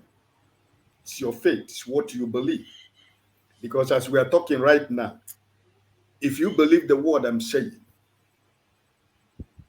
the force for you to apply that word in your life to be able to work for you is in your hand, because it's your belief and your faith. Forefathers might not believe my word, but when you believe it, you apply it on your life. It might work for you, it might not work for you. But when it doesn't work for you, it is a question, why is it didn't work for me? You see the point? You see what I'm trying to show? That's the way I want to answer your question, my brother, because so many things is happening. You're a Christian. You are laughing. You understand what I'm saying? So many things is happening. But I wish that. You say we are all agents of change and all of that. So what came to my mind is that there are among the people you have reached out to for this Christmas, maybe you have been a miracle to them. They may not even be expecting that money, and the money come to them. That's why I say that is exactly. That's why I say. That's why. Like that's the way I see it, and that's why I say, okay, we are all agents of change, because I have experienced it in the past few days. There are people I have their account number before, I didn't tell them anything, and when that money get to them, although of course it doesn't come from Bank of Heaven, but it's a miracle to them because they were not expecting it. Let me show one testimony before Father, please. This week I had a shopping bond that I want to give to our senior pastor, right? But last night, when I wake up in the morning around 5 o'clock, I went to use the bathroom, and I went back to the bed, and I put my hands on my bed. And when I closed my eye to sleep, I saw somebody sitting down somewhere far away from where a celebration is taking place. He was having a plate in his hand with the wife and children, but there was nothing in that place, and they were too far away from where the celebration was taking place. So when I woke up this morning, when we prayed in the morning, when we were preparing for service, my wife told me, honey, listen, I'm going to the church with what we say we want to bless the pastor and the family with. I said, sorry, my wife, we are not giving it to the pastor. Because the message I received is to look for somebody, look for a family in this place tomorrow that has nothing to eat, and bless those bonds. Let them use those bonds to go to the supermarket and buy things for the family. And that's what I told my wife. So when we came back from church this afternoon, after our lunch, I said, go to one neighborhood and give out those bonds for the families. You get what I'm trying to say? So this is what I'm saying. This is my way of practicing my Christianity. You understand what I mean? Because when you preach the word of God for people to change, you have to live the word for them to believe that the word you're saying is true. Not just but the Christian faith itself, from the point of view of Christ, doesn't necessarily have a timeline, if I'm not mistaken. I don't think Jesus probably specified any specific dates himself, or for anything really. It's just people that put those dates up. So can we not put it in a way that is in line with our own original this in dating system? Because those dating system has nothing to do with traditional practices, so you're not going to be a kind of going against Christianity. It's not part of the worship system of our traditional ways. It's just a dating system. So because right now we are hooked to the Western dating system and then date notations, but there's a reason why we had our own, and it's a little bit of a shame that the new generation have lost all that, and because of the erosion of our culture and everything that it used to represent before. And I'm curious. I know that they used to have days and have ways of even measuring months, but years, I don't know how they measure years. How did they measure years? I don't know if anyone knows. Same day. Maybe you will ask John, or you ask Rudolph. Rudolph teaches Igbo language. Eating Nigerian food. Know more. Yeah, I think if Igbo Basic would have really gone into some serious lecture on this one. I think when he comes here next time, I think we'll probably put that kind of question to him, because he will know a lot about. Father, please, before you continue, Mama Echo, what about her? She's fine. No, I think she was on a panel back end. She came on the back end about 2-3 weeks ago, and she says she's fine. And she's okay. Yeah, she says she's fine, and that she's just taking a break and stuff like that. So she seems okay. People have personal lives, and maybe she was active towards the election. Then she just wants to take a break. After that, maybe she will be back again eventually. I'm happy because every time I remember to ask about the mama, it skipped my mind. I just remembered her right now. So who is that? Mama Echo. Oh no, I spoke to her. I spoke to her the other day, and he came on the backstage the other day too. Yeah, I mentioned that. on the backstage. It's good to know. Yes, she's doing well. Oh, that's good. So anyone that is aware of our calendar system, you can come in and educate us on it, because I am quite curious, because it was Jonathan that mentioned it, and we know we have different calendar systems. The Chinese have their own, the Indians have their own, Russians have their own, even Ethiopians have their own. But ours we just thrown it away. The North throw their own to Mecca, the South throw their own to Jerusalem, and that's the end of it. But my brother John, in Benue State, do you have the same, like what Forfad is asking? Do you have it's similar to the Igbos? Okay. Yeah, it has to be, because it can't be that dissimilar. They have to have a way of measuring time. And it would be nice to know, because I also know that in the southeast and to the Bibio area, they have this in CBD writing system that we used to have. Some of all these things we need to start resurrecting it, because they are basically our inheritance. And you know what somebody used to say? Said you can't use an iOS or iPhone software on an Android device, because it's not built the same way. It's not designed for it. We are using a system that wasn't designed for it. We didn't evolve with it.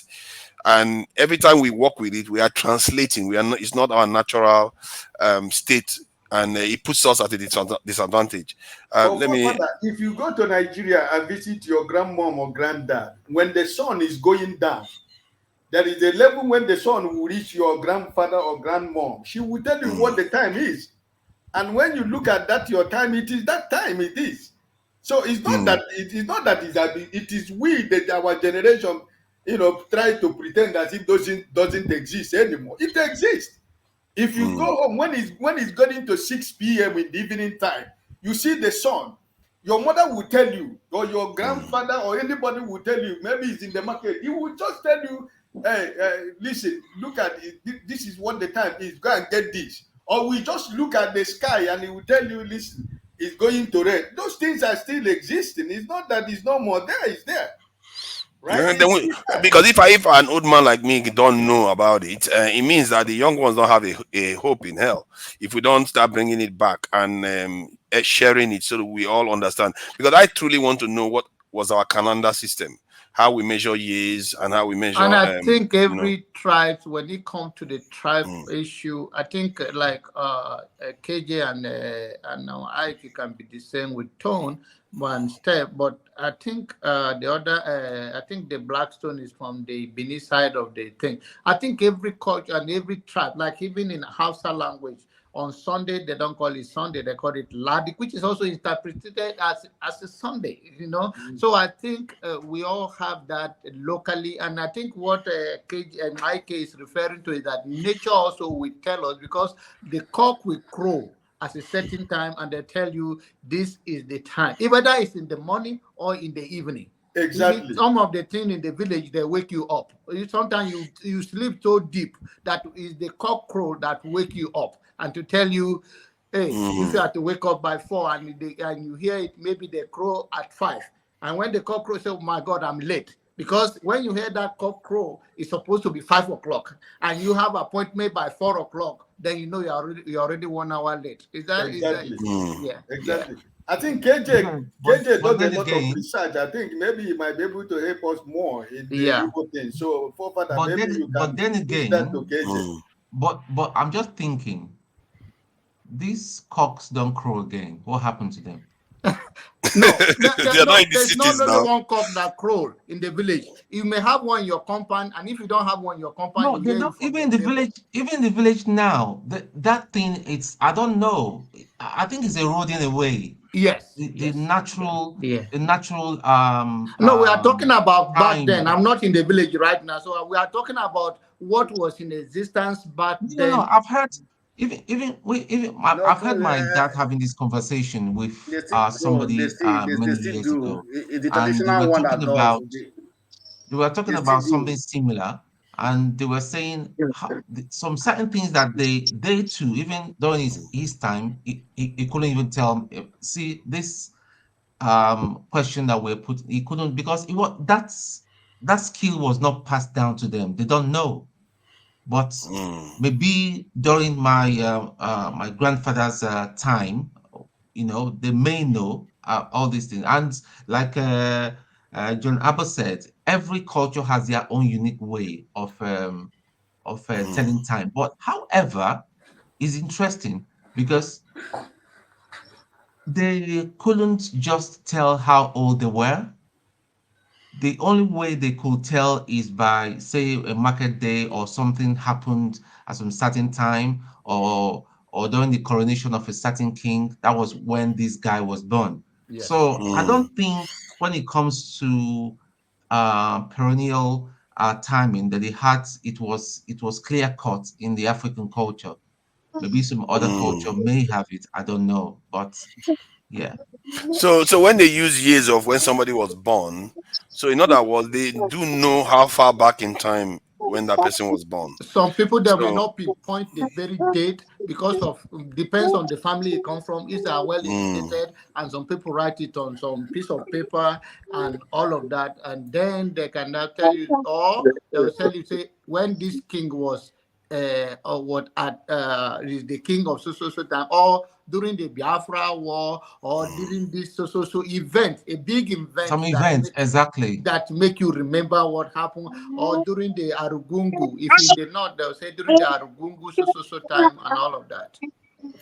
Okay, I think I understand that, because okay, but then every year, so they check the seasons, they know when to plant, they know when to not plant, and they can say 2 seasons ago or something like that. They have that kind of measurement.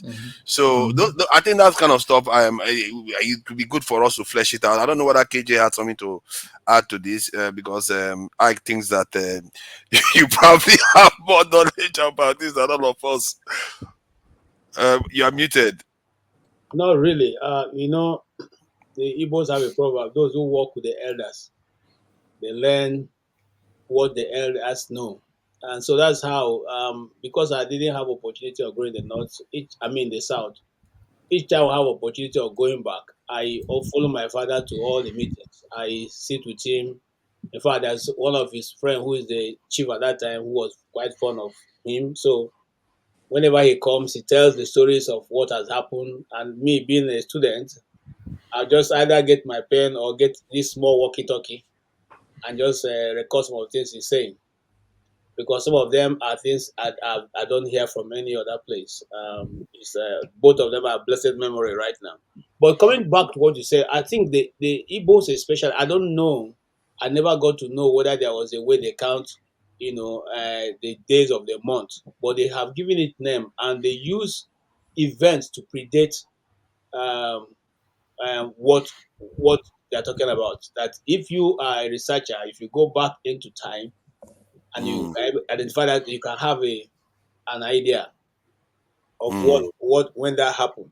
And then the other way of naming is that since the Igbos work with 8th grade, and an 8th grade person between 1 year and 3 years. Some do 1 year and 5 years. So some do 1 year and 10 years. So if they are going to say, okay, if you don't know when you were born, somebody may have taken that day, say, okay, so and so person was born the same day with you.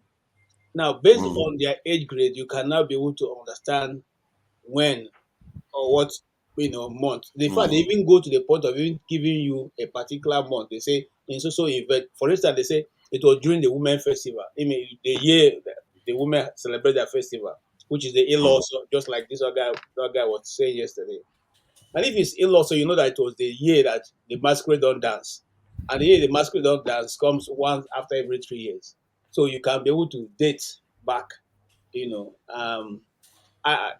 but that which the one they know, the one I think that I met and I've seen them do is that one of knowing exactly what time it is. When the cock crows in the early hours, my mom will tell you exactly. It's about 4:30, and if you needed to go somewhere around that time, she'll wake you up and say it's 4:30, and start getting ready to move. If you are traveling back to the east. So, and then the other thing also they know how to do is to make the rain fall. And they can make the rain fall and they can stop the rain from falling.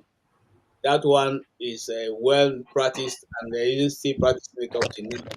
But when I came to the West, I realized that their own witchcraft or their own way of making the rain fall is more evil than our people. Our people just make the rain fall.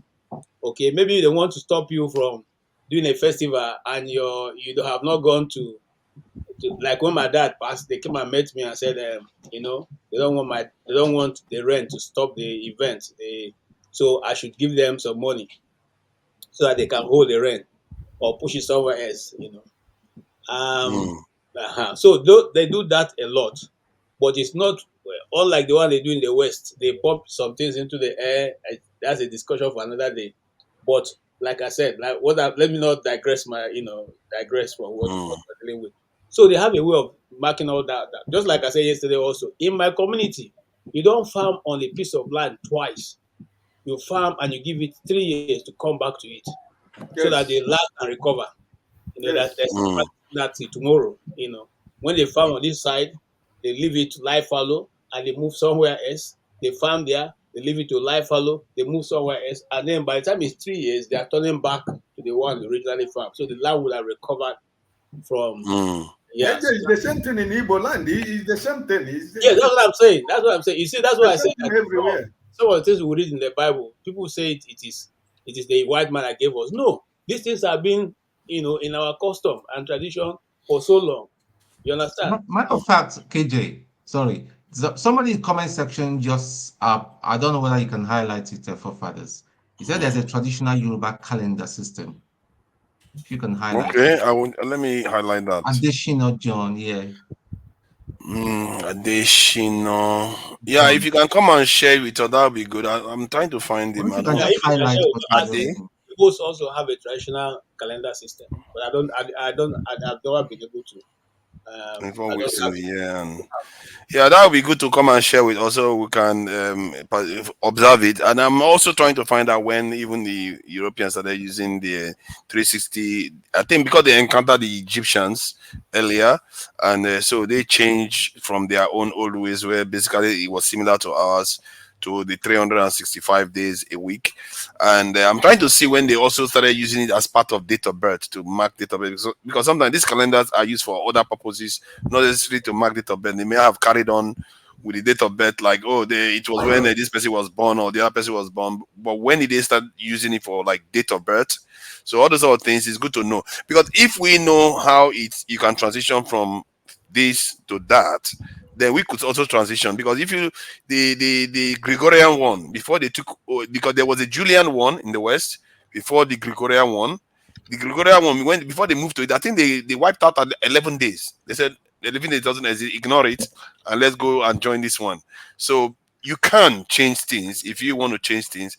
And I think maybe sooner or later, if we want to start taking control of our own this in history and our own traditions, we may want to bring some of all those things back, because it doesn't violate Christianity. It doesn't. I don't think. I don't know about Islam. I don't think it actually violates Islam too. So I think that's something that is worth considering. But at least we have an idea now that they use events to measure this in dates. But so then, do they have any way of like noting it down and say this is what we are going to do for the year? Do they plan, or they just go roll according to what's happening, what they see in the sky?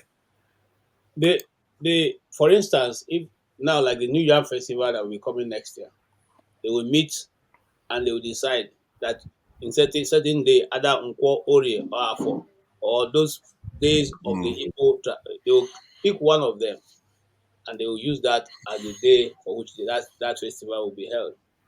And Okay. because you see, the good thing about the Igbo, the Igbo community is that majority of the Igbo communities are autonomous communities. When I was growing up, I didn't like it, because coming from the north, there was nothing like autonomous. One king controls everybody. So people come and they say, "Oh, this village cannot be doing the same to this one because those people want to do their own thing." It wasn't something that I understood. But Mm. but later on, I decided to do research, and I found out that the Igbos are more Republican in nature than any other thing. So they believe that everybody is a king unto himself, and the only person who is king is God. It does not matter whether you're a chief or whatever you call yourself. The only Mm. the only king that the Igbos know is the God that has created man and woman. And so Mm. some people mistake that to say Igbo Enweze, the Igbos don't have a king, but that's not what it means. Because like I said, I mixed with the elders so much. Igbo Enweze simply means that Igbo don't have anybody as God. Yeah, I think that's quite clear, because I think because other traditions like the Benin tradition, their first king is called Ugiso and is regarded as a god king. And I think the Yoruba ones too, they even Shango and all, they used to live as a kind of gods on earth. So they too were kind of god kings too. So then they went Just on like to ascend up. Oh God. Yeah, there's something I know. Amadio is here. There's something that happened to me when I was you just mentioned my name right now. You know that Amadio I is came here. down from the north. Amara Hami Songo. You don't need, do you know that Amara Hami Songo? You see? He's a Oh, Igbo okay. warrior. Look at that. I was He means meeting stop. an uncle of mine. I was bending down. I said to me, no, stand up. Igbos don't bend down for anybody. We only bend down to God. So don't ever follow your other friends to bend down to greet anybody. Stand straight and greet the person. The only thing you don't do is, if it's an elder, you don't stretch your hand before. You wait for the elder to stretch his hand. You do not stretch your hand to greet an elder. You wait for him. If he feels like shaking you, if he stretches his hand, you can receive it to your two hands, but do not bend down. I learned that early. Yeah.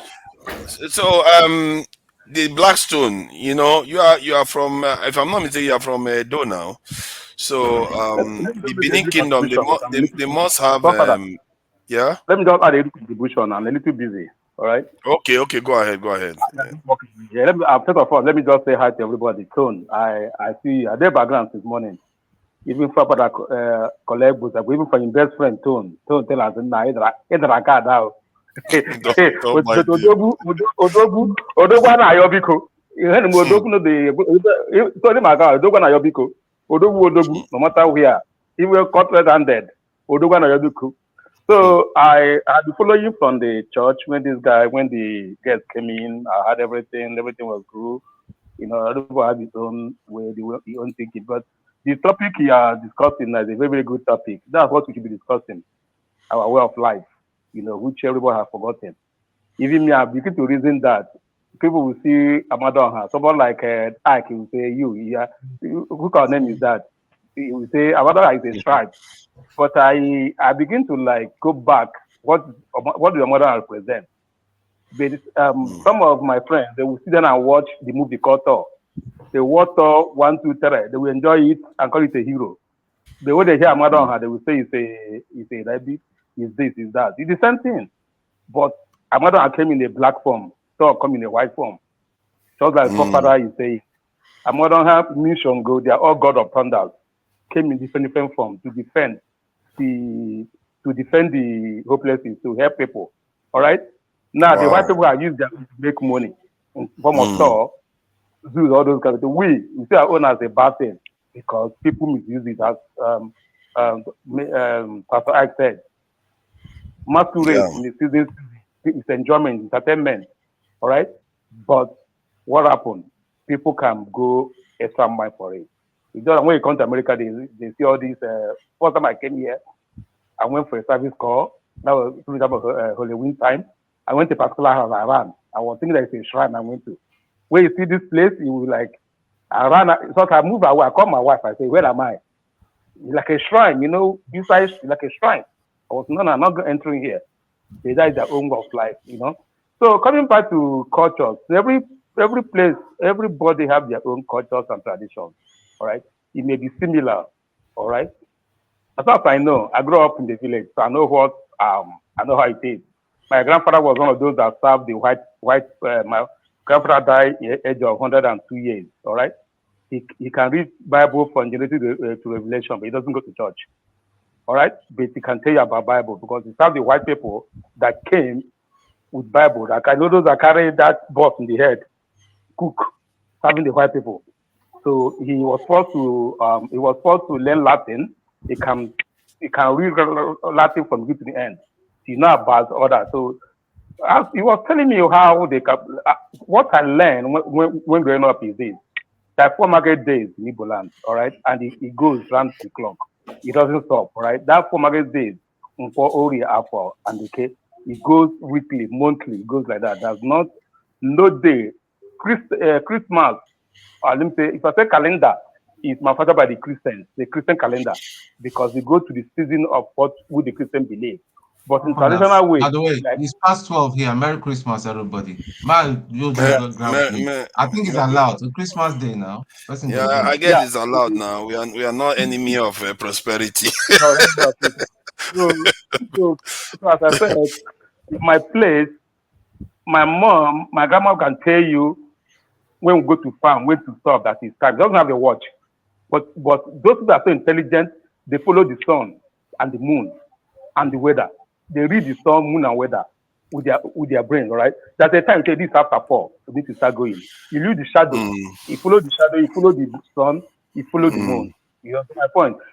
Before the introduction of the bell in my part, the bell will sound. You go more than 10 kilometers, 12 o'clock, Catholic, Angelus, everybody will hear the bell in no time. Before them, they follow the moon, the shadows from the sun, the moon, and weather. That's why they tell you what part of that. And second, Igbo man will tell you that if you want to know the day they born you, go first of all, is a sharing meat in the kindred. Go and take meat with that. If you want to know, seriously, if you want to tell you, yeah, if you want to know the day you are born, go and take meat when you are not supposed to take meat. They will tell you the day you married your mother. They will tell you how many people went to the bride price. They will tell you, like, there's a guy I know, the guy is rich now. I can tell you the day he was born because he was born in a farmland where my mom was farming. All right. So if I cast 4 years back to that farmland, I will tell you the year he was born. I will tell you the day that land was farmed years back. Then That's how they will believe that they will count. Can I add something to what you said about this Amadioha? Because I was just looking at information about it. Sorry, please, Father, please. Okay. I want to Let us go there. Just go there. My wife, he never married, so my wife is ready for dinner. So please, I'm going to leave this. How do you know? Before Madam will fire me, I want to go to the dining table. Okay. Okay, that's fine. That's fine. Thank you. Let me just finish tell you this. Hold on, now. I want to reveal something to you first. Then we can go to that. Let me just finish. Go ahead. There's a celebration for the year that marks the 12 calendar months. All right. So many festivals, and Anjoko, New Year festival, so many things that comes up every month. That has, yeah. So did they have like 12 festivals that circles, or is it 11, or is it 10? Yeah, that has like every beginning of the farming season, the whole farming year from January, shine of the land to harvest. They have like everything being set up. That the day you don't even go to farm. That they have the day preserved for something. They have other like retreat. Nobody goes to place. Nobody goes to that. A day preserved, not for anything. Just it will be interesting to catalog these things so that we see whether it creates 12 months. It will be quite good to catalog it. The So Igbo we see. month is 13 months, not 12 months. Okay, you see that too can be cataloged so that we can see how it works. So I wanted to add something because it shows how closely linked our traditions tend to be. Because if Amadioha is Shango of this thing, and I just saw that Amadioha is also associated with the white ram, and that jogged my memory because I also looked into the ancient Egyptian this is stuff too, and the Amun-Ra of Egypt is associated with the ram too, and it's very interesting how some of all these things are linked. And most of the stuff they practice in the West, they got it from us, and sometimes we forget that we are older than they are. So, but now we are copying from them instead. So I think it's what letting the younger generation understand that, because while I was growing up, we thought they were from heaven, really. And so when the young generation understand this sort of thing, they can be more confident about charting their own path. Because why would you copy somebody that when they copied from you? That's the question you have to ask yourself. They copied most of the stuff they are doing from you because they copied from Egypt. Maybe Egypt copied from us, because that's Egypt spends a long time talking about how they are from the hinterland of the African continent. But I think it's worth just discussing this thing because the similarities between our culture is so much. And this is why the Niger Congo language, when you check it on the map, they said the Yoruba language and the Igbo language is similar. But yet, when they speak, you don't see the similarities. It's really strange. So it just shows. Don't say that there is. If you pay attention, I don't hear it. That's the problem. I don't hear it. Because if you pay attention, there's similarity. Pay attention.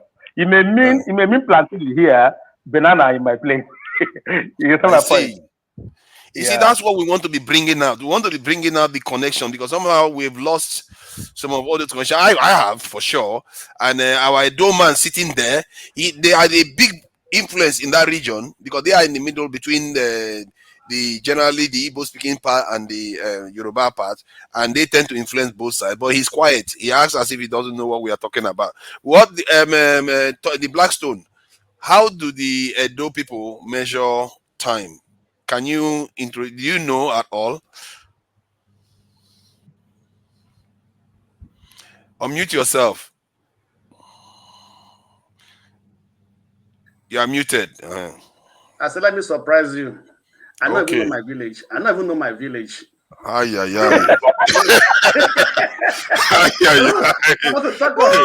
of not the tradition, so we are in trouble I here. don't just know. We are in trouble. Father, he's just laughing at you. You the answer village, Edo people. You where do you have all people measure time? That one Blackstone is going. He read his mind. Wherever I'm from, I don't even have a clue what they do. I don't know. That's the problem. That's what I'm asking. So, let us a question. I heard that the Igbo speak Ewe, E-W-E. Is that true? You said? The Igbos, they have a part of that is called Ewe. Ewe? Yes, it's like Ewe, something like that. Yeah, yes, no. Because The same spelling, What's the meaning? different meaning. What does it mean? Eh? What does it mean? No, it's Every mean a rabbit in my language. place. Every mean rabbit. No, not a, no, no, no, not rabbit. language. No, Not a language. It's a part. It's a language. A way. EWE, something like that. EW. That's what I mean. Anyway, There are so many similarities in spelling, but different meaning, different culture. Part of Igbos from Edo State. No. This one. They also speak it in Ghana. It's part of Ghana. The upper Volta region. They No, speak it there. those ones are said to have some relation with the Igbos, but I've never really had any. Because I know somebody there who told me that what she speaks is a way it's related to Igbo language. That's how I got to know. Yeah, I know about that language in Ghana, Ewe language. That's But what I was if I surprise you, in Igbo, in Southeast, we have about 100 plus languages, dialects that I can't even hear when somebody speaks. All right? Yeah. There are so many dialects I don't even hear, but they're all Igbo, so I don't even understand what they're talking about. Can I crash in really quickly, guys? I do apologize. I've been listening in the background for a long time, actually, in and out. However, I don't want us to get things too wrong, because I wanted to come in to support Forefather's argument at the time when they was talking about what he said and the umbrage that was taken as though he was comparing Nnamdi Kanu to this northern criminal. Anyway, we have to pay attention to what's been said as opposed to flabbergasting. The Ewe language and the Ewe people are far closer to the Yorubas. They stayed with the Yoruba in Oyo for years before leaving. During those times, back in the day, the Ga are closely related to, and our languages are closely related, and our travel and experience is closely related. As far as Igbo to the Ewe, I don't say there's no connection, but there's no connection in terms of language similarity or tribal affiliation. None at all, that I am aware of. So we don't need to get things too twisted, and that's the reason I quickly came in before we went too far off key. But for me, what I observed from the linguistics, from what they said, that the Yorubas and the Igbo language and the Edo, they are of the same family. I said up to Nupe, they are of the same language family. They call it the Volta language. They didn't even bother including Yoruba. They just call it Volta language. That's how similar they consider them. Again, there are deep similarities, especially in terms of spelling. Once you can see these things being written down, then you understand that there is an affiliation. To say the word mouth in Igbo is to say onu abi. To say the word mouth in Yoruba is enu. So you can see the similarities there, but you can go as far. You can go as far as South Africa to find similarities, especially with those three languages: Yoruba, Beni, and Igbo. Once you start leaving and entering into where the so-called spread of the African into Southern Africa, which came largely from West Africa, Cameroon and Igbo side, really pushing down into the Southern Africa. These are where language disbursement began. And then you can start to track languages of Western and West Africa and the Congo area deep into Southern Africa. So these things do have an affiliation. Jargon, there's something I also find out, right? There are some Benin words which are exactly the same thing that the Japanese use. Well, again, these things have been translated because it's not just Benin words. Again, where Japanese are concerned. My name is Soji. The Japanese have exactly the same name with exactly the same meaning, and it's as though, my goodness me. Yeah. But then the word for Tokyo, the original Tokyo was called Edo, EDO, and then if you see the shogun, which is the Japanese warrior type with the sword, and their uniform, as it were, was extremely similar to the Benin warriorship uniforms. If you look at them, they look the same. And then if you look at the art of the Japanese, there's a deep and strict affiliation with Yoruba art, particularly, and Egyptian art, particularly. Jado, And you can see these things Jado, very clearly. what was the Japanese warriors called again? The Shogun. Shogun, yeah. Do you know they are blacks? Apparently, No, there they was are a black. There was an idea that it was the blacks that traveled from China that began the Shogun Society, but more so when they called it the Last Shogun, which was a film done by Cruise. What's his name? Cruise. The Last Samurai, Tom Cruise. The Yeah. Last Samurai, Tom Cruise. That actual artifact of that individual person was an African. That the Last Shogun was an African from, I think, Kenya, that they took as a slave. Are you talking about Ashoke? That's his name. I think that's his name. The samurai, the black samurai. He was the last. I'm beginning to think that Nigerians may have populated the world, because if you look at there's this traditional group in Nigeria, in the Plateau area, the Chinese language has so many similarities, like so many words still remain the same in the Japanese language, the Chinese language, I mean. And the same thing, you see that kind of similarity with some things the Yoruba people use with the Japanese.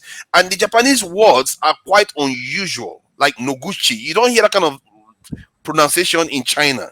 Or it's like the sound of Songhai. Songhai, which is our, I never ever saw Songhai, the word, as anything similar to anything in Asia. But the more that you look at what Asia has in terms of language, pronunciation, meaning, then you see hardcore similarities with African as a whole, and quite particularly Nigeria. Nigeria is a serious place, or we're missing that. The Caribbean people, they used to complain that they don't know themselves, and I used to feel quite strongly that I knew who I was. But then, as we begin to look, especially at Nigeria and the diversity that's in Nigeria, and how really we link to each other in so many strange ways. Me being a Yoruba, I know how we have influenced and what has influenced us as the spoken language goes and as the culture goes, and we run deep. And then growing up in the UK, I came across a lot of Turkish people from Cyprus, who have the name Aki, and that's our name now. Aki, why do you have this name? And then they tell me the meaning of the name. It's the same meaning as us, which tells us same thing also happened to me. Same thing also happened to me. I went to an office in Germany, right? As I present my native name, then the guy asked me, "Am I from Portugal?" And we've been there. We've been in what you call Portugal. Yes, so I said no. It's like what forefather said. It's like what our experience as Africans and as Nigerians, as we all are here, is topical nearly in every region of the world. Which is why I always say that in terms of the first discovery of this world, it was done by us. We landed on any space in this world first. Doesn't matter where you're talking, Galapagos Islands or South America or North America. Now we stepped there first. Nobody stepped there before us. And there are too many It looks like our jackpot syndrome started thousands of years ago. It looks like this jackpot thing started because the Bantu expansion that started from this thing. That's right. Nigeria too. It just be jackpotted. Let me surprise you. I like that. You know that one of the Oba of Benin was the first one that sent his first son as an ambassador to Portugal. Yes, I didn't know that. I know that, and that also happened in Angola. The Angolan king, because the Portuguese did a lot in Angola, more successfully and more before the British people arrived in Nigeria. Before they even got there, they had ambassadors in Switzerland and in Portugal, basically in Europe. Yeah. We're talking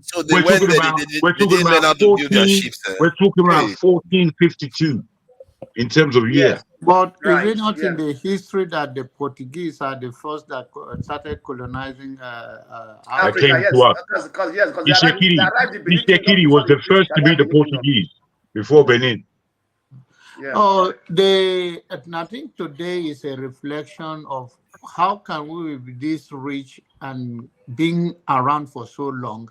It's called ignorance. It's called ignorance. and we don't have anything advanced based on, apart from the tradition that we have mentioned, when they call crow, when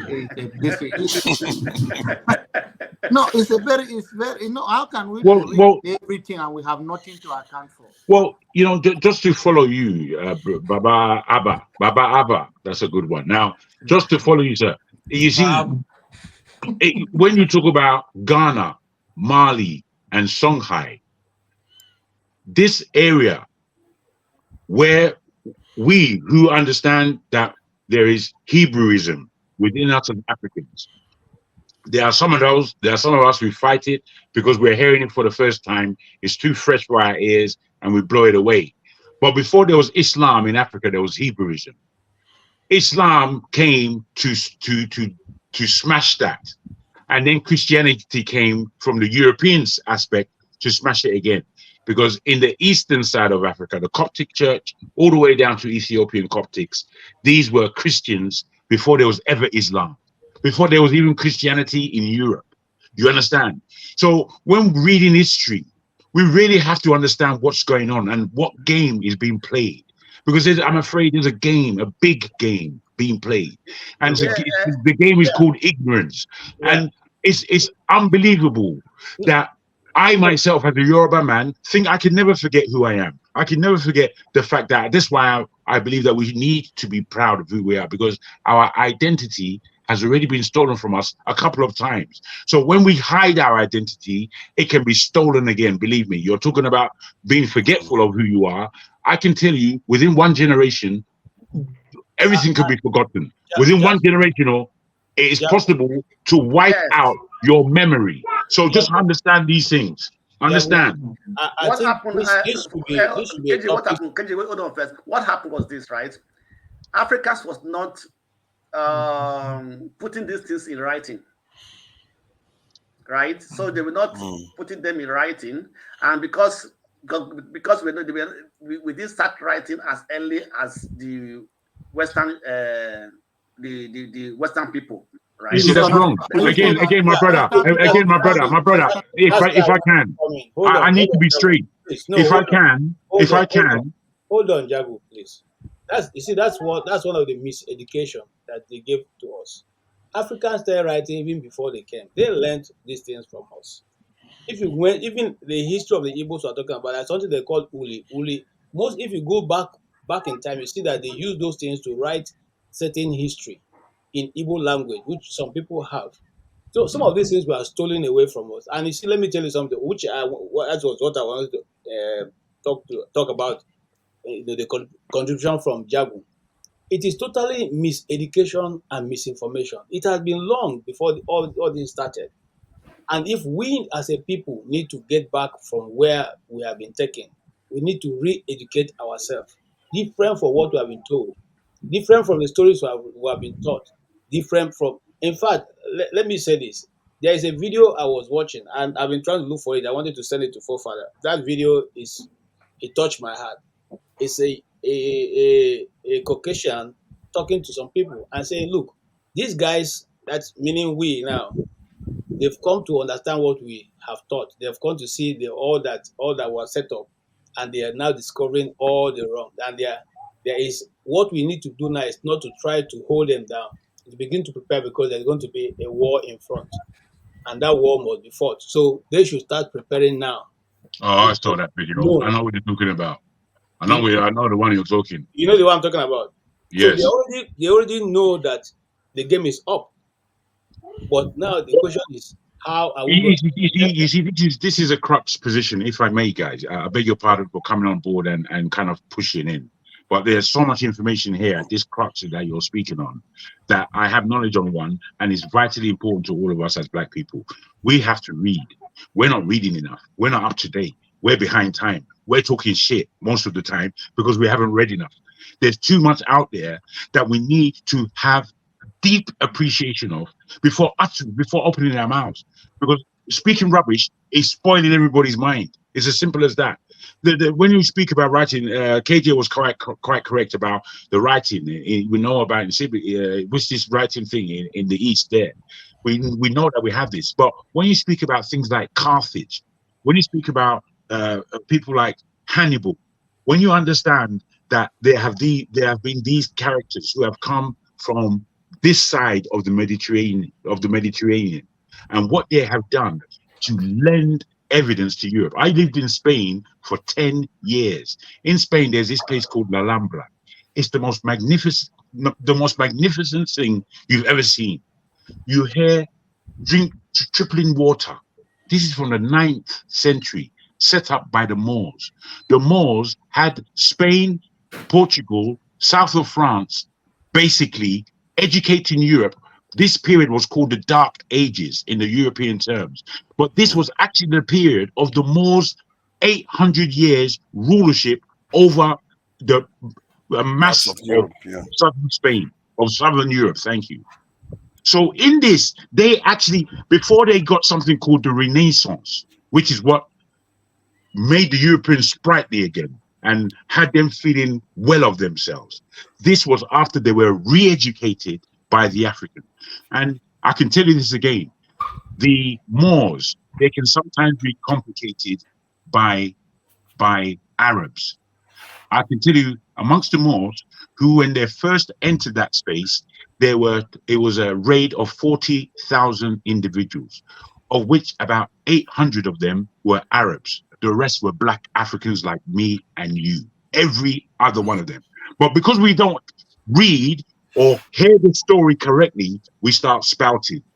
And these informations are so intrinsic in our growth pattern and in our appreciation and in us having the understanding that our memory has been wiped.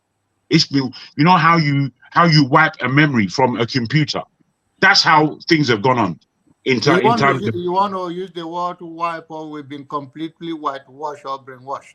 Well, it's not even whitewash. It's beyond whitewash. We've forgotten. We have no appreciation of it. We don't know it happens. And if you say these things to certain black people, the first thing is disbelief. That's forgotten. Yago, all this is supposed to be taught in schools. They're supposed to be taught in schools, but we know what taught in school. When in school, when you don't speak good English, they flog you. How can you be taught in school? How can you be taught in school when it is a school that is even removing history? Exactly. So we have to fight against those things now. Those are the things that have to fight against. Even in universities. They don't teach you that Africans ever ruled Europe at school. No. They don't teach you that an African resisted Romans when they wanted to invade this thing. That boosts your ego and self-esteem as a black person, and they don't want you to feel that way. Yeah. Let me tell you something right now, and I know it's going to spin most of your minds unless you already appreciate this. There's a gentleman by the name of Pushkin. He's a Russian. His surname is Hannibal. He's supposedly the great-great-grandson of the Hannibal. He gave the Russians their language. Would you believe that? No. I thought they existed well before then. Everyone is stunned. The reason why everyone is stunned is because one is a black man, and I can tell you that the larger part of the last 4 or 5 centuries, Russians were speaking French. They weren't speaking. It was him. He's a poet. The guy's a poet, and one of his father was the musician Pushkin. But as the poet writer, this Pushkin, he was in Russia as a Russian, as a black Russian, and he decided no more French. It was him that put the Russian language back. I didn't know that. I never heard These are things that happen. These are things that really happen in this planet. You know, this is it. I mean, hey, you've not been talking, you've been studying, you work from home. Are you an IT guy? Myself? No, I'm here. Yeah, I've been quiet. You are an agent now. I think dear. What I'm trying to say was that that the documentary I was watching, and the guy was saying that, look, if you want to get the true position of world history and things, you should go back to almost 1920. That after 1920, they sat, and I don't want to call the family name, they decided to rewrite everything. Yes, sir. Washing people, and then eventually education became what they wanted. Yes. So that was when everything began, was diluted and all that. They even took away some of the science, the what we call those days, the table, the something table. What's it? Chemistry is the table that's Yeah, behind your chemistry book. yes, chemical table. Yes. Now they took it off. Right now children not even study that anymore. Okay, so they did all that to make sure that people get little and little of education and just train you to work and work and work and work and just do their work. So for us to be able to get back to where we were supposed to be, we have to go sort for books that is older than 1920. I am here to find any writer that's in my field around that 19. I want to really dig into that to see compare with what present day Yes, writings. okay, like AJ, right? So these are some of the problem we have, of course. For example, when late Oba, the father of the present Oba, when he came to power, right? It was a very educated man, right? He said that he want to sponsor that make people to go and research the Benin history, because he said that the Benin come from Egypt. That's what they believe. You understand? We go and research the history and rewrite the Edo history. Do you know that something never even took place? So these are the problem we have. You understand me? Because we're not trying to put all these things and go back and research them. You understand me? We try to. It's like starting a project in Nigeria. And nobody they end up without doing the project. So it's everything all around. I don't want to be too Eurocentric. Oh, sorry, Yoruba-centric. But what you just said is so right in terms of how, because you see, for me personally, from when I was young, I always marveled about Nigeria. Largely, what I marveled about is why in this corner of Africa are there so many people, so many different people? Why? So has this been bothering my mind? And then we look at the Hebrewism and the Egyptology of what's gone on in Africa and the zenith of what African culture became, both diverse from the Hebrew side in terms of the God aspect and in terms of the man, the relationship with God and man, as we're coming into so-called Christmas at the moment. I heard you speaking all earlier about Christmas and days of the week and such like. A lot of disagreements I have are on those things that were mentioned earlier. But I must say that when you look at Egypt, and I have been in the London, the Museum of Mankind or whatever it is in London here, and I've been looking at Egyptian art since I was 5 years old. Used to go up there every year with my father, and he used to prophesize that Yorubas are directly from Egypt. And I must say, I believed it, but I couldn't see it when I was looking. But today, when I look, you see the kind of eye that you need to take the rubbish that you perceive that is not actually there, but we have a way of looking that we're not seeing. When the rubbish is taken out of your eye and then you see, it's amazing. It blows you away. And then you get connectivity in understanding how these things join up and where the missing gaps are. And then those missing gaps are where you need to foster your education to understand what is this gap that is missing. Because there is a direct lingua in the world, there is no language that is as close to original Hebrew than those languages that are in West Africa between the Igbo land and all the way to Ashanti. If you look at these languages, they have I'm not so sure. I thought the Israelites were Semitic tribe. what they speak. You see, this is the fog that they create. When they talk about Semitic, they're talking about Shem. When we're talking about Shem, we're talking about what they now call the Middle East, which is not, there's no such geography as Middle East. You understand? So given this dichotomy of language, we are placed with a fog in our eyes. That fog now allows them to tell you the lie, which is that Semitic belongs to what they call Jews today. Did the Arabs not come from Shem? Did half of Africa not come from Shem? This is Shem. Yes, Ham is. I think for me, I use Egypt as a kind of compass to know where both sides belong. there are some people that are from the northern part of Egypt, which the Jerusalem and the Israelites, they claim to be coming from that direction, while the hinterland, the other side of Egypt, is by the Nubia and Kush kingdom. Later on, that's where they came from.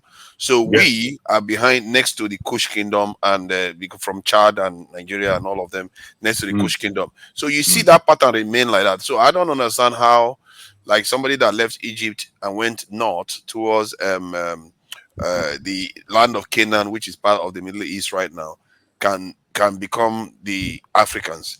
They may have copied our traditions. We are the old ones, and I think sometimes we say we are Hebrews, but why they are us? They are like us, not the other way around. It's like when you are older than me, or you cannot. I cannot say you look like me. I should say I look like you. Let me quickly put this to you, where the Jewish connotation is concerned. The Jews have no relationship with that part of the world. None. Zero. Zilch. However, when the disbursement took place of the Jews from Jerusalem area, I don't know if to call it Palestine, the last throwaway was when the Romans came. The first was by the Assyrians. The next was the old Babylon, what they call Baghdad today. The next was Egypt. So in terms of what we know as Hebrews, they have been scattered from that part of the world for centuries and centuries in the past, and the last one was during the time of the Romans. So we move. When you look at what I've understood in my research as to how the Yorubas came to be in that area we have in, it came from all of the flows out of those areas into the south. Some did go east into Asia, but most came into Africa. Some went into Europe. Now the travels for the Yorubas went from Libya, Algeria, into the lands that then became Ghana, Mali, and Songhai, and they stayed there with them for a long time, and they were the first to settle in what we now call Western Nigeria, where the Yorubas are. Then there was another travel through Egypt, Merowe, which is today, and the Merowe one is so understandable. Merowe, which is Sudan, and then into Nigeria, and we stayed with the Kanuris for 200 years. This is the Yorubas. This is the Yorubas I'm speaking about. Before coming into where we have now as Yorubas now. Now, when the Moors went into Europe, Yorubas were there again. They came, they settled them, because this was the beginning of what they called the Spanish Inquisition. And during the Spanish Inquisition, this is when Spain got Spain back from, they expelled the Moors, and that now they were making everyone Christian. It's either you're Christian, you can't be a Muslim in that area, and you can't be a Jew. You have to be a Christian, or you either get out or you suffer the pain of death. So that was the whole game. Many of them came into Ondo State, Yoruba land, and they were called Equiam Infre, which is the strange people. They're still there today. They become us. They're who we are. They spoke Yoruba with a strange accent. That was what was being told. Now, I know this about the Yorubas because I'm particular. Now, it is for everyone to understand, did this happen to your history as well? Are you still being blinded? Are you not bothered to jog your mind to know that everything that we see is not accurate? Everything that we're told is not accurate. And this is when you begin to go on your search, when you have these questions in mind. But after the research, what do we do? Well, you see, I think the research is important because I'm a man of Christ as well, my brothers, if you need to know. And in this understanding, no, I'm talking in general. Wait, I'm letting you know. You asked the question, I'm going to answer it my way. In this understanding, no, I don't mean you in particular. I say what. And now I can only give the answer from my perspective. Okay. What I have understood is that the story of Christ is true, as much blemish as can be put against it. Now, there is going to be more blemish that we soon would hear about this name and his name and who the Prince of Peace really is, because that's what we're all striking for. What we really want is peace, peace of mind, peace between brothers, peace in the land. That's what every man desires. So who is it that's going to bring this peace?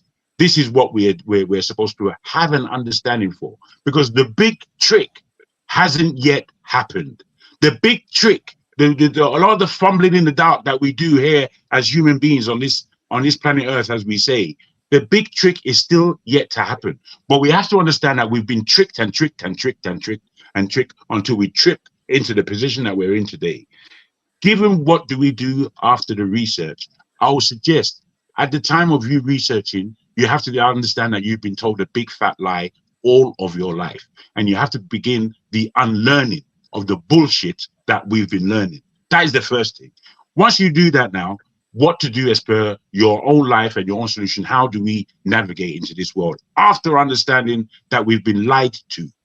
After understanding this, I think such things that are going on in the world that we're all sitting in our front rooms looking at the news and such like about this Palestinian war, this war in Ukraine. These wars are not going to end because people are speaking about it. These wars are the wars. We have to be paying attention, not to the death and blood score that's going on, because that's very painful, but to what the tricks that have been playing and the way the strings are being pulled in the background. A lot of these things can be seen on CNN and BBC, because they too, in particularly, are doing the greatest number of lying daily as a practice. So once you see the lie, then you have to understand there is a truth to this lie. And where does it lie? Where is that truth? Because what they're telling you is surely a lie. So once you look for the honesty in that, you cannot side with Palestine. You cannot side with Israel. You can't afford that argument. That's the fool's game when we're playing this sword fencing about two sides, where we can see there is obviously a David and Goliath situation going on. And whilst we are now being told not to pick the side of David, we should pick the side of Goliath, which is Israel in this point. Then you have to have a look at Israel and see what they're doing. And when you see Israel doing the most amount of bullshit, being backed by America and Britain and all the stupid people that we can't see, because there are people that believe that you can't actually see. And then going back to a point, just to label this, can't see. I come from a village in Ondo State. There are times when I've traveled with the hunters in the village, and they give us this thing, this black thing. We put it on our tongue and we put it in our body. They say that this would make you invisible to the animals. My brother, I did it. I didn't believe what the hell they were saying. I thought we were going to get roared on by some lion somewhere. I don't know. My brother, we were in the thicket and there were animals that could not see us. I can't tell you how this thing happened, but what I can tell you is that in my experience and in all of our experience, that sometimes I think you might be looking for something and it's right in front of you, but you spend half an hour looking for it, and it's right in front of you and you didn't see it. This is what we go through as human beings on a daily. The way we have to wipe the matter from our eye to really see what's out there, what is reality. This vision of what reality is the biggest thing in this planet, the biggest thing, and we're being lied to daily, lies. Okay, Jagon, yeah. Contribute to John Abba question, right? I think one of the first steps trying to what next after this information is to start to re-educate Africans. Very good. Right? You have a very high knowledge of all this. Start to re-educate Africans. Do a lot of seminars, right? Let them know their history better than what they have read from the books. So and whatever we teach, we need to awakening of their conscience. Yes, you know? Because when you know the truth is set you free. Indeed. Yeah. I agree with a lot of what Jago has said concerning the Middle East, but I also have a pushback, and I'll just do it from a very simple point. Yes, sir. Everybody claims that place belongs to the Palestinians. The Palestinians are descendants of Ishmael. Ishmael is the son of Abraham. Yes. Abraham has two sons. First son. Abraham has two sons. One is more than two. More than two. hold on. I'm just dealing with these two. Hold on. Just please don't Okay. take it too far. One is Ishmael, who was the first son from Keturah. Second is Isaac from Sarah. Now, if that place belongs And to you said the first one, Ismail, is from who? Is from Ishmael is from what's that? Hagar. Hagar. Sorry, Hagar. From Hagar. Keturah is his wife. Now, this is what I'm saying. If that place belongs to Ishmael, what about his brother? Can his brother come from another place? Shouldn't his brother also come from around that area where he's living? If that be the case, then why say that Israel should not exist while you all belong to exist? Why? Why? Well, you see, my brother, if I may again. Okay, sorry, continue. Sorry. Yes, of course. I don't think any one of us will be at peace every day you are in your house and you hear your neighbor teaching his children the person to kill. If there's anybody for us to deal with, John Abba cannot live. Let's not leave his children. Let's make sure that there's nothing about him. Do you think John Abba will just sleep and say, God, I leave you the day these people decide to take? Nobody will do that.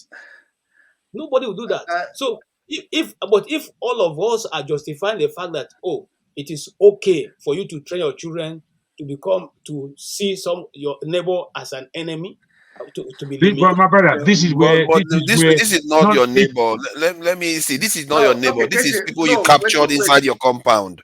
Just assume that you captured them inside your compound. It's not neighbors.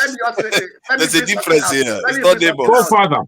Captives. KJ is speaking historically still. He's speaking about the lineal propagation of the Ishmaelites and the Israelites, if you like. Correct.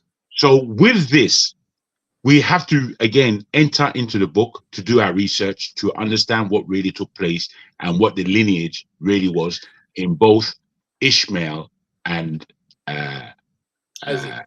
Isaac. And now when we look at Isaac and we look then at his son Jacob, and we understand the genealogy and what was gifted to them and what was taken from them during the whole years up to Solomon, from there to Solomon, you understand, to when we entered into kingship, because there were no kings in Israel at that time. So within all these stories, the evidences are there. Now, the evidences aren't put in scientific terms necessarily. They're put in poetic terms, if you like, or in what they call analogy, if you like. So they come across in a certain way that is not always the first time you read a psalm or a paragraph. It's not, you might get something from it, but you haven't gotten half. You haven't even begun to understood what these 15 words in this one verse is really saying. And the more and more you go back to it, the more and more the evidence will come out to you. It will just leap off the book. Me reading the Bible, I did not understand it growing up for a second. I thought, what is this gobbledygook that my parents are pushing me on? I went on a big search away from Christianity. I entered into what they call Islam. I read it, almost became a Muslim. But then I thought, you see, this thing is too political. I can't see the spirit in it. There's no spirituality here, as far as I'm concerned, apart from what seems to me to be a bombastic spirit and almost a devilish spirit. Forgive me for those who are Muslim here. But that's how it came across. So I didn't enter into that realm. Then after looking here and there, I entered back into this Christianity thing. And when I now read the book, I read it as though everybody in this book is a black person, unless it is depicted that there are somebody else. When I started reading the book like that, my brother, that the Bible began talking to me for real. Then I understood that this is actually our history. What's on these pages is our history. If you're a Yoruba person or if you're an African person whose language, when they speak it to you, It has deeper connotations than just the spoken word. There is something behind this word. There is a poeticism. There is a lyricism. There is a uniformity. There is a deflection, depending on how things are said. Once you understand our languages like this, then you begin to understand how phrases are put together in the Bible. I'll leave it. Yeah, but what I want to say about this Israel, this Ishmael and Isaac, right? Right. That also a prophecy in the Bible that these two brothers will never live at peace. They will never live together as in peace, because the Bible said that Ishmael will be a man of the sword. You understand me? Yes. It says he'll be a man of the sword, right? And for that, they will not live at peace. Both of them will not live in peace. So that is what I think is happening, right? No matter how they try to create peace between those two people, it's not going to happen because it's already the word of God, already established. Well, I would have to make a big jump and come straight to the lived in peace for a long time. They did live in peace for a long time, so I don't know what happened all those hundreds of years. No, they never live. Actually, they did. There was a lot going on. There was an awful lot going on with not just the Islamic understanding, but within the understanding of the Arab nation. There a lot has gone on. There's a lot of history, and a lot of the history is magnificent. You know, to understand who the Arab is without looking at his history would be a faux pas on the part of the person who would want to critique the Arab. They can be critiqued just like any other human being, because I critique them a lot. When we come down to trying to, however, understand how the game is being played and what the Quran is and who wrote the Quran and what the manipulation is, and the whole hate is against one person, basically. And that one person that the hate is against, it goes by the name of Isa, according to the Quran, Jesus according to the Bible, and according to many of us who are historians and looking for the real name, they call him Yeshua. Yeshua, yeah. Yes. So once you understand that, why in all three of the Abrahamic religions, the one thing that is central to all of them is the Messiah. The Jews do not believe he has come. The Christians believe he has come and he's coming again. The Muslims believe he has come, and it's not Muhammad who is coming back. It is Jesus who is coming back. What's Jesus isn't coming? A lot of people, the Christian aspect of Jesus Christ is that he's a soft, well-natured, kind, blonde hair, lovely beard, glowing white face. Most Christians, black or white, believe that's who Jesus is. Fair enough. Good luck. But Jesus, he's apart from we understanding that he's God made flesh, that depiction of who he is, that's the love of him in the time of his warning. But as we all know, as our fathers, there will be a time of reckoning. And that time of reckoning, as we all know, the world is upside down, it's coming. And it's he who is coming back to judge. So once we understand that this is how the Abrahamic religions are divulging the information about who it is that they hate and who it is that they love, then you have to have an understanding of what the Catholic Church is doing and what equinism is. I forget the pronunciation of this word. Equanimity, which is the church and the mosque and the synagogue basically coming together. Now, when you have this as an understanding, then you have to understand what a warrior Christ is. And but why do we sign up to these things when other people don't even do this? Like, there are people right next door to them that are like the Hindus and the Buddhists. They do their own thing, but somehow we write ourselves into other people's history. I don't believe that we're Hebrews. Let me come back to you. I'm sorry to not allow you to speak. I should be more careful, but I know where you're going. Okay. And because I know where you're going, I'm trying to say to you that don't think that this world is not one. Don't think because there are thousands of religions, thousands of ways of being, thousands of cultures out in the world, that there is not truth. There is still truth, and that is what has to be considered. Now, when you speak about all of these other religions, especially in Asia, believe me, Christ is in there. Believe me. I can't explain it to you right now because it's going to take a while, but don't just look at it. As I say, you have to take a lot of rubbish out of your eyes before you can see what's actually there.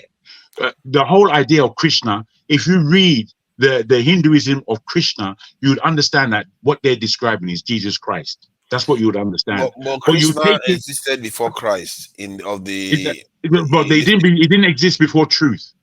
It didn't exist before truth. I'm talking about truth, what does not that these mean? labels.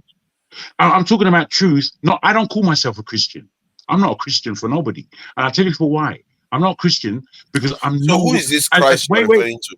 Wait. I'm not a Christian because I'm nowhere near what it is to be Christ. So all those people that are calling themselves Christians and boasting and making themselves magnificent, you're nowhere near what Christ was. You're rubbish. What are you talking about? You're a Christian. That's blasphemy almost. So, but who is this Christ you are describing? That's what I want to understand. Well, you see, I know that you know who Christ is. No, because if you use the Bible terms, it's 2,000 years ago. Krishna was earlier than that. So which Christ as I are you said, talking about? that doesn't matter. You see, if you go back into Babylon, if you go back into Egyptology, if you go back into the Sumerian papers, you would see the story of the three wise men. You will see it there. You would see also the story of a child born of a virgin. You will see these things before Christianity. Now, in seeing these things, this is where we have to understand what time is.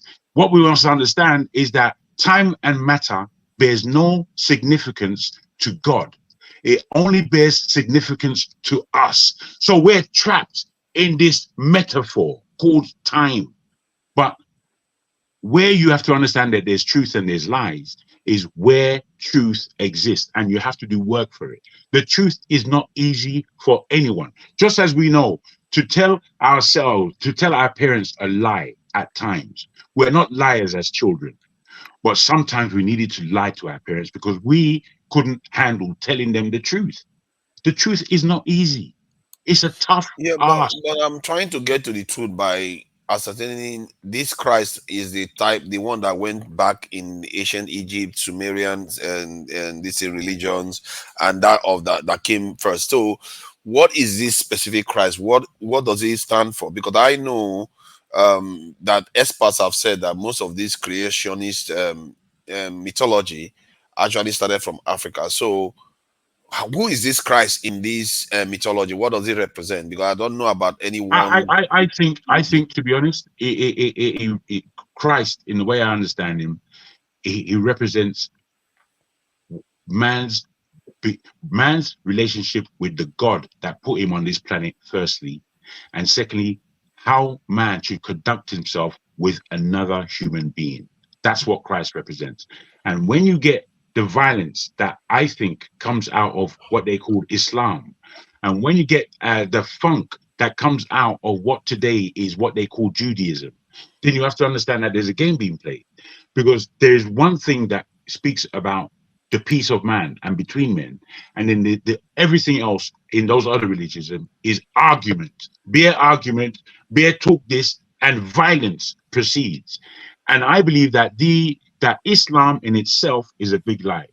I don't believe it has anything to do with the book. I think it's just to divorce people's mind from who they really are, and to give them a book.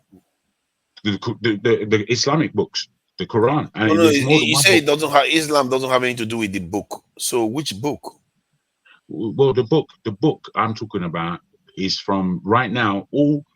We have a lot of texts out there in the world, old texts that speak about all kinds of things. We're living in a magnificent world, and I've heard you use the term mysterious before, forefather, as to the world we're in. And I like when you use that word, because if you don't kind of start at the point that we don't know anything, the mystery is more than us. The mystery is still to be found out. This is where the human aspect is, because we have to be able to speak the truth, see the truth, hear the truth, because the rest is lies. And you know, Okay. the best way to tell a lie is with aspects of the truth. If you can't tell a lie at all, you have to engineer some truth in there, but gloss it with the lie so the lie can be swallowed. You understand? And you can move on. So The truth is we had a discussion yesterday about the truth. How do we ascertain the truth? It's a very fascinating topic. I begin to think that this discussion needs to go on for quite a bit, because like in the context of what we consider truth, sometimes it can be quite misleading, because all we know so far is from our senses and our judgments that we make of things. Like, for example, when we say we see yellow color, we are saying we see yellow color, but in reality, what is happening is that the object is absorbing this in reflecting. It's not absorbing yellow color; it's pushing out yellow color and absorbing all the other colors. So it is not. It is anything but yellow. You see that? So what we say we see, this thing is yellow, but that thing is not really yellow. You're just seeing the yellow color that he pushed back. But everything, it absorbs everything else. Like the black color is actually absorbing all light. That's why it is dark. While the white color is pushing out all light. So because our eyes sometimes lie to us, what seems to happen is that to get to the truth, we really need to enhance our ability to observe things. Like the way the Europeans now were able to figure out, okay, let's observe the microscopic world. We will not know anything about that world until we observed it. We need to study the world a lot more. I almost believe that when you say you're after this truth and you want to know God, I think is one of the ways to do that is to study what is in front of you. If you want to understand the reason why you are in this world, because you see, the thing about the Bible is that most of it is not necessarily based on evidence of the world. If it is, because they say things. No, they are very, very clever. You have to understand. Okay. Let me ask you a question. Have you heard of the Book of Mormon? Yes, I've heard of it. Book of Mormon. Yeah. Okay. Have you read it? No. What am I doing? What's wrong with you? What am I going to be doing to read it? I'm going to tell you something, right? In the Book I think they think black people are the devils or something. Jesus Christ. Let me finish. No, this is so. The Book of Mormon. Are you a Mormon? Are you a Mormon? Wait. Every town, every location, every city, every country that's listed in that Book of Mormon never existed. Right? Yeah. Even the people who are Mormon members came out and disproved it that those things never existed. But if you go to the Bible, every historical content of cities, countries, everything all existed. Yes, sir. The archaeologists are yes, so is correct. Even the no, some of them there's no proof. I was wondering where you were going when you picked on the Book of the Mormons, and forefathers' reaction to that was similar to mine. It's only that I was quiet about it, but it was similar to me. You know, where we going? However, where you took it is fantastic, because that is absolutely true. They may have names that you will not recognize, but history can tell you what that name is and where that place is on the map today, and who those people were, without a shadow. Let's say the historical facts may even be true, but it doesn't necessarily mean the spiritual or the mystical aspect of it is true. That is my point. We mix a lot of things together.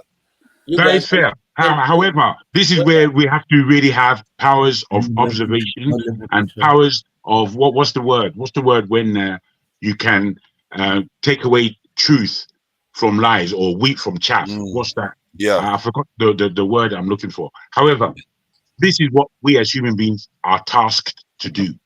We're tasked to do these things, and the task of doing these things pushes upon every human being, every individual, to have a relationship with the Father, because largely many things cannot be given to you from another man. You have to get it directly from the main frame. You have to download the things right into your head top and understand that Ras Klar, this is the reality of it. Without this relationship, it's beer building up spliffs and smoking. Okay. Can I just say something, guys? Can I just say something here? Okay. A lot of the times we talk about the truth, we talk about other religion, whatever it is out there. But this is where the West is limited. Okay, I'll use um the space travel, for instance, because we were expecting to see some green men when we get up there. Obviously, we have seen with the props with the Mars. It just looks very similar. Even the clearest picture, if you Google it, the clearest picture of Mars, you think you're in some desert and all that's rocky, and shows some signs that there was water there. Now, what does that tell you? Man has not been up to Mars. But what does that tell you? It tells you that even if by the time we succeed in getting man up there, we'll still be yearning. There's still a sky up there. So what we know as the creator, because everybody understands as a creator, whether you're a Christian, whether you're a traditionalist, man knows there's a supreme being. But this being cannot be seen. Science tells us that it's all about proof. So what am I saying? What I'm saying is that life is spiritual. It's not something we touch. And everything that starts, everything we experience right now takes shape in the spiritual world. Right. We're all going to go to sleep at some point today. We all dream. And those dreams are just not adverts or some figment of imagination. Some kind of science will tell you, yeah, your dream is a compendium of your experiences during the day or a collection of what you experienced during the week. I disagree. 150%, I disagree. Your dream world is as real as we are talking now. About 30, 40 years ago, what we're doing now, look as we're talking to ourselves real time, conversing will have been viewed as a wonder. But right now is nothing. Look at the capability of our phones right now. So what am I trying to drive at? I think there's a supreme being. The Christ we're talking about, because the concept of a black man or a white man is a human concept. The human concept is we identify people by their races, by the color of their skin, their shape and all that. God can assume any shape or form that he chooses to. There are angels, but religion tells us that angels are white, with long hair, with long gown and all that. No, angels are beings of light. They're invincible. They only assume a certain form when they want to be seen. Even the Bible, KJ will tell you, KJ will attest to that. Thing somewhere in Hebrew, something like that, where it says that we should. Why KJ? Why KJ? KJ doesn't go to church. God. I know KJ is a good Bible student. I know he's a good Bible student. Where's that brother that said that? Okay, Black Stone. No. Okay. There's a place in the Bible, I think, is it Hebrew? Help me here. That we should be careful how you entertain people. That some people have entertained angels without knowing it. So an angel can even take. I mean, like, okay, look at when Lot and Abraham and all that. The angels that came, they came in human form. They were so handsome and nice and all that, that even the homosexuals of that time and all that wanted to even sleep with them. They were like us, So my thing is, life is deeply spiritual, very, very, very deep and very, very spiritual. You know what? Okay, go ahead. Now, because my concern, that's one thing I've been talking about. When we die, when we leave this existence, because we use the word die, because that word die scares a lot of people. I don't think I don't think dying is a big deal. In my own opinion, I think it's just you live this existence, you appear. I've got a friend of mine that experienced near-death experience. Actually, he was pronounced dead on the table and all that. They were ruling him. In fact, he was at the mortuary that he got up, and he the stuff he related, and I started researching, and a lot of stories I've seen on YouTube and all that same story, different people. Can these people can they have made up the story? Are they the same? Are they reading from the same propaganda book? Surely no. So that tells you that life is more than what we see and what we're experiencing. Yeah, There is definitely. there's a supreme being. Who the supreme being is, I don't know. Our Well, loved ones, I would like to see my mom again, where she's gone to and all that. Do they see us when they are in the other existence and all that? Science tells us there's a Milky Way, there's a solar system and all that. So life is just bigger than space. Okay, the moon again is another. I just found out the other day there's a part of the moon that the America is has been avoiding to go because there's some stuff that really scared them. They call it the But dark. nobody's talking about. They call Huh? it the dark side of the moon, and the Yeah, dark the side dark of side the of the moon. moon. Yeah, The exactly. dark side of the moon is what we have Yeah, never seen. We only you never see see one face of the moon as we look at it of the from here. moon. Yeah, and that dark side So, of the moon, so they that dark somebody side of the tried and all. moon, Yeah, apparently, that's where the Indian space machine landed. Now, the fact yes, after the Indians landed there, apparently, we've heard nothing more since. We've nothing. heard Yeah, nothing more. blank So out. we have to Yeah, understand where the lies are remember that and where crime the loop. truth. Okay, can I say something? okay, Discussion. just like sorry. In closing, you remember the Mayans?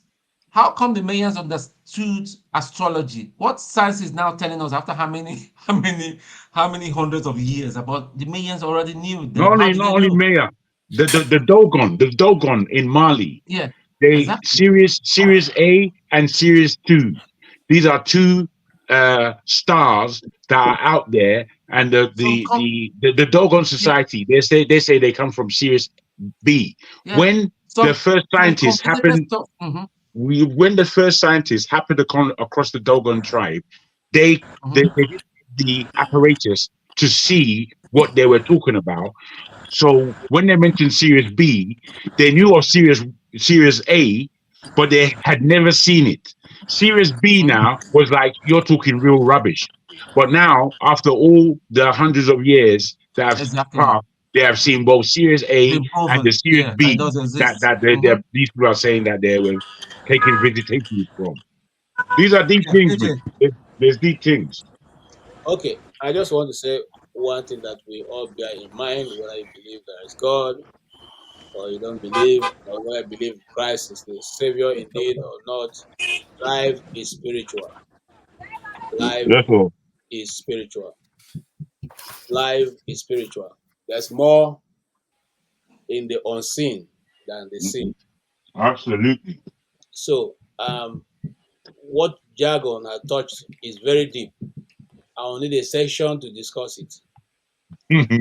Yes, what you have touched is very deep. That shows, and even that which, like you guys just educated me. The last point you discussed now, I've never read it. I've never heard it from anywhere. So sometimes it's just good to listen to other people and then go and enrich your knowledge. Absolutely. Um, now, the thing I will say is this: the truth is that it does not matter. People try to divide these things out. This we are this, we are this, we are this. What I'm trying to say, let's say, is that just look. What we are discussing is that there's empirical evidence to show that these events happen the way they said they happen. It is not because they brought us into understanding that a higher being beyond us. It's just because they're able to put their own in a form that we all can read and agree. The spirit of God is in a man, and that spirit. Some people call it conscience, but it's beyond conscience. It is that which tells you even when nobody, it tells you the truth to yourself, even when you will not admit it anywhere. That is the God that we have. It teaches you all things. There are certain things that, there are certain areas of, you have not gone before, but when you get there, it's like you've gone there before. And Yes, sir. automatically, your spirit begins to tell, okay, this is what to do, not because you know it from anywhere, but because there's a spirit in you that is lifted up when you continuously to be in one union with this God of heaven. I Sorry, one quick one, eh? just hold on. Me here, I have done, I have shot interviews of more than 25 people on earth that have met one-on-one with Jesus physically. I've also shot people who have died, have done their testimonials, who have died and gone to heaven, and they've been able to describe exactly what they've gone or what they saw, and in their different understanding. One that comes to mind is the woman from Benin Republic who died, and she didn't have an education. She was in the village when she passed. She had done 3 days before she revived and before God, woke her up. And when she told us a very stunning story that never left my mind for a long time. That when she died, she was going through a tunnel. Eventually, she came into a light. Wow. She saw a long line of people, and she joined the line, and she could see a beautiful gate. But people were being asked for their passport. You know what the French will call laissez-passer. Okay, like people were asked laissez-passer, laissez-passer. So when you get there, they will ask you, you produce what you're listening. They look at you. Some people were allowed to go in. Some people were turned away to another side. When they got to her turn, the person standing at the gate, which is described as a gendarme, you know what a gendarme is for the French, like a police person, like a military person, Yeah. took her papers and looked at it and said, "Your papers is not complete. Go back." And she said no, she must enter because she's already here. She had to enter this place. It was too far for her to turn around. And the person kept telling her, "My friend, go back. Your papers are not complete. Look, your papers are not complete. Go back." So that was how she woke up, inside the coffin. She was already in the coffin and they were ready to bury. Now, I'm not telling stories that I read. These are stories that I did myself. I did it. Encounters, I yeah. shot it. Yeah. And so when I left her, I now began to ask questions. Why come she's talking about gendarme? How come she's talking about this? How come she's talking about laissez-passer? And my spirit told me that God deals with you with the understanding that you have. In other words, that lady does not know anything about America, so she couldn't have taken her to America. That lady Exactly. didn't know anything about, immigration, custom, and all that. So she was faced with what she knew, and that understanding was given to her. So for I sometimes people say all kinds of things, like you guys have said. I do not believe, and one of the things that drove me from the Catholic, like I said yesterday, was that there are so many imageries that were being used, which I do not accept in my spirit. In the same way, also, I do not accept that woman with a little boy is Mary, and rather it is Nimrod and his mother. So I do not accept the guy with the blue eye is Jesus Christ, because the Bible says that he was a carpenter in the days of his living on earth here. There was no saw machine, there was no power tools. It was physical. You had to be strong enough, and that was why the Roman soldiers, who were even very big people, they are, the Roman. If you know the Roman soldiers, they are always very huge. They looked at him and said, "You this guy, you can carry your own cross. We're not getting anybody for you," because they saw that Jesus was physically strong enough to carry his cross, and he carried his cross. So he wasn't what do you call it now? Walk one Weak guy. people. Yeah, it wasn't a pushover. It was somebody who was. Ajebo. It was not an Ajebo. It was not an ajebo. Okay, so he could handle it. Okay, and so when those things are presented, just like what we've been saying here, it was rewritten for us to keep telling us, or to keep trying to make us understand that, look, this story people are dealing with is not your story, it's our story. Okay, but if you go back to history, just like we're talking here, In the days that this event happened in the Middle East, who were the original occupants of that land and what were their color? Okay, and if you want to use the Bible as a if there's a place that is described Jesus in form in the Bible, it doesn't look like what those people are drawing. And I want to give it on to what's his name. Apart from that, where Jesus, the most definite one, where Jesus hid 2 times in his life was in Egypt. Egypt. How is he able to hide in Egypt from the Romans? Because Egypt was completely black, just as Palestine was. Yeah, it was black. What we don't see, if you look in, or you can argue that if you look in some YouTube, people in Egypt look like people in Palestine now. Now, so if you look in YouTube and you look for black Palestinians, you'll see who the people are because they're still there, but we never see them on CNN or BBC. If you look for black Egyptians, they are still there, but they would never put it on television for you. These are facts that are happening now. I've been to Egypt and I've seen the difference between the north of Egypt and the south of Egypt in terms of the people.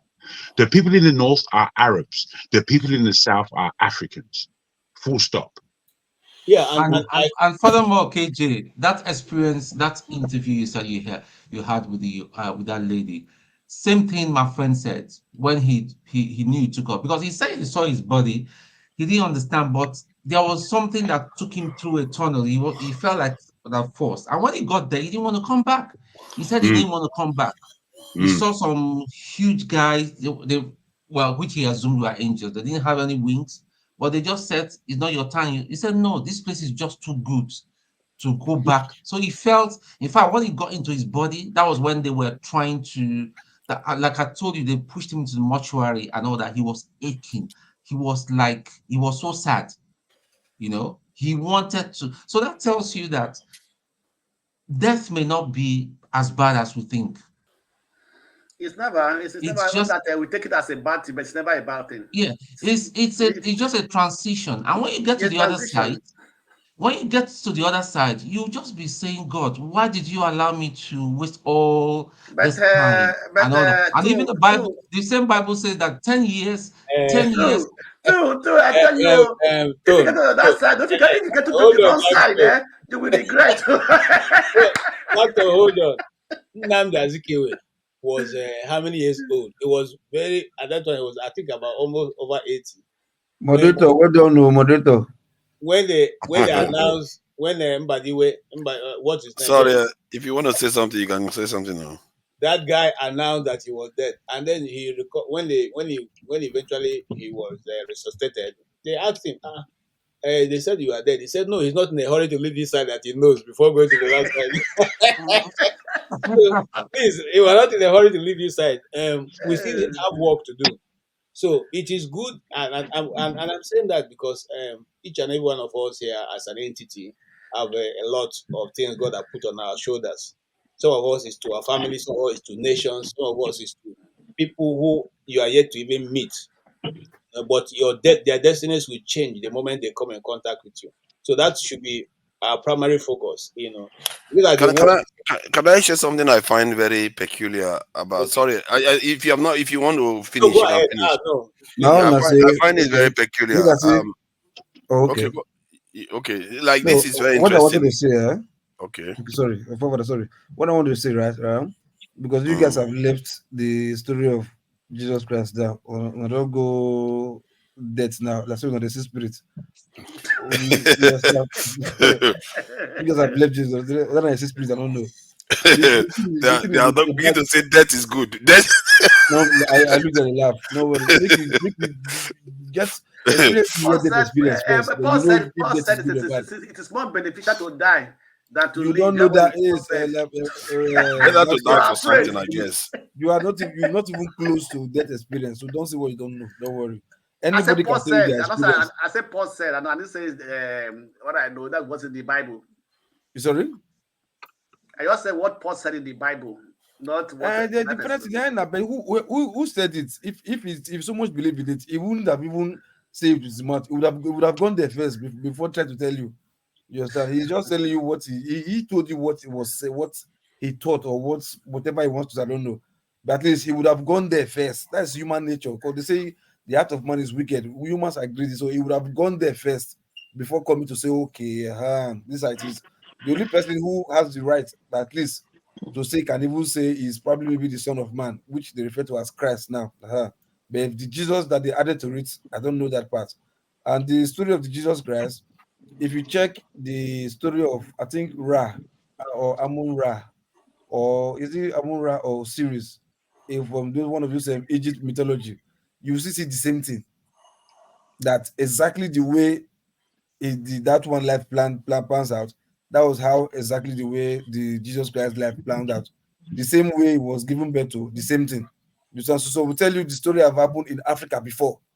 You understand? They always tell the same story until you go to the time of this last one, which is Jesus Christ, that he ended there.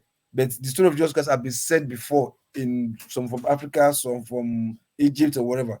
So like that, which is a true one, nobody yet knows. But the truth is, some will tell you Christianity is from what's it called? Like maybe from Ethiopia, as far back as Ethiopia or Jerusalem or this or that. Me, I would say, okay, Christianity started from the death of Christ. But after the death of Christ, which is the first manuscript or script that was put together to describe what is happening? You understand? And some will tell you, if there is Old Testament, why there is New Testament? Why not just one book that will just tell you the story from beginning, chapter by chapter by chapter, and continuously? Where you mix it up, it's people that divided it. It is people that divided it. Hey, hold on now, hold on. See, you have to get my point. What is the motive of people that divided it? Why divide it? If you are telling a true story, give it more clarity. But Blackstone, see, if I'm giving you Blackstone, you don't if say I'm telling you the story of your life, hold on, Tom, sorry, Blackstone, if I'm telling the story of your life, why should I tell Papa or try to tell you Old Testament, old you and new you? I will tell you a story of the day you were born, how you went to primary school, secondary school, you married or whatever, even till today. I won't tell you the old you, the old story, the new story, how things is now, and this and that. You are missing it up. Sorry? I said you are missing it up. No, hold on now. Hold on. Listen. You're still not getting the point. If I'm telling you a story, or I'm telling you how things are done, or how things were in the past, I will tell you how things came from beginning till where you stop. And why did you stop at where you stop? Why not continue? Because it's the same world we are living in. You understand? Why not continue till, in fact, just be continuing? But one was before and the other one was after. That's all. No, which hold on now. Before what and after what? Before Christ and after. Before on. So Christ was the Old Testament. What I mean, the Old Testament survey was talking about that. Then that even in the Old Testament they were referring. I'm talking about Bible. I'm not talking about my belief, whatever it is. So that's what they call the other one, the Old Testament, and then they say this one is the New Testament, which starts from the book of Matthew. Okay, hold on, wait. Where is the line? Where is that line? Because if that's in the book of Matthew. No, hold on. The line. Wait. The line was at the birth of Jesus Christ. Wait, the birth of Jesus Christ. That was the line. The birth of Jesus Christ. Listen to me. See. Okay, if you say Jesus Christ, that was the light. Okay. The line where it started that divided. Okay, the line. Okay. So the time, what happened before? Is it the started when the birth that started the line? Is it the birth of Christ that started that drew the line, or the death of Christ? The birth is the starting of Christ. That is the New Testament of the story about Jesus, the genealogy of Jesus. Then the Old Testament talk about the beginning, the life history of the Jewish. No. If you say the Old Testament, it didn't talk about the beginning. It talked about even in between. You understand? During the time of the Abraham, time of Noah, time of Moses, they were not the beginning. You understand? The time of even the last book of the Old Testament, it's not the beginning. It spoke of the beginning. Or don't get yourself twisted up. You're not getting my point. You said no, we're not. We're not, because you see, if you're going to say wait. If you can let local pronounce. Let local pronounce what he needs to say. But I need to put this in. I need just to put this in, if I can, local, very quickly. Hold on Very now. quickly, local. Hey, Joe. Hey, Jesus. What Jonaba Let me speak. Let me speak to you now. Let me speak to you. Now, make I finish now. Sure. I'm gonna finish first. Okay. What Jonaba said, I said no. Said the Old Testament talk about the beginning, right? I said good, but the Old Testament did not talk about the beginning only. You understand? I said because the time You didn't of use the word Abraham, only there or before. they were not the Before you don't beginning. use that word. Time of Moses and Solomon, they were not the beginning. Time of David, those are not the beginning. You understand? The book of Old Testament also talked about the beginning, but with the beginning also talked about other stories, other stuff. Yes. The Noah, the Abraham, Moses, and all what do you understand? Solomon, David, and all that stuff. You understand? He talked about all this stuff. So my question is, why was there a stop? Why not continuity till it got to the birth of Christ? You understand? And What you continue have to understand is that of these are course, he continue. He the continue. last book of what's the relationship between the first book of the New Testament, which is Matthew, and the last book of the Old Testament? Where is that connection? Where is that line? Where is that similar? They're like, because Oh, if I'm okay. telling Though your question, your okay. Hold on. If I'm telling the story of Jonaba right now, right, when you were born, I should be able to tell the story of how your father was born in the Old Testament. If the birth of you is the New Testament, the story of your father, your grandfather, and your mother Everything you are saying is just there. part It's of in the the Old Bible there. Testament. It is all You get my point? it's all there. The father of Jesus Christ is there. The father, the lineage is there. No, just not getting my point now. Hold on. In the Old Testament, those stories should be in the Old Testament. Because if you are saying the New Testament, Jesus, see, hold on, this is more calculation. You understand? If the New Testament is if the birth of Christ is what drew the line, right? Birth of Christ is what drew the line of the New Testament. The New, Testament. Good. Mm-hmm. So the father of Joseph now and the grandmother of Mary should be in the story of the Old Testament. Not yes, the now. They're there now. They're there. It's there. Okay. That we know. We know the lineage of Joseph. My brother. We know the lineage of Joseph, and we know the lineage of Mary. We know their lineage. We know how far it goes back to. And it goes far for them. For them, it goes as far back as David.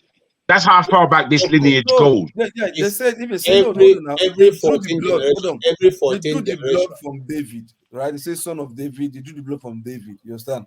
You can draw what they say. My question is like the beginning of the New Testament now, right?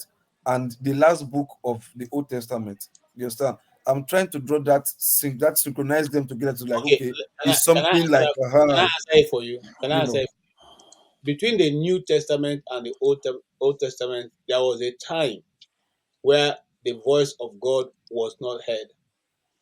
Okay, there was a time where there was no ministration. That was when books like Maccabees, which the Catholic include in their Bible, were written. At that time, people felt that God didn't speak again until the introduction of Christ. There are books like Maccabees, there are books like the Book of Mary and all those. There are so many other books which was written The in 5 books. Of course. Yeah, which they didn't include in the Bible because they felt that it was contrary to what the other books were saying. Now, which other books? Which other books? The Old Testament. They were not. Book of Wisdom is there too. There's a Book of Wisdom, Maccabee. There's I have the the book of Bible. I Noah. can go and bring it Book from of Noah. upstairs. There's one of the things we don't. One of the things we sometimes Enoch. miss There's